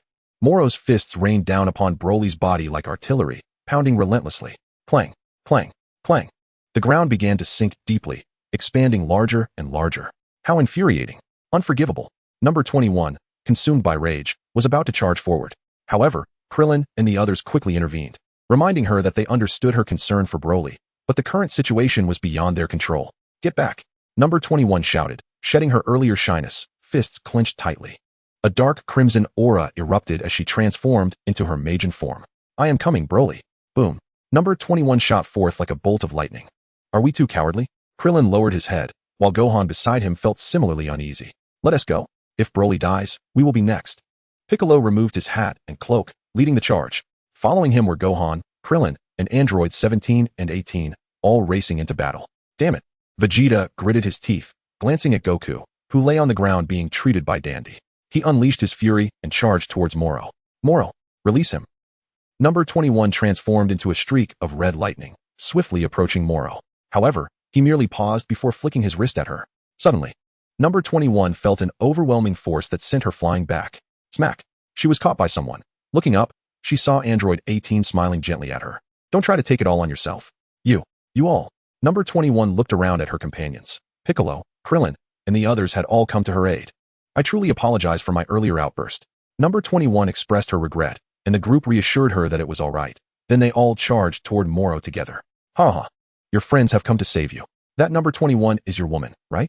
Ha ha ha. Friends, lovers, I will make you witness their demise. Moro cackled, then instantly lunged at Number 21 and the others. Broly, taken aback, shouted urgently, run. You are no match for him. Humph. How could we run? You are my most beloved man. Number 21 fearlessly collided with Moro, while the others echoed her sentiments. What nonsense are you spouting, Broly? You are friends with Goku, and thus, our friend too. Krillin grinned and charged in as well, though others remained silent. Their actions clearly signified their camaraderie with Broly. You all, watching his companions fall, struggling to rise only to be knocked down again by Moro, Broly's eyes brimmed with tears. Thud. Overwhelmed by his injuries, Broly fell to the ground. Damn it, damn it, damn it. He clenched his teeth, blood trickling from the corner of his mouth. Feeling a surge of anger at his own helplessness, an intense fury. Yet at that moment, the bright, round object in the sky drew Broly deeper into despair. Thud, thud, thud. Suddenly, Broly's eyes turned a vivid crimson, and his teeth sharpened. Chapter 88, A Sudden Change. Bang, bang, bang. Broly's heart raced violently, and his muscles began to swell rapidly. With a loud rip, the attire of the God of Destruction candidate was torn asunder. Broly's consciousness began to fade as the moon in the sky started to dissipate, and his entire form underwent a transformation. His visage became grotesque and terrifying. Dark red hair sprouting all over his body as he emanated a colossal purple aura, roaring like a wild beast. Boom! The sudden explosion of power halted everyone in their tracks, directing their attention towards Broly. Is this not the great ape form of a Saiyan? Krillin trembled in fear, recalling the psychological torment he endured when Vegeta transformed into a great ape, and Gohan followed suit. The tail. He had grown a tail again. Vegeta's eyes widened in disbelief. Ever since his tail had been severed, it had mysteriously failed to regrow. Yet witnessing Broly's tail, he was abruptly reminded that Saiyans indeed possessed tails. After all, it had been a long time since he had one, or rather, he had grown accustomed to life without it. What kind of monster is this? A monkey? Moro's mind was a flurry of questions. But he soon resigned himself to the notion that regardless of what it was, a single punch would suffice to shatter it. However, the ideal was far more appealing than the harsh reality. As he raised his hand, Broly's massive palm came crashing down. Bang! The colossal hand was unavoidable for Moro, who was sent crashing to the ground. Roar! Roar! The great ape Broly was unlike any ordinary Saiyan. His fur closely resembled the color of the God of Destruction's energy, and a mark of destruction adorned his chest. Thus, this transformation was a manifestation of the great ape form, built upon the foundation of destructive power. Oh my, it seems intriguing to have a Saiyan as a candidate. Whis mused from the air as he observed the chaos below. TCH, the Saiyan race is indeed fascinating. The prophecy fish did not speak in vain. Beerus smiled, realizing he might not need to intervene this time. Yet, reality swiftly dealt Beerus a harsh blow. Broly, in a fit of irrational destruction, wreaked havoc among the warriors present. The members of Moro's army were doomed, either crushed beneath Broly's might or obliterated by his energy blasts. That bastard. He has transformed into a red-haired gorilla. Cease this at once. Moro waved his hands, summoning rings of white mist to encircle Broly's limbs. Thud! Broly plummeted to the ground, bellowing in fury towards the white mist. Monster, watch me dispose of you. Just as Moro prepared to raise his hand, Broly instantaneously locked onto him, unleashing a powerful beam of energy from his mouth. This is bad. Moro scrambled to evade. The beam's range was vast, and the consequences of being struck would be catastrophic. The area swept by the beam vanished as if erased by an immense eraser. Roar! Observing the mindless destruction wrought by Broly, the onlookers found themselves in dire peril. The Achilles heel of the great ape transformation is the tail. All we need to do is sever his tail, Krillin remarked, a thought he uttered without hesitation. No, Piccolo emphatically dismissed the notion. The onlookers, however, were perplexed. Were they really to allow Broly to continue his rampage? Even if Broly regained his senses, Moro would still obliterate this place. It would be more prudent to divert Moro's focus entirely onto Broly. Piccolo surveyed the group. and they all comprehended the gravity of the situation. Yet the primary concern remained how to vanquish Moro. After all, the rampaging Broly was merely a beast, devoid of rationality. While he posed a nuisance, Moro possessed the capability to subdue him. Boom! Outside, Moro unleashed brilliant orbs of light from both hands, each striking Broly and eliciting anguished cries from him. A beast is ultimately just a beast. Moro, utilizing his extraordinary speed, toyed with Broly as though he were a mere monkey. Veins bulging, the enraged Broly transformed into a colossal ape, pounding his chest, unleashing a wave of destructive energy that expanded outward from him. Buzz, such power still remains. In that case, I shall eliminate you in one fell swoop. Moro halted, a phantom materializing behind him, revealing 6 pairs of wings. Boom! In Moro's hands, a pure white energy sphere coalesced, encircled by a halo-like aura, which grew larger as power surged within it. Brace yourself. Radiance of the angels. Moro forcefully hurled the luminous sphere downward toward Broly. Boom! The immense white energy collided with Broly's dark red energy, resulting in a tempest of white and dark red lightning, erupting with thunderous roars. Boom! The earth trembled, mountains crumbled. Countless streams of magma erupted from beneath the surface, shooting forth like geysers. The sky turned crimson, and the clouds above the planet began to spiral ominously, enveloping the earth in a tempest of lightning, resembling an apocalyptic scene.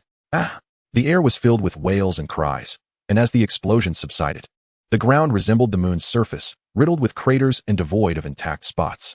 In the center of the devastation lay a vast pit, within which Broly lay motionless. Phew! That last attack truly drained a substantial amount of my strength. Moro slowly descended toward Broly's position. Within the crater, Broly's body was marred with wounds, blood gushing forth, staining the ground crimson. Scream. Shout at me. Why are you silent now? Thud. Moro delivered a kick, sending Broly's massive form rolling for thousands of meters. Roar. Broly's hoarse bellow resonated as he attempted to rise, only to discover he lacked the strength to do so. Still daring to roar at me? You shall perish, you wretched beast. As Moro raised his hand, poised to strike down Broly, a figure swiftly interposed, absorbing the blow intended for him. It was the enigmatic 21. Upon witnessing the moment 21 was cleaved, Broly's expression transformed into one of shock, the visage so familiar yet eluding his memory. Why did sorrow wash over him? Who was she? Chapter 89, Super Saiyan 4 Broly. Suddenly, an explosion resonated within his mind, awakening Broly's consciousness entirely. With a ferocious roar, the great ape surged to his feet, launching Moro away with a powerful impact. Gazing at the almost bisected 21 in his palm, Broly let out a heart-wrenching cry of anguish. So she is your woman? Then I shall ensure you both perish together. Yet, just as he was about to strike, a transformation overcame Broly. His massive form radiated a resplendent golden light, diminishing in size until he reverted to his human state. I will revive you, 21. In his arms lay a lifeless figure, and he lifted his gaze, eyes fierce and locked onto Moro. However, Moro stood stunned, bewildered by the transformation before him. What was this new form? How had Broly acquired such seemingly boundless power? Who are you? Moro's astonishment went unnoticed by Broly, who laid 21 aside before instantaneously appearing behind Moro. The speed was unfathomable. Moro, completely unaware of Broly's movement, found himself confronted by the Saiyan warrior. You wretched creature, you have incited my fury. With a thunderous roar, Broly seized Moro by the head, forcefully grinding it against the ground. Do not overstep your bounds. Moro grunted, straining against Broly's grip to break free. Then launching a punch at him, Broly merely tilted his head aside, evading the attack, then raised his elbow to deliver a crushing blow to Moro's skull. With a resounding impact, Moro was momentarily dazed, yet Broly seized his shoulders, exerting tremendous force downward while simultaneously driving his knee upward. A deep thud echoed as Broly's powerful strike sent Moro reeling, causing him to retch violently. Why is this bastard so strong? In a flurry of motion, Broly unleashed a barrage of punches, each strike imbued with devastating force, leaving Moro's body riddled with gaping wounds. You scoundrel! Moro roared, his figure rapidly regenerating, his entire being surging with newfound vigor. You will die? With a cataclysmic roar, energy erupted from the ground, encircling Moro as Broly launched a powerful kick. The force sent Moro hurtling away, his chaotic energy finally stabilizing. No, this cannot be. Who are you? What do you mean, who am I? I am Broly. With a thunderous roar, Broly delivered a powerful punch to his opponent's face, subsequently seizing his ankle and delivering a brutal kick to his abdomen. He then lifted him effortlessly, crashing him against several mountain peaks with relentless force. Boom, boom, boom. The anguished cries of Moro echoed through the air, but Broly showed no mercy. Gripping Moro's neck with both hands, he tore with a fierce determination, eliciting a horrifying spectacle as Moro's body was ripped asunder, his innards spilling forth chaotically. Yet, to everyone's astonishment, Moro did not succumb to death. Instead, he begged for his life, pleading with Broly not to end him. Alas, he had beseeched the wrong entity. It was time for him to descend into the depths of hell and atone for the suffering he had inflicted upon Android 21. Destruction. Broly, with both hands firmly grasping Moro, unleashed his formidable power of annihilation. At this moment, having evolved into Super Saiyan 4, Broly's destructive prowess matched that of the gods of destruction. This transformative state, which he had long sought and wrestled with, was now wielded with unparalleled finesse. The force of destruction surged forth, expanding instantaneously, and amidst Moro's agonized screams, obliterated his very essence, leaving not a trace behind. Meanwhile, a group of individuals engaged in hushed conversation were suddenly taken aback by Broly's imposing silhouette. Their hearts raced, for Broly's appearance had undergone a significant metamorphosis. His long, dark red hair and blood-red fur were strikingly different. "Be Broly, what brings you here? Where's Moro?" they inquired, their voices laced with concern. However, upon glimpsing Android 21 cradled in Broly's arms, they froze in shock. The absence of life emanating from her signified that she had likely perished at Moro's hands. "I have dealt with Moro. Now, only the minions remain. I need the Dragon Balls of Universe 7 to resurrect Android 21. What? Moro has been vanquished? No wonder we felt nothing of his presence." The group hastily produced the Dragon Balls and summoned the Eternal Dragon. 3 wishes were granted. The first to restore Android 21 to life, the second to revert Earth to its pre-battle state, and the third to resurrect all Earthlings who had perished in this conflict, excluding any outsiders. The dragon's eyes gleamed, and in an instant, Android 21 was revived, embracing Broly once more, while Earth transformed back to its original form, and all those slain by Moro returned to life. At the Satan residence, a joyful gathering ensued, filled with delightful food and lively conversation, with not a single warrior from Universe 7 absent. "Hey Broly, I heard your new form is called Super Saiyan 4, right? Is it the next step after Super Saiyan 3? Son Goku asked, munching on a chicken leg as he casually slung his arm around Broly's shoulder. However, Broly, somewhat disdainful, replied, "Could you refrain from touching me with your greasy hands? Broly, allow me to witness Super Saiyan 4 in action. I missed it earlier due to my unconsciousness. Come on, let me experience it." Sun Wukong broke into a wide grin, while Broly's lips curled slightly upwards. Despite hailing from different universes, they had forged a friendship, and this sensation was rather delightful. Rising to his feet, he clenched his fists, unleashing a formidable energy that erupted from Broly's body. The ground trembled, the sky darkened with ominous clouds, and lightning streaked across, creating a breathtaking spectacle. "Well then, I shall join in, huh?" Sun Wukong transformed into his perfected form, both warriors brimming with eagerness, ready to spar. However, just as their fists were about to collide, a staff intercepted them. Suddenly, Beerus appeared out of thin air, his expression far from cheerful. "Oh, Beerus, what brings you here?" Chapter 90, The Demon. Whoosh, whoosh, whoosh. Through the time-space portal, Beerus was escorting Broly and Android 21 towards the destruction star of Universe 6. Beerus, what is it that has you in such a rush?" Broly inquired, observing Beerus's serious demeanor. Moments ago, during a celebratory feast, Beerus had unceremoniously yanked Broly away by his ear, leaving Sun Wukong and the others bewildered, but Broly was the most flabbergasted of all. "Did you not notice that during the celebration for defeating Moro, both Whis and Lord Beerus were absent? Given Lord Beerus's voracious appetite, how could he possibly forego such an opportunity to indulge in delicacies?" Upon hearing Beerus's words, Broly's realization dawned upon him. Indeed, with his insatiable appetite, there was no reason for Beerus to miss this, as it was his universe. "But what is the matter?" Broly pressed. "Alas, Universe 11 is in turmoil. The delicious food is currently imprisoned in the King of All's palace, awaiting judgment. Just yesterday, the King of All informed all universes that today there would be a god of destruction meeting to announce the trial of the delicious food. However, in a certain sense, Lord Kampa is also implicated in this incident." "In a certain sense?" Broly was perplexed. Involvement was involvement. Non-involvement was non-involvement. How could it be described as merely a certain sense? Yet, as Beerus continued his explanation, Broly began to understand the underlying reasons. This matter was indeed connected to Jiren. In his youth, Jiren's parents were slain by a demon, and a man named Jeez rescued him, becoming his master. Thereafter, Jiren trained under his master, and as more disciples joined him, they collectively sought to uphold justice. However, their good fortune was short-lived, as the demon resurfaced. Jiren, confident in his training and the camaraderie of his companions, believed they could triumph. Yet the demon's strength was overwhelming. One by one, Jiren's allies fell, and even his master perished in battle against the fiend. This demon was shrouded in mystery, devouring its victims and vanishing without a trace, as if fulfilling a daily duty. Afterward, No word of the demon surfaced until this conference, when it re-emerged with ferocity, cutting a swath through Universe 11. Even Jiren fell before the demon, plunging the entire universe into chaos. The fundamental cause of this cholera is the creation of the 11th universe, devised by the entity known as Wei Meida. As Wei Meida elucidated, this malevolent being was inadvertently released by him.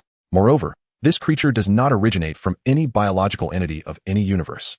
It is an energy entity, exceedingly difficult to eradicate. Initially, as the god of destruction, he was oblivious to the grave consequences, dismissing it as mere ants to be disregarded. However, unbeknownst to him, after lying dormant for millennia and absorbing increasing amounts of life force, he has grown immensely powerful. Utterly unfazed by the destructive capabilities of the god of destruction, Wei Meida has sustained significant injuries in his attempts to thwart this creature. Furthermore, this malevolent being has opened gateways to various universes, enabling it to traverse freely and plunder life. As for why Kampa is ensnared in this predicament, it is because, a century ago, Kampa publicly declared that King Shalada was the next candidate for the god of destruction, to which King Shalada consented. Yet, shortly after your arrival in the 6th universe, King Shalada suddenly expressed his disinterest in becoming the god of destruction. Kampa, not overly concerned, figured that even if Shalada wished to assume the role, he would have to wait until Kampa retired, which would take quite some time. Thus, Kampa allowed the matter to slide. However, while he may not have voiced it, others were well aware that King Shalada was his chosen successor. Although Broly has emerged as a contender, King Shalada remains a resident of the 6th universe, and the root of this crisis still lies in his involvement, which enabled the creature to roam freely across various universes, hence Kampa's entanglement. Currently, this creature roams the cosmos at will, eluding capture. And the purpose of the Grand Assembly convened by the Omni King is to apprehend this being. Upon hearing Bardas's account, Broly fell into contemplation, recalling the hazy images he had witnessed on Universe 21. Although the footage was blurred, it was evident that it depicted a battle between King Shalada and the creature. While the outcome remains unknown, it closely aligns with Bardas's narrative. King Shalada undoubtedly shares a connection with this malevolent entity. What has become of King Shalada now? Broly inquired. Lifting his gaze, Bardas sighed softly, stating, he has joined the creature. Yet, for reasons unknown, Shalada's star has not faced annihilation. Perhaps he is still clinging to past sentiments. As the light dissipated, Broly heard Kampa's impatient voice. Hurry, Bardas. Time is of the essence. Oh, and Broly, swiftly don the attire of the candidate for the god of destruction. It is imperative that you appear suitably dressed for this visit to the Omni King's palace. Broly, I have placed the garments in your bedroom. Please change at once. Gazing at the photograph on the dresser, Broly smiled. It featured Zilai, Remo, and Broly from Universe 21. Since the incident with Bu, both had been resurrected, yet found Earth uncomfortable and opted to become cosmic travelers, occasionally bringing back exotic delicacies for Broly from distant worlds. Next time, let us enjoy a barbecue together. Broly, you need to hurry. Ah, I'm coming. Broly hastily donned his attire and positioned himself behind Kampa.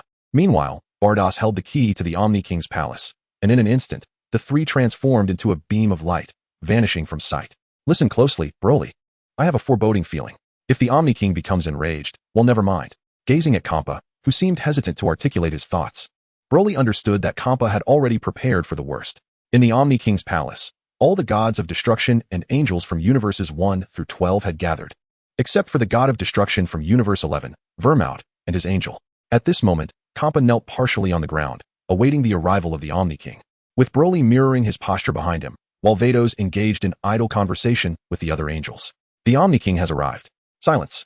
With the High Priest's commanding voice, all the angels ceased their chatter, yet Kampa trembled before Broly. This was the first time Broly had witnessed such fear emanating from Kampa, who usually exuded an air of superiority. Now, he resembled a frightened creature, shivering in place. Chapter 91, God of Destruction Broly. The Omni King has arrived. Silence. As the High Priest concluded his announcement, two diminutive figures appeared, accompanied by two tall, slender guards. Long live the Omni King, the assembly exclaimed in unison. After greeting the crowd, the two small beings addressed the High Priest. Let us commence. The High Priest bowed respectfully and then faced the assembly. The atmosphere was so tense that not a single breath dared to escape the lips of either the gods of destruction or their candidates, for they understood that the angels could act in ways that they could not. Well, you all must be aware of the reason for this summons, so I shall refrain from unnecessary elaboration. Regarding the recent incident in Universe 11, the Omni King has reached a verdict. The former god of destruction, Vermaud, due to unleashing monstrous entities that caused suffering across numerous universes, will be stripped of his title and divine powers. At this declaration, gasps of shock rippled through the crowd. To be deprived of one's destructive abilities meant a return to mortality, subjecting him to the frailties of life, aging, and death, just like any ordinary being. Silence.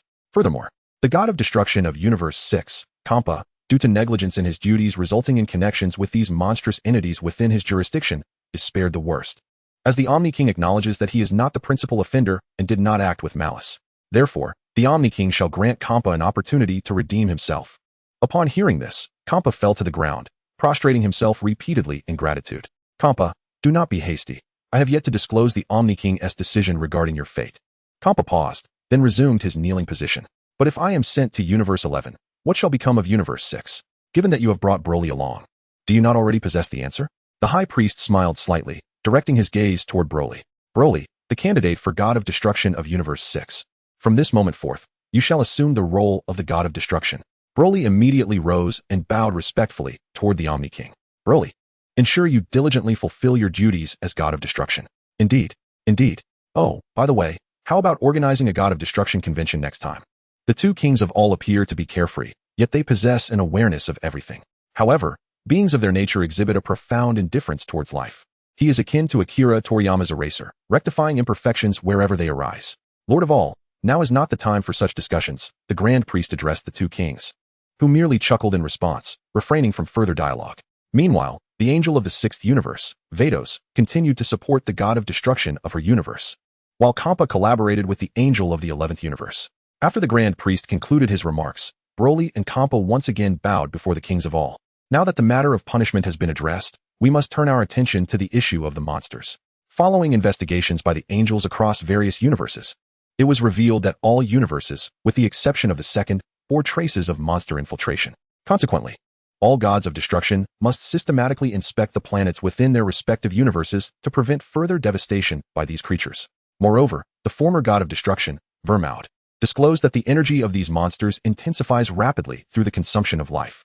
Therefore, it is imperative that everyone exercise caution. Should any trace of monsters be discovered, all gods of destruction are to mobilize immediately to eradicate them completely.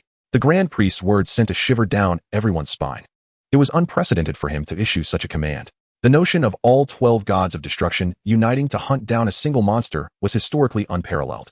Surely the Grand Priest must understand the terrifying nature of these monsters, prompting such an order. Broly's mind raced as he sought a reasonable explanation for this development, ultimately arriving at this conclusion.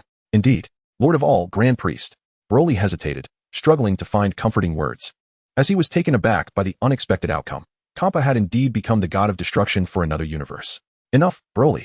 There is no need to address me as Lord any longer. From this day forth, you are a god of destruction as well. As for the sixth universe, I trust you will manage it well, especially Planet Salad, which is in your hands. Oh, Kampa, I truly find it hard to bid you farewell. Broly lamented, tears welling in his eyes. Enough. You must be overjoyed at my departure. You've always been the one to report my every misstep to the kings. Kampa retorted playfully. Nonetheless, I extend my gratitude to you, Vados. With that, Kampa strode over to the angel of the 11th universe, standing at a distance. Watching Kampa's retreating figure, Vados sighed. After such a lengthy companionship, how could one be devoid of emotion? Yet, the decisions made by the kings of all are immutable. This is an unbreakable law. As Vados spoke, Broly felt a sudden jolt throughout his body. My lord? The title changed so swiftly? He was hardly prepared for the mantle of God of Destruction, given how abruptly the events had transpired. Suddenly, Kampa became the god of destruction of the 11th universe, and he himself assumed the role for the 6th universe, while Vados referred to him as my lord. Is Broly not accustomed to this new title? Broly nodded in affirmation. Very well then, I shall continue to address you thus until you grow accustomed to it, Lord Broly. Broly felt a tingling sensation throughout his body, as if he had been electrified. However, at that moment, Broly spotted Beerus and Whis from Universe 7, and he hurried over to greet them. Yet, they merely cast a glance in his direction before following Whis away. Broly stood there, perplexed and bewildered. He nodded slightly, but inwardly, he couldn't help but grumble. It seemed that Universe 7 was a realm that invariably attracted formidable enemies, with all manner of powerful foes residing within it. Unlike other universes, catastrophic events seemed to occur frequently in Universe 7. He placed a hand on Bardos's shoulder, and in an instant, they transformed into a beam of light, racing towards Universe 6. Chapter 92, Return to Salad Star. The Destroyer's Star. Broly sat solemnly before Bardos, who was simultaneously introducing him to the daily responsibilities of a destroyer while helping him acclimate to the title of adult. At that moment, Broly's forehead was already drenched in cold sweat. He had not anticipated that the duties of a destroyer entailed much more than merely indulging in feasts. There were numerous tasks to undertake, such as routinely monitoring the ecological balance of the universe and eliminating planets that were deemed unworthy and detrimental to the overall rating.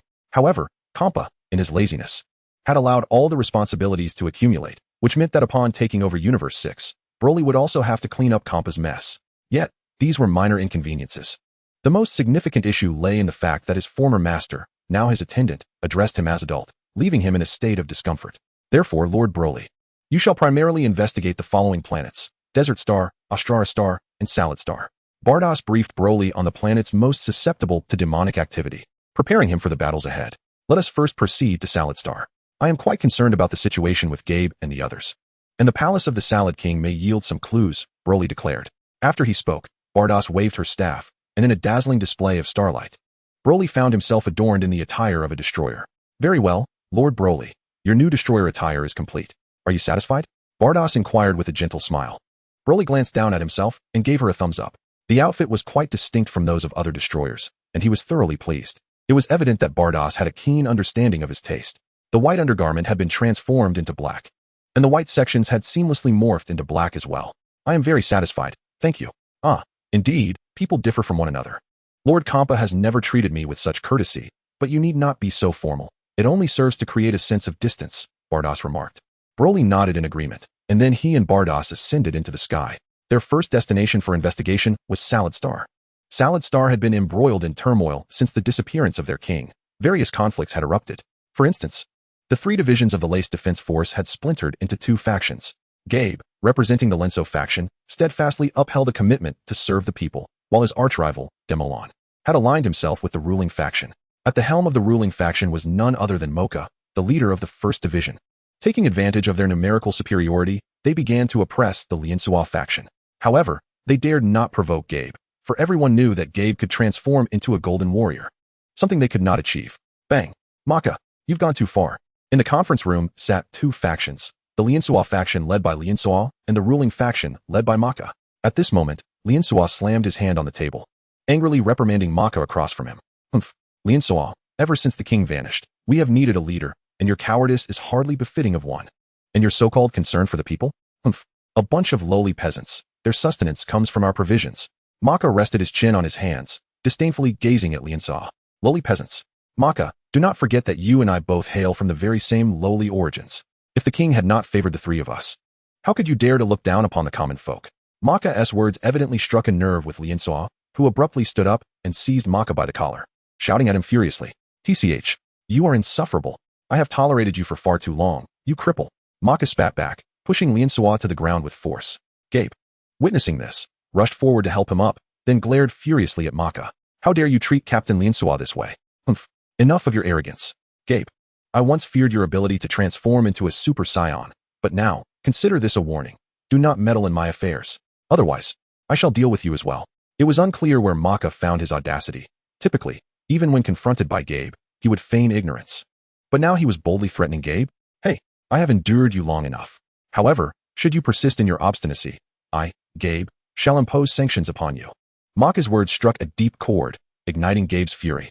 It seemed that Broly's earlier warning was not unfounded. Incessant forbearance only emboldens one's enemies. It was time to show them a lesson. Huh, Gabe roared, his golden aura enveloping him as he transformed into a Super Saiyan. Humph, do you really think I still fear you? Maka also rose, a thick black mist emanating from him, which swiftly morphed into a dark aura. The immense energy caused Gabe to shudder. No, impossible. Maka, how could your power be so malevolent? Where did you derive such strength? Liansua's eyes widened in shock. He had hoped to intimidate the opposition with Gabe's reputation, but he never anticipated such energy from them. My power comes from that esteemed individual. I am invincible now. Ha ha ha. Maka laughed maniacally, causing others to retreat in fear of being caught in their impending clash. Die, Gabe. I have long lived in your shadow, and now it is time to break these chains. Maka grinned wickedly, his hands morphing into long, sharp claws. Gabe's expression turned grave. The speed of his opponent was blinding, leaving him no chance to react. With a swift motion, Maka's claw slashed across Gabe's abdomen, blood gushing forth from the wound. Gabe let out a soft grunt, clutching his abdomen, as Liansua hurriedly approached with concern. Yet, before they could react, Mocha's next assault had already arrived. Gabe pushed Liansua away, but he was a moment too slow. With a sickening thrust, 3 wicked claws pierced Gabe's abdomen, and blood gushed forth. The severity of this wound far surpassing the previous one. Gabe stumbled and fell to the ground. Gabe, Suo and the members of his faction rushed forward, encircling Gaby and glaring furiously at Mocha. Mocha, however, seemed utterly unfazed by their ire, perversely licking the blood from his claws before casting his gaze upon the two on the ground. Though your strength is formidable in life and death struggles, you are still but a fledgling. With a menacing clatter, Mocha and his companion, Duamelin, advanced step by step towards Gaby and his group, preparing to eliminate them. Ha ha ha, Gaby. I've longed to rid myself of you, and now my wish is finally fulfilled. Ha ha. Duamelin brandished two knives, ready to strike, when suddenly a voice interrupted their actions. Stop right there. A shock wave erupted, separating Gaby from Mocha and his cohorts as all eyes turned to see two petite figures emerge before them, Caulifla and Kai. Humph. You little wench, I was just looking for you. Always bullying my brothers. Now it's your turn to be dealt with. Mocha's anger flared at the sight of Caulifla. Memories of being robbed by her and her gang fueled his resentment, yet he recognized that their strength was evidently superior to his own. Humph. Mocha, don't think that with your dark aura you can defeat me. You're sorely mistaken. Gaby, how foolish to neglect your training after the last tournament. Only revolving your life around work. Unbeknownst to many, after the tournament, both Caulifla and Kai had simultaneously formed a bond with Gaby. How he managed to balance their affections remained a mystery. Kai rushed to support Gaby, her eyes ablaze with fury. In her heart, there were two individuals of utmost importance, Caulifla and the current Gaby. If Broly were present, he would undoubtedly understand that dating Kai meant only the death of a partner, never a breakup. I will kill you. Kai finally erupted, her muscles swelling with power as she charged towards Mocha. Huh? Did you think my strength was merely this? Mocha bellowed, as he unleashed a powerful energy shield centered around himself. The force of this barrier shattered the entire building.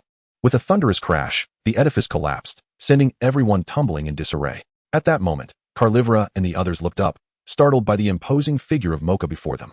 Mocha appeared to be devoid of humanity, his massive muscles bulging beneath dark, mottled skin. His menacing fangs protruded prominently, and a pair of wings unfurled from his back, complemented by a formidable tail, a veritable embodiment of a demon. Ha! Allow me to enlighten you. Humanity is but a shackle, and only by shedding the mortal coil can one's true power be unleashed. With a sweeping motion of his arm, Mocha unleashed a powerful gust, sending everyone sprawling through the air. Oh, I shall slay you. Yet, Kale stood resolute against the onslaught, advancing step by step towards Mocha. How intriguing. You are no ordinary Super Saiyan. Very well, I shall indulge you. I will kill you. The two charged at one another, colliding with a thunderous impact. Pathetic. Have you lost your wits? Mocha, upon closer inspection, noted Kale's condition. With a swift crouch, he ensnared Kale's ankle with his tail, then hurled him violently to the ground. Kale, you wretched fiend. Huh. Seeing Kale's plight, Kale transformed into a Super Saiyan, conjuring energy blasts which she hurled at Mocha. You underestimate the power bestowed upon me by the divine. Disappear. As Mocha dealt with Kale, he extended his hands to summon a black vortex. To Kale's astonishment, her attack was drawn into the black hole, only to be expelled back at her. What? Kale gasped, hastily leaping to evade, but Mocha was relentless. With a powerful flap of his wings, he lunged towards her. His elongated claws aimed to deliver a chilling blow, yet suddenly, Mocha halted. Looking down, he discovered that Kale had seized his tail with both hands, refusing to grant him an inch. You vile monstrosity. You shall perish. Mocha roared, raising his hand to strike Kale, but at that moment, Kale leapt onto his back, unleashing a flurry of rapid punches. Bang, bang, bang. Curse you both. Mocha bellowed, releasing a surge of energy that sent Kale hurtling away. Coughing, Kale crashed onto the ground, immediately reverting from his berserk state. While Kale too returned from her Super Saiyan form, both spitting blood from their wounds inflicted by the prior clash. Kale stubbornly declared, yet Mocha merely laughed heartily. When you lose, you must accept your fate. Stand at attention when you are struck. However, if you two little girls wish to serve me, I might consider sparing your lives. Bah, dream on. We have Goku, and that is enough. In unison, the two retorted, leaving Mocha momentarily stunned, his expression turning peculiar. Do you two truly prefer such trivialities? Their fury ignited, yet Mocha had lost patience for idle banter. Since you refuse to become my subordinates, then you shall both meet your demise. Ha ha. Mocha unleashed a tremendous beam of energy from both hands, and the two closed their eyes in resignation to destruction. However, at that moment, a sound of obliteration resonated, and the energy beam before them was instantaneously extinguished. They opened their eyes, recognizing the familiar sound, and upon looking up, they beheld Broly, clad in the attire of a god of destruction, alongside the angel Vados from Universe 6. Ah, Lord Broly, it seems we have caught quite a big fish upon our arrival, Vados remarked. Humph, how dare you act so recklessly in my Universe 6? Broly and Vados descended slowly, and at that moment, Mocha began to comprehend the gravity of the situation. Vados was a well-known deity of immense power in Universe 6, while the common folk might be oblivious. Those of higher standing certainly recognized Vados as a servant of the god of destruction. Yet, Mocha was also curious as to why only Vados had come here. Where was the god of destruction Kampa? And who was this imposing figure before him? Though he bore the garb reminiscent of a god of destruction, it was distinct from Kampa's, which left him hesitant to act rashly. Broly. The two sisters widened their eyes in disbelief. What had they just heard? Vados had referred to this individual as Lord Broly. What could this possibly mean? Oh, Caulifla Kale. Chapter 94, The Demon Puppet. Caulifla sprang up from the ground and circled around Broly, finally exclaiming, "Ah, have you become a god of destruction? Caulifla, you mustn't be disrespectful towards Lord Broly. Previously, you could play around as comrades, but now, Lord Broly holds the esteemed title of god of destruction." Vados interjected, her brows furrowing, a serious demeanor that startled Caulifla. Well, what brings you here, Lord Broly? Caulifla placed her hands on her hips, a defiant posture reflecting her disbelief that Broly could attain the title of god of destruction in such a short span. As you can see, we are here to find him, Broly replied, nodding slightly. Concerning the matters of the demons, it was better for fewer people to be informed. Not only could it incite panic, but if word spread, it might alert the target, and if he fled, it would be a lost cause. At present, Broly possessed immense confidence in his strength. Wielding the power of destruction atop the foundation of Super Saiyan 4, he had surpassed many gods of destruction. Though he was uncertain how he would fare against Beerus, the god of destruction of Universe 7, he still felt capable of engaging in battle. However, just as Caulifla exclaimed the title of god of destruction, Mocha shivered and turned to flee. It seems my guess was correct. This brat is indeed a god of destruction. No wonder Vados shows him such respect. With such power, even a god of destruction cannot hope to capture me. Behold my technique, Shadow of Nightmares. Mocha exclaimed, as he trembled his hands, transforming his entire being into a shadow, instantly becoming a streak of black lightning that darted away. His speed was astonishing, racing swiftly through the city. While I may not be able to defeat a god of destruction, escaping is certainly within my capabilities. However, just as he was about to leave the city, he unexpectedly collided with someone. He looked up, and a cold sweat broke out instantly. You, how did you get here? Mocha was nearly frightened out of his wits. The person before him was none other than Broly. He had silently appeared right before Mocha. Hey, where are you off to? Broly floated in the air with his arms crossed, gazing at him with a mocking expression. Bang. Ouch. What on earth is this? Oh dear, Mr. Monster, you really ought to get your eyes checked. You can't even walk without falling. At that moment, Bardoss appeared before Mocha, and the invisible wall he had just collided with was set up by Bardoss herself. You all, don't come any closer. As Mocha's cries echoed, Broly unleashed a relentless barrage of punches for 5 minutes, leaving him utterly unrecognizable. Speak. Where's the one who granted you power? Before confronting Mocha, Broly had already rescued Gabe and the others, learning from them that Mocha had not possessed such powers before. Moreover, they were unclear about the identity of the adult Mocha had mentioned repeatedly. Thus, Broly speculated that the source of Mocha's abilities, as well as the adult he spoke of, was likely a malevolent entity. Broly thought he would keep his mouth shut, raising his hand as if to strike again. To his surprise, the guy showed no resistance whatsoever. He raised his hands and knelt in surrender. I'll talk. Just don't hit me anymore. Please. Don't waste time. Truthfully, I don't even know who that adult is or where he is. Please, don't hit me. It's true. Mocha, with a head full of lumps, looked utterly aggrieved. What I say is genuine. Just last night, a shadow suddenly burst in and asked if I wanted power. Of course, I wanted it, but he directly grabbed my head, and that is how I obtained this immense strength. Broly pondered that this could very well be the malevolent entity. Pressing further, where is that person? What do they look like? That individual was enveloped in black mist, with only a pair of blood-red eyes visible. I couldn't see their features clearly at the time. Under Broly's pressure, Mocha divulged everything. It turned out that Mocha knew nothing. He had merely been accidentally endowed with formidable energy, and the entity had not demanded anything of him. Broly then entertained a bold hypothesis. This Mocha might merely be a test subject. Oh no. Broly's thoughts spiraled out of control, but at that moment, a harrowing wail echoed throughout the city. A thick black mist enveloped the entire city, confirming Broly's suspicions. It seemed the entity was testing this energy, intending to infect more people with the powers granted by the malevolent being. Roar! Bang! With a sweep of his hand, Broly reduced the foe to ashes. Bardoss, it appears the entity has already infected this planet. Indeed, Lord Broly. What are your thoughts? Broly's gaze sharpened. Can you distinguish between those who are infected and those who are not? Certainly. I shall proceed with the translation and refinement of your text. Indeed, shall we proceed? Very well, let us relocate them. I intend to obliterate this planet in one fell swoop. You handle it, while I make my way to the palace of King Salad. With that, Broly took off into the sky, leaving Bardos nodding in agreement, as Broly increasingly embodied the essence of a destroyer. Upon entering the palace of King Salad, Broly was immediately surrounded by several infected beings, transformed into monstrous entities akin to Mocha. These abominations, known as magic puppets, were mere puppets created by dark forces. A nuisance indeed. With a steely gaze, Broly unleashed an assault radiating from his core, targeting the magic puppets in all directions.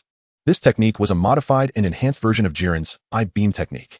With a resounding explosion, the magic puppets disintegrated, their organs and entrails strewn across the floor.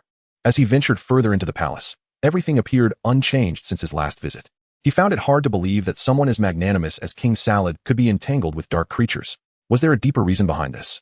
Unbeknownst to him, Broly soon arrived at the royal chamber. As he pushed the door open, a high-pitched scream echoed through the room. Chapter 95, Anya. Aya. The scream pierced the air as Broly swung the door wide, revealing a frightened little girl cowering beneath the bed. At the window, a magic puppet had already thrust half of its body inside, its claws reaching for the terrified child. Destruction. With a flick of his finger, a minuscule orb of destructive energy swiftly obliterated the magic puppet. Sob, sob, sob. Chirp, chirp. Broly thought, bemused. Had the little girl been rendered speechless by fear? He gently pulled her from her hiding spot, only to realize how diminutive she was, appearing to be merely 3 or 4 years old. Her height barely reaching half of Broly's knee. Yet, she was undeniably adorable, with short pink hair and a cherubic complexion. Most strikingly, her eyes were now swollen from tears, resembling fried eggs. Excuse me, what is your name? All the inhabitants of this palace have departed. Why are you still here? Wah. The little girl cried even harder at Broly's inquiry. Lacking experience in comforting children, Broly found himself at a loss. Just then, Bardos arrived, and Broly seized the opportunity as if she were a beacon of salvation, hastily passing the girl to her. Bardos, taken aback, caught the child and questioned, "What is happening here? Were you not here to investigate? Why have you brought a little girl?" Broly slapped his forehead, feeling somewhat troubled. He could employ any means necessary to extract information from foes, but with a child, despite his combative nature, he could not stoop to such cruelty. Bardos nodded, cradling the girl and soothing her to calm her distress. Meanwhile, Broly decided to resume his search for any remnants left by King Salad within the chamber. Indeed, not long after, Broly discovered something within a book, which was more akin to a diary, chronicling the experiences of King Saladra. The account detailed that a century ago, following his struggle against the malevolent sorcerer and the fiend known as Majin Buu, he was marked, a curse that brought him immense suffering. He remained childless until one fateful night 50 years prior when a mysterious figure appeared, erasing the mark from his body, leading him to trust this enigmatic being. However, as time progressed, the situation grew increasingly unsettling. This mysterious individual seemed not to be human at all. Eventually, the figure succumbed to a fit of rage, consumed by an insatiable thirst for blood and vitality.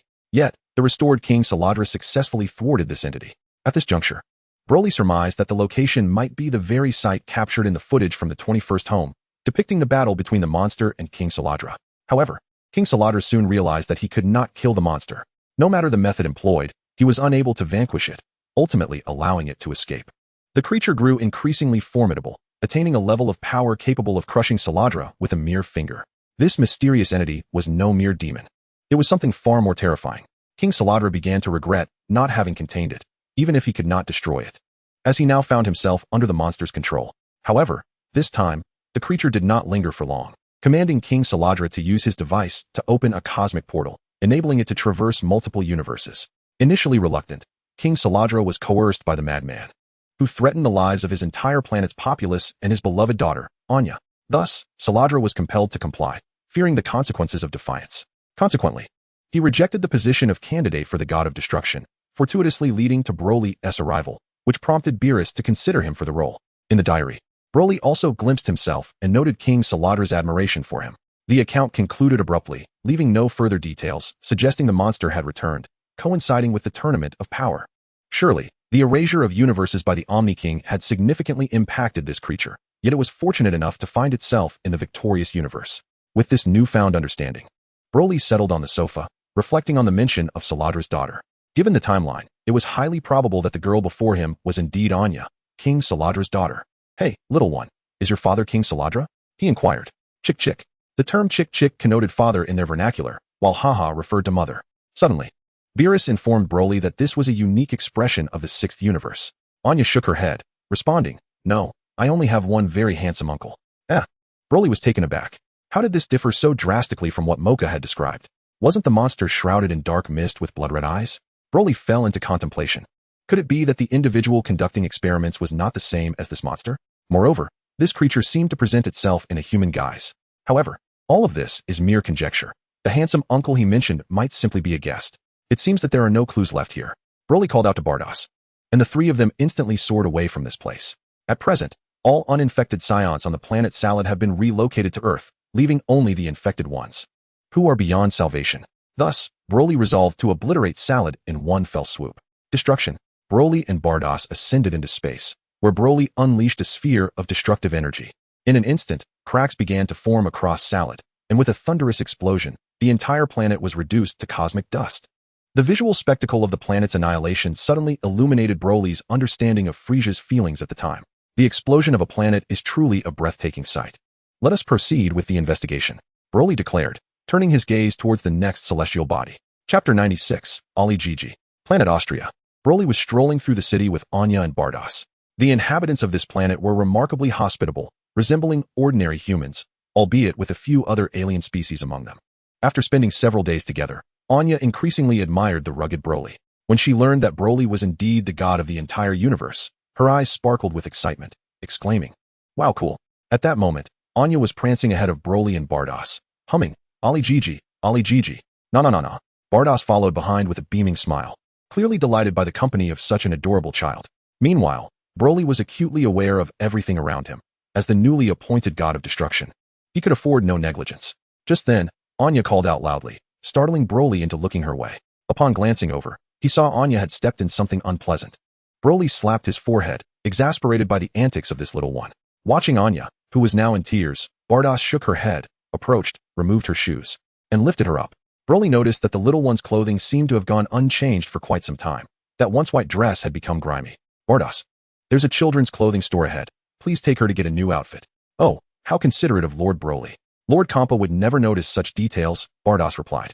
Broly shook his head in resignation as the three of them entered the clothing store. In Universe 11, Kampa, engaged in his investigation, rubbed his nose in confusion. As a deity, how could he possibly fall ill? "Lord Kampa, are you feeling unwell?"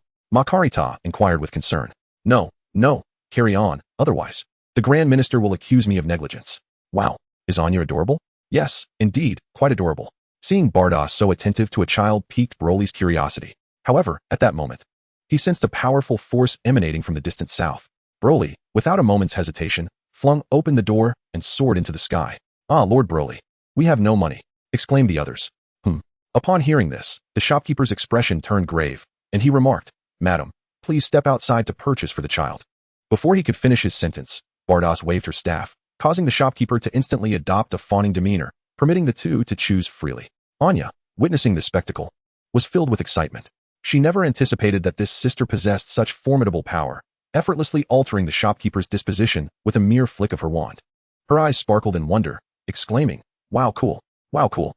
I truly admire this sister." In the south, upon arrival, Broly discovered that the opposing energy had vanished, revealing a quaint village that starkly contrasted with the towering edifices of the city. As he descended slowly and entered the village, he was taken aback to find it completely deserted. Nevertheless, as he stepped into the village square, the windows shattered around him, and dozens of magical puppets surged forth. Roar! They bellowed at Broly, yet his focus remained fixed on a modest thatched hut ahead. "Come out. Do not make me repeat myself," he commanded. A raspy voice responded, "It seems Lord Destroyer has indeed noticed me." An elderly figure, shrouded in black and swathed in bandages, emerged from the hut. As Mocha had described, his eyes glowed a crimson hue, exuding an ominous black mist. Broly felt a peculiar sensation. This individual's power seemed rather feeble. If this was all there was to it, the Grand Priest had certainly overreacted in summoning all 12 destroyers to confront such a being. However, it quickly dawned on him that this person was likely merely a lackey, hence the Grand Priest's insistence on mobilizing the destroyers. "Where is your master?" Broly inquired. It appears my master is quite renowned across the cosmos, as several destroyers are already in pursuit of him. But do you think I will divulge anything? I shall take my leave, Lord Destroyer." The figure cackled derisively and turned to flee, but Broly would not allow this precious lead to slip away. In an instant, he appeared beside the fleeing figure, his speed utterly bewildering. Bang! Broly delivered a powerful punch, sending the individual hurtling backward. "No, impossible. The other destroyers could never catch me." Panic engulfed the figure, who had unwavering confidence in his speed, recalling how the destroyer of Universe 4 had been unable to seize him. Humph, do not underestimate me. Speak all that you know, or I shall make you understand the true meaning of desperation. Broly crouched down, his gaze condescendingly fixed on the figure. Humph, do you think I, Adon, possess only speed? Spare me your prattle. Then, in response to the abject terror displayed by the figure, Broly seized him by the collar and unleashed a flurry of relentless blows. Cough. You may as well kill me. I will never reveal anything to you. Even if you eliminate one Adon, there are countless others. Ha ha ha. Such tenacity, is it not? Destruction. The destructive energy sphere in Broly's grasp drew ever closer, endeavoring to force his opponent into submission.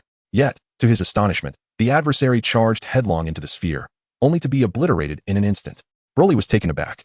It was the first time he had encountered someone so fearless. Even the formidable Moro had begged for mercy, but this individual, though lacking in strength, exhibited an audacious willingness to embrace death. The trail had gone cold, and Broly was now filled with rage. This scoundrel had simply perished. Wait. The earlier mention of him having taken one life, yet there being countless others of his kind, what could that possibly signify? Chapter 97. The God of Destruction Ceremony. Upon returning to the Destruction Star, little Anya was not only roaming about aimlessly, but also found the place exceedingly dull. It was small and devoid of interest. This left Broly quite exasperated. Fortunately, there was Beerus, who conceived of a splendid solution, taking Anya to Earth, a realm boasting a civilization akin to that of the 7th universe, replete with numerous entertainment venues. The little one should be reveling in delightful experiences on Earth at this very moment. Alas, the trail had gone cold, and no leads regarding the demonic entities had surfaced. While Beerus took Anya to Earth, the duties of the God of Destruction must continue unabated. As for the palace now, it had been splendidly renovated by Beerus, shedding the previous whims of Compass taste, transforming instead into a stately and luxurious abode. Broly found great pleasure in it, particularly the soft, sumptuous bed. However, just as he prepared to rest, a knock echoed through the room. Lord Broly, I have a matter of importance to discuss with you. Seeing it was Beerus, Broly swiftly rose and opened the door to admit her. Huh, Beerus, are you not accompanying Anya on Earth? Broly inquired, a puzzled expression adorning his face. Indeed, Lord Broly. But each God of Destruction must forge a life bond with the Supreme Kai. Given your recent appointment and the encounter with the demonic beings, the ceremony has been postponed. However, I have just been contacted by the Grand Minister, who insists that I take you to the Zeno's palace to conduct the God of Destruction ceremony. Upon hearing this, Broly felt a sense of discomfort. Sharing life with another was akin to harboring a significant vulnerability. Yet suddenly, a thought struck him. Could Beerus allow him to serve simultaneously as both God of Destruction and Supreme Kai? Beerus shook her head. That is absolutely out of the question. Broly sighed, resigned to his fate as he followed Beerus through the skies toward the Zeno Palace. And Anya? Broly asked, lacking enthusiasm, his heart filled with discontent at the notion of sharing his life with another. Anya is with number 21. Do not worry. The child is quite intelligent and sensible. If you desire, you could nurture her as a potential candidate for God of Destruction. Beerus, I find your wit rather sharp. I have only just assumed my role. And you are already suggesting I seek a successor? Oh, I was merely jesting. Hee hee. In the blink of an eye, Broly and Beerus arrived at the Zeno's palace, where the guards had been awaiting their arrival for some time. As the followers escorted Broly to the Grand King's temple, two diminutive P's exclaimed, You've arrived, Broly. You've arrived, Broly. We present our respects to Lord Grand King and Lord Grand Priest. Broly knelt on one knee. Rise, Broly. You must be aware of the purpose of your summons, the Grand Priest stated. Indeed, my Lord Grand Priest, Broly replied. Then follow me. Wow. The ceremony is about to commence. Wow. How delightful. The two Grand Kings trailed behind Broly and the others as they ventured into the innermost sanctum of the Grand King's temple. The interior was akin to a celestial paradise, breathtakingly beautiful, with the most striking feature being the magnificent golden tree at its center. Broly, the ceremony is about to begin. Please close your eyes and extend your hands. The Grand Priest exhibited a playful smile, leaving Broly puzzled about his intentions, yet he complied. The Grand Priest then nodded to Beerus, who entered with another individual. Although Broly had his eyes shut, his keen ears detected the presence of someone entering, and an uncanny feeling suggested that he was familiar with this person. All right, take hold of Broly's hand. The ceremony is about to commence. The Grand Priest chuckled, and the individual grasped Broly's hand. However, at the moment of contact, Broly was taken aback. It was a woman's hand. Could it be that his Supreme Kai is a female? It seemed Broly remained oblivious to this revelation. Beside him, Beerus stifled a laugh, and the others joined in with quiet chuckles. Broly, feeling a surge of irritation, wondered why he was forbidden to open his eyes while they laughed. Was it necessary to close one's eyes for a destroyer's ceremony? The ceremony begins. With a commanding shout from the Grand Priest, a brilliant golden light erupted around Broly, enveloping both him and the Supreme Kai. A tremendous energy surged forth from Broly's being, causing his heart to race. This ritual was not only binding him to the Supreme Kai, but it was also amplifying his own energy. This fortuitous event alleviated much of Broly's previous discontent. As time passed, the golden radiance began to fade, and the Grand Priest announced, "The Destroyer binding ceremony is complete. Broly, you may open your eyes now." With those words, Broly slowly opened his eyes. However, his mind was instantly overwhelmed, leaving him utterly stupefied. The Supreme Kai he had been bound to was none other than number 21. This revelation rendered him speechless. Yet, number 21 flashed a sweet smile and said, "Broly, I wish to share my life with you. Do you agree?" Broly, in a daze, nodded his head, and all prior grievances evaporated in an instant. The notion of sharing a life with the Supreme Kai was something he wholeheartedly embraced. Wow! How enchanting! Wow! Their eyes sparkled with wonder. The two Grand Kings, one on each side, widened their eyes in curiosity as they observed the two. The Grand Priest interjected at the opportune moment, observing that Broly and Android 21 were on the verge of a kiss, and there were children present. Rest assured, Grand Priest, I shall diligently fulfill my duties as a god of destruction," Broly exclaimed, beaming with joy. Is there anything more romantic than the notion of sharing life and death together? Broly, shall we host a tournament for the gods of destruction next time? Your fireworks were splendid, and I wish to see more. Indeed. However, the Grand Priest interjected, "Now is not the time for fireworks, my dear Zeno. Let us first deal with the monsters." After speaking, the Grand Priest waved his hand at Broly and the others. The group then bowed to Zeno. And Vados led Broly and Android 21 out of the Divine Palace. Surely, this pair would be the most harmonious couple among all the universes. Chapter 98. The Monster's Lair. Upon returning to Universe 6, Vados accompanied Android 21 to King Kai's planet, previously known as Fuwa's planet, which was both beautiful and serene. During their conversation, Broly learned that while taking Anya to Earth, Vados had shared the details of Broly's ceremony with Android 21. To his surprise, Android 21 expressed a desire to become a Supreme Kai. However, there were numerous restrictions involved, yet after testing, Vados found Android 21 to be quite suitable. Thus, they planned to surprise Broly. What do you think? Are you surprised? Android 21 and Broly lay on an open-air bed, gazing at the starry sky above King Kai's planet. This moment belonged solely to them. The stillness of the night, free from disturbances, while sharing the experience of stargazing with a loved one, was a romance beyond words. To be honest, I was quite startled, but while Vados is away, we should indulge in some playful games. How annoying. The following day, Broly returned to the God of Destruction's planet, radiating with vitality. Having shed the identity of a bachelor from 2 lifetimes, he had successfully transformed into a true man. A real man. He chuckled.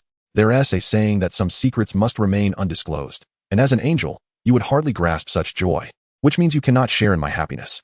Broly laughed triumphantly, while Vados pouted, looking rather upset. Oh, by the way, Lord Broly, according to the news from Lord Kampa, that monster has reappeared in Universe 11. What do you intend to do? Well, he used to be my superior, so I shall inform him that I will be setting off shortly. Very well, Lord Broly. Universe 11. Kampa gasped for breath, facing a particularly troublesome shadow. God of Destruction, is that all you've got? With such strength, you dare to think you can defeat my master? Humph. The shadow spoke with a tone of disdain, while Kampa's anger was palpable, veins bulging. Humph. I shall obliterate you and see if you can still laugh. With that, Kampa unleashed a barrage of destructive energy spheres, enveloping the area. Yet, the opponent merely turned and effortlessly shattered all the destructive spheres. What? Kampa was taken aback. To dismantle destruction so casually was no jest. What's wrong? Surprised, are we? Ha. The power bestowed upon me by my superior is not something this mere rabble can contend with. Begone, destroyer of Universe 11. The shadow unfurled its cloak, and countless dark tendrils erupted from its form. Just as life hung by a thread, a thunderous force shattered these tendrils into oblivion. Who dares? The shadow twisted its head, only to find Kampa wearing an exuberant expression. Beerus. Kampa, you truly are in a pitiful state. It seems that even in a different universe, you remain a gluttonous sloth. After licking his claws, Beerus's eyes gleamed with a menacing light. You are the destroyer of Universe 7. The shadow gasped, recalling its master's warning about a particular destroyer that required utmost caution, the one from Universe 7. This being not only possessed formidable strength, but also an astute combat awareness. Humph. It appears you're not entirely foolish. In that case, bid farewell to this world. Destruction. Beerus stood with his hands clasped behind his back, raising an arm to unleash a colossal sphere of destructive energy toward the shadow. Boom. How could I possibly be vanquished by you insignificant insects? We are the most perfect beings in existence. The shadow braced itself against the destructive sphere, attempting to halt its advance. Oh, it seems your skills are not entirely lacking. However, how will you withstand the second one? Beerus smirked, and the shadow suddenly sensed an overwhelming force consuming it. Unbeknownst to it, as it held the first sphere, the second one was already on its way, colliding with the first in a cataclysmic explosion. Boom! After the deafening roar subsided, the shadow lay prostrate on the ground, its cloak obliterated, revealing its true visage. The shadow's appearance was grotesque, with green skin marred by black splotches, and its head bore a resemblance to that of a mudskipper. Cursed be this fate. Though I am the weakest among the 13 pillars, I concede this defeat. But do not rejoice too soon. My master has long transcended the realm of the destroyers. Hee. Gazing at the dying shadow, Beerus, uninterested in its ramblings, swiftly unleashed a destructive beam to obliterate it. Beerus, who permitted you to end its life? That was my quarry. Oh, spare me the theatrics. I am well aware of your capabilities. I still have a plethora of incredibly powerful techniques at my disposal. Just then, several figures streaked like meteors into the vicinity. Except for the destroyers of Universe 6 and Universe 2, all the other destroyers had gathered. Humph.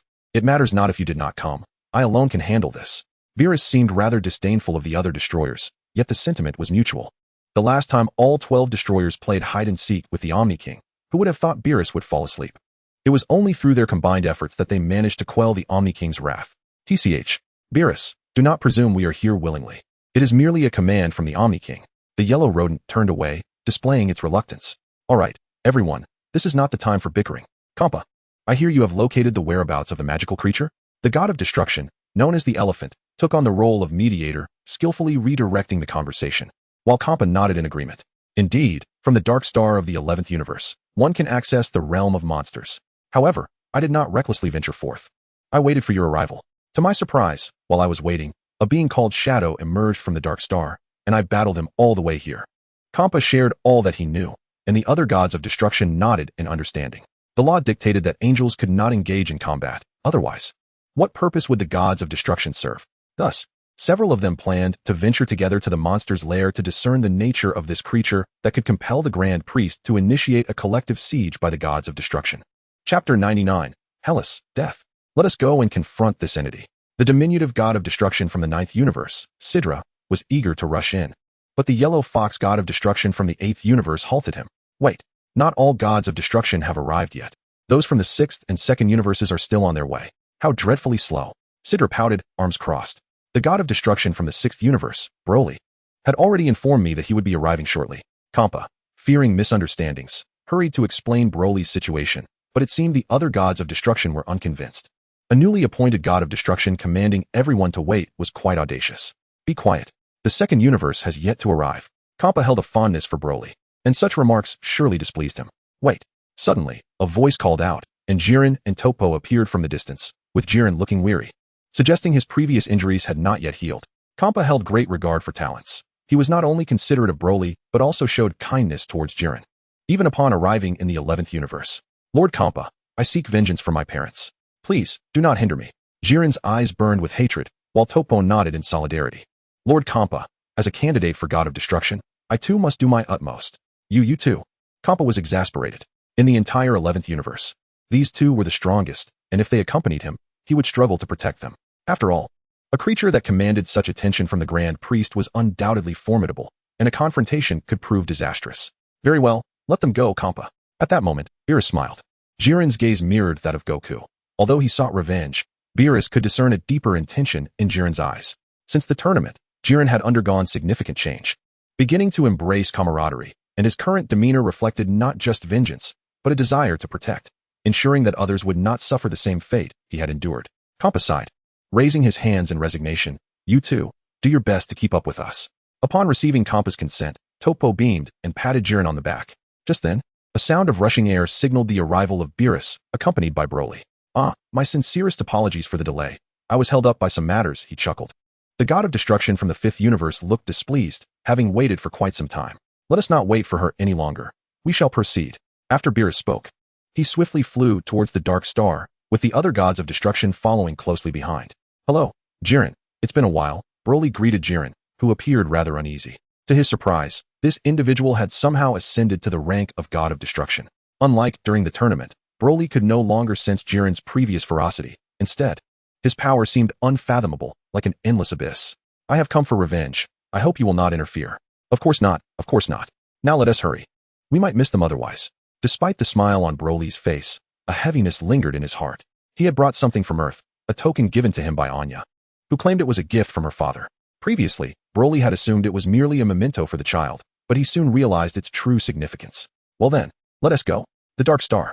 This planet resembled Earth in many ways, yet its waters were not blue but black, and the ground appeared charred, devoid of any vegetation. The entire planet bore the scars of a devastating fire. Swish! The 11 gods of destruction arrived at the Dark Star, and soon, Caulifla led them towards the lair of the monsters. After Caulifla finished speaking, a heavy silence fell upon the group. The uncertainty was palpable, and the danger was exceedingly high.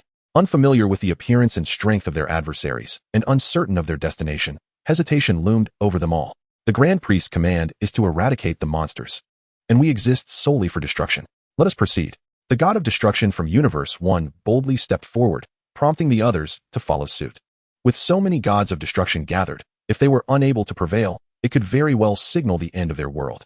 Buzz. Within the realm of the black hole. What? How is this possible? All the gods of destruction were astounded. Even Broly was taken aback. After traversing the black hole, they found themselves in Universe 2. Yet, in Universe 2, all the planets were devoid of life signals. Before them lay a chilling sight. The body of the god of destruction from Universe 2, suspended in midair. Hellas. How could this happen? The group was engulfed in rage, realizing that the god of destruction from Universe 2 had not merely arrived late, but had been slain by the monsters. At that moment, the black hole behind them vanished, and laughter echoed from all directions. Do you see? This is what a god of destruction is, a bunch of alarmed insects. Ha! A figure emerged, tall and emaciated, covered in spines. Minus, be quiet. You're too loud. A robust demon appeared next, his body rippling with muscles, and his skin ablaze with a fiery red hue. Not just these two, but soon 10 more peculiar figures stepped forth, each radiating an immense energy. Allow me to introduce myself. I am the Crimson Demon, Hardiman. We are the 13 pillars of our master. Oh, the wretched shadow has been vanquished by you, which means we now stand as the 12 pillars. Upon Hadman's declaration, the others revealed themselves in kind. This group, who claim to be minions of the monsters, must be defeated if we are to eradicate the fiends once and for all. Just as Xiang Pa finished speaking, Jiren could no longer contain himself. That energy, that unmistakable energy, it was all too familiar. The very essence wielded by those whose parents had been slain, radiating with a power identical to this one. Chapter 100, the war commences. These scoundrels. They have dared to eliminate Hellas. Unforgivable. The 12 universes are interrelated, meaning the first universe corresponds to the 12th, and consequently, the second universe aligns with the 11th. Thus, the realm beyond the black hole of the 11th universe is indeed the second universe. The collective ire of the assembled against the actions of the 12 pillars was palpable. The god of destruction had been slain by them. Surely, the scene of Hellas being besieged by 12 individuals must have been utterly horrific. Monsters, prepare to meet your doom. Jiren, ablaze with fury, recognized the energy emanating from them all too well. Without hesitation, he channeled his entire being into a surge of power and propelled himself forward. Jiren! Torpo shouted, yet upon witnessing Jiren's charge, he too followed suit. In this moment, Xiang Pa no longer held them back, with the god of destruction fallen. Peril loomed for all others, leaving them no time to concern themselves with anyone else. Prepare to receive my wrath, you scoundrels. Aya! Jiren instantaneously entered his red lotus form, unleashing his full power. Mino met Jiren and Torpo in combat, and the clash produced a thunderous sound. Bam! Ugh hi! Torpo screamed in agony, astonished that upon contact, his entire arm had been pierced by the adversary. He, a mere candidate for the god of destruction? Pathetic. With a fierce tug, Mino rendered Torpo's arm useless with a gruesome display of bloodied spikes. Torpo, how infuriating! Destruction! Jiren gasped in shock, calling out in alarm, but Torpo insisted he need not worry about him, urging Jiren to focus on the enemy. He would instead unleash his destructive power from the rear to aid Jiren in harrying the foe. Since the war had commenced, let us each dispatch our adversaries swiftly. The god of destruction from the 12th universe, typically taciturn, now stepped forth to lead the charge. Indeed, you speak the truth. Scatter. As a god of destruction, he instantaneously dispersed and engaged the 12 pillars in battle. Meanwhile, Broly remained stationary, refraining from choosing an opponent, as he could not fathom why an entity imbued with the Grand Priest's energy would manifest on Salad Star. However, before Broly could ponder further, Hadman had already deemed him his opponent. With a mighty leap, Hadman stood before Broly. Roar, boy, I shall handle you myself. Scum, I lack the patience for games. Broly's gaze sharpened. The formidable aura radiated through Hadman. A chill swept over him, and Hadman broke into a cold sweat. Hadmanton hesitated, unable to discern Broly's true strength. Suddenly, a horrific scream pierced the air as the god of destruction from the third universe was mercilessly torn apart by Broly's claws, his mechanical form reduced to mere fragments. His diminutive body ensnared in Broly's grasp. It appeared I was mistaken. A god of destruction is but a mere entity. The power bestowed upon us by our master is sufficient to rival that of a god. This brute is merely posturing. Yes, indeed. Perish. Hademanton raised his fist high, intent on smashing Broly into a pulp. Begone. Broly's eyes gleamed with intensity as countless invisible strikes descended upon Hademanton. Bang, bang, bang, bang. Hademanton's body bore the brunt of numerous indents from the blows, each imprint deeply recessed, causing him to spew blood. The earlier sensation was not a figment of imagination. How infuriating. You wretched child, you shall meet your demise. In a fit of rage, Hademanton experienced injury for the first time. His entire form was engulfed in flames, sparks erupting from his eyes. His muscles began to contort, his crimson skin transforming into a deep black, writhing and twisting until sharp spines emerged. Unlike Minos, Hademanton's elbows sprouted thick, formidable spikes, even more exaggerated than those of Minos. At that moment, Hademanton unveiled his most formidable form. The consequence of provoking me is only death. Boom. Hademanton's speed and strength surged as he launched a punch downward, yet Broly had already retreated 100 meters away, and Hademanton's attack merely struck the surface of the planet. Hademanton pursued relentlessly, while Broly evaded him with the agility of a nimble dog, swiftly leading him away from the battlefield. Kill, kill, kill, kill. Hademanton's punches met only air, igniting his fury. However, as he swung his next punch, Broly seized him with a vice-like grip. Bang. Ugh.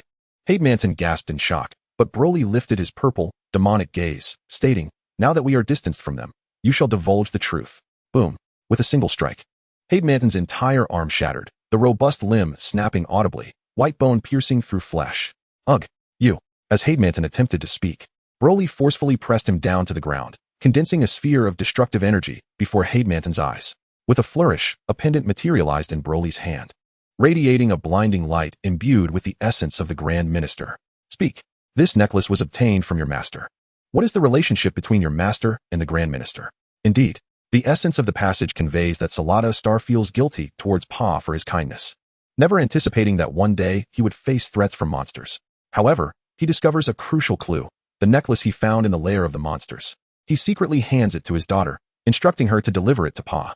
As for the power contained within the necklace, it is evident that it emanates from the High Priest. Yet, this leaves Broly perplexed as to how the High Priest is entangled in this matter. Hadman, taken aback, exclaims that the master has been searching for this item for quite some time.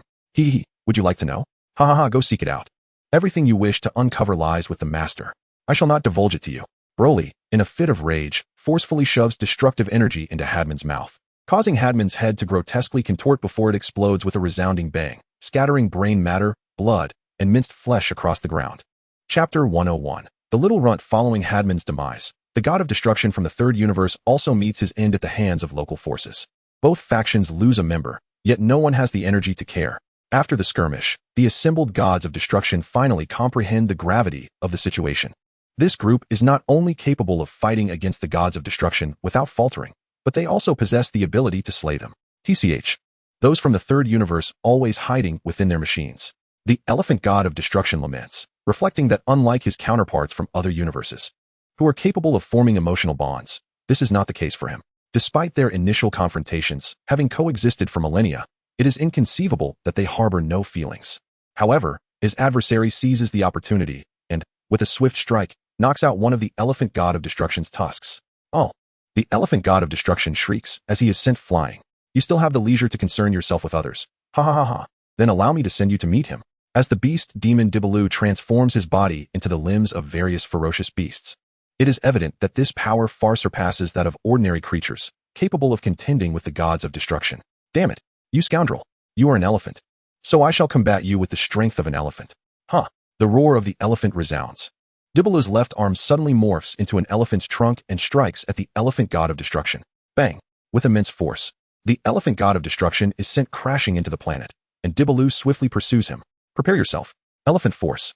Immediately, Dibaloo's foot transforms into that of an elephant, delivering a colossal stomp upon the body of the elephant god of destruction. Cough. The elephant god of destruction spits out blood.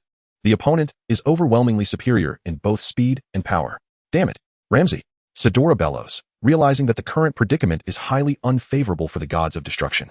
Each adversary possesses the strength to withstand a god of destruction, whereas their own side is a mixed bag of capabilities. Some are indeed formidable, while others are pathetically weak. I have observed your considerable concern for your companions. Are you truly so indifferent as to disregard me while engaged in battle? You look down upon me, do you? I am Alonda, the elemental demon, capable of unleashing a myriad of elemental assaults upon my foes. With arms outstretched, countless elemental projectiles erupted from behind him, bombarding Sidora with relentless ferocity. Boom, boom, boom. Sidora continuously evaded the onslaught, realizing the truth in Alonda's words. This was not the moment to fret over others. The strength of the adversary was formidable, and their abilities were inscrutable.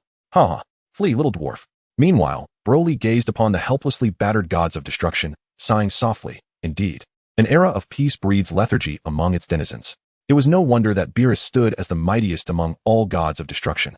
After surveying the scene, Broly gained insight into these demons. Their powers bore a striking resemblance to the elements of gold, wood, water, fire, and earth from Blue Star.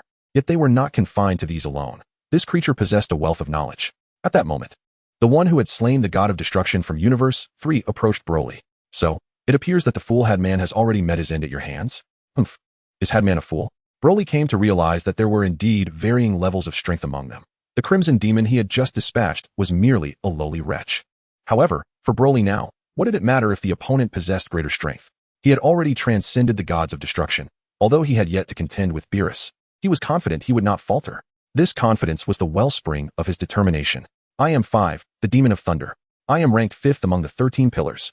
Do not think you can bask in pride simply because you vanquished the Crimson Demon. He was merely the 3rd from the bottom, a waste. 5's expression twisted with madness, and Broly, now alerted, comprehended the nature of the lightning power wielded by his opponent. No wonder the mechanical armor of the god of destruction from Universe 3 was so easily rent asunder. He had encountered a natural nemesis. With a thrust of his hands, a net of lightning surged forth towards Broly. He leapt backward, unleashing a sphere of destructive energy. The two forces collided. Ordinarily, the power of destruction could obliterate anything. Yet the opponent's strength astonishingly resisted annihilation. TCH, is the power of destruction rendered useless? It seems this demon possesses profound knowledge of the gods of destruction. Broly had now come to regard this demon as akin to a grand priest, and for various reasons. He could not shake the feeling that this conflict was the culmination of a long-conceived plot, one aimed at annihilating all universes. Although he remained unaware of the Grand Priest's motives, they must now rely solely on themselves to shatter this deadlock. Broly let out a resounding roar, unleashing his full power. Bam! He struck with a fist. Yet the opponent merely sidestepped, transforming entirely into lightning. Did you see that? You gods of destruction are still too primitive, astonished by such trivialities? Merely unexpected. But brilliant light radiated as Broly transformed into Super Saiyan 4. Even if you can transform into your natural form before the overwhelming force, I shall obliterate everything in my path. Super explosive bomb. Boom. The immense power erupted. The green energy shield rapidly expanded, subsequently beginning to consume everything around it. 5 hastily retreated, for this force was simply too formidable. He had never anticipated such a being existed among the destroyers. His master had only instructed him to be wary of Beerus. Yet why? You pathetic wretches are even less worthy than the former Moro. Broly disdainfully glanced at him, raising his hand to eradicate 5 entirely. It seemed that when they possessed strength, destruction posed no threat. However, once they were rendered powerless, annihilation could obliterate them. Go all out. Minimize the casualties. Not only Broly, but even Beerus trembled with intensity. Zampa was struck through by his opponent's blow. Chapter 102. Zampa. Dead. Uffed. Zampa's eyes widened in disbelief as he gazed at the arm that had been pierced. No. This cannot be. I clearly evaded. Zampa slowly descended, plummeting from the cosmos down to the planet's surface. Zampa, you insolent fools, you have awakened my wrath. Beerus's eyes glimmered with cruelty, and before his opponent could react, he was forcefully pinned to the ground by Beerus's palm. Boom. The power of destruction reverberated, causing his opponent's body to begin disintegrating. Cough. Impossible. I am the so-called strongest regenerative demon of the earth. Fred braced himself against the ground, astonishingly beginning to restore his destroyed form. What? Beerus was taken aback, yet Fred seized the opportunity, landing a punch squarely on Beerus's face. Bang! Beerus was sent flying. You vile creature, die! Fred, seemingly enraged by Beerus, transformed rapidly, swelling like a meteor, and crashed down upon Beerus. You truly underestimate me, mortal. Though Beerus was in descent, he regarded the oncoming meteor with indifference, a scornful expression gracing his features. With a single hand, he halted the colossal meteor in its tracks. And then, with a powerful squeeze, cracks began to form from his palm, swiftly expanding until the entire meteor shattered. Boom! How is this possible? Ah! The Earth Demon Fred was utterly annihilated, leaving not a trace behind. Zampa. After vanquishing his foe, Beerus hastily flew towards Zampa's location, only to find Broly engaged in combat with Zampa's adversary, while Zampa lay upon the planet's surface. Zampa, trembling, had a gaping wound in his chest. Blood gushed forth, staining the ground a deep crimson. Zampa, hold on. Damn it. Beerus was devoid of any healing abilities, and at that moment, he was drenched in sweat, overwhelmed with anxiety for his twin brother. Whoosh, whoosh, whoosh. Broly faced the Wind Demon 7, whose power was not particularly formidable, yet his speed was unparalleled, rendering him nearly impossible to catch. This was the fundamental reason for Campa's injuries. Swish, uft, uft. The Wind Demon mocked with wild laughter while utilizing his wind power to slash at Broly's body, leaving countless fine rips in his clothing. Do you enjoy running so much? Broly's expression was cold. Campa could be considered a mentor to him. Although Beerus frequently trained him, many destructive techniques were imparted by Campa himself. Otherwise, he would never have mastered the art of destruction with such unimpeded agility. Ah! Broly clenched his fists, and waves of energy began to emanate from his body, causing the surrounding scenery to shift in vibrant hues of green, white, and black. As the colors rapidly transitioned, Broly unleashed a thunderous roar. Ha! Stop right there. Buzz. Ugh. Boom. 7 rolled quickly through the cosmos, yet Broly had already materialized at his halting position. The pain you've inflicted on Campa, I shall make you repay 100-fold. How could he be behind me? 7's eyes widened in disbelief. You pathetic, cowardly insect. Die. The demon's appearance resembled that of a bug, adorned with aerodynamic spikes that enhanced his swift movements. However, in the face of Broly's overwhelming power, these defenses were shattered by a single punch. Creak. Broly seized the creature by its head and lifted 7 effortlessly. Yet, the demon radiated a barrage of sharp air blades, akin to a spiny hedgehog. Ha ha ha. Under my relentless assault, you shall be reduced to mere meat slices. 7, trapped in Broly's grip, felt a surge of confidence, for this was his ultimate survival technique. How does it feel to face your demise at my hands? You can rest easy. He attempted to pry open Broly's hand, only to discover that it was immovable. This is impossible. You should be dead. Why can't I break free? Damn it. Let me go? Oh, who told you I was dead? Broly's eyes gleamed with derision. You must be brothers, then? If so, your sibling 5 should possess even greater strength. However, your brother has vanished without a trace. What? You mean 5 has? Go to hell and seek him out. Broly's eyes flickered with a hint of crimson before he unleashed an infinite barrage. 7 trembled violently, his body marred with bruises from the onslaught. Broly then pressed both hands down upon him, delivering a devastating blow to his chest, inflicting grievous injuries. Finally, with the remnants of 7's resistance extinguished, he obliterated him with destructive force. Lord Campa. Broly rushed to Campa's side, who appeared to be struggling for breath, indicating that he was nearing his end. Cough. Broly, how many times must I tell you? There is no need to call me master anymore. Broly's eyes were vacant, unable to comprehend that upon his arrival, Zampa had already met his demise. How could this be possible? Brother. Beerus' countenance twisted in fury. He was truly enraged. Unlike the tournament, where the Omni King reigns supreme as the pinnacle of existence, what manner of fiends dared to take his brother's life? Such transgressions would not go unpunished. Boom. Listen closely, boy. Behold the true mastery of Ultra Instinct. As Beerus spoke, he unleashed a surge of formidable energy. The destructive force enveloping him intertwined seamlessly with a silvery aura, and with each movement, the very fabric of space quaked and blurred, leaving behind ephemeral afterimages. Before Broly could react, he witnessed Beerus darting forward at lightning speed, closing the distance of several planets in the blink of an eye. Destruction. Beerus' voice was low and heavy, as if he were suppressing an inner tempest, yet on the verge of eruption. His overwhelming aura sent tremors through all present. Instilling a sense of awe, the god of destruction, Beerus, unleashed his full power,